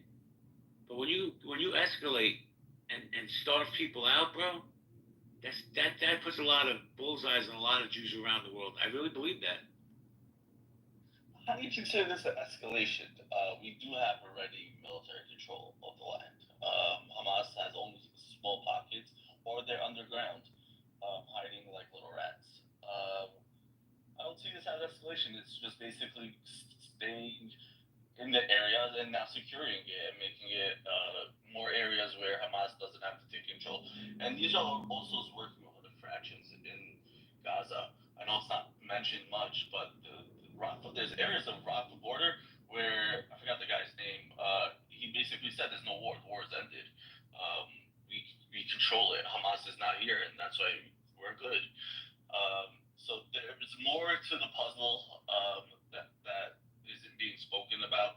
I do believe, of course, that old people are not going to be able to run to aid. I understand they're going to be, it's going to be hard for them, and I do believe most people live in tents. It's totally like I understand, but at the same time, these are not. If I believe that the right move would be if they want to leave, and want to come back when things get picked up again, which could take years. I think they should have the option to leave it, and the fact that we're not allowing them to leave because of some gaslighting talking point is the reason why they're suffering. And, Hey, Marty, you know what I think about what you just said? I agree with you, bro. I don't know why Egypt hasn't opened their border, right? The Egyptians who are, and in my opinion, and I don't give a fuck if this triggers some of you people, the Egyptians are probably the biggest anti-Semites in the world, at least in my experience. But they won't open that border for these poor people. They'll point out what the IDF and Israel is doing wrong, but they're not going to open that border. Stay on that side and get slaughtered. But before I go to the next speaker, I have to say good morning to Lady Chi. Oh, she left. Well, good morning, and good morning, Miss Clark. I love your PTO. Your hair is amazing. Looks fantastic. Good morning, Keegan.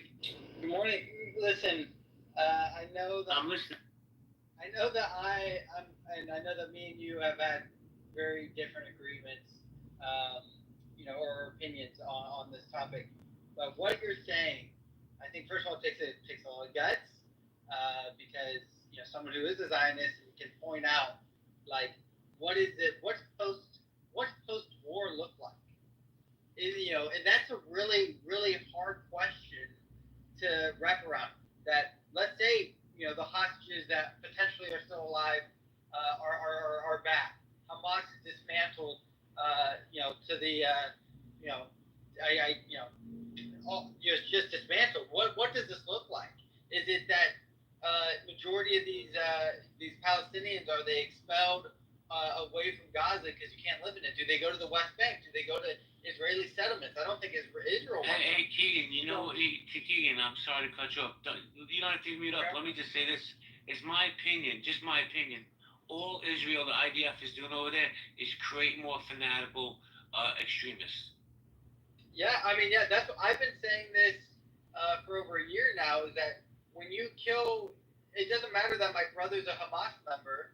If you kill my brother and then you also, because he's a Hamas member and he was hiding in a house, and you kill my mother and my sister with him, I now hate you. It doesn't matter that he was a Hamas member. I now am going to say, well, now you've killed my family. Just because my family was harboring a Hamas member doesn't give you the right to kill them, in my opinion, right? I'm just basing off myself. If I was holding if my brother was a KKK member, and the United States said, well, we're going to kill him, and we're going to end up killing your whole household, I would hate you. I would hate you to my core, and I would want to fight you.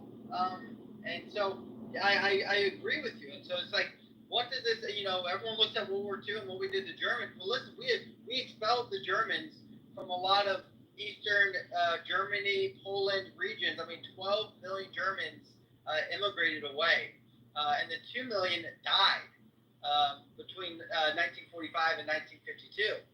So, what it seems like, and where genocide comes from is that it will be they will die from starvation. They will die. They will be expelled from their homes, and that's the only way you kind of can fix that region. And if Israel wants to be open and honest and say, listen, the only way we can fix this problem is by expelling them away from this region, and the ones that are left are just going to die because this region has no infrastructure anymore, right? There's no form of actual running energy and running water in the majority of these areas now. It's all tents, and you have to be supplied by humanitarian aid and large, literally tons and tons of trucks. Well, then, yeah, you're not going to be able to survive, right? And so, there's something going on, and I don't know what their actual plan is. Well, Keegan, I don't like, and thank you for your share. I don't like the comparison of what happened after World War II, because this is a religious ideology. And I know some of you people, this might trigger some of you people, but that religion wants to eliminate my religion. Not all Islam, but there's certain fanatics in that religion that if they could push a button, poof, all us Jews would be gone. Good morning, Marcus. How you doing, counselor? What's up? What's going on? How you guys doing? Just Doing shaking. great, man. I haven't heard from you in a minute. You still in Hawaii?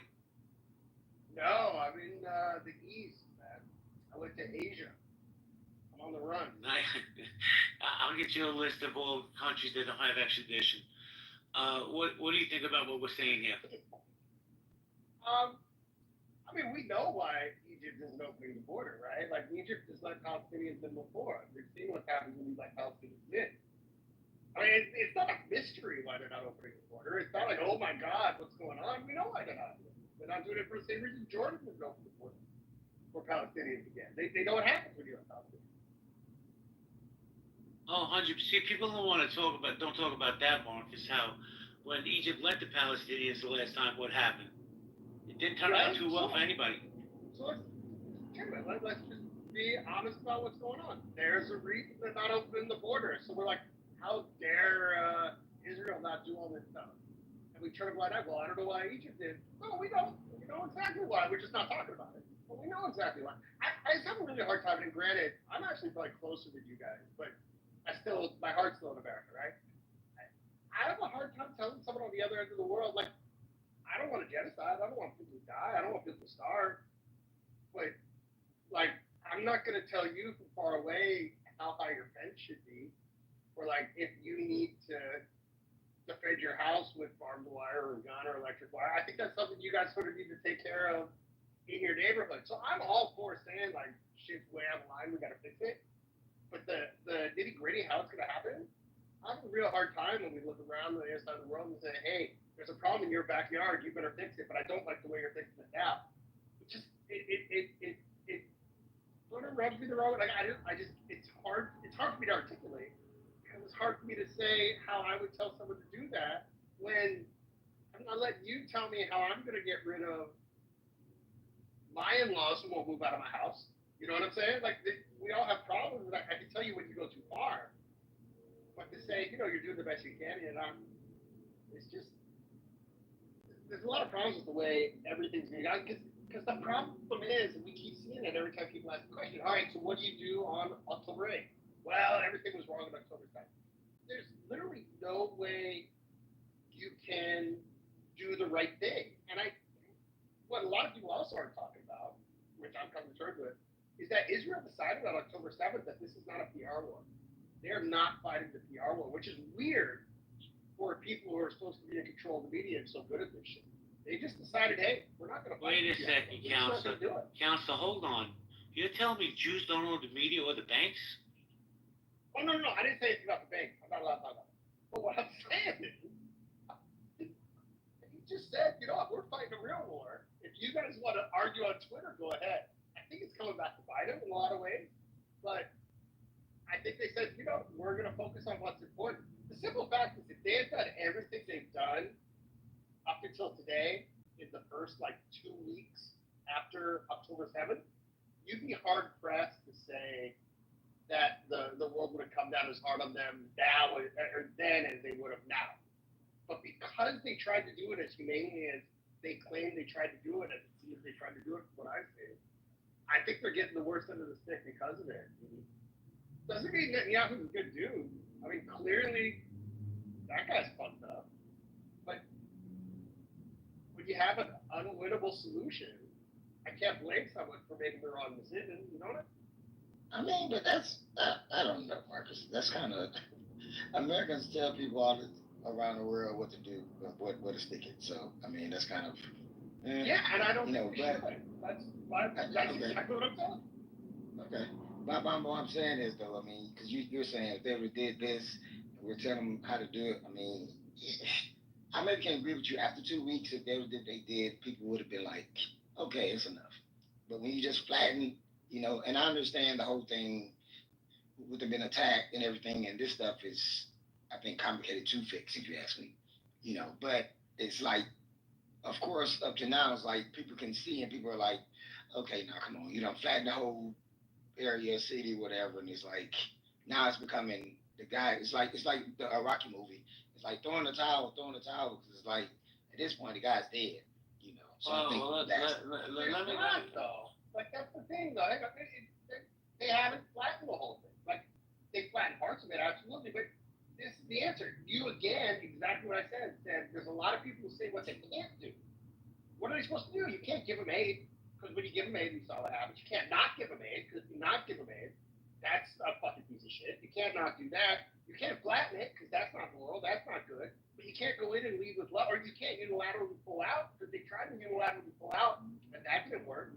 So now we have a long list of things that they can't do, but what we don't have is even one thing on the list of what they're allowed to do. And at some point, and I mean, I hate to say this, at some point, or you and I are arguing over a pizza, and who gets to eat the last piece, it either gets to be in one of us is going to eat it, the other person's going to be, or we're going to fight over it, right? And if we can't agree, or you're just not going to give in, we might have to fight over it. And well, Marcus, if you fight with a fat guy, if you fight with a fat guy over a pizza, you might get your hand bit off. And I think that's part of what we're seeing happen. Well, Marcus, let me say this. A couple of things real quick before I go to BB. If you're a real Jew, you're not eating that last slice because you're going to feel guilty. So I'll say that. But I'll say this. Here's the narrative that's being spun.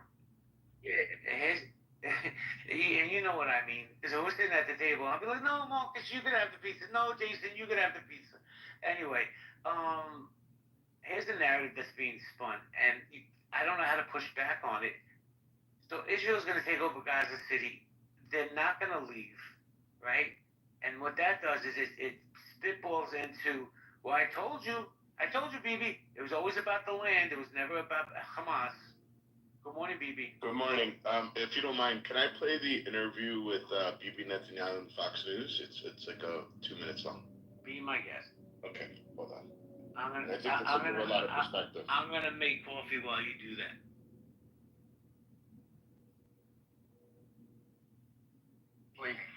Watch you. After this interview, you will go immediately into a meeting with your security cabinet. Will Israel take control of all of Gaza? We intend to, in order to assure our security, remove Hamas there, enable the population to be free of Gaza, and to pass it to civilian governance. That is not Hamas and not anyone advocating the destruction of Israel. That's what we want to do. We want to liberate ourselves and liberate the people of Gaza from the awful terror of Hamas. And you were in the Gaza Strip today. You met Palestinians who are fighting Hamas because finally they see that they have a future. They can rid themselves of this awful tyranny that not only holds our hostages, but holds 2 million Palestinians in Gaza hostage. That's got to end. Are you saying today that you will take control of the entire 26-mile Gaza Strip, as it was 20 years ago to this month in 2005? Well, we don't want to keep it. We want to have a security perimeter. We don't want to govern it. We don't want to be there as a governing body. We want to hand it over to Arab forces that will govern it properly without threatening us and giving Gazans a good life. That's not possible with Hamas. The only way that you're going to have a different future is to get rid of this neo-Nazi army. The Hamas are monsters. Look at what they're doing to our people.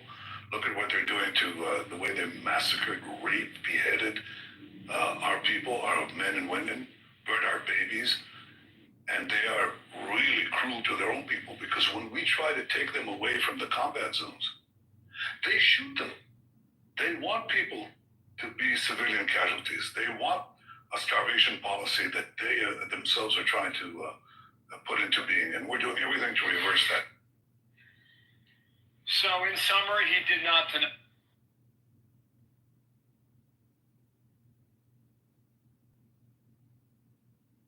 What do you guys think?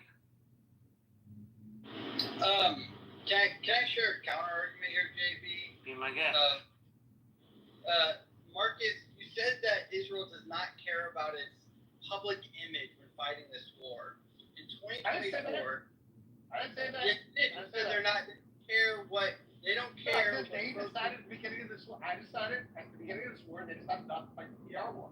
And I don't care. They just don't care. Okay, sure. Then they're not trying. Sure, then they're not trying. I'm telling you that they are. The IGAA, which is the Israeli government advertising agency, spent $120 million just last year on social media influencing. Okay, they did a trip with the Nelk Boys where they had the Nelk Boys come out for free and they filmed it all 2 years ago. Then they did an interview. Then Benjamin Netanyahu went on for the largest podcast for Gen Zers just a month ago to try to play a PR stunt. I mean, the idea that they're not trying, they are definitely trying. They're just not succeeding. They're just not winning. Podcasts in 4 years?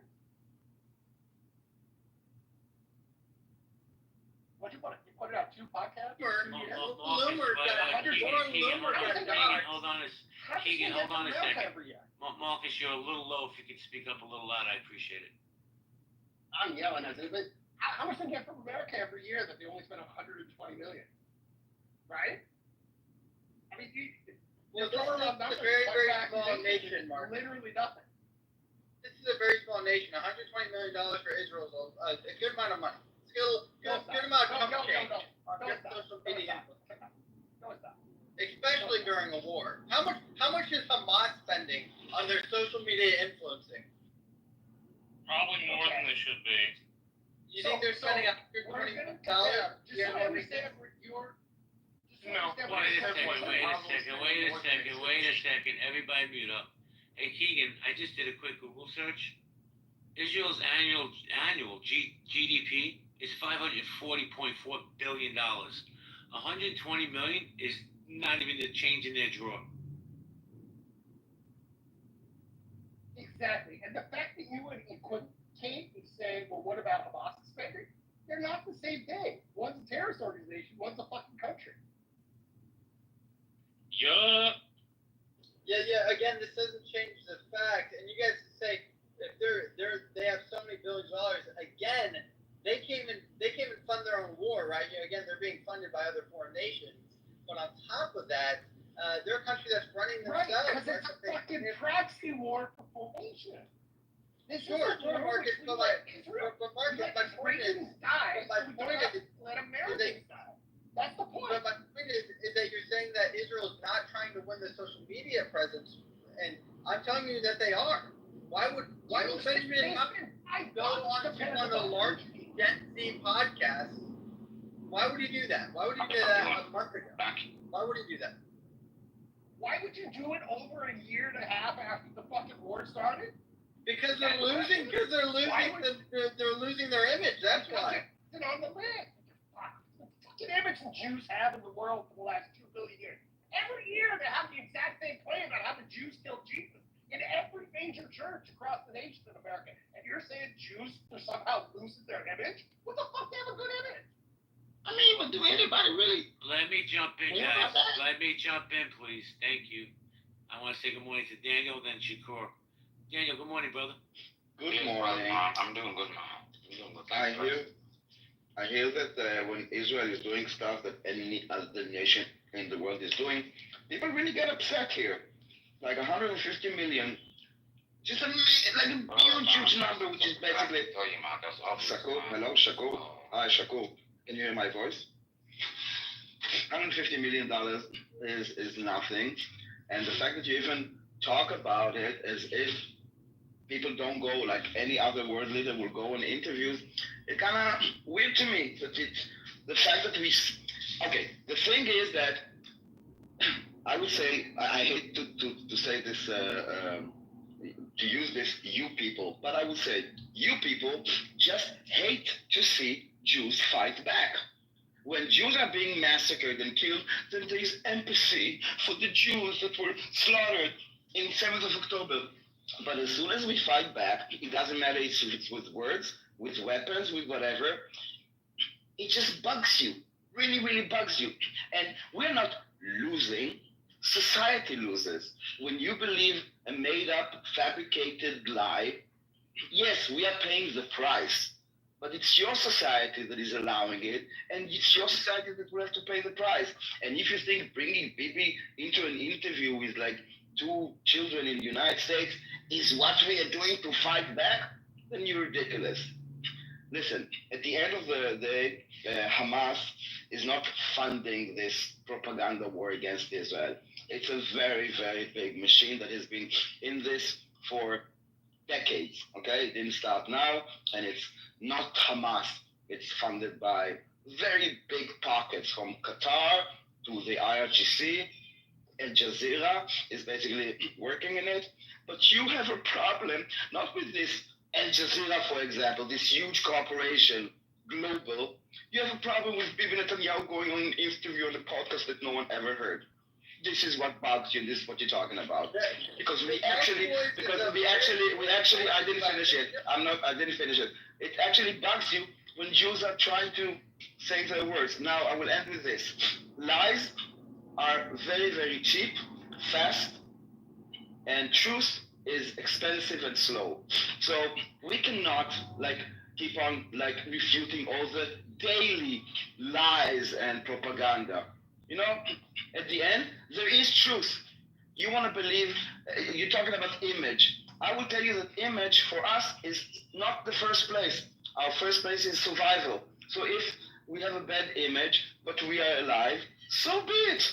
So big. If you want to think that we are genocidal demons, but you know, if you're an intelligent person, you know that it's the opposite. That the only place in the Middle East where Arabs, Muslims have rights, equal rights, freedom of speech, freedom of protest, it's in Israel. People say free Palestine. Free as what? As Lebanon, as Iraq, as Iran, as Syria, Daniel, as Yemen, as Egypt? Come on. Daniel, let me jump in here.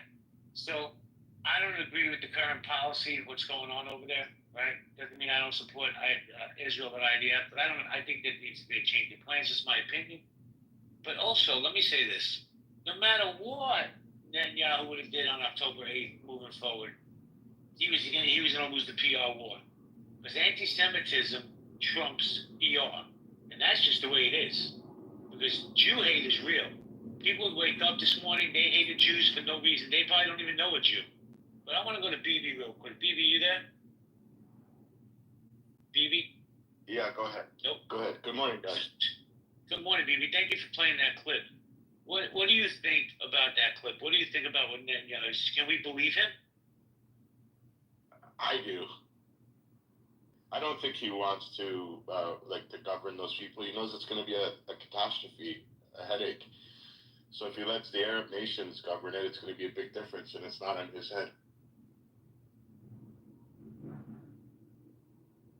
All right, guys, we're going to go popcorn. We're going to go popcorn. Hold on, Marcus. We're going to go popcorn style. We have a one mic policy. When somebody's speaking, you will get a chance to push back when they're done. Again, Marcus. So that's the first time I heard that interview that Netanyahu did. He's on record now saying multiple times he's holding it, or they'll hold Gaza to give it to a civilian government. You cannot hold him to that. If he doesn't hold himself to that, if the world is going to hold him to it, and if he doesn't, then fuck, there's going to be ramifications. But you know exactly what he's doing. The idea that they're trying to make quote unquote greater Israel, after you've heard him now say multiple times in a row that it's there to give it to an Arab civilian government. I mean, we can see exactly what happened. So I'm glad that he actually gave that statement. What is happening, according? Dang, you broke up. BB, can you play that clip one more time? Is that possible? Yeah, absolutely, guys. Give me 1 second. Thank you. Then I'm going to say good morning to Sig and KP. Daniel, just mute up while he plays the clip, please. Thank you.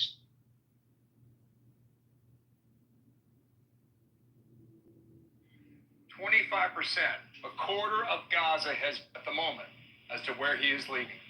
Watch here. After this interview, you will go immediately into a meeting with your security cabinet. Will Israel take control of all of Gaza? We intend to, in order to assure our security, remove Hamas there, enable the population to be free of Gaza, and to pass it to civilian governance. That is not Hamas and not anyone advocating the destruction of Israel. That's what we want to do. We want to liberate ourselves and liberate the people of Gaza from the awful terror of Hamas. And you were in the Gaza Strip today. You met Palestinians who are fighting Hamas because finally they see that they have a future. They can rid themselves of this awful tyranny that not only holds our hostages, but holds 2 million Palestinians in Gaza hostage. That's got to end. Are you saying today that you will take control of the entire 26-mile Gaza Strip, as it was 20 years ago to this month in 2005? Well, we don't want to keep it. We want to have a security perimeter. We don't want to govern it. We don't want to be there as a governing body. We want to hand it over to Arab forces that will govern it properly without threatening us and giving Gazans a good life. That's not possible with Hamas. The only way that you're going to have a different future is to get rid of this neo-Nazi army. The Hamas are monsters. Look at what they're doing to our people. Look at what they're doing to the way they massacred, raped, beheaded our people, our men and women, burned our babies. And they are really cruel to their own people, because when we try to take them away from the combat zones, they shoot them. They want people to be civilian casualties. They want a starvation policy that they themselves are trying to put into being, and we're doing everything to reverse that. So Thank you, BB. What do you guys think about Benjamin Netanyahu's interview just now? BB, you want to chime in, and I'm going to welcome Sig and KP to the stage. No, I want to know what Daniel thinks about that interview. So, sir. Daniel? I think that it's a war, and I think people don't realize it. So, statement like this, it's basically telling Hamas, 5 days ago or 5 days before the interview, Bibi said that they want to have a deal to release all the hostages, meaning basically to end this. And then 2 days later, they came with this threat, which they are willing to go through, to take control of Gaza, not to occupy Gaza, yes, words matter, to take control of Gaza. We now have control of 75, to take control of 100. And basically all those statements to the world means to Hamas, this is what's going to happen, this is your last chance. And even in Hamas, there are debates whether it's serious or not. And Naim Qassem, I think, no, this is from the Hezbollah, who was there, never mind, I don't think people know here, people from Hamas, was saying we should take this threat serious, and some don't. But the thing is that this pro-Pali support is actually telling Hamas, stay on your ground and don't surrender, it doesn't matter how many people die. So at the end, it's not necessarily a plan for now, it's a threat, and we hope we don't need to do it, because we don't really want to occupy Gaza. No shape or form. Thank you, Daniel. So before we continue moving the mic around, let me say good morning to KP. Sig had to step away for a minute. KP, what's good, bro? Oh, not much. How are you guys doing this morning? Doing fantastic. So we're talking about what's going on in the Middle East right now. If you want to chime in, you're more than welcome. If you want to sit back, you're more than welcome to do that as well. I'm going to sit back to chill. Thank you, KP. Appreciate you. Thank you for coming in. Keegan, much love, brother. Keegan, what do you think about that interview just now? I mean, listen, I think that anyone who listens, it should be concerned that, listen, we don't want to govern the inside of Gaza, but we, of course, are going to have to maintain a military control. I mean, this is just what Gaza's always been, right? Is that they're going to say that they don't mind, again, whoever governs the inside of it, but we're going to control the outside of it, meaning that this region will never grow, never prosper. It would still be considered an open-air prison at some point, even if you eliminate Hamas, because then they're like, well, now the threat of whoever is post-Hamas is now going to be the biggest threat. But my question is for people who are pro-Benjamin Netanyahu is, after the war is over, do you guys think that he should be held accountable for October 7th with how he reacted and how they weren't? And I think there should be an investigation, but George W. Bush knew some stuff about 9/11, and we didn't hold him accountable in that way. Why would they hold Netanyahu accountable that way? Because, aren't they going to have almost proof that he knew about it and kind of knew it kind of wanted to happen and kind of been funding them out or something like that? I mean, no, what you're referring to is something that happened in the early 2000s. As I understand it, Israel did give the nascent group some money, but they didn't fund the creation of Hamas. Those are two different things. In fact, if you're curious about Hamas as a group, I have a very good book I could quote to you from. Cool. But isn't there evidence that he or they ignored intelligence, I guess. You know what I'm saying? But you're right. They didn't prosecute Bush. So, yeah. Let me say, let me jump in here for a second, Danny. Because I have to be honest, and I'm not looking for smoke. I'm really not. It's 8:30 in the morning. But to say something so fucking asinine that Benjamin Netanyahu knew an attack was coming, he was going to let 1,200 people get murdered, raped, butchered, babies killed. Come on, now that's the ultimate cap. That's bullshit, man. Yeah, Danny. A few things about this funding Hamas. So no, Israel did not fund Hamas. Actually, Qatar funded Hamas. And the problem with Hamas that they are a dual-use organization. They are a brutal barbaric terror group, but they are also the government of Gaza. So if Bibi or Israel says, yes, Qatar can provide money to Gaza, then it's supporting Hamas. But imagine for just 1 second that Qatar wants to give, I don't know, millions of dollars to Gaza, and Israel would say, we're not allowing this. Would you say, good job, they're not funding terrorism? Or would you be on stage here saying that Netanyahu is starving Gaza and not allowing aid? Because it seems like it doesn't matter what we do, it's wrong. Even if we don't do anything, just let it happen, it's wrong. Now, Bibi is getting his information from the Mossad and the IDF, where Israelis work. My friends, my family, no one would allow this. Too many people need to be involved in this, allowing this, and it's against anything that we stand for. So it just, like, even this claim is so ridiculous and so out of touch with reality. Even in your country, I don't know what country you're from, do you think it's possible that a president will know something that no one else would and will allow, like, the citizens to be slaughtered like this? It's just a weird claim. It's just a claim that says Israel is wrong, and now let's see how. Well, I mean, there's nuance in the conversation, so I'm not saying let them, like, hey, come on in. But there's nuance to the conversation, and I think when we've had these arguments, and people be like, oh, you're calling Israel better, Jews bad. No, I'm not saying that, and I never said that. If you read the New York Times article that I put in the chat, it's just saying that ignore, like they said about Bush, right? Maybe ignore the intelligence and then take it serious or something like that. So I'm not saying that, yeah, he had a hand and he was like, yeah, come on in, it's a book bolster me. No, I'm not saying that. I'm not on the side that Jews are bad and all this mess. You know what I'm saying? But there's nuance in the conversation.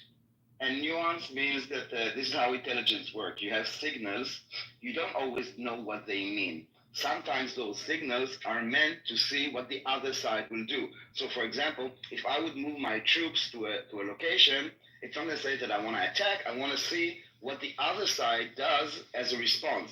So you don't always respond because you don't want the other side also to know what you know.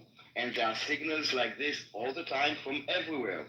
And there's always a threat. No one imagined something like this. And that's the thing with 9/11, right? People always say nobody imagined stuff like this, and then of course we find out there's a whole report that people did imagine stuff like this. So that's the nuance in the conversation. You know no, again, this report was an option. It's a possibility. There are many possibilities of things that could happen. It's called the part, like basically a playbook of things that could happen. If Iran will do this, if they will do that, or like what could happen. There's something called Ifra Mistaba, like it's a department that basically their job is to think the opposite of what others are thinking, to see what we missed. Unfortunately, with intelligence and with counterterrorism, there is no 100%. And blaming the victims, it's a bit fucked up. Let's be honest. It's not a bit fucked up. It's a lot fucked up. Yeah.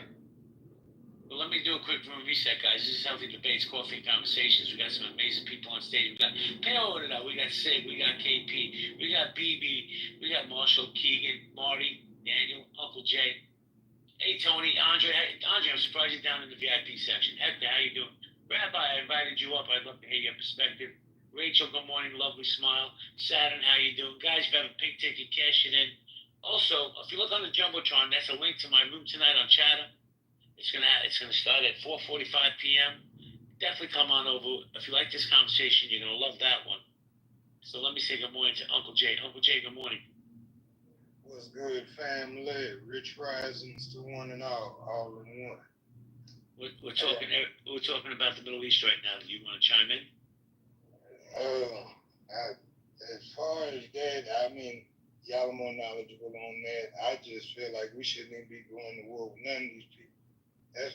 I don't really do the whole politics thing because people get mad at me because I feel, because I say fuck them all.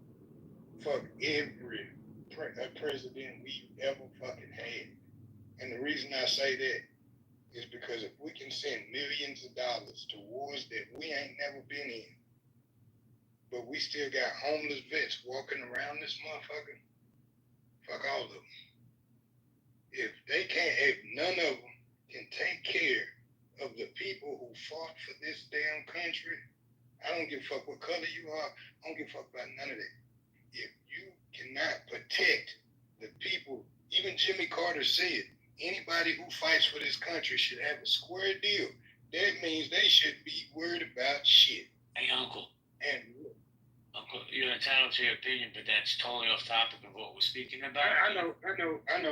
As far as the Iran and all of that stuff, I mean, I can't really speak on that. So I'm gonna let y'all go ahead and rock that, family. Let me get some knowledge and understanding from y'all first before I comment. I appreciate it. Thank you. I'm hang out for a while. Get money.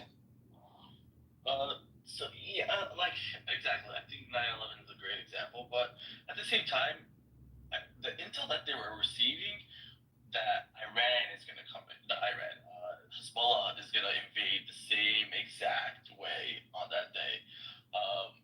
I believe they did wait and see if that was the case, because even if you just throw all your army into one direction to the south, the whole north is going to be having that same exact consequences.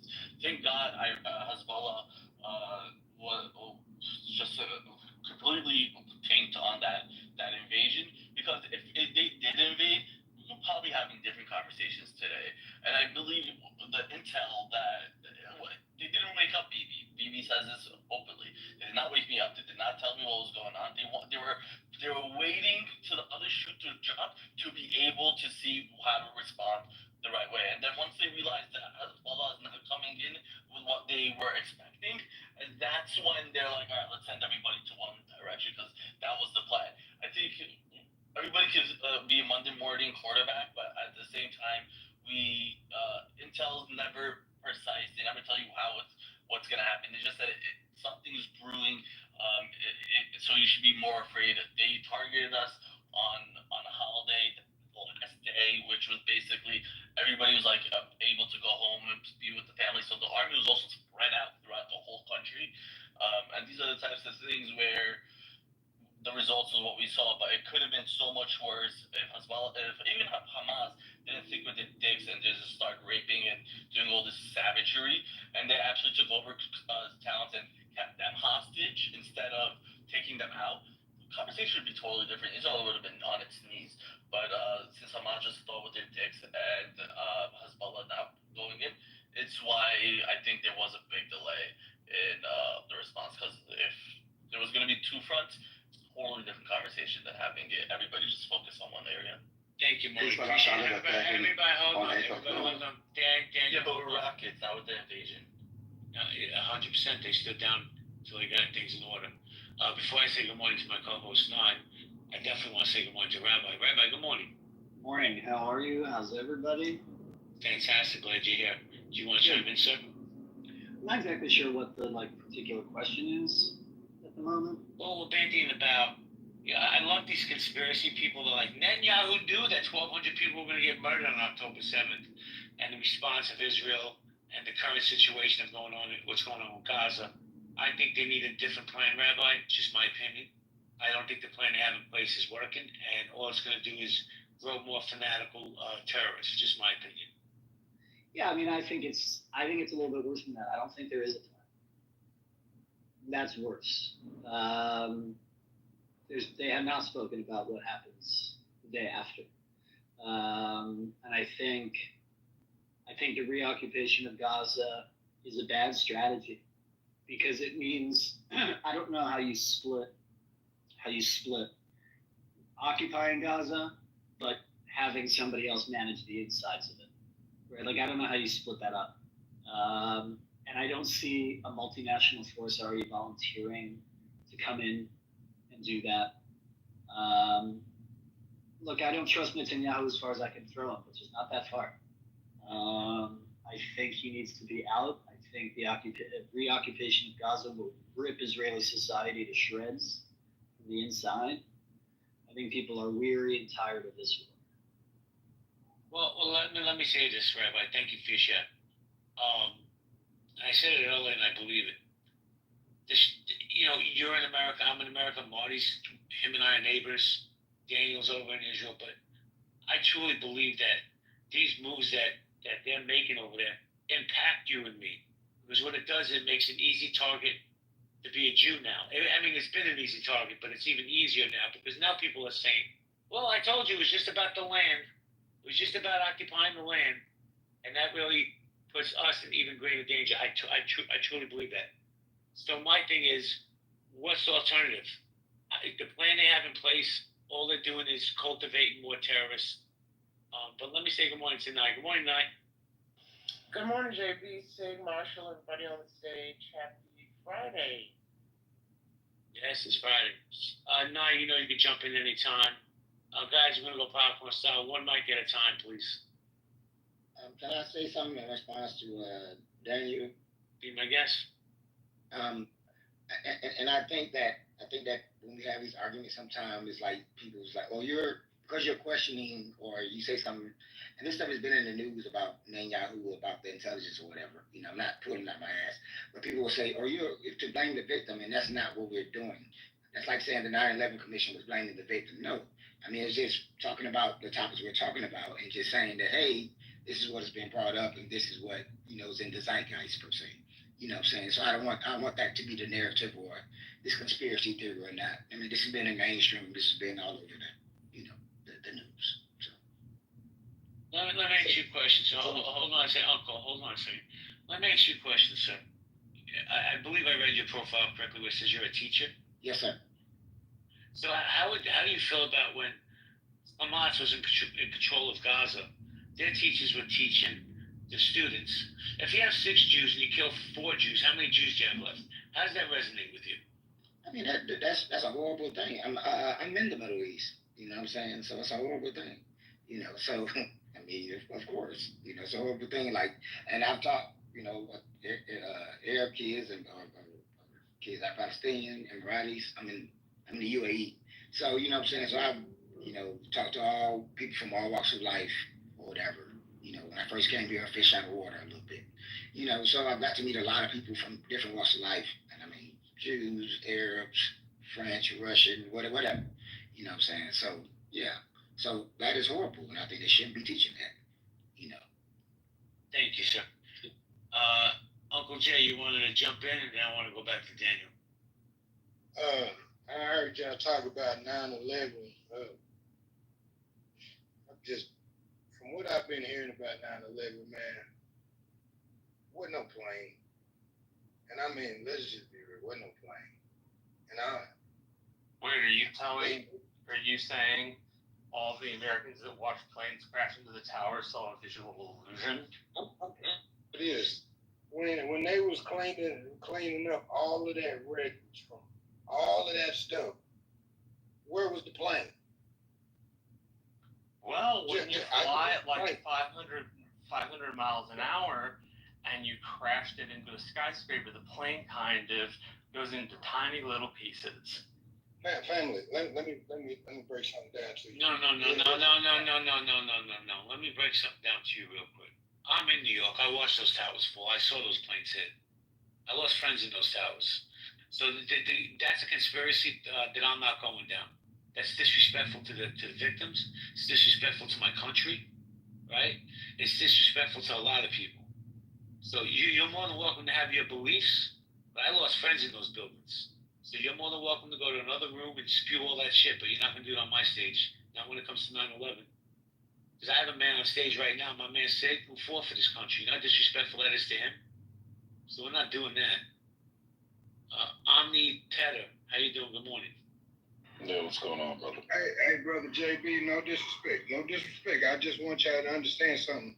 around where we at and where y'all at, y'all get news before we do. So I was in New York when it happened, bro. What are you talking? My eyes don't deceive. No, I dig it. I dig that. No disrespect. I want you to understand something, but like we all know that in certain places, news changes the narratives. We know the news changes it to suit some other people's thought process. So what y'all are seeing there, we don't get to see all the way down here like that. So we can only go. We're in the South. You're saying we never seen. No. Here's what we're saying. Here's what I'm saying, because I can't speak for nobody else. I'm saying 1 minute they're showing planes flying next to the thing, but you just never found no plane in the room. Okay, wait, Marshall. Do not bring that dude back up. I just said to him, I'm not going down that rabbit hole, but he can insist to persist. It's like saying that the planes hit the towers, but where are the towers? I don't see any towers. There were no twin towers. It's a ridiculous claim. Well, let me tell you something, man. Once again, my lived experience, I was here on 9/11. I know what I saw. So for this bullshit, listen, man. Did Bush know about 9/11? I don't know. Some people say he did. Where's the evidence? But to come up here with these conspiracy, once again, let me reiterate this. You may not want to hear this, people. It's disrespectful to people that died. It's disrespectful for the people that fought for our country. It's disrespectful to all Americans.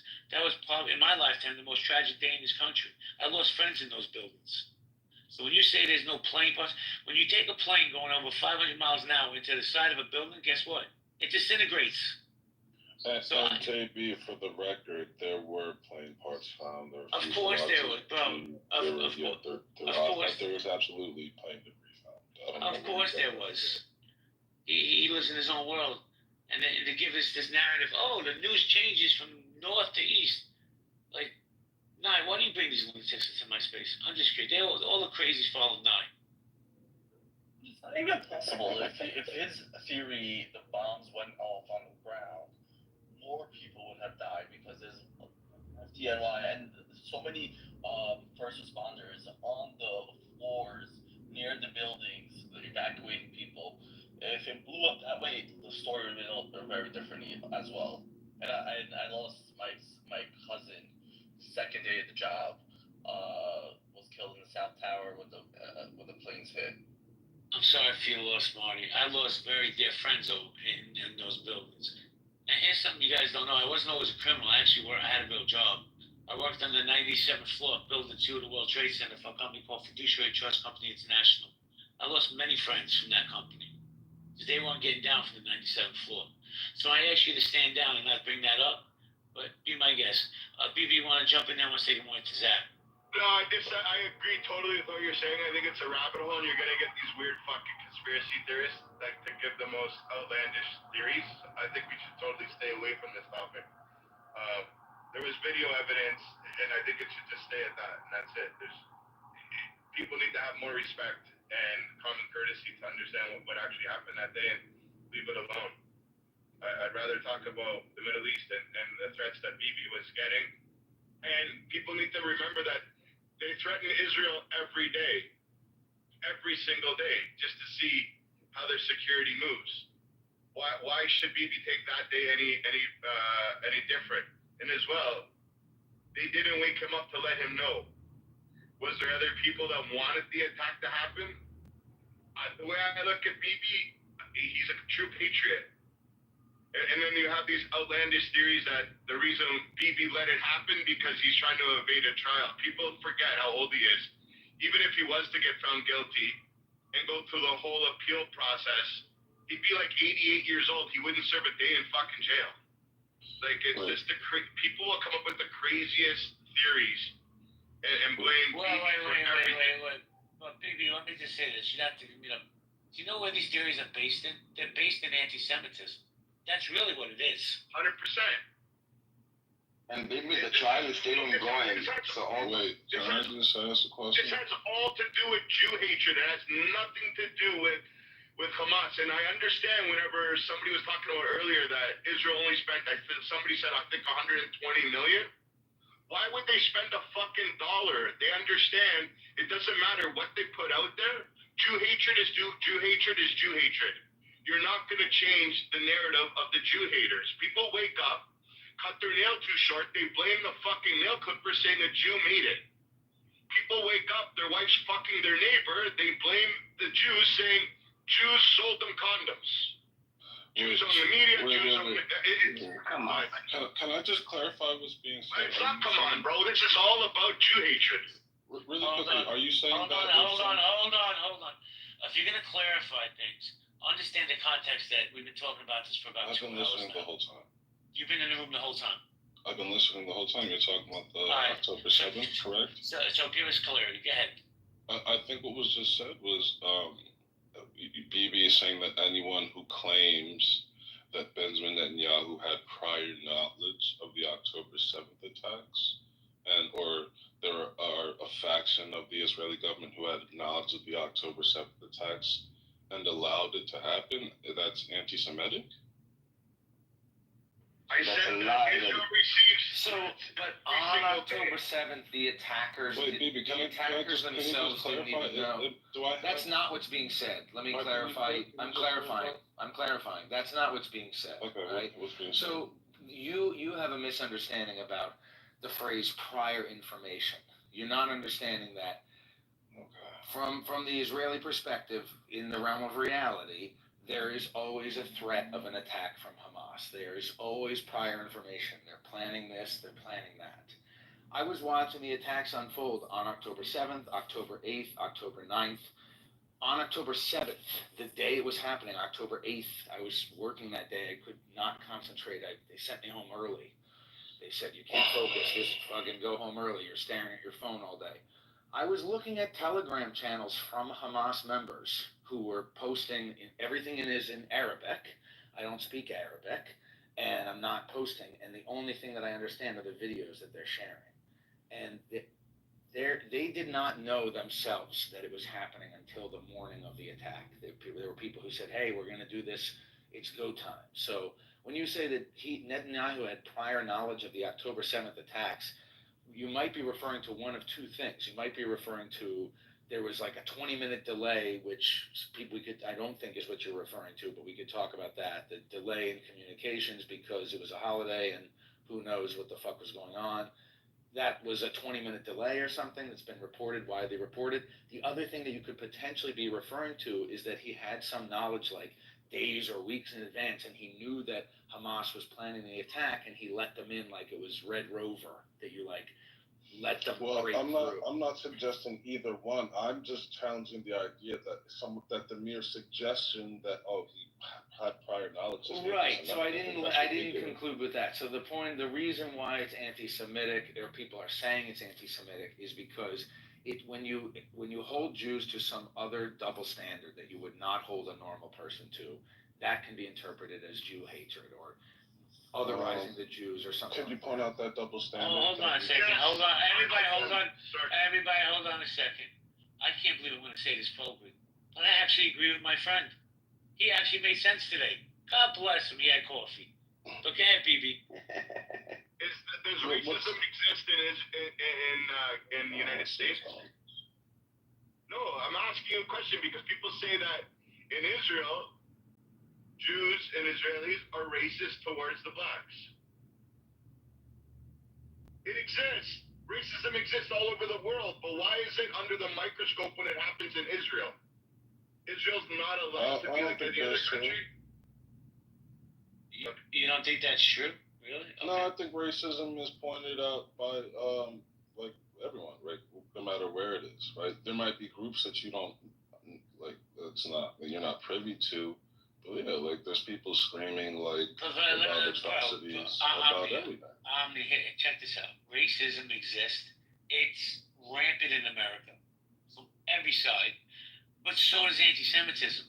See, before October 7th, I know, Sid, people would whisper under their breath anti-Semitic things. People in America will use the N-word like it's nothing, bro. They'll throw it around like it's Halloween candy.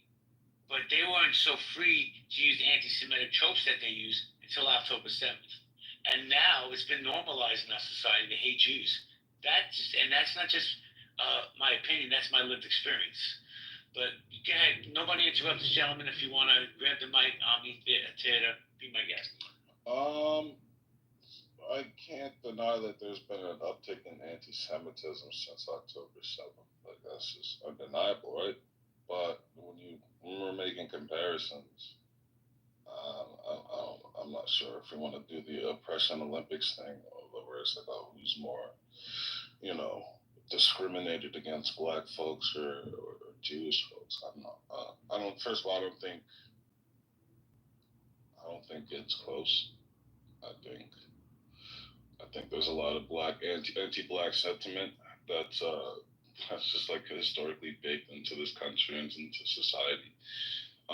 As much as we wash it away, there's still, the remnants still like linger there a little bit. So, I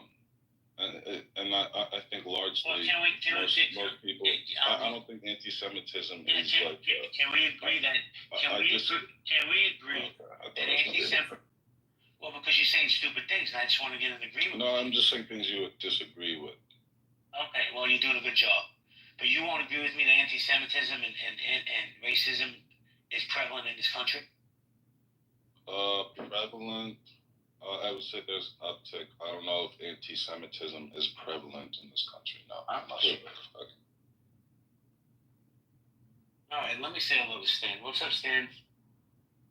Hey, GB. Hey. Do you want to chime in? I'm just curious.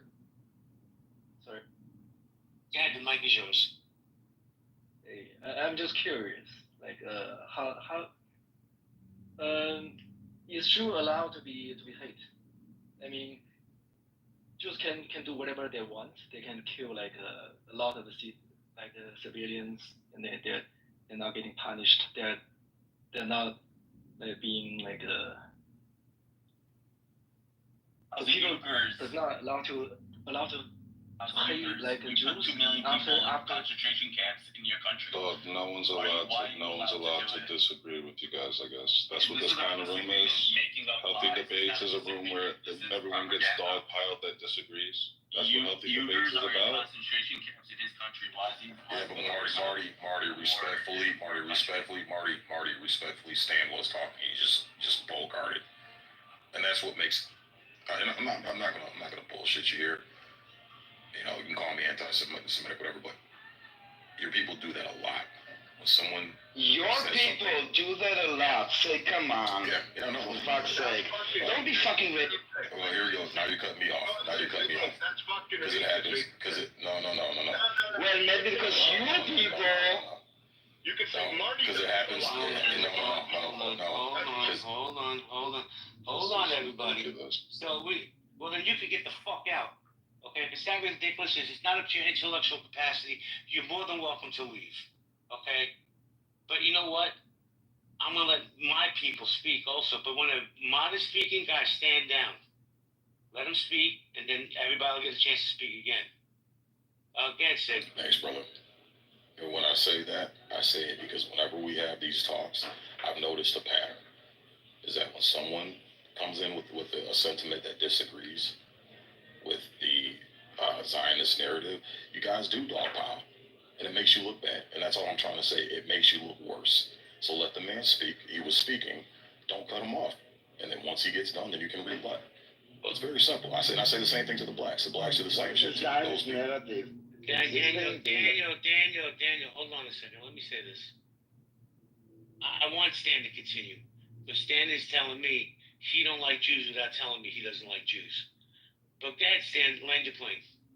I have no knowledge about Jews, and I have no interest in hating or I have no emotional. If you have no knowledge of it, why speak on it? No. You just said that. I'm using your words, sir. October 7th. Oh, now you're a scholar on Judaism in Israel. Please. Right. He got a degree. He went back and got a degree. No, guys, seriously, go ahead, Stan. You got a minute to land your plane. What I'm seeing is that the Israel is killing a lot of civilians in Gaza, and increasingly, I feel like I have negative feelings on Israel people. That's one feeling. Wait. Do you have negative feelings on Israel or Jewish people? Israel. Okay. Yeah, but but people gaslighting. Can I say something now? Because you didn't say Israel. You said the Jewish people are getting away with killing people. That's your exact word. Maybe English is not your first language, which I obviously can hear. It's not. But the reality is, you said Jews, and the idea that Jews are just killing random people is a conspiracy Marty. And it's anti-Semitic because it doesn't appear. Marty, Stan, hold on. Let me just say this. So, Sig, like you're my friend, but I'm gonna tell you something, man. And you may not agree because, like, I don't have your lived experience, you don't have mine. We gather up like this and we dogpile on people, and I'm keeping it real with you, because we're targeted right now. That's really the truth. Jews are targeted. And you guys can give me all the emojis you want and shit like that, but when we get targeted, we gather around each other. So that's I just wanted to say that to you. And now, if I may, just one sentence. Not only are you 100% correct, we are targeted right now, but also when you talk about the anti-Zionist narrative, when things contradict the Zionist narrative, Sig, respectfully, things that contradict the anti-Zionist narrative abound. Anti-Zionist narratives abound. They are everywhere. And Clubhouse is one of the few places where I personally in my life can feel heard on my pro-Zionist narrative. And so it doesn't excuse the dogpiling. I like it when people don't interrupt each other. I like it when people are brief, I'll just say this, along with the one mic policy, you've got to be brief, right? So it's frustrating when people drone on and on. It's also frustrating when people interrupt. But to agree with JB, we're targeted now, and Clubhouse is one of the few places where we can feel heard on our pro-Zionist beliefs. Thank you. Yeah, okay, so let me respond to that. So I hear what you're saying, but that was not my point. The point is Stan was talking. Stan was barely off mic for 15 seconds, and Marty just came in. And what I've noticed is a fucking pattern with this. It's like October 7th last year. I came into JB's room, and JB said, "Hey, Sid, welcome to the stage. What are your thoughts on this?" I said, "JB, I'm just getting into this. I'm not well-versed, but I hate to see innocent people dying on both sides." You know who a bunch of people came off mic? A bunch of Israel supporters came off. What, do you support Hamas? What, do you support Hamas sympathizers? What do you mean? I'm like, whoa. I said, calm the fuck down, bro. So all I'm saying is, when you guys act like, and you guys act just like the blacks, because I give the blacks the same shit. So get offended by you people. I do the same shit to my fucking people too when they act like fucking idiots and get their panties in a bunch and can't control their emotions. Is that it makes you look bad, and then people don't want to hear you out, and people don't want to fucking support you. That's all my point is. But well, let me jump in. Hold on, Daniel. Let me jump in. And I don't speak for all Jews. I just speak for this Jew, this cracker in the corner, Sig. I know it's been 2 years since this war has started, this conflict, whatever people want, this genocide, like some of you idiots like to label it. But for some of us, and I'm going to keep it 100, it's still very raw. It's still surreal what happened on October 7th. And I'm not justifying people dogpiling on other people. I want to hear what Stan has to say. I want to hear what Nye has to say. I want to hear what El Nomo has to say. But for me, it's still very raw. The images I saw on that day are embedded in my mind forever. Doesn't make it right to dogpile on somebody. I'm just telling you my perspective. But before we continue, I definitely want to say good morning to Rachel. Now I'm going to go to El Nomo. Good morning, Rachel. Can I raise my hand? How do you do it? I have no idea. But the mic is yours, ma'am. Just good morning, and I love this discussion. I love your room. I just have 3 questions that you can answer, probably anyone else. Let me preface by saying, as I said before, blacks don't really know much about Judaism or being Jewish or anything because we have our own plight. Now, there may be some blacks who know and are racist against you, but we don't know if it's a race or a religion most times. That's number 1. We don't wake up thinking about, we're not anti-Semitic. There probably are some, but as a whole, black people aren't anti-Semitic because we don't understand it. We know what we know, what happens to millions of people. And when you say you're being targeted, we don't know who's targeting you. Now, on your daily basis, you do have people probably that are being nasty or mean, but it's likely not because you're a Jew. It's because they find maybe you rude or something, some circumstance. Number 2 is, I don't know what a Zionist is. And I'm well educated, but I don't, like I said, I'm just maybe talking about me. I don't know a lot of these things. And number three, I think it helps if you're more specific to say who you're being targeted by. Because it sounds like Zig said, sometimes it sounds like everybody's against you, and really you're a non-factor to a lot of people in a good way. You know, we don't know who you are unless you're going to in LA, unless you're going to church on Saturday or whatever day it is. You know, walking because you can't utilize mechanics, or if you're away because of certain holidays in the office or something. But I never come across people in my job that say anything about being having anti-Semitism against them, or even being a Jew, unless someone says, "Yeah, my husband's a Jew, so I have to do this." You know, a girl told me she can't be home in October for Yom Kippur. We don't hear that stuff, so we feel kind of like, I don't know what the word would be, but we're being accused of stuff that's not true. And I just want you to be more sympathetic to that. Everybody, hold on, BB, hold on 1 second, because I promised Nobi can answer her questions, and then I'll come to you next. And I also want to get Rick and Albert in the conversation. El Normal, good morning, my friend. Good morning, good morning. So, and thanks for bringing me up, and Rachel, thanks for your question. So, the reason why other people don't really know who or what we are is because we are very complicated, and we don't always know who or what we are because we're different. Because we were around before these ideas of race didn't exist when we were formed as a nation. And religion didn't exist before we were formed as a nation. Essentially, we are a family, a tribe, a people, a nation, with a founding document, the Torah, and a language that we speak when we pray, Hebrew, and the land of Israel.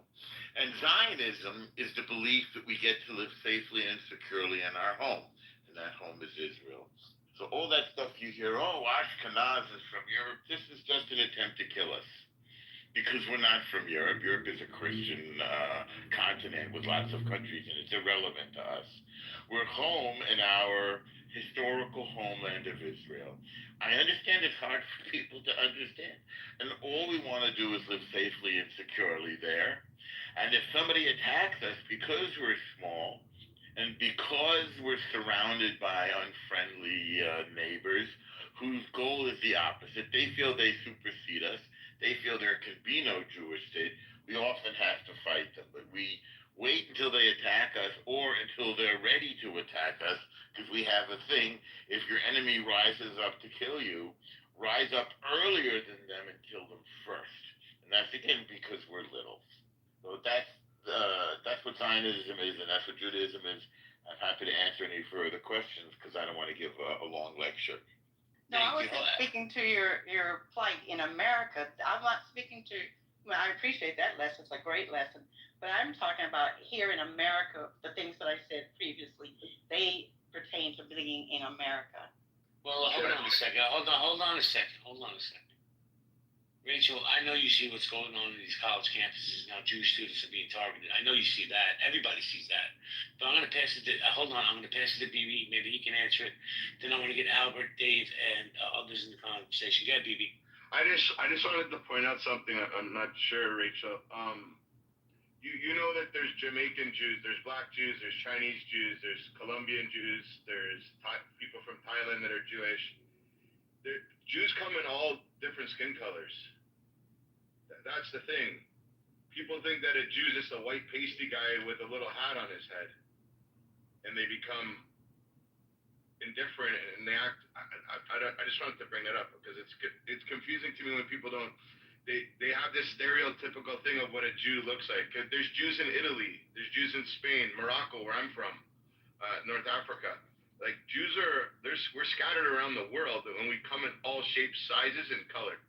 Oh, I appreciate that, but I'm asking you, in America, please be more specific to who is being anti-Semitic to you. And I guess sometimes I don't watch the news, but I did see something about it. The college campuses, yes, I see that, and that's shameful. But I'm saying that you see the law is all I in think being that, you know, anti-Semitic, respectfully, and I think you're getting a little confused because your question is phrased in kind of a confusing way. When you say who is being anti-Semitic towards you guys, the answer is very simple: anti-Semitic people.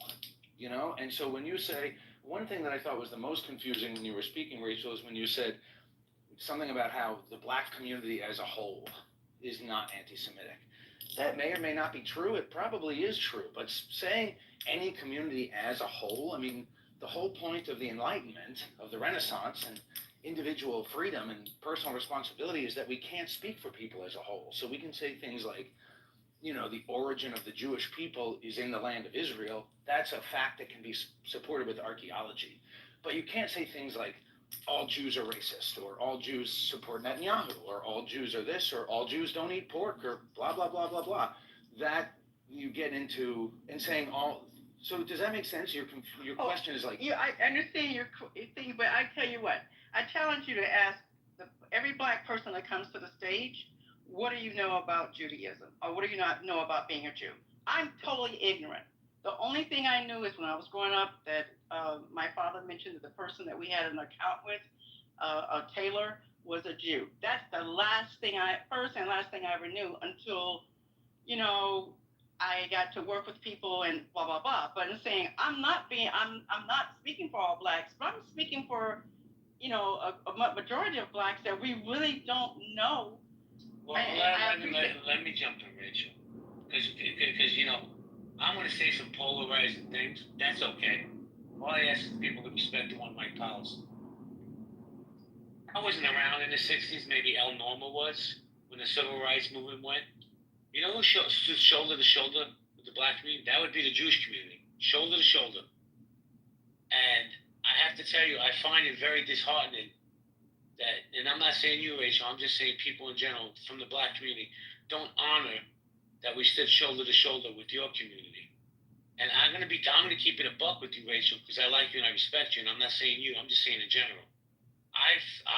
My lived experience, I've seen more anti-Semitism and hate coming out of the black community towards the Jewish community than any other community, and I just don't understand it. So, is that in New York? But please, is that in New York? Of course, it's in New York.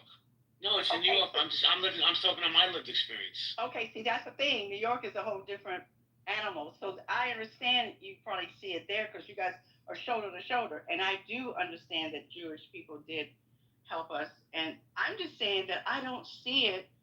I just don't see it. Maybe, I live in Los Angeles. I don't know. In Florida, we weren't around the group because you kind of have your own community. Even here in LA, you have your own community, but you live everywhere. But I won't belabor the point, but I'm just saying, be a little more, Well, let me finish my thought, please. Okay. Because not all Jews are monoliths, right? I'm a different type of Jew than El Normo or Rabbi or Bibi. I have tattoos. I eat pork. I shouldn't have either one of those, but I do. It's not a religious thing. It was me living my life. But rest assured, October 7th came, I'm a Jew. I've always been a Jew. I just don't talk about it on this app because you know what? It's like these people grab the lowest hanging fruit and say, oh, he's a Jew. Let's automatically hate him, which is bizarre to me. But let me tell you this. Here in America, we are the bullseye right now. Walking down the streets. And listen, there's parts of Brooklyn I can go into right now, right, that I'm not going to be accepted as a Jew. Most of the people on the stage aren't going to be accepted. Very secular people. It is what it is. Doesn't mean I'm less of a Jew or I'm not proud to be a Zionist. I came on this stage early this morning. I had this room open since 6 o'clock this morning. And one of the first things I spoke about when we were speaking about Israel, Zach, I need you to mute up, man. Zach, can you mute up, please? Wow. So one of the first things I said was, I don't agree with what the IDF is doing right now. Doesn't make me less of a Zionist. Doesn't mean I don't love my Jewish brothers and sisters. Just means I disagree with the government. Let me say, hold on, bro. All right. I know you're sensitive. I brought that up earlier. I was going to agree with you, actually. But... Thank you. I don't need your agreement, but thank you. You can go listen for a while. Now, I brought this up earlier, how the men on this app are hypersensitive. He kicked me out of his room 3 days ago. They were talking about normal. I'm like, who gives a fuck? It was 3 days ago. Grow up. You hurt my feelings. Man, squeeze your balls and be a fucking man. Stop the bullshit. Anyways, part of my language, Miss Rachel. Let me say good morning to Albert because he's been patiently waiting. I wanted to bring you up short for 1 second, Jay. You said I was around in the 60s. Did you mean the 1960s or the 1860s, man? 1860s, Norm. 1860s. The 1760s. El Normal was out there protesting with. He was out there protesting with Lincoln. But let's go to Albert. Albert, good morning. Hey, good morning, JB.